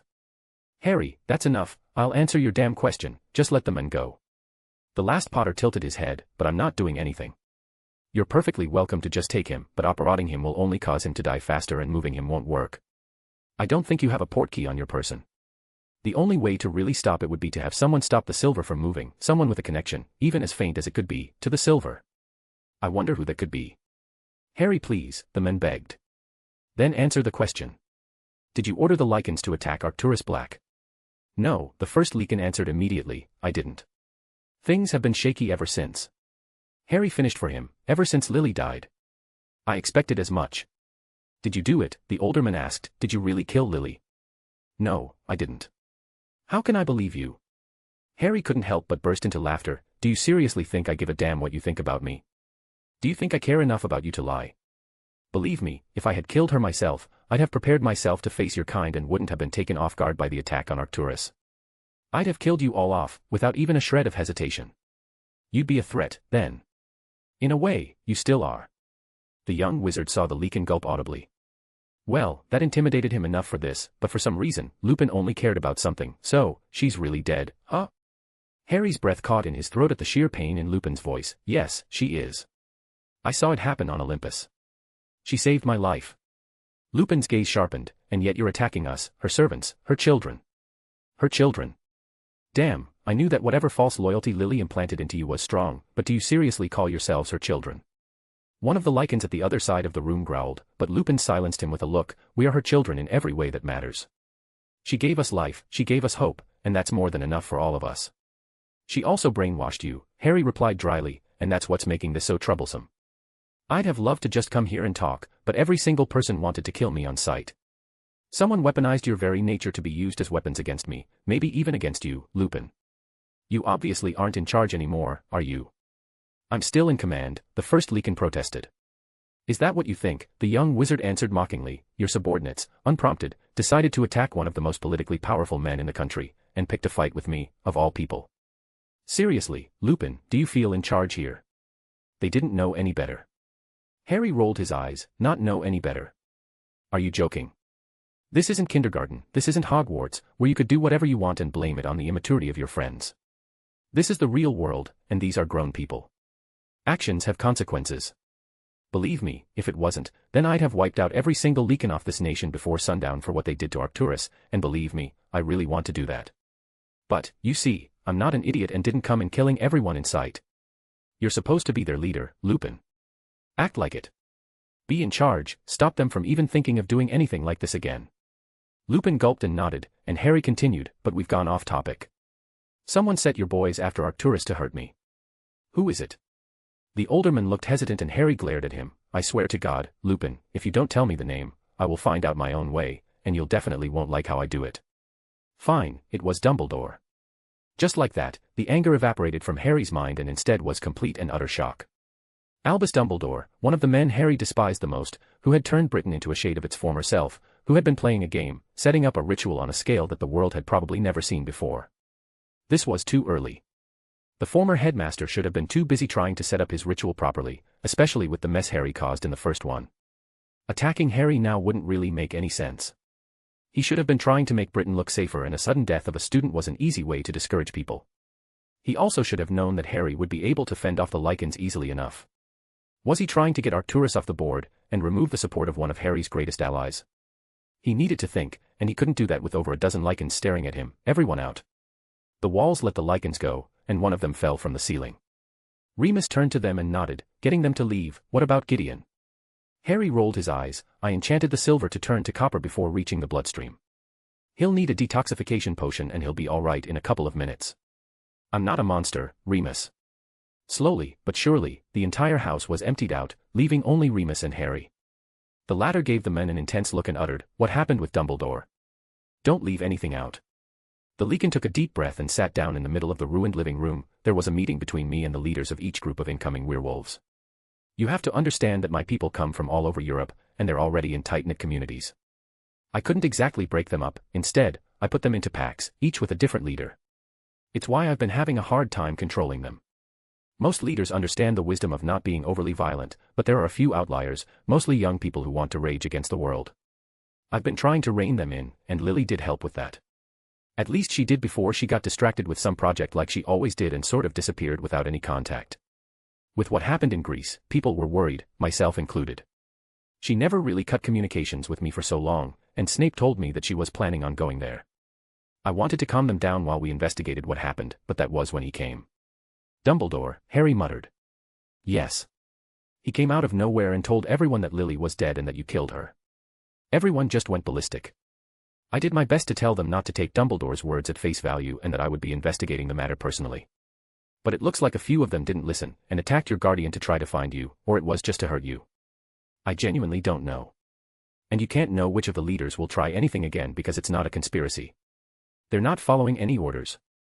They're the ones making the decisions and it's not coordinated. What a fucking mess.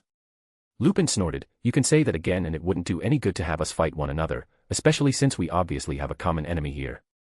You certainly can't afford more enemies with Dumbledore scheming against you once more. Harry nodded. You're right to say that I don't need more enemies, especially after Lily. However, I can't exactly keep forgiving people trying to kill me. And things are bound to be very tense with the way Arcturus dealt with his attackers. You need to calm them down, because believe me, I won't be as kind as I was today if I'm the one being attacked.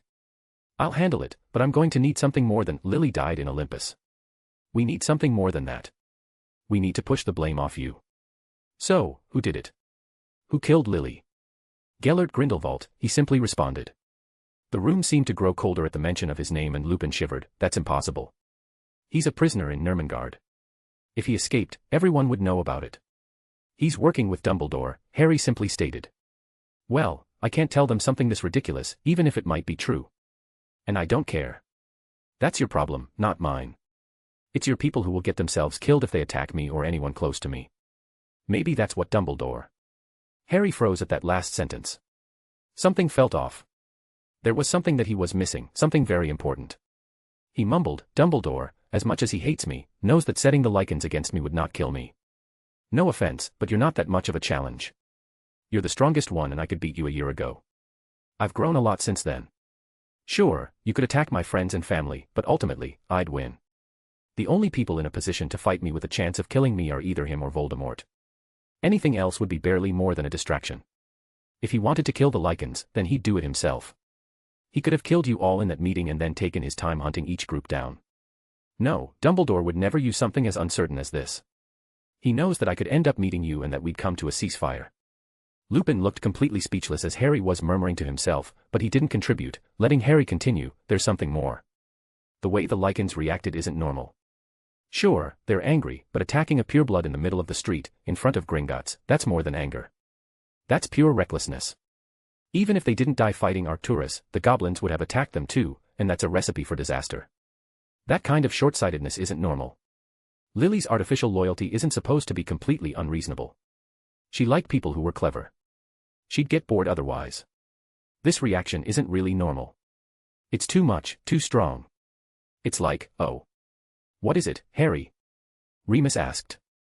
This was never about me. I wasn't the target. I was the scapegoat. How couldn't I have seen it? It's been staring at me straight in the face. Harry, I swear to Merlin that if you don't tell me what's going on. The young wizard interrupted him again. Dumbledore's influence in Britain is almost non-existent. Arcturus and I did a very good job wiping it out, and Lily cleaned up whatever we missed. He needs a way to ensure authority, something that wouldn't raise too many red flags. An army of vampires coming to Britain is bound to get a lot of attention, but lichens, they've been here for a while. He didn't want to kill your kind, he wanted to take over. The moment Harry said that, the lichens that Harry had just defeated ran back to the house, screaming. Remus turned towards them, his tone turning harsh. What's happening? We called for reinforcements to deal with Potter, but they've gone insane. They killed Gideon. Who are they? As if summoned by their mentioning, dozens of lichens entered the room. However, they were noticeably bigger, and their eyes were glowing with power. Remus Lupin. What a pleasant surprise, the leader spoke up. Garrick, Lupin retorted, what have you done? What I had to do. I did want to believe that he was right, but here you are, working with our queen's murderer. You're a traitor to your kind, Lupin, to your very creator. Harry raised his hand. One little thing, I didn't kill the Red Witch. The Leakin called. Garrick turned towards him with a menacing smile. I'm going to enjoy hearing you scream as I break every bone in your body. I will skin you alive and watch you as you beg for death. It will be beautiful, redemptive, as you pay for what you have done to our queen. Harry rolled his eyes. Yeah, whatever. It's my fault for trying to argue with zealots. I guess that I'm going to kill you all now. He prepared to wipe them out, only to hear a very familiar ringing with his arcane hearing. It was something that made him instinctively wary and angry, and he raised his wand, ready for any attack. But no attack came, and instead, a very familiar figure entered the room, speaking in a fake kindly voice. Now, young Harry. Is that a way to talk to your guests? Albus Dumbledore, the last Potter retorted, how's the boyfriend? Lily's last attack must have done a number on him. Chapter 391, A Delightful Radiance. May 3, 1995, London. But no attack came, and instead, a very familiar figure entered the room, speaking in a fake kindly voice. Now, young Harry. Is that a way to talk to your guests? Albus Dumbledore, the last Potter retorted, how's the boyfriend? Lily's last attack must have done a number on him. The former headmaster stood there and gave him a very condescending look. He's doing well enough. You made quite the team, you and your mother. Well, more like you and your former mother. She's not around anymore, is she? Gellert made the mistake of underestimating you both. I will do no such thing. So, you're here to fight, then. You're always so quick to respond with violence, my boy, Dumbledore responded while shaking his head. I think it's why you became too much of a nuisance to be beneficial for our world order. You had so much potential to be useful. So much promise, wasted because of your short-sightedness. Your existence has no purpose, not anymore, at least. What gives you the right to decide what my purpose is supposed to be? Harry asked, more confused than anything. It is not a right, but a burden, the former headmaster stated with absolute conviction. You, Harry, embody a chaos that threatens everything we've meticulously built. The fate of the entire world is lying on a knife's edge, and your actions, your very presence, disrupt the equilibrium necessary for us to maintain the balance, to ensure the survival of our people. Sometimes, sacrifices must be made for the greater good.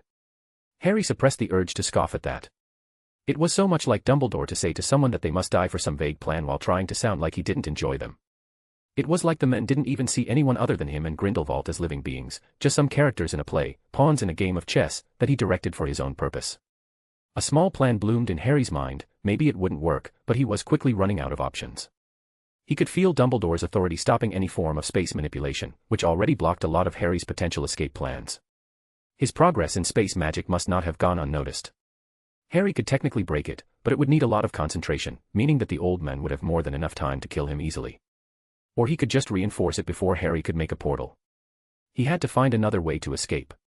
Harry wasn't under the delusion that he'd win a fair fight against the men. After all, the former headmaster defeated Grindelwald, and the Dark Lord almost killed Harry back on Olympus. If he had time to prepare a bit, maybe he could have bridged the gap enough to make whatever Dumbledore was planning a Pyrrhic victory for the men, which would get him to stand down. It was the best way to deal with the former headmaster. Make him lose more by fighting you than he would ever gain by killing you. Unfortunately, he didn't have the luxury of preparation. No, this wasn't the time to be pessimistic. Harry slowed down his perception of time to realize what he had to work with. Lupin and the other lichens were less than useless. By far, the only true threat was Dumbledore himself. He didn't really have anyone to contact that could really help against Dumbledore. Maybe if Lily was still alive, she could have made a difference. Harry kept analyzing his position, only to finally find something that could help. The farm stood right underneath a ley line.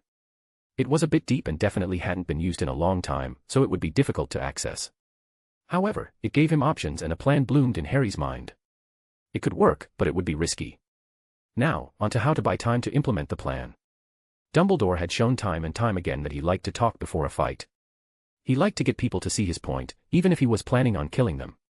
That would be a nice distraction, and thankfully, Harry had the perfect tool for the job, something that the former headmaster didn't know was in his possession, the Resurrection Stone.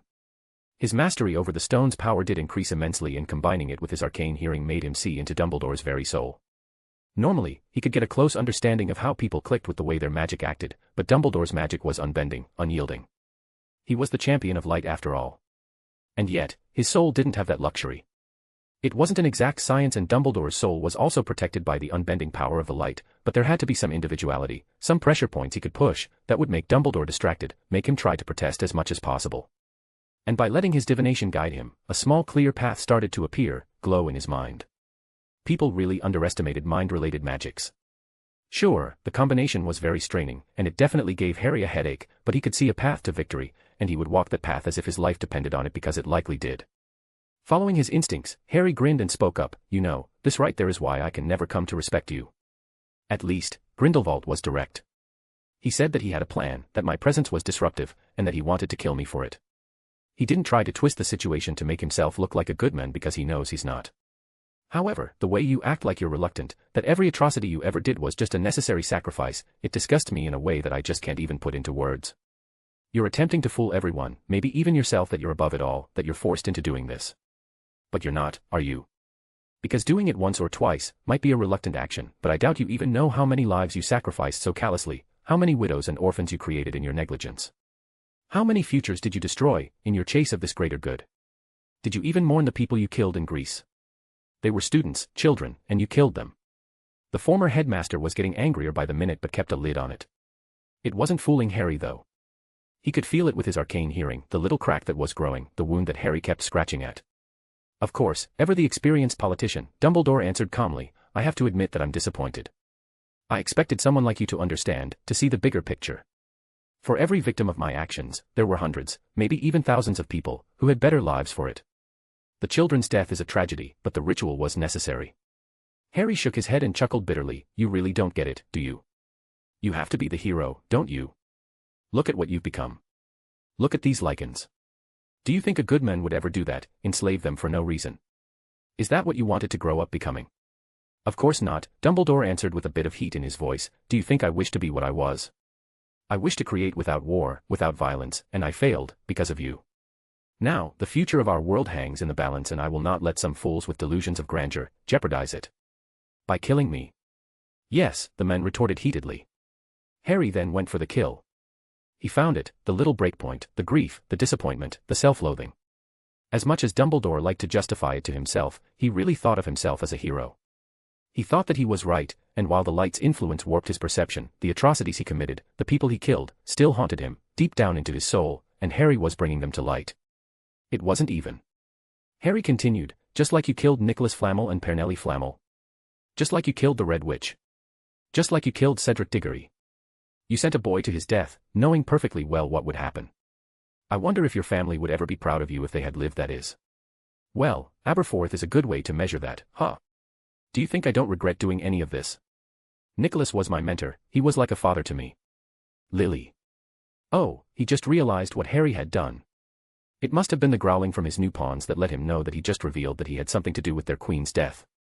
The young wizard had kept digging and digging, poking his insecurities. This was the power of the resurrection stone. Truly understanding someone's soul, everything that made them, well, themselves, was beyond dangerous.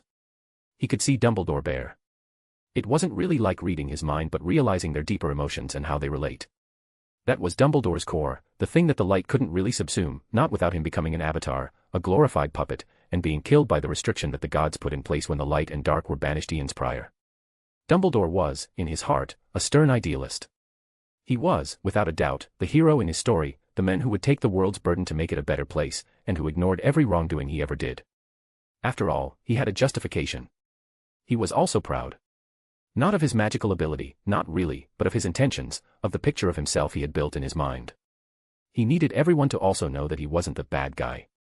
He wanted everyone, even his enemies, to acknowledge, to give him their blessing, and if they didn't, then they just didn't see the bigger picture, the good he would do with their sacrifice. Mixing that with his divination, letting it guide him to each pressure point, made things simple, and prevented him from reacting violently while keeping him talking for as long as possible, while Harry readied his plan. Dumbledore's very nature made him prone to talking, to justify his own actions. As the Lycans prepared to attack Dumbledore, the former headmaster chuckled and spoke up, and freeze. The light-enhanced Lycans froze in their places, and the men gave Harry a very smug look. That was very clever. Very clever indeed, getting my new friends to attack me. But did you seriously not think that I wouldn't ensure their loyalty to me? Your mother was truly an ingenious witch. The loyalty she carved deep in their own blood is very impressive and absolute. Unfortunately for you, with no one to fill the role, it became very easy to hijack. They were so desperate for direction after what Arcturus did to their brethren, and I was very kind to oblige them. They have no more chance of rebelling against me than they did rebelling against Lily. That seemed to make the remaining Lycans stiffen in panic, before running away. Harry gave Lupin a discreet nod before he left with them as well, appearing as if he'd run away as well. Dumbledore rolled his eyes. Go get them. I'll deal with the boy myself. Most of the light-enhanced Lycans followed their new master's lead and ran very quickly to pursue their former brothers and sisters, but a few remained behind. However, Harry stood there confidently. When have you ever been able to handle me, Albus? My boy, so far, you've only survived because of my kindness. You will not have this luxury anymore. I don't usually enjoy hurting people. It was always for the greater good, you see, even if it was distasteful. But I'll say this. What I'll do to you is something that I will enjoy very dearly. As quick as lightning, Dumbledore raised his wand and released a beam of white light at Harry. However, the young boy didn't seem bothered. Instead, he grinned, and redirected the magic down to his feet, specifically, where hundreds of small, almost imperceptible runes lit up, quickly making a connection to the previously untapped ley lines. Like a dam being opened, energy was released from the ground and tried to smite Dumbledore. The remaining light-enhanced Lycans were vaporized. Hell, even the farm became nothing more than a crater, while Harry remained completely unharmed. The headmaster had obviously been able to shield himself from the blast, but he knelt from the sheer release of energy. It might also be the gigantic ward that Harry powered up. He had used it before, even if it was a lot less powerful. It was the pulse of magic that disrupted connections to outside dimensions. This time, it wasn't powered by Harry's magic, but by an entire constant stream of ley lines. This would weaken Dumbledore's connection to the light drastically. He didn't know how much it would be, but it was better than nothing. From the way Dumbledore glared at him, it had to be a lot. Harry's original plan was to just portal away, using the release as a distraction and escape. However, seeing the power of the ley lines, he thought to try something he'd been thinking about in a while. Even if it hadn't worked, it should have disrupted Dumbledore's authority over space manipulation, allowing him to leave. But this had potential. This was the weakest Dumbledore had ever been before, and Harry had every intention of capitalizing. Harry pointed his wand at the man smugly and spoke up. What was that about handling me again? And just like that, the duel began anew. Chapter 392, Chapter 392, The Berry's Right. May 3, 1995, London. But this This had potential. This was the weakest Dumbledore had ever been before, and Harry had every intention of capitalizing. Harry pointed his wand at the men smugly and spoke up, "What was that about handling me again?" And just like that, the duel began anew. Dumbledore's first move was to conjure a jet of fire, which Harry was able to fight against by conjuring a gust of wind, which sliced the fire into two. With Dumbledore weakened thanks to the ward Harry cast, his authority over space manipulation was destroyed, allowing the young wizard to conjure a giant pulse of space that warped the very ground itself, trying to send his opponent away. However, his opponent easily transfigured the ground beneath him, allowing him to maintain his balance, and modified the ground around them into giant fists made of rock, trying to squash Harry like a bug. Thankfully, Harry was able to use alchemy to turn the stone into water, which he manipulated, sending it straight back to the former headmaster. He warped space in front of it to mess with the man's rhythm, but Dumbledore vanished it with a flick of his wand. That seemed to calm things down slightly. Dumbledore stopped there, his wand raised, and spoke up, "So it is true. Grindelwald said that you found a way to mess with our connection to our patrons. I thought he might have been exaggerating. I did warn him of your potential, but even I never imagined anyone doing this. If only you could have seen the light. You could have been wonderful, done so many things and perhaps even changed the world. But the past is the past and here you are, helpless and alone, even your mother's prized lieutenant abandoning you like a coward." Harry snorted, "You seriously think that Remus Lupin abandoned me? He ran away, but not from you. He wanted to warn the others. You didn't convert all of the Lycans, did you, just the young and reckless? You always did like to prey on desperation." He should have operated by now with the anti-apparition wards being destroyed, telling them all about what he heard. After all, you just admitted to killing Lily. How many do you think will be desperate enough to join you now? Oh, that thought must not have crossed the former headmaster's mind because he stiffened. See, even now. I had planned on converting the Lycans, giving them purpose, and now I will have to kill them. Do you see what you've done? You have doomed them, not me. Harry shook his head in disappointment. You're the one planning on killing them. Dumbledore took this chance to attack Harry from behind by animating some debris to impale him. The young wizard, who had activated his divination, saw it coming and dodged it, turning it into a liquid metal, which he used to block an incoming spell. Harry dodged right as a slice of wind threatened to cut him in half, preparing a spell to dodge the incoming spear of light. He used his liquid metal to negate a bolt of lightning and let out his spell. Space and time were warped by gravity, as a ball of pure darkness moved towards the former headmaster. The way the man's eyes widened showed that he didn't see coming, and he waved his wand in a very complex pattern. In a burst of light, the proto-singularity that Harry had created fell into pieces. Harry quickly used the pieces to try to stab Dumbledore, using his divination as a guide. He conjured a chain of light which redirected one of them towards Dumbledore's heart, planning on using it after the pulse of light Dumbledore would probably release. However, instead of it being successful, Harry found himself having to dodge blades of light coming at him. He was able to shield against them with his liquid metal, but the impact sent him flying back and giving Dumbledore enough time to regain himself.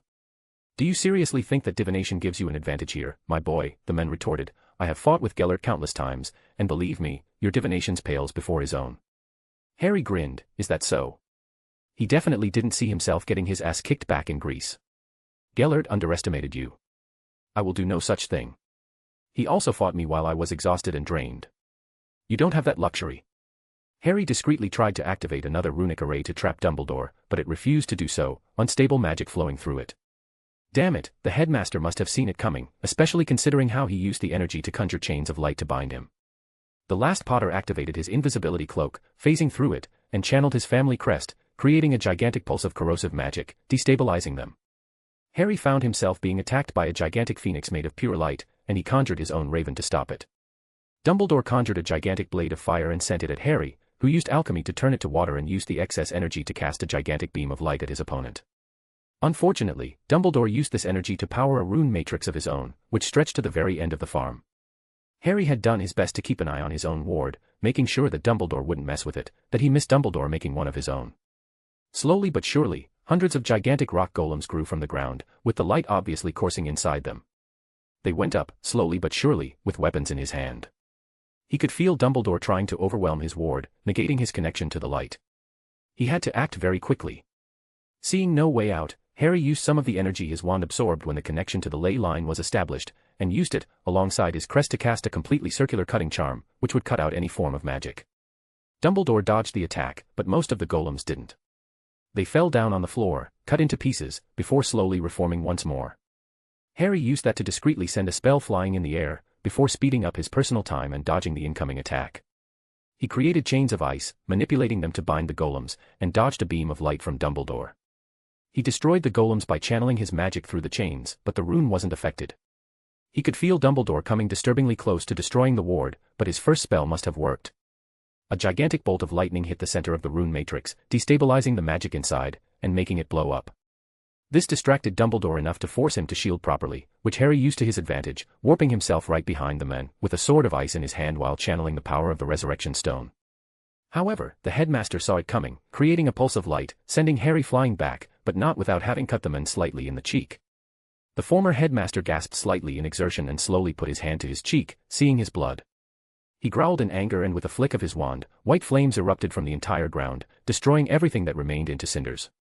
Harry conjured a magic circle, sending him flying into the air, before using his Ice Age spell to counter the effect. He noticed a purple beam of light coming at him. Harry warped space to redirect it behind him, only to be hit with some kind of weird invisible spell that stabbed him in the abdomen. He groaned in pain at that, but he had enough time to create a portal in front of him to protect himself from the incoming onslaught of spells. However, some weird obscure spell shattered the portal in front of Harry, sending him flying back.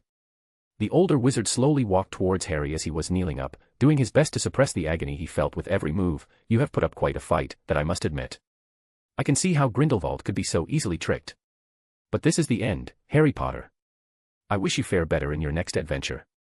Dumbledore sent a white spell at Harry, only for him to activate his cloak, letting himself phase through it, and conjuring an ice spear imbued with the power of the Resurrection Stone. He threw it towards the former headmaster. It was a very clumsy attack. The throw was slow, predictable, and would have probably not killed Dumbledore. As he expected, the older wizard grabbed the spear right as it was about to impale him. He grabbed it with a curious look on his face. "Fascinating. I thought such soul magic was lost. I do wonder." Whatever Dumbledore's next response was silenced by a grunt as the spear extended itself, just as Harry enchanted it to do, stabbing the former headmaster in the shoulder. Harry continued by sending a banishing charm at the spear, only to be sent flying back once more by the magical release.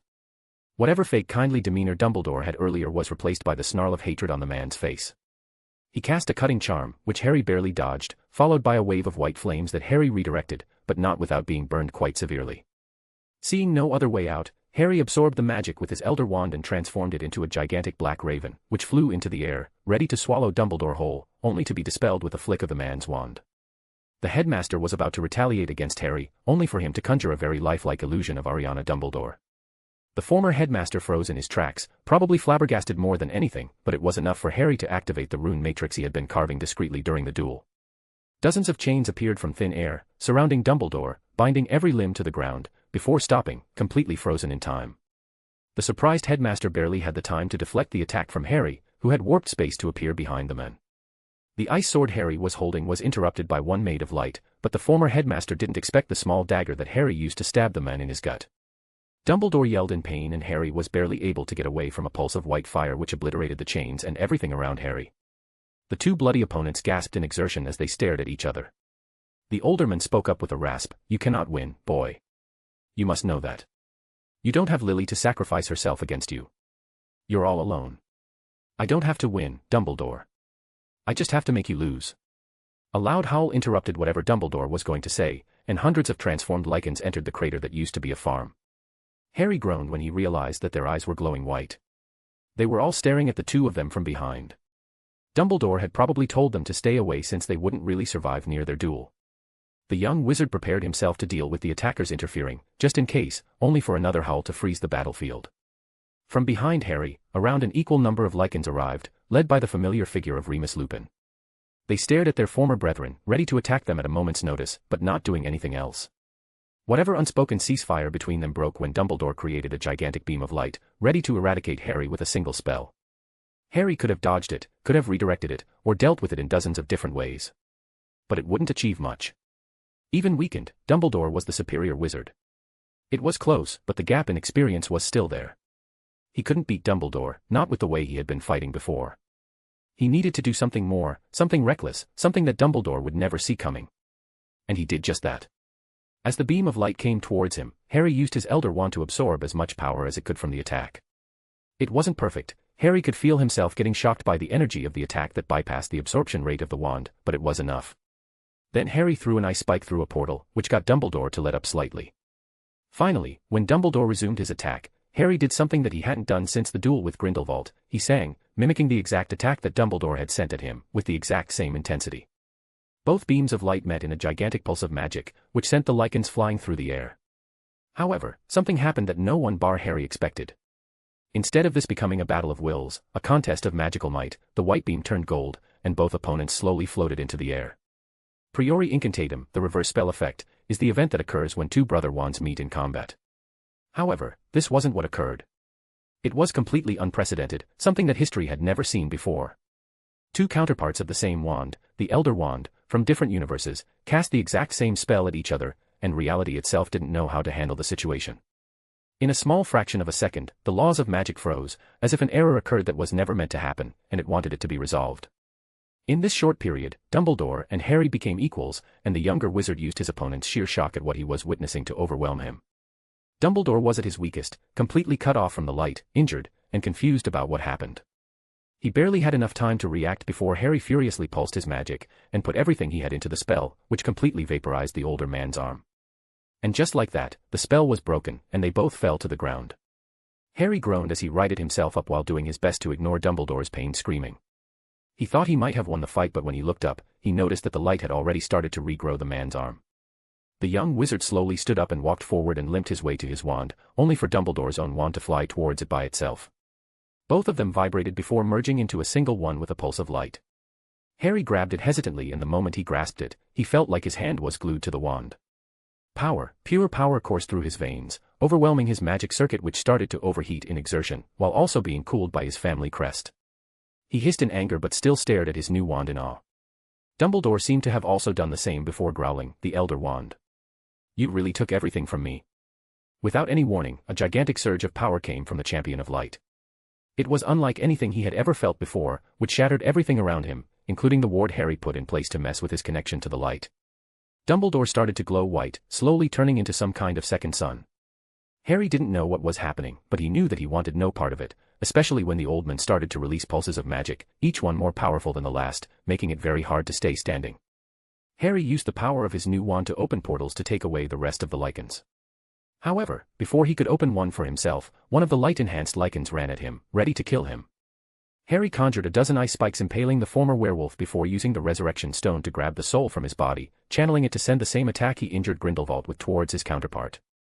A kaleidoscope of light emerged from the Elder Wand, fracturing the very fracture of reality, hitting every dimension at once, and flying towards Dumbledore. Harry was barely able to open a portal to escape, not even knowing for sure if his attack even did anything. From the scream of pain and rage, and the sound of a deafening explosion, he must have done something right. Harry quickly closed the portal as it was getting even harder to see anything, and appeared in front of a horrified Daphne who was staring with shock at his injuries. He gave her a slight grin, "You should see the other guy," before falling down unconscious. Chapter 393, Moving Forward. May 3, 1995, London. Remus Lupin stood still in the forest where Harry had just sent him and his brethren with his portals. The trees were tall and close together, letting through just enough light to create a patchwork of shadows on the ground. Birds chirped softly overhead, and a gentle breeze rustled the leaves, adding a peaceful backdrop to the tense moment. A narrow path meandered through the woods, partially covered in fallen leaves and soft moss. And yet Remus didn't move, and neither did his brethren.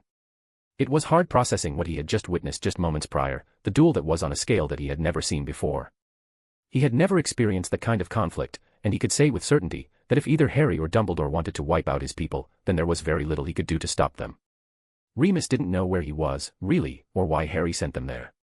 To be fair, it would have been very difficult to find a place to hold the battalion of lichens that Remus was able to call upon, without breaking the statute of secrecy.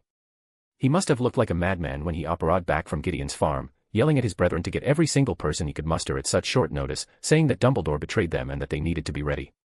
Surprisingly, most agreed without hesitation, which was more than a little strange given that a lot of them opposed him during the meetings. Remus suppressed his grief about what happened to Gideon. He had been a rock in his life, supported him from when he was a young werewolf, a calming presence that reminded him that not all of them were like Greyback. It was what convinced Remus that he wasn't a monster and stopped him from his self-destructive spiral. He had been very anxious when Gideon had activated his distress signal and had followed him, only to see Harry essentially torture Remus' old mentor. To be fair, his guardian had just been attacked in broad daylight by their people, and this was probably just Harry expressing his rage about what happened. He was thankfully able to get there before anything drastic happened, not that it changed anything. Gideon was still dead, but this time, by Dumbledore's hand. What the former headmaster had done was abominable on so many levels. The light-enhanced Lycans had every single bit of individuality ripped from them, other than their zealous obedience to Dumbledore. Even the men confessing to have arranged Lily's death was not enough to stop his control over them, even if Remus had to restrain himself from lunging at the former headmaster's throat. The first Lycan suppressed his grief when he remembered that the redhead was gone. It was Harry's confirmation that did it, that made it fully official. His people's savior was dead and there was nothing he could do about it. He was alone now, forced to lead his people, and he didn't think he could, not anymore. But who else was there to take his place? Gideon could have literally been the only choice. He was a well-known figure, one that often took care of young werewolves, back when they were all lesser beings. He had endured discrimination and fought against Greyback when the monster tried to recruit him. He would have been the ideal candidate if only he wasn't dead. His train of thought was interrupted by one of his lieutenants. Lupin, what the fuck was that? That was Albus Dumbledore and Harry Potter trying to kill each other. One of them hesitated before commenting, I knew the two didn't like each other, but this seems a bit extreme. I've never even seen this kind of magic. This is what happens when two magical juggernauts fight one another, Remus retorted, and a taste of the destruction they leave in their paths. Who were the Lycans fighting with Dumbledore?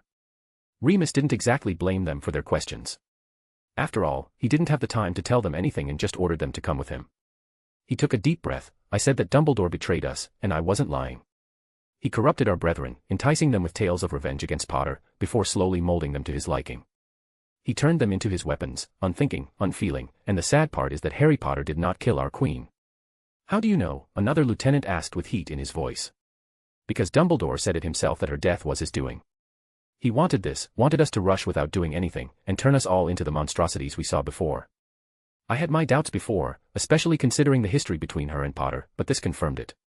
What history? Remus took a deep breath. This wasn't the time to keep more secrets. Hell, keeping this particular secret was probably why Dumbledore was able to sway so many of his people. He responded, our queen's identity has always been a mystery to you, and it was her choice. I wanted to honor her by not revealing this, but we're way past honor and traditions now. The Red Witch's true name was Lily Evans, or as she was known afterwards, Lily Potter. Harry is her son. They were not in good terms, and the history between them is complicated, but I never imagined that it would be enough for either of them would kill the other. I didn't know for sure, which is why I specifically told you all to stay down while I investigated the matter. And we wanted to kill him, one of them retorted with horror in his voice. And you wanted to kill him. But I don't blame you, and I'll try to talk with Harry to work something out. So, all of you, tell each of your groups about Dumbledore tricking us, that Harry didn't kill our queen, and get them to stop any sort of attacks on him. Tonight is a night of mourning for our kind. We will bury Gideon and all other victims of Dumbledore's deception. I need some quiet to think of our next move. They all nodded, and cracks of apparition filled Remus' ears. That should buy him more time while he thought of his next move. Something was brewing, something that he could feel in his gut. Lily must have known about it, and Harry definitely did. Whatever it was enough to use his people as pawns, in their games. But Remus wouldn't allow that, not for anything in the world. He needed to be ready, and that made the next destination very clear. He needed to go to the Department of Mysteries. His journey to the Ministry was quick. After apparating to one of the Department of Mysteries' hidden entrances, he made his way to Severus' office. The Potion Master had oddly thrived in his position of power, something that he never could have expected in a million years. He always expected the men to be harsh and abuse his position. The rumors of how he conducted himself when he taught potions in Hogwarts didn't help at all, but there hadn't been any issues with the unspeakables. To be fair, he was still disguising himself as Saul Croker, who wasn't a massive arsehole or acted like a dictator. Sure, most unspeakables probably knew that something had happened to Croker. Considering how Lily just walked around the place, taking whatever she wanted without anyone stopping her, they must have assumed that she was blackmailing him or threatening him. However, they didn't exactly care. As long as they weren't directly affected and we left around to do their research, they didn't care about much, really. The first Lycan entered the room and saw Saul Croker's face get irritated. Oh, it's you, before morphing back into Severus. Their relationship might have been miles better than what it used to be in school, but they still weren't exactly close. Some grudges were very hard to forgive, and almost turning Severus into a werewolf was one of them. Sure, the men knew that it wasn't exactly Remus' own fault, but he had to admit that while he didn't participate in most of the egregious pranks, he still didn't stop any of them. Remus readied himself for another difficult conversation. My investigation into Lily's death is done. The Potion Master straightened himself and asked hoarsely, is she dead? Yes. Potter confirmed it. So, he did kill her, the Potion Master murmured to himself with anger in his tone. He was probably planning thousands of ways to make Harry's life miserable. Even now, the man's hatred of James was still raging, despite the fact that the men had been dead for more than a decade. Then again, as skilled of an occlumens as Severus was, emotional maturity was never his strong suit. No, he didn't. Dumbledore did. I'm sure that the boy told you a riveting tale of his heroism, but I would never trust a Potter's words. Remus interrupted him before he could start with a rant. Dumbledore himself admitted it before they fought on Gideon's farm. It was his plan all along to trick my people into serving him and brainwashing them to follow every single order he gave. You should have seen them, Severus, dozens of lycans with their eyes glowing white, that attacked with reckless abandon, who were ready to fight through everything, without even thinking about their own lives. They even hunted us down, tried to kill us all. This is very disturbing. That's an understatement more than anything. I got my people spreading the word that Dumbledore was the one who killed Lily, and to watch their backs, but if he attacks, there's not much we can do to stop him. Lily maybe could have, but she's not here anymore. Her son, however, Remus finished leadingly. Severus growled, I am not going to run to a Potter for help, and this doesn't sound like my problem. With Lily gone, this time for good, our alliance is over. We can't avenge her, not against Dumbledore of all people. I have my people, and you have yours, and I will not endanger any of my resources, get my employees killed, trying to kill someone like Dumbledore. And what are you planning to do then? Live this lie of a life, pretending to be Saul Croaker until the day you die, because if you forgot, this was supposed to be a temporary measure while Lily took over. Dumbledore is now obviously trying to get back his control over Britain and was planning on using my people as his enforcers. Do you think he'll stop after a single setback? Do you think he'll leave you or your people alone, especially after you left him to rot when he was dismissed from his post as headmaster? He will come for you and there's nothing you can do to hide. You need me, Severus. You need the firepower, and like it or not, we need someone to lead us, someone powerful enough to oppose Dumbledore. That brought the potion master short. Remus knew that he would have come to that conclusion himself, but that he was just blindsided about what happened. Lily's death might have hit Remus hard, and he still hasn't mourned her properly, but Severus' relationship with her was far deeper. It was a very sore subject for both of them. They didn't have time to truly process what happened with Dumbledore's meddling and the constant recklessness of his subordinates since the former headmaster revealed it during their meeting. After a minute in complete silence, you're a fool if you think that Potter can fight Dumbledore. Sure, he's impressive for his age, but he's still a boy. You didn't see it, Severus. The way he fought Dumbledore and the way he used his magic was amazing. I've never seen anything like it before. He hurt Dumbledore, disarmed him, really. Isn't there a part of you that wants to avenge Lily, a part of you that is outraged by what happened? Dumbledore killed our leader, and without Harry, my people would have suffered a fate worse than death.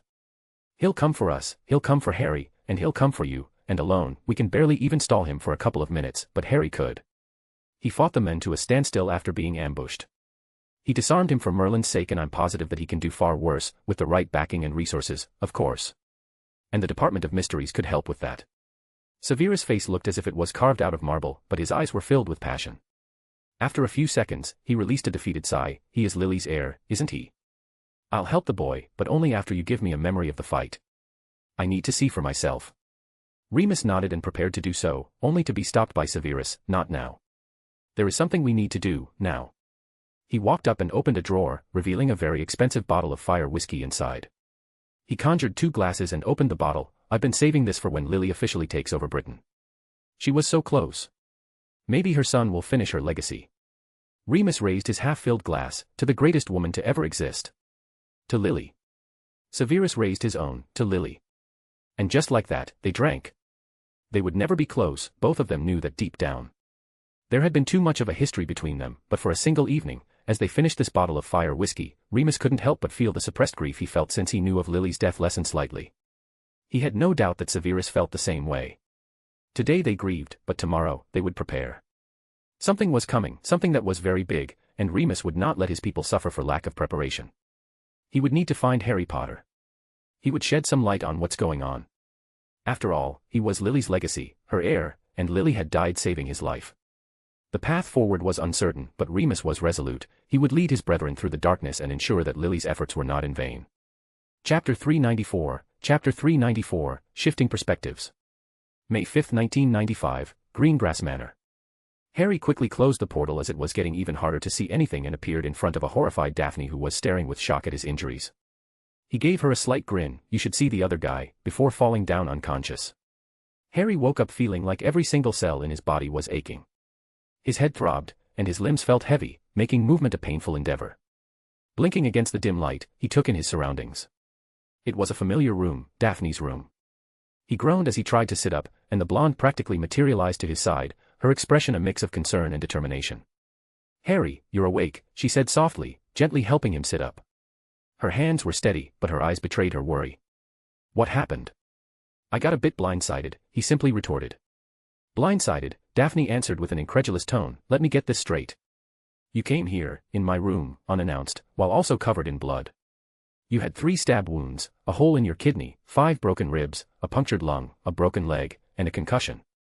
And you have the gall to tell me that you've been blindsided. Let me put this into words. You're going to tell me exactly what happened and why you were in this state. Then I'll think of an appropriate response for your recklessness." "Hey, I wasn't reckless," Harry protested, only to shut up when he saw the look in her eyes. "I was really worried about you, Harry, and I think I deserve an explanation. I assumed that you went to hunt down the Lycans for what they did to Arcturus. I sort of expected it, really. But I really doubt that they'd be able to do this to you. What happened?" The last Potter took a deep breath. "I was doing just that. I got my answers, but then things got complicated." "How complicated?" "Dumbledore was involved. He apparently told the Lycans I killed Lily and pushed them to hunt me. I think he wanted me to kill them or something, and use that to push his own agenda and convince them that they needed his help to get their revenge. Willingness makes certain kinds of magic a lot more efficient, and that was probably what he was going for." Daphne hummed. "He wanted to take over Lily's army. I'm guessing some kind of brainwashing was involved." That was one of the things he liked most about Daphne. While she didn't really keep up with him when it came to magical knowledge, she more than made up for it when it came to politics and strategy. It was where she shined the most. Harry could see her having a career in politics and leaving Astoria to take care of her family's business. Now that he thought about it, with Astoria healed, would Daphne still want to be a healer? Technically speaking, her core motivation was gone, and the entire world opened up. There was no reason she couldn't do both, but it would split her time. Harry nodded in agreement. Exactly. It was a mixture of light enhancement and compulsion to obey Dumbledore. I didn't have the time to really analyze their bodies, not really, but it definitely wasn't good for them. I think it used their life force for some reason, so they were disposable pawns at best. That would still technically give him control over the largest fighting force in the country. Don't worry, Lupin warned the rest, so we curbed what he was planning. But still, he came to kill me. We fought, and well, you saw how I ended up." Daphne muttered. "Light curses, that's what those were." "What was that?" he asked. "Nothing. There was just this residue in a lot of your wounds. It made it very hard to heal them. I was able to use blood magic to overcome it, but I couldn't do much about the scars. It's like curse wounds. I've never really seen anything like it before. I didn't even know that light curses could exist." "So, how long have I been here?" The blonde grimaced slightly. "About 2 days. I had to ward my room so that my parents and their house elves wouldn't see you." "What?" he answered with a roguish smile. "Are so ashamed of me or something?" "No," she protested. "I haven't told them that we're dating yet, and I didn't think it was a good idea to tell them while you're unconscious in my bedroom." Harry snickered at her embarrassment, and she threw a pillow at his face. "You're very chipper for a guy who just lost another duel to Dumbledore." "Lost? What makes you think I lost?" And just like that, the amusement evaporated from the room, with Daphne staring completely flabbergasted at him before exclaiming with pure shock on her features, "You won." This reaction would have been insulting if it hadn't made so much sense. Albus Dumbledore was a monster, the magical titan that everyone measured themselves with. He was literally the largest stick and had remained so for half a century. The main reason Voldemort even got so many recruits was because it was said that he could rival Dumbledore in magical might, and he did pull his weight in the few duels they fought. People called them the second coming of Merlin, and as a champion of light, it was disturbingly spot on. And like it or not, their last duel was one that Harry won. If one looked at the end of the fight, both of them were injured, but Dumbledore was the one that lost the most. Flesh wounds could easily be handled. Grindelwald was still alive despite Lily practically blowing herself up with the power of a dimension at the men. But power, well, that wasn't exactly recoverable once lost. Harry looked at the wand next to him. The Elder Wand. Neither one from this universe nor the other. Somehow, reality decided to destroy the paradox, the wrong existence of the foreign wand by merging them. Harry still didn't have time to experiment with it. From their duel, Harry gained the allegiance of the Elder Wand, and Albus Dumbledore lost it, and that made it his victory. He didn't even know how much of a difference using the true Elder Wand would be. He had only used it once, in that last spell against Dumbledore. He had used the soul of one of the light-enhanced Lycans, to enhance a cutting charm that would affect all dimensions at once. It felt a lot more powerful than what he used against Grindelwald, but Harry couldn't know for sure about its effect. Whatever Dumbledore was doing near the end was terrifying, and Harry had just sent the spell and got out as quickly as he could. Theoretically, it should have injured the former headmaster at least as much as it did Grindelwald, and that should have interrupted whatever he had been casting, destabilizing the magic. But that was guesswork at best, and Harry would need to investigate what remained of the farm to get a better picture. Harry's thoughts were interrupted by Daphne poking him. "Hey, stop getting lost in your own head. Did you seriously win against Dumbledore?" "I suppose I did. I certainly came out having gained something and he's the one having lost something." "Huh, he had all 3 of the Deathly Hallows in his possession, probably the first in centuries. That last attack was technically a representation of that. He had used the Resurrection Stone to focus his soul magic and used the Elder Wand to cast the spell while wearing the invisibility cloak. Huh, did that make him the Master of Death?" It was such an arrogant title, which he hoped didn't really mean much. He, thankfully, didn't feel any less mortal or anything like that. The only difference was his magical circuits, which seemed to have expanded unnaturally. Ever since his time in the Gardens of Avalon, Harry used the Resurrection Stone to act as a buffer between his soul and his body. It allowed him to control the magic coursing through his circuits, letting the maximum amount of magic through them without causing any damage. But now, he felt as if they were expanded, meaning that he could channel a far larger amount at once, the most being whatever his soul could handle, which was a lot. That jump in power meant that he'd have to retrain his control, but it did bode very well for him. There was also something very odd happening with his family crest. It was more active, for the lack of a better word. He didn't really see anything different, but it felt like it was preparing for something. He didn't know whether to dread or look forward to whatever it would be. "So, he didn't die," Daphne commented while sounding disappointed, again bringing Harry out of his contemplation.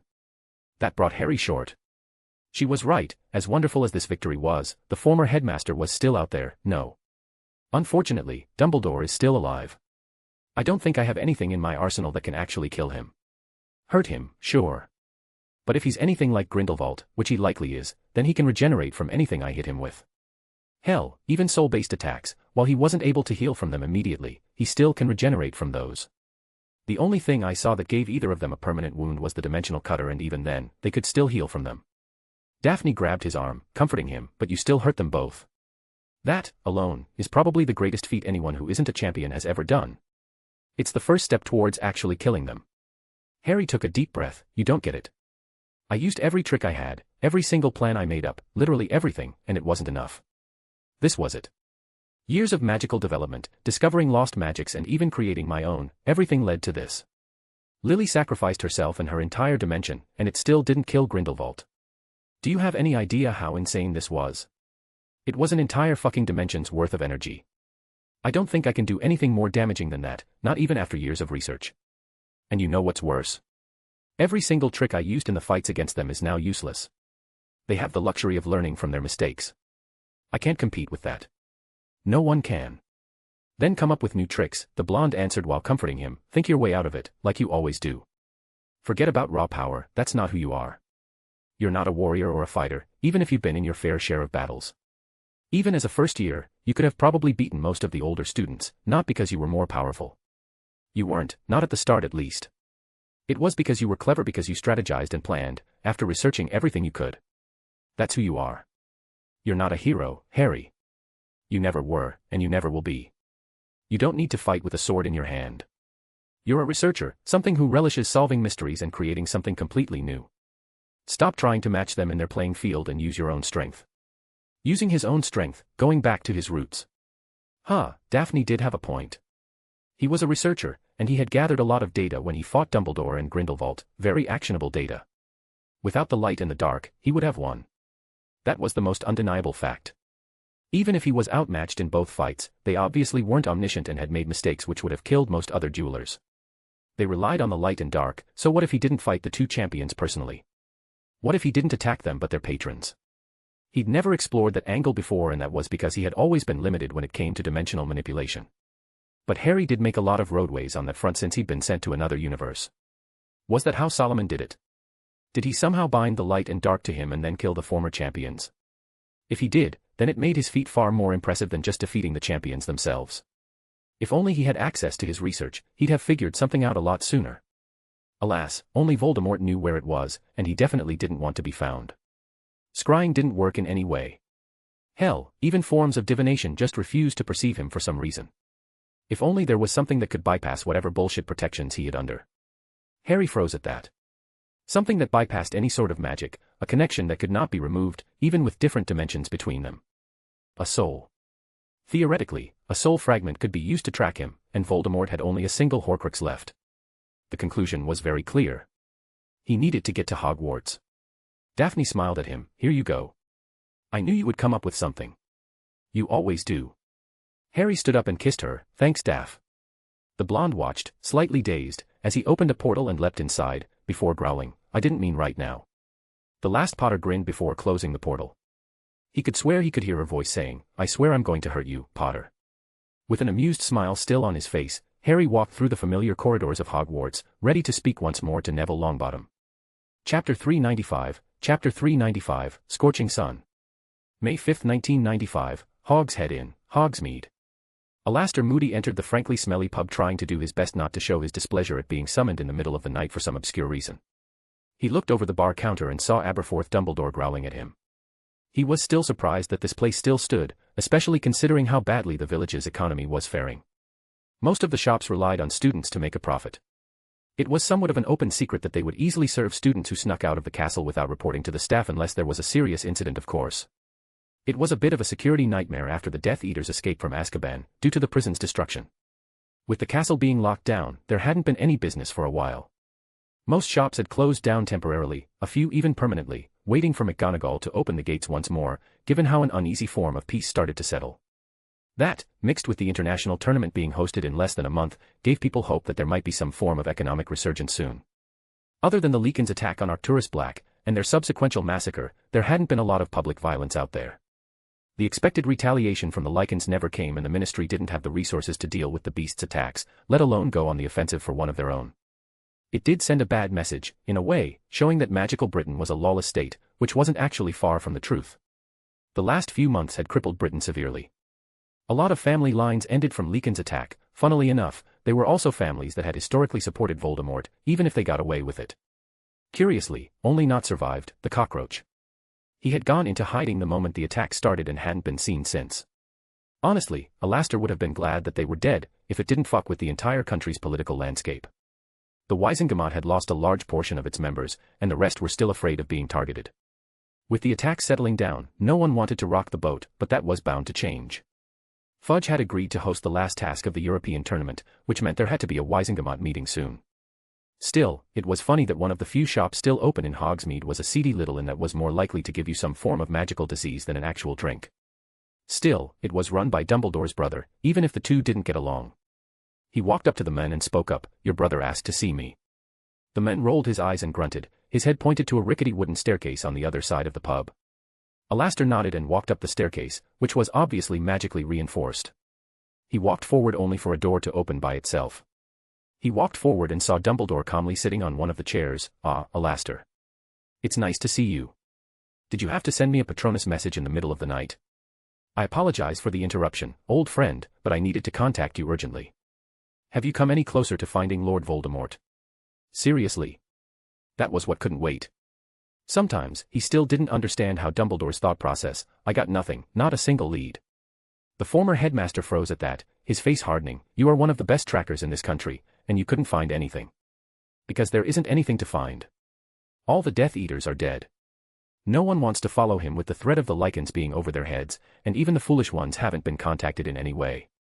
He's hidden somewhere with no contact whatsoever to the outside, and under magical protections where every single clairvoyant I found couldn't even give me a general direction to where the man is.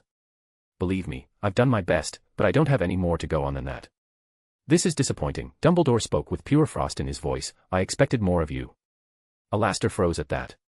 Dumbledore would have never said that. Sure, he had no delusions about the man being a saint, but he was diplomatic, even in the face of failure. The former Auror's failure to find Voldemort was more than understandable, and he should have recognized it otherwise. Something was wrong. Now that he thought about it, there was this weird magical effect around him, something that he couldn't see through. He pushed magic into his eye, doing his best to see through it, expecting an imposter, only for him to freeze after a fraction of a second. What have you done to yourself, Albus? The former headmaster's expression slumped. What did you see, Alastor? It was hard to put into words what he could have seen. For one, there was this weird white hand at the end of his arms, as well as a large gash that came from his torso, cutting off his eye into two. It wasn't a normal cut, though. It looked cursed, for the lack of a better word, as if it cut through him, and there was some weird white light leaking slowly from it, and where his eye used to be, was a void of pure white, that looked like it peered through him. The injury looked abnormal, to say the least. There had to be some weird form of magic involved, but he couldn't exactly see them since he already could barely see past Dumbledore's illusion. Your injuries. Ah, I certainly did do a good job making this eye of yours, huh? What happened, Albus? Alastor asked, still shell-shocked by what he was seeing. Harry Potter happened. Very few times have I been surprised by my student's ingenuity, but this. I knew the boy was dangerous, but I could have never expected this. How did he do this to you? I can understand landing a hit or two, but you should have recovered. Hell, you've lost a hand and a bloody eye, Albus. The former headmaster didn't seem concerned by his injuries. I suppose I've grown rusty with age. It happens to the best of us. Nevertheless, we have far more important things to worry about than this. You can't be serious. I'm surprised you can even walk straight. I will heal eventually, Alastor. Time, however, is not in our favor, he answered with a tone that brokered no arguments. Alastor didn't like the look on Dumbledore's face.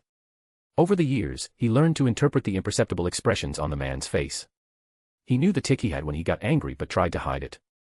He knew the small smug smirk he got when he got one over someone he saw as an enemy. He liked to think they were friends, even if their history started with Dumbledore aiding him in his revenge against the Death Eaters that massacred his wife and child. He had been lost then but given purpose. He was healed, given enchanted prosthetics and a magical eye, and given carte blanche to avenge his family as a way to fill the void that their absence left. There was no doubt about it that Dumbledore engineered things so that Alastor would be his subordinate, a glorified attack dog against Death Eaters, but he didn't care. After the war, he had been the one Albus called to handle his less-than-savory tasks. Some of them were quite disturbing, but that didn't matter. The former headmaster had the best interest of magical Britain in mind, and what else did Alastor have but to serve the men? The undeniable truth was that he owed Albus everything, and he liked to think that after so many years of faithfulness and competence, he gained his friendship. This was why, while most would assume that Dumbledore was powering through, whatever happened to him, he knew that the man wasn't well. What the Potter boy did to him affected him severely, and the leader of light did not seem to deal well with the result of the confrontation. Alastor could understand why the men felt this way. He had been undefeated for at least half a century, but the way he acted, the way his lone pupil dilated, the way his cheeks twitched at the mention of Potter, it was worrying. Whatever Albus was feeling, well, it was something that Alastor definitely didn't like. However, he knew better than to bring it up to him. What Alastor needed when he had been crippled, himself, was a distraction, a mission, so he decided to change the subject. What about the lichens? You said something about bringing them to the fold. It didn't take long for Alastor to realize that he asked the wrong questions, given how Dumbledore's eyebrows furrowed even further. The ones that I recruited, the ones that saw the light, were killed in the fighting, and Potter had done his best to taint my image in the eyes of the remaining lichens. I'm afraid that it's a lost cause, now. Alastor suppressed the urge to cringe, that had to hurt. Albus lost on two fronts in just a single encounter. The Potter boy still lived, but he also knew that Dumbledore was betting pretty heavily on taking over the Lichen with the Red Witch's death. The former werewolves had been the key to Dumbledore gaining a foothold back in Britain, as well as making sure that magical Britain was stable for the duration of the tournament, where his plan would come into effect. Alastor didn't even know what it was, only that it was extremely important for the former headmaster. To be completely honest, Alastor didn't like the direction Dumbledore was going, and with another setback so soon, he didn't think it would stop anytime soon. It had been so bad that Alastor was planning on leaving after the tournament was over. His debt to Dumbledore was paid. He gave the men over 2 decades, almost 3, of servitude, and that should be more than enough, and it became harder and harder to keep doing it and look himself in the mirror, especially in the last couple of years. Alastor's assignments had always been related to destroying threats to the peace of magical Britain. He destroyed dark cults, werewolf packs, a few Death Eater sympathizers and more than a few criminal organizations. It wasn't pretty, but it was real work. But what Dumbledore had been doing for the better part of a year was beyond disturbing. Tracking down little girls, and stealing artifacts, but the most harrowing had to be the destruction of Mount Olympus, where Dumbledore caused the deaths of students for his greater good. The former Auror had hoped it was a phase, a reaction to losing everything he ever worked for, that would fade over time. However, it seemed like Dumbledore was getting worse over time, not better, and Alastor was done. No greater good would ever require the needless deaths of children, and from the looks of things, Dumbledore's loss to the Potter boy had made him even more unstable. He should probably accelerate his retirement plans soon. It had been something that crossed his mind many times over the last few months especially. It wasn't just about Albus' erratic behavior. Alastor's crusade started to feel meaningless for a while. The Death Eaters were gone, as did most of the people who ever supported their agenda. Killing Voldemort would have been nice, but the men had basically disappeared, and Dumbledore obviously had something planned for the monster. Without them feeding his rage, Alastor realized just how hollow he felt. that his only friend was a man who had used him at his lowest moment. He didn't mind that last part, not really, but he minded the fact that his life revolved around Albus Dumbledore, that he hadn't moved on from what happened to his family even decades after. Truth be told, he could understand why he was so taken with Dumbledore. There was something freeing in being part of something bigger, of serving a grand purpose. But being consumed by it, making your life revolve around it, around a single man, was wrong. Especially given the path this leader was taking.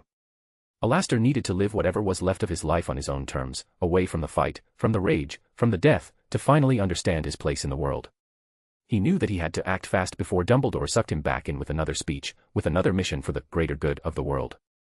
He already spoke to a Roman artificer to make him new prosthetics, instead of whatever Dumbledore made him, and he could live without the eye, even if he would miss the constant vigilance it offered him. Perhaps he would have some peace for a while. Seeing that he had nothing to add, he asked, "So, what now?" The Potter boy's intervention in Greece disrupted a lot of planning and messed with the balance of a very delicate ritual. This will have some very significant repercussions if it's not managed properly. Alastor hesitated and Dumbledore pounced on it. "Don't worry, it's just a small ritual that I need to perform. I only need you to buy some time in case the Potter boy tries to stop me again.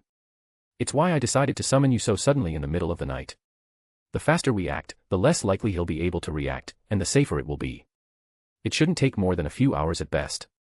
From the look in Dumbledore's eyes, Alastor knew that he wouldn't budge on this. The men really needed, and what was one last mission. He took a deep breath and answered, "Where are we going?" "To one of the oldest magical locations in history, Stonehenge." Chapter 396, of Fickle Olives. May 5, 1995, Stonehenge. From the look in Dumbledore's eyes, Alastor knew that he wouldn't budge on this. The men really needed, and what was one last mission. He took a deep breath and answered, "Where are we going?" "To one of the oldest magical locations in history, Stonehenge." With a small pop, both Alastor and Albus appeared in complete darkness. He still marveled at how smooth Dumbledore's apparition was. He looked up into the moonless sky, where the world was illuminated only by the stars. Albus must have really been planning this for it to happen on a night with a new moon. The former headmaster took out his wand and used it to illuminate their surroundings. Alastor couldn't help but comment, "New wand." Dumbledore pursed his lips in response, showing that it was a very sore subject. "No, an old one." He didn't comment on it further and Alastor decided not to press. However, any thoughts of wands faded away instantly when he looked forward into the newly illuminated sky and saw it. Stonehenge stood majestically against the night sky, its ancient stones were arranged in a perfect circle. Each monolith was covered in delicate carvings that glowed softly with blue luminescence, slowly pulsing with magic that seemed to revitalize everything around it. Alastor had never been one for magical theory. He knew enough to quickly break wards, dispel curses, and how to modify spells on the fly, but that was the extent of his theory work. He was a man of action. He could tell the type of spells an opponent was going to cast with just his first wand movement. He could see through fake spells and deal with shield breakers. He was a warrior, not some professor or a student. It was why the Order of the Phoenix had been so under-equipped when they fought Death Eaters. Alastor fought besides amateurs and over-enthusiastic young mages who fought like they were immortal, and who wanted to become heroes, something that Albus unfortunately encouraged. However, Alastor regretted not studying things deeper to understand whatever the phenomenon in front of him was. Albus chuckled behind him, "You are now looking at one of the greatest magical feats of all time." It had been theorized that this was the birthplace of magic, or at least, the place where magic first connected to the world. It's pure superstition, of course, but it gives a few people comfort to have a clear origin of everything. "What is it, then?" the former Auror asked. It was probably the first act of druidic magic. For generations, mages sat here and connected with nature, performing rituals at every new moon to bless their homes with a bountiful harvest until the very monoliths learned, giving the carvings on them meaning, turning them into a very primitive rune alphabet. The monoliths were not sentient per se, but for hundreds, maybe even thousands of years, mages performed rituals in this place, and the monoliths learned. Soon, they started to mimic them. And when people moved on, it kept doing it, spreading magic to all the British Isles, blessing the very ground we walk on. There's a reason why ambient magic in Britain is strong, why our magical plants grow faster, why our wards are stronger, and why our mages are powerful. It's all because of these stones. Our nation became the very center of magical civilizations, created archmages that shaped history itself because people thousands of years ago came to this place and performed rituals, asking for a bountiful harvest. Always an educator at heart, aren't you, Albus? Alastor murmured. I suppose I missed it, being away from Hogwarts for so long, the former headmaster answered with sadness in his voice. Anyway, this is the birthplace of druid magic. People tried to interpret the frankly incomplete alphabet here and slowly learned to connect to nature. They became the first druids. Of course, a lot of the knowledge was destroyed when power-hungry mages and muggles wiped them out, but few families remain. They locked that knowledge in their crests to avoid being hunted down for it. If history showed one thing, it would be that greed is human nature. Albus' tone got more serious. I suppose it is. I had a dream once, of creating a magical utopia, a world without violence, without death, without hate, where the very idea of greed would be nonsensical. I fought a war with Grindelwald for that dream, and I failed. I think I understand why that happened now. It took me a while, but I do. Selfishness. That is why I failed. Sure, I made mistakes, and did some heinous things, but it was all for the betterment of the world. The true reason why I failed was because people did not comprehend the idea of a higher purpose, of a mission that was far more important than their own petty lives. You always got that. Where everyone abandoned me, you remained loyal, not out of necessity, but because you understood my mission. Alastor felt his throat close up, not allowing himself to speak. He tried to counter the attack but felt his staff being summoned from his grasp. Dumbledore continued speaking. Unfortunately, at least you were. What happened, Alastor? When did you lose vision of what we wish to accomplish that would make you want to leave? Alastor fell down as he felt the hold on his throat disappear. He growled at Dumbledore, wish to accomplish. Albus, look at yourself. Look at what you've become. What future are you fighting for, really? You just killed dozens of innocent children and fought a 14-year-old to the death. Your allies died and you don't care. You had me track down a little girl in Rome, only for her to disappear following one of your rituals. You had me join hands with vampires who massacred innocents in the Quidditch World Cup. You had me steal priceless historical artifacts. And look at our country. It's on the brink of collapse and you're worrying about a school tournament. Where does it stop, Albus? How many people have to die for your greater good? How many parents have to see their children dying? How many orphans must you make, until it's enough, until you're satisfied? You've gone too far, and you know it. Albus glared at him. I have not gone too far. If anything, I haven't gone far enough. Do you have any idea what's coming? Can you even comprehend the severity of what we face? We're talking about the annihilation of our world, and yet you cling to societal structures and morals as if they mean anything in the grand scheme of things. I am trying to save as many people as I can, preserve as much of our history, of our legacy, as I can. Preserving our history? Alastor repeated while chuckling bitterly. Albus, you're about to desecrate one of the oldest acts of magic in our history. Oh, come on, don't give me that look. That's what you've been doing for the better part of a year. You sacrifice places of great magic to power some weird rituals. Why would this be any different? It is different for one simple reason. I haven't been completely truthful about how this place works. Even if the monoliths were subjected to thousands of years of being steeped in magic, they couldn't possibly be this complex, this powerful. There had to be a catalyst. This is as much of a holy place as it is an altar. After all, only death can pay for life. Before he could process what was being said, Alastor's wooden leg stopped working, making him fall down. Dumbledore flicked his wand and levitated him towards the center of the circle, settling him down at one of the altars. It wasn't hard to see where things were going, and Alastor gave Dumbledore a pitying look. Are you still convinced that you haven't changed? Look at you, Albus. Look at what you're doing. There is nothing you can say that would save you, Alastor. Although, you're taking this oddly well. Alastor chuckled bitterly. Do you think I fear death, Albus? Besides, there's nothing I can do to stop you. I know my limits more than anyone. I'm wandless, alone, practically limbless, and I can't apparate given the wards you put up since we got here. But it's not a big deal. I have nothing to live for, not anymore. I made my peace with death from the moment I saw my wife and daughter's cooling corpses, hoping that I would reunite with them, one day. I don't want you to do this, hoping that I'll live. I want you to stop because of you. I'm telling this as probably your last true friend in the world. You're falling, spiraling into nothingness. There was some truth in what Alastor said. He really didn't have a lot to live for. He was a warrior who wanted the fighting to stop, who wanted to learn once more how to live. He didn't fear death. After all, it was a good way to get killed on the battlefield. The former Auror fought with everything he had, surviving one battle after another, always surpassing the odds. But he knew deep down that fighting Dumbledore wouldn't lead to anything, not without a lot of preparation and a viable escape plan. He wasn't sure he even wanted to fight Dumbledore, seeing how far the men had fallen. It had been an honor, once, to serve him. Back then, Alastor felt like he was fighting for something, trying to create a better world, and that the smiles on the lives he saved more than made up for the constant deaths that surrounded him. But over time, there were fewer smiling faces, and more screaming and killing. He wished things would go back to the way they used to, before the political complications and obscure plans. He wished he could pull his old friend from the dark path he was taking, but he didn't have much hope in the matter. Still, he had to try. I have no other choice, Dumbledore muttered sadly. You do. You always had a choice. Stop letting some obscure fate dictate your actions, define what you are. You can choose to stop, to stand your ground like you used to. I always knew you were ruthless, that you were manipulative, but I never thought you'd even purposefully kill a friend.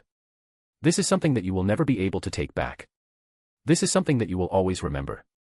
You might try to convince yourself that it was because I betrayed you, but I didn't do that, did I? Wishing to leave isn't really a betrayal.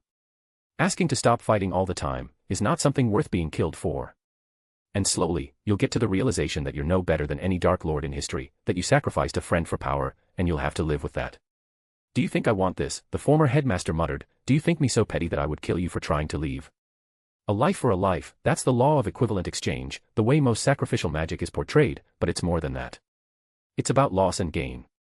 In the grand scheme of things, your life, Alastor, is not more valuable than that of any other wizard in Britain. However, it's more meaningful to me. The more I lose, the more I gain from the ritual. Alastor looked at Dumbledore and saw the small tears in his eyes.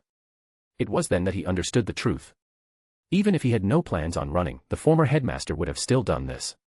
It had nothing to do with loyalty, but everything to do with loss. It was how he also understood that he would never be able to talk Dumbledore down from this. He truly was too far gone if he seriously thought that this would justify killing his closest friend. Alastor knew for a fact that he was the man's last anchor to sanity, that his death would truly cement the path that Albus was taking. This was it, the last chance at redemption, the last chance to stop what was coming. He couldn't let Albus kill him.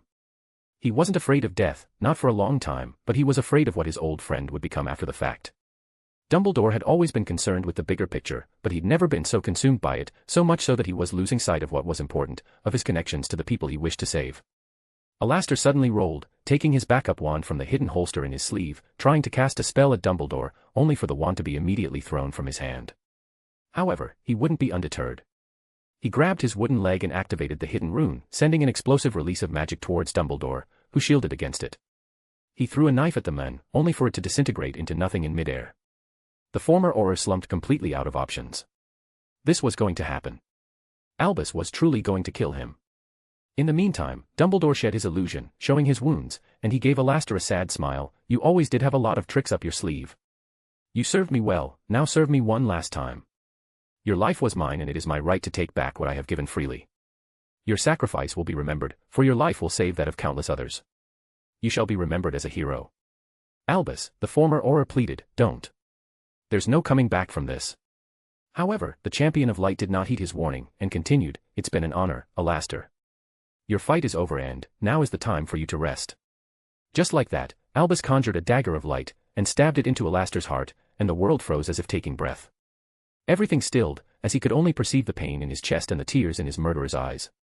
He always expected things to go black immediately, but death was slower than he expected. He could see the monoliths around him release pulses of white energy, lighting up the world around them. Dumbledore's injury started to visibly heal, his hand and eye even regrowing, the massive scar leaking light was closing up as if it never existed. From the smile on Dumbledore's face, Alastor knew how much his friend had fallen far more than he ever thought possible. With Dumbledore fully healed, there was a gigantic pulse of light, before everything went black. Alastor's last thoughts were about his family, and how he was about to join them. Chapter 397, Chapter 397, Spiritual Resonance. May 5, 1995, Hogwarts.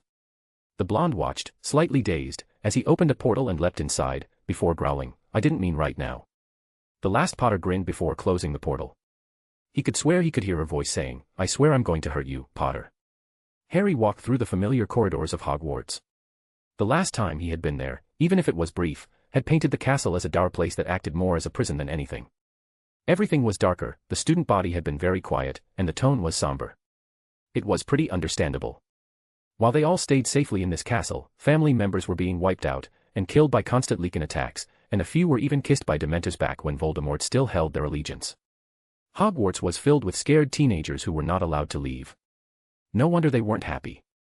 However, they were fortunately very safe. The truth was that McGonagall did a good job managing this crisis. Her wards were obviously effective, when it came to stopping lesser mages, of course, and had become a very well-defended position for the future of magical Britain. Harry wouldn't be surprised if a lot of old families only survived because their scions attended Hogwarts. Of course, it wouldn't hold up against a persistent attack from an archmage, but Dumbledore obviously needed to school to host the last task of the European tournament. Voldemort had bigger things to worry about than attacking a school, and Lily was too logical to earn the enmity of magical Britain by directly attacking children. It would have been a good way to guarantee that Lycans would never be part of magical Britain. Attacking Death Eater sympathizers was one thing, getting lost in the moment was another, but children. That was out of line and Lily obviously knew that. All in all, Hogwarts handled it well, but Harry was surprised by the shift of atmosphere since he last came there. He was walking under a lot of privacy charms, of course, but it wasn't hard to notice how lively things had gotten. Sure, it wasn't exactly as cheerful as it was before, but there were a few animated conversations here and there. A few children were laughing and running around, and a few students were studying and practicing spells. A small spark had obviously ignited, and in Harry's opinion, it had to do with the fact that the students realized that they could meet with the outside world soon. It didn't seem like a place that was perpetually in mourning. There was an undertone of sadness, but people adapted. However, as nice as this was, Harry had something to do, or more accurately, someone to find. Over the years, Harry learned to filter out Hogwarts' pretty significant ambient magic when he used his arcane hearing. It was a pretty necessary skill to have since it stopped him from getting a headache at the mere use of his most treasured skill. Using this to find Longbottom was pretty easy. What the boy held in his scar was something that was so unnatural that it made it akin to following a constant scream in the middle of a silent castle. Of course, the school was large enough to overwhelm the sound, but as long as he got in the boy's general surroundings, he would be fine. Sure, the whole thing took him an hour at most, but to be fair, the boy was not in a usual spot. For some reason, he was in the astronomy tower, sitting there in silence, alone. He was watching the sunset as if it gave him answers to his greatest problems. Harry removed the privacy charms and spoke up, "That's quite the view, isn't it?" Neville turned around with his wand in hand, before slumping, his eyes wide. "Potter. What are you doing here?" "Nothing much, just came here for a visit." "And you came to see me of all people," the former Longbottom scion spoke up with incredulity in his tone. "Don't put yourself down so much, Neville." "I'm not putting myself down, but I know I'm not the first person you'd visit in the castle." "How did you get in here?" "McGonagall closed all of the secret passages." "Believe me, I checked." Harry snorted in amusement. "Seriously? You think I come here through the semi-public secret passages?" As the boy who lived blushed in embarrassment, Harry looked down from the window and smiled faintly as he saw a few students playing Quidditch. "Well, this place certainly changed from the last time I came here. News that the Lycans stopped attacking spread out. People aren't as afraid to lose family members, not for a while. Voldemort hasn't been seen in a while, and apparently, the Dementor attack stopped too. I guess, we started to hope a bit, and when McGonagall announced that she was going to open the wards back up for the tournament, I guess we got a bit excited." "Did you have anything to do with that?" "What do you mean?" Harry asked. "The Lycans not attacking, Voldemort laying low." "I'm not stupid, Harry. You just came out of nowhere, hid your return, and then the attack stopped just a day later." Harry scratched the back of his head embarrassingly. "When you put it like that, I guess you do have a point. Voldemort laying low was directly my doing, but the Lycans' behavior was only partially mine. I got into an argument with their leader, and she reacted by stopping all the attacks. It wasn't exactly my intention. Let's just say we had a lot of unfinished business. And Greece. I heard about what happened there. Greengrass competed, so you had to be nearby." He really needed to stop underestimating Neville's intelligence, and just responded, "Yeah. Daphne wanted to be done with her responsibilities to the tournament since we didn't know if she'd compete here. Let's just say that it was the wrong task to choose. No shit, one of the magical wonders of the world was destroyed. I heard a lot of people died, but I don't know how much. The Hufflepuffs held a funeral for Diggory though." "You were there when he died?" "No. There was this maze hidden inside the mountain and we got separated. We didn't see him after that. There wasn't even a body. To be fair, a lot of bodies were gone too. So, how have things been around here? We're a bit more invested in the task than we expected. McGonagall is giving us extra credit to help her organize the tournament. The upper years are doing the heavy lifting, making the arena, the stands, and everything, but we're all contributing. People are really looking forward to the wards being lifted. But that's now why you're here, are you, Harry?" Harry raised an eyebrow at that. "What makes you think that? The last time you were here, you were obviously tired and scruffy. You didn't want to speak with me, just know where Greengrass was. But now, you're specifically here for me. You want something from me, don't you?" The last Potter hummed. "You're not wrong. I didn't expect you to clock it so quickly. I've been spending more time with Hermione." "But you didn't answer the question, why did you come to see me?" he stated, and to be fair to the boy, it made sense. Being around intelligent people would make most people spend more time thinking before speaking. The sad truth was that most people were not stupid. Sure, they had different interests and different talents, but very few people were genuinely unintelligent.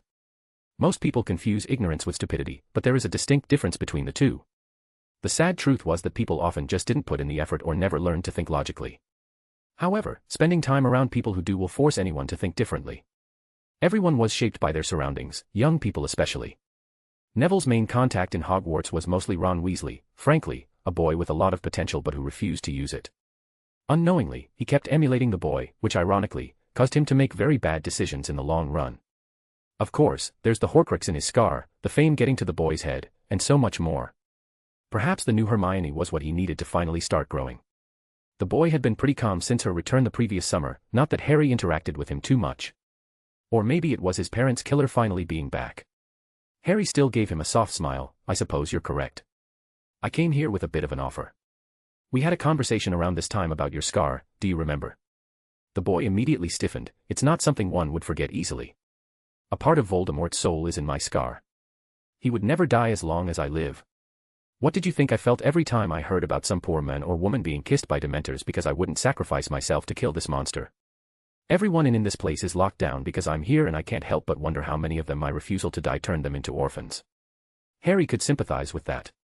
The responsibility that the boy held on his shoulder and gave him a soft look. I know you think you had a responsibility in this, but you didn't. Voldemort has others.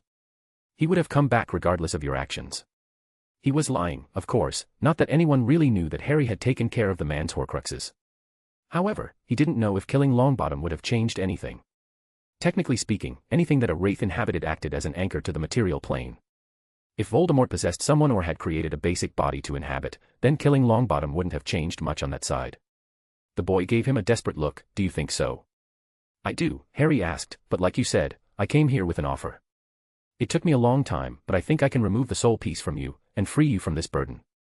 You'll be allowed to live a full life, a free life, without all of this hanging over your head. Wait, what? Just like that.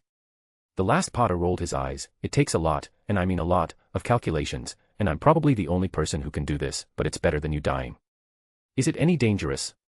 Of course, it's dangerous, but I did a similar thing not too long ago. I don't know, Neville hesitated. This sounds really risky. Can you give me time to think? Harry shook his head. Unfortunately, I don't have the luxury of time. It's now or never. Neville looked pensive for a moment before he nodded. What the hell? This has to beat living with a death sentence over my head anyway. Out of curiosity, what would you have done if I refused? Harry let out a vicious grin. The procedure works a lot better when you're willing. Before he could say anything, Harry channeled the power of the Resurrection Stone and used it to pulse Neville's soul. Soul magic wasn't an exact science. Harry had been using it more as a hammer, just controlling a soul, sealing it somewhere, pushing his authority over it, but what he was doing to Longbottom was akin to surgery. Honestly, it was only his growing skill with the Resurrection Stone that made him think he was ready to do something like this. The way he used souls as the basis for his most powerful attack, as he did against Grindelwald and Dumbledore, came to him as an instinct more than anything. He hadn't even known he could manipulate souls with the stone before that happened. It was only in his mindless rage against the monster that had almost killed Johnson that he unlocked the ability. He experimented with the ability a bit since using it the first time. He never did something as delicate as what he was currently doing. Voldemort's soul was more like a parasite than anything else. It was vicious, trying to hide within Neville's soul, mimic its signature, really. The only good thing was that it reacted pretty slowly when Harry pulsed Neville's soul, making it relatively easy to slowly contain it. It took a while, but slowly but surely, the soul shard slowly made its way into the Resurrection Stone, before being sealed into a black disgusting gem, a physical manifestation of Voldemort's corrupted soul. It was pretty unstable, all things considered, but it would suit his needs to track down Voldemort easily enough. After all, a soul cannot hide from itself. The connection transcends the physical world. One could technically even track it down into a different dimension if necessary, and Harry certainly had the capability to do that. Well, that made finding Voldemort a lot easier.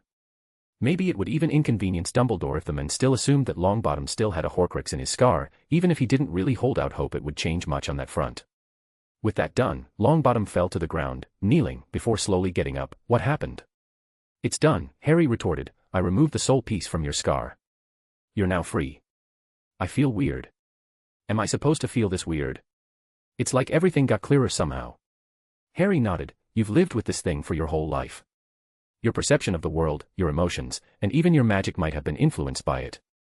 You've seen what happened when you tried to channel it before. Is this it? The boy asked as he slowly got up, staring at the inky black movement inside the gem. The boy's scar was bleeding, but Harry could feel the boy's magic slowly healing it. It would probably take years, but slowly, but surely, the scar will fade. If he survived what was coming, of course. Not really. Souls are not really physical things. They can't express themselves in the material world without an anchor. This is a manifestation of what was inside you, like the tip of an iceberg in a photo, compared to the real thing. What are you going to do with it? Harry gave him a piercing look. Nothing bad, I assure you. This will be destroyed at the end's day, that I can tell you, but the rest is private. He was about to say something, only for him to feel a pulse of magic spread its way to the castle. It originated somewhere in the south and it was reminiscent of the magical release of the broken prophecies, only far more natural. Broken prophecies were rebellions against fate itself, and it showed. The magical release was primal, immense, wild. But this was definitely man-made, like a curse being broken, but not a malicious one. And the pulse didn't just come with a bunch of energy, it seemingly negated something. Every single melody around him had gotten slightly quieter as if grieving what just happened. The magical release itself wouldn't be enough to replace a broken prophecy fully, but topping up the magical release in Greece, well, it could theoretically be possible. Dumbledore had already made his move, and that meant that Harry's advantage over what happened in Greece was gone. It was pretty disheartening, but the magical effect seemed to affect the entirety of the British Isles at the very least. This definitely warranted a proper investigation of what happened. He needed to investigate the matter. Without looking at Longbottom he uttered, I have to go. What? Just like that. You came in, removed the thing in my scar, and are just leaving without any other explanation. Goodbye, Longbottom. I have things to do. Oh, and don't tell anyone about this. With that said, he conjured an illusion hiding himself as he opened a portal and left the castle, with a dumbstruck teenager yelling his name. Chapter 398, Chapter 398, of Finished Hunts. May 5, 1995, Hogwarts. Goodbye, Longbottom. I have things to do. Oh, and don't tell anyone about this.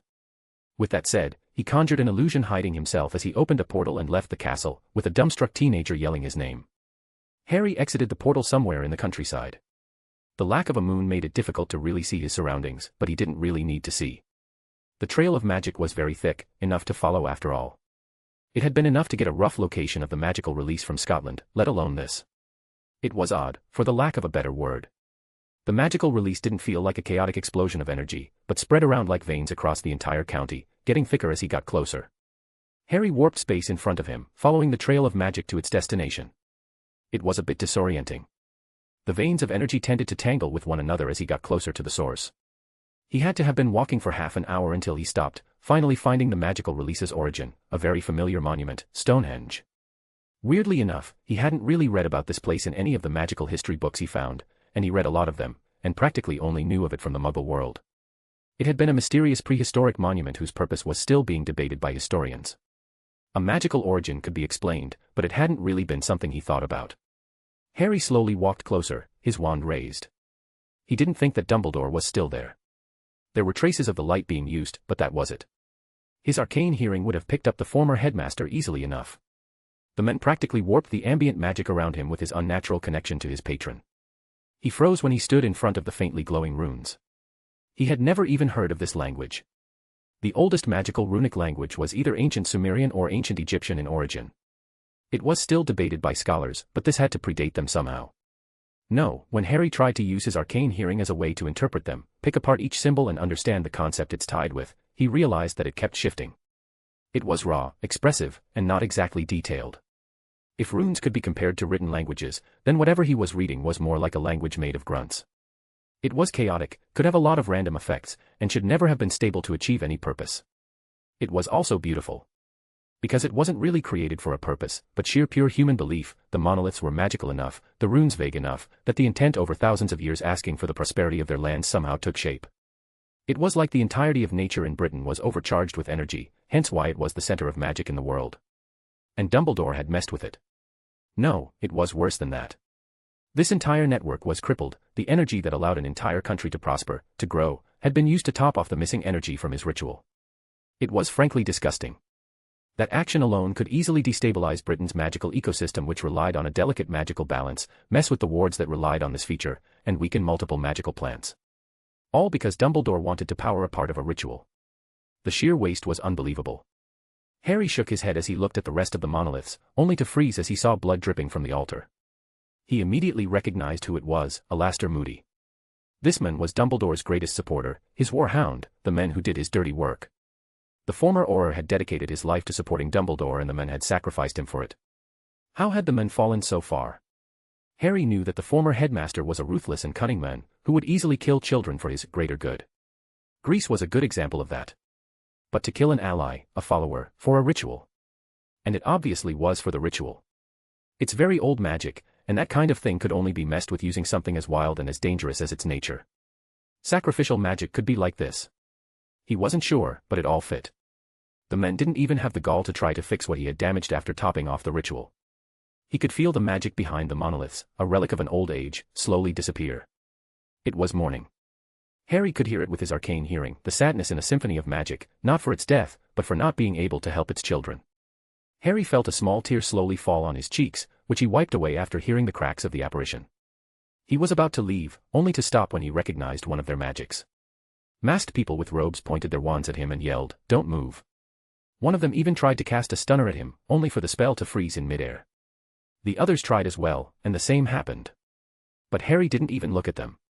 He was staring at one of the men at the helm, looking at where his eyes would have been, were it not for the mask.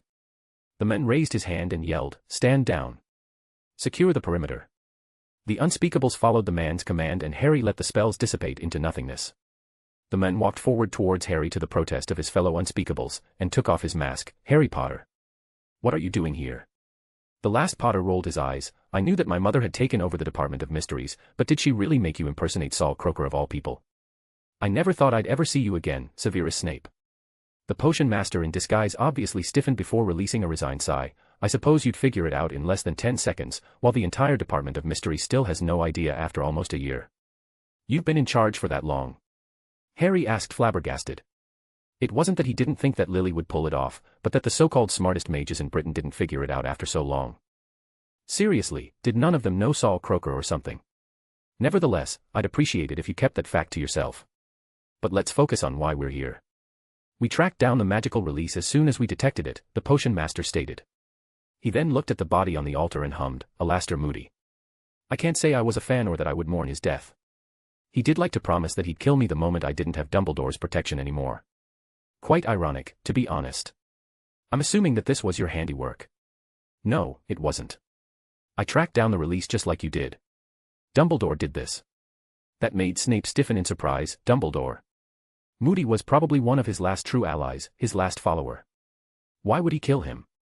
The sacrifice of a follower, the betrayal of trust, is a very powerful thing, the young wizard stated. He came here and used it to suck this place dry of its magic to make up for the fiasco in Greece. It's absolutely disgusting. This place is probably one of the oldest pieces of magic in the history of mankind. It's the heart of the British Isles. And he butchered it, leaving it to die. You can almost hear the pain, the sadness. Thousands of years of magic and sacrifices, dying because of the greed of a single man. To think people thought of him as their savior once. How the mighty has fallen. I thought this place was supposed to be the center of a druidic ritual. At least, that's what's in the archives. Harry snorted in amusement. Druidic ritual. These stones here predate most cultures. It is a ritual, in a way, which druidism was born from. In a way, every witch or wizard born on these isles has a blessing. Did you never think it odd that British mages are far more powerful than foreign ones, at least on average? Sure, there have been outliers, splendid mages born abroad, but Britain had always been oddly a place where mages were abnormally talented. Even champions of the light and dark are born more powerful here. Merlin and Morgana, Dumbledore and Grindelwald, tend to be more powerful when they are born here, and it's because of this place. This is the heart of Britain, and Dumbledore just ripped it out. Panic started to grow on Snape's face as the realization settled in. Britain's only hope in surviving the constant meddling of the ICW was the fact that it, for some reason, produced very powerful mages.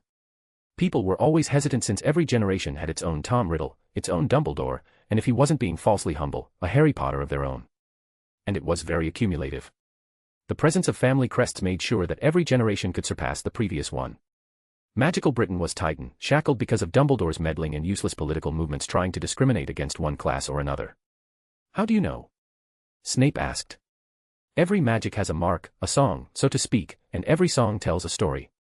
A magic this old, this thick, is it no wonder that it gained a will of its own? He wasn't even lying. Now that he could hear the song properly, he couldn't unhear it.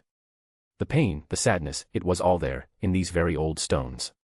It was hard to put into words the complexity of what was being felt by mere monoliths. Without even meaning to, Harry started to hum the melody slightly, and felt the runes on the monolith pulse, as if recognizing that Harry would understand it. Snape gave Harry an odd look as the stones glowed slightly. Harry couldn't help but smile gently. Music really was a universal language. Seeing the effect his song had on the monolith, he decided to give it comfort, to mourn with it. He kept humming and he could hear the pleading in the monolith's song, like a child saying that they were scared. It feared death. No, it feared leaving its children undefended. Harry slowly walked towards one of the stones and pressed his palm on them. I'm sorry. I can't give you back what you have lost.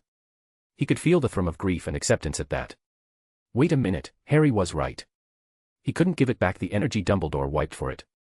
He couldn't undo the effects that the brutish ritual took into place, he didn't have the energy to do that, but he could seal with wound. He could allow it to eventually get back what he had lost. It wouldn't be immediate, but it was better than letting it die. Resolute in his decision, Harry controlled whatever power was left and started to sing. He hadn't done that since his fight with Grindelwald, and no matter what he could do, he had a very hard time replicating what he had done, but the effect seemed almost eager at the moment. A small dome of golden light grew from around Harry, slowly fixing the wounds, turning them into scars, and stopping the magic from leaking out. There was still enough left over though to do something very special. He gathered it all back near the monolith, the golden light shrinking until it became nothing more than marble, which Harry slowly pushed towards the monolith, whose white light became golden. Harry walked out and Snape stopped it. What was that? It would be a shame that something this precious died because of the greed of a single man. It has changed, perhaps permanently. I don't know the extent of it yet, but we'll all be too dead to care anyway by the time it does anything. And the golden ball thing? The last Potter gave the man a smug grin, a seed. To what? Something beautiful. Goodbye, Severus Snape. We'll meet again soon. Ignoring whatever the man's response was going to be, Harry took out the black gem that held the Horcrux he had just taken out of Longbottom's scar. It was such a disgusting thing, like a scream in the middle of the night. He wanted to destroy it out of pure revulsion but stayed his hand. It would be gone soon after it had fulfilled its purpose. Harry channeled the resurrection stone, letting the soul shard pulse also affecting its counterpart. His eyes widened when he realized that Voldemort was hiding in a subspace, a pocket of space and time, folded to appear as if nothing happened. It wasn't exactly in another dimension, more akin to a hidden room than anything else. The fact that Voldemort had access to something like this was troubling, but it still didn't change much. Deciding against wasting time and energy, Harry crushed the black gem holding the Horcrux, making it screech into the night as it died, and he followed the feedback of the connection, creating a portal to where Voldemort was hiding. He walked forward, meeting the red eyes of the men who had almost killed him when he was younger, the now mortal Lord Voldemort, not that the monster knew, and spoke up, I've been looking for you for some time, Voldemort. We need to talk. Chapter 399, Chapter 399, The Realm of Shadows. May 5, 1995, Hogwarts. He walked forward, meeting the red eyes of the men who had almost killed him when he was younger, the now mortal Lord Voldemort, not that the monster knew, and spoke up, I've been looking for you for some time, Voldemort. We need to talk. With that said, Harry took the time to look at his surroundings. He was in a hall that was about as large as Hogwarts' Great Hall, if a bit Spartan, if not for the countless suits of armor lining the walls. There were candles floating gracefully above, their flickering flames casting long, dancing shadows in a room where darkness seemed rampant.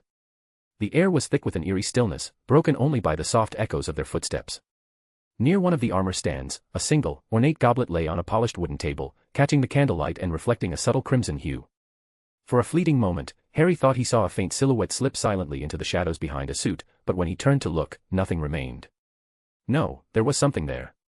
Harry used his arcane hearing to pinpoint what it was, but it was extremely hard. Whatever it was fast and had learned to merge itself with the magic of the room, weirdly like the Tom Riddle diary had done years ago. Perhaps this was Voldemort's mentor. He would have to be vigilant, just in case. Voldemort answered him with a very well-hidden panicked expression on his face. How did you find this place, Potter?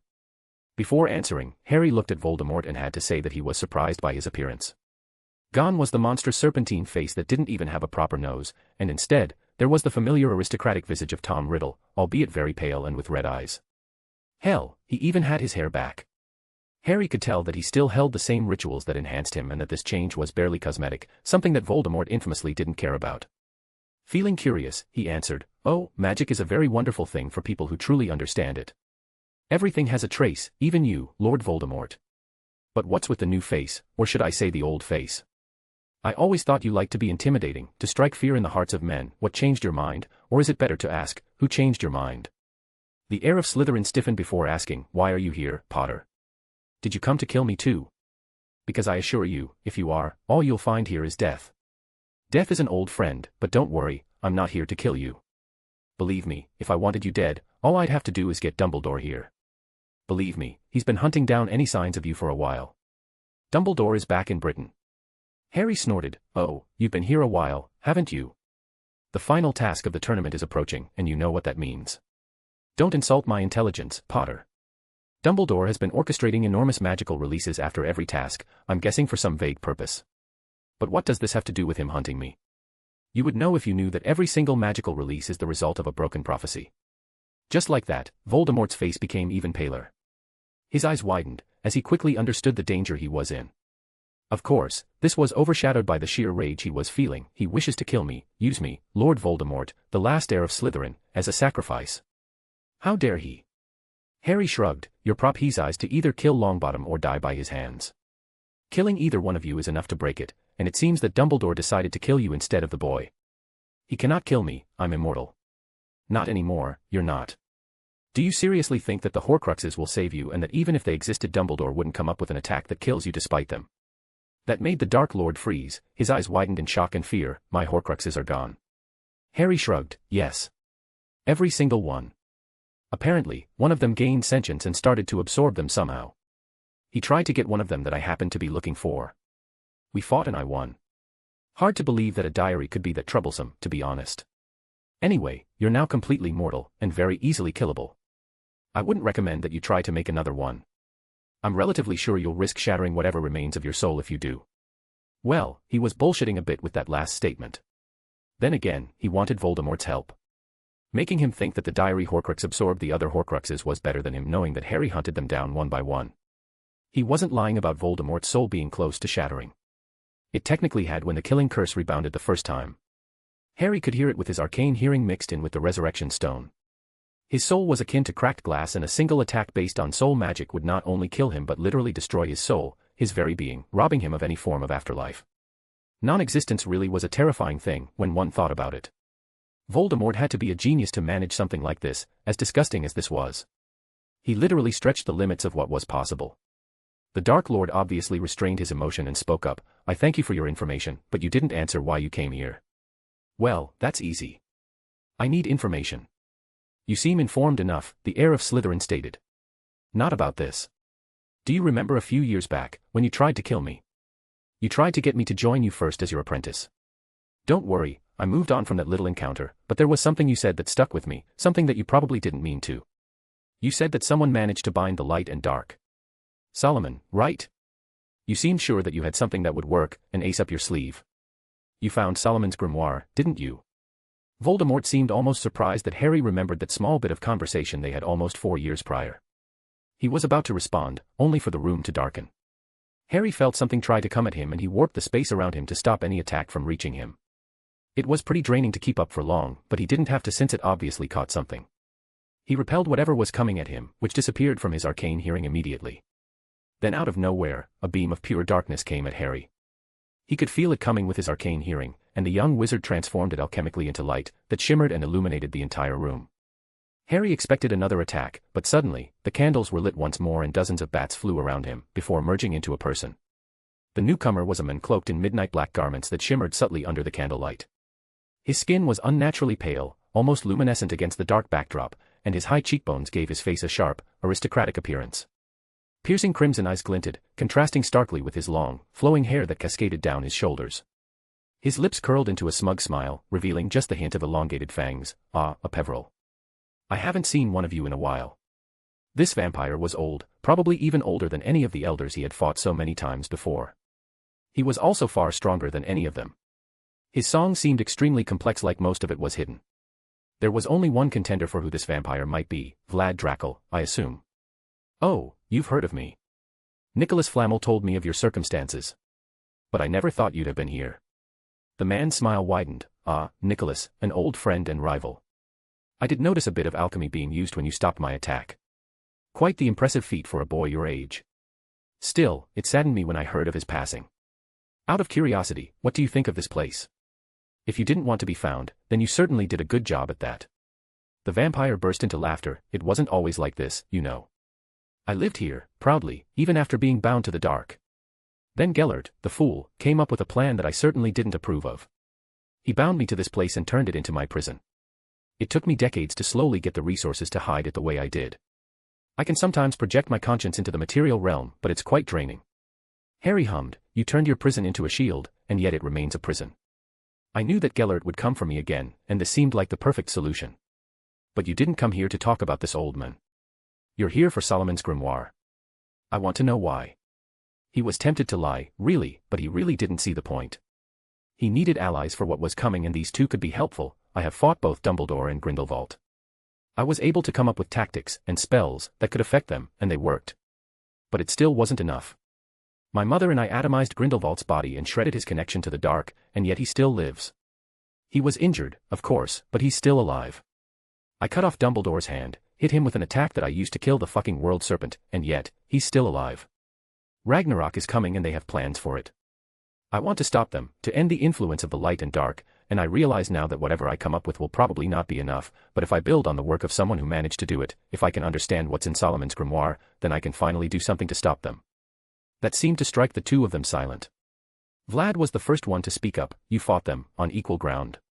Harry nodded. I fought Grindelwald with my mother. We wounded him, severely so, but she still died. I fought Dumbledore alone, but I was able to make it so that his connection to the light was as bad as it could be.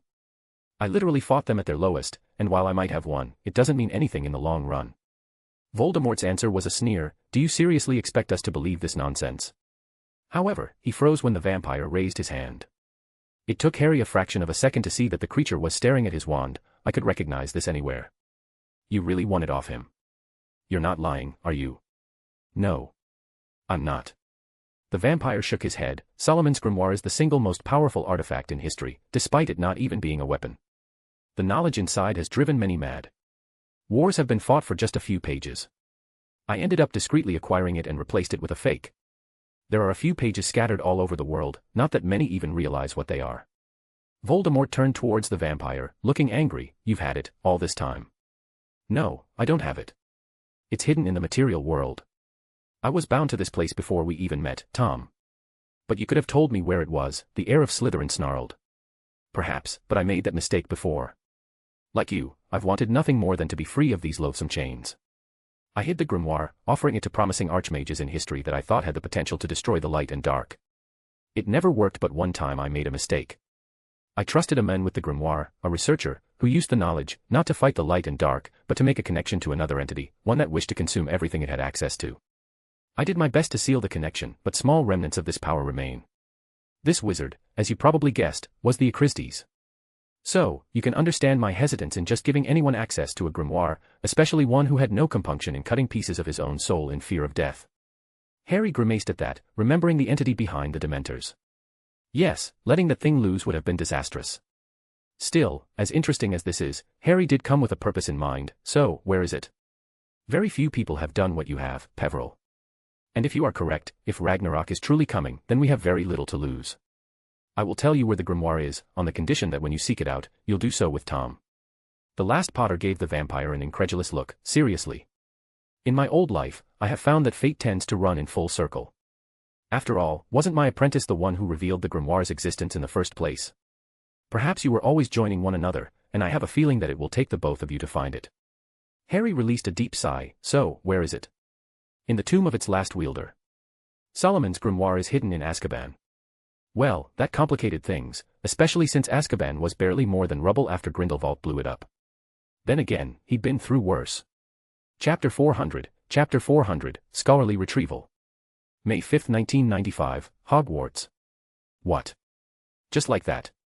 You came in, removed the thing in my scar, and are just leaving without any other explanation. Goodbye, Longbottom.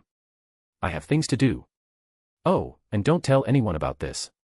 With that said, he conjured an illusion hiding himself as he opened a portal and left the castle, with a dumbstruck teenager yelling his name.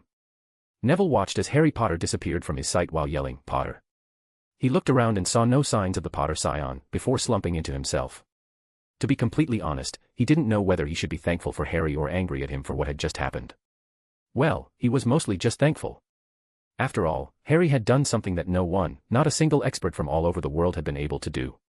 His grandmother had called in healers, curse breakers, and even some weird shamans who couldn't speak English, trying to remove the soul shard in his scar, but nothing worked.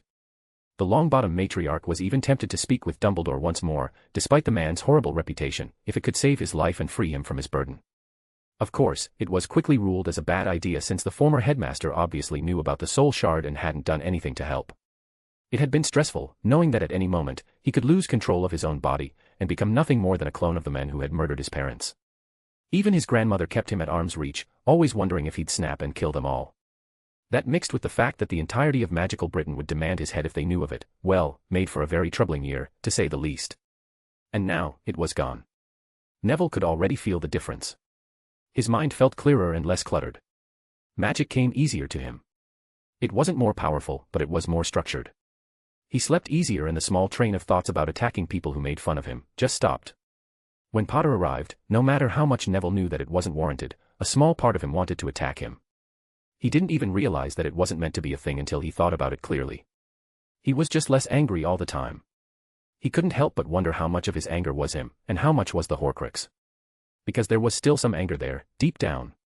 He couldn't help but feel frustrated that the boy healed him so easily now, instead of a year prior.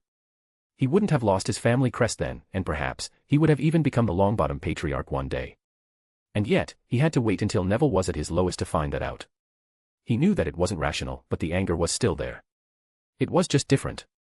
Where previously, it felt like a blasting curse, now it felt like a slow simmering flame, one that was far more controllable. Then again, he had no idea how Harry managed to do what he did. Maybe he'd been researching it for a year and just figured it out. He hated not knowing.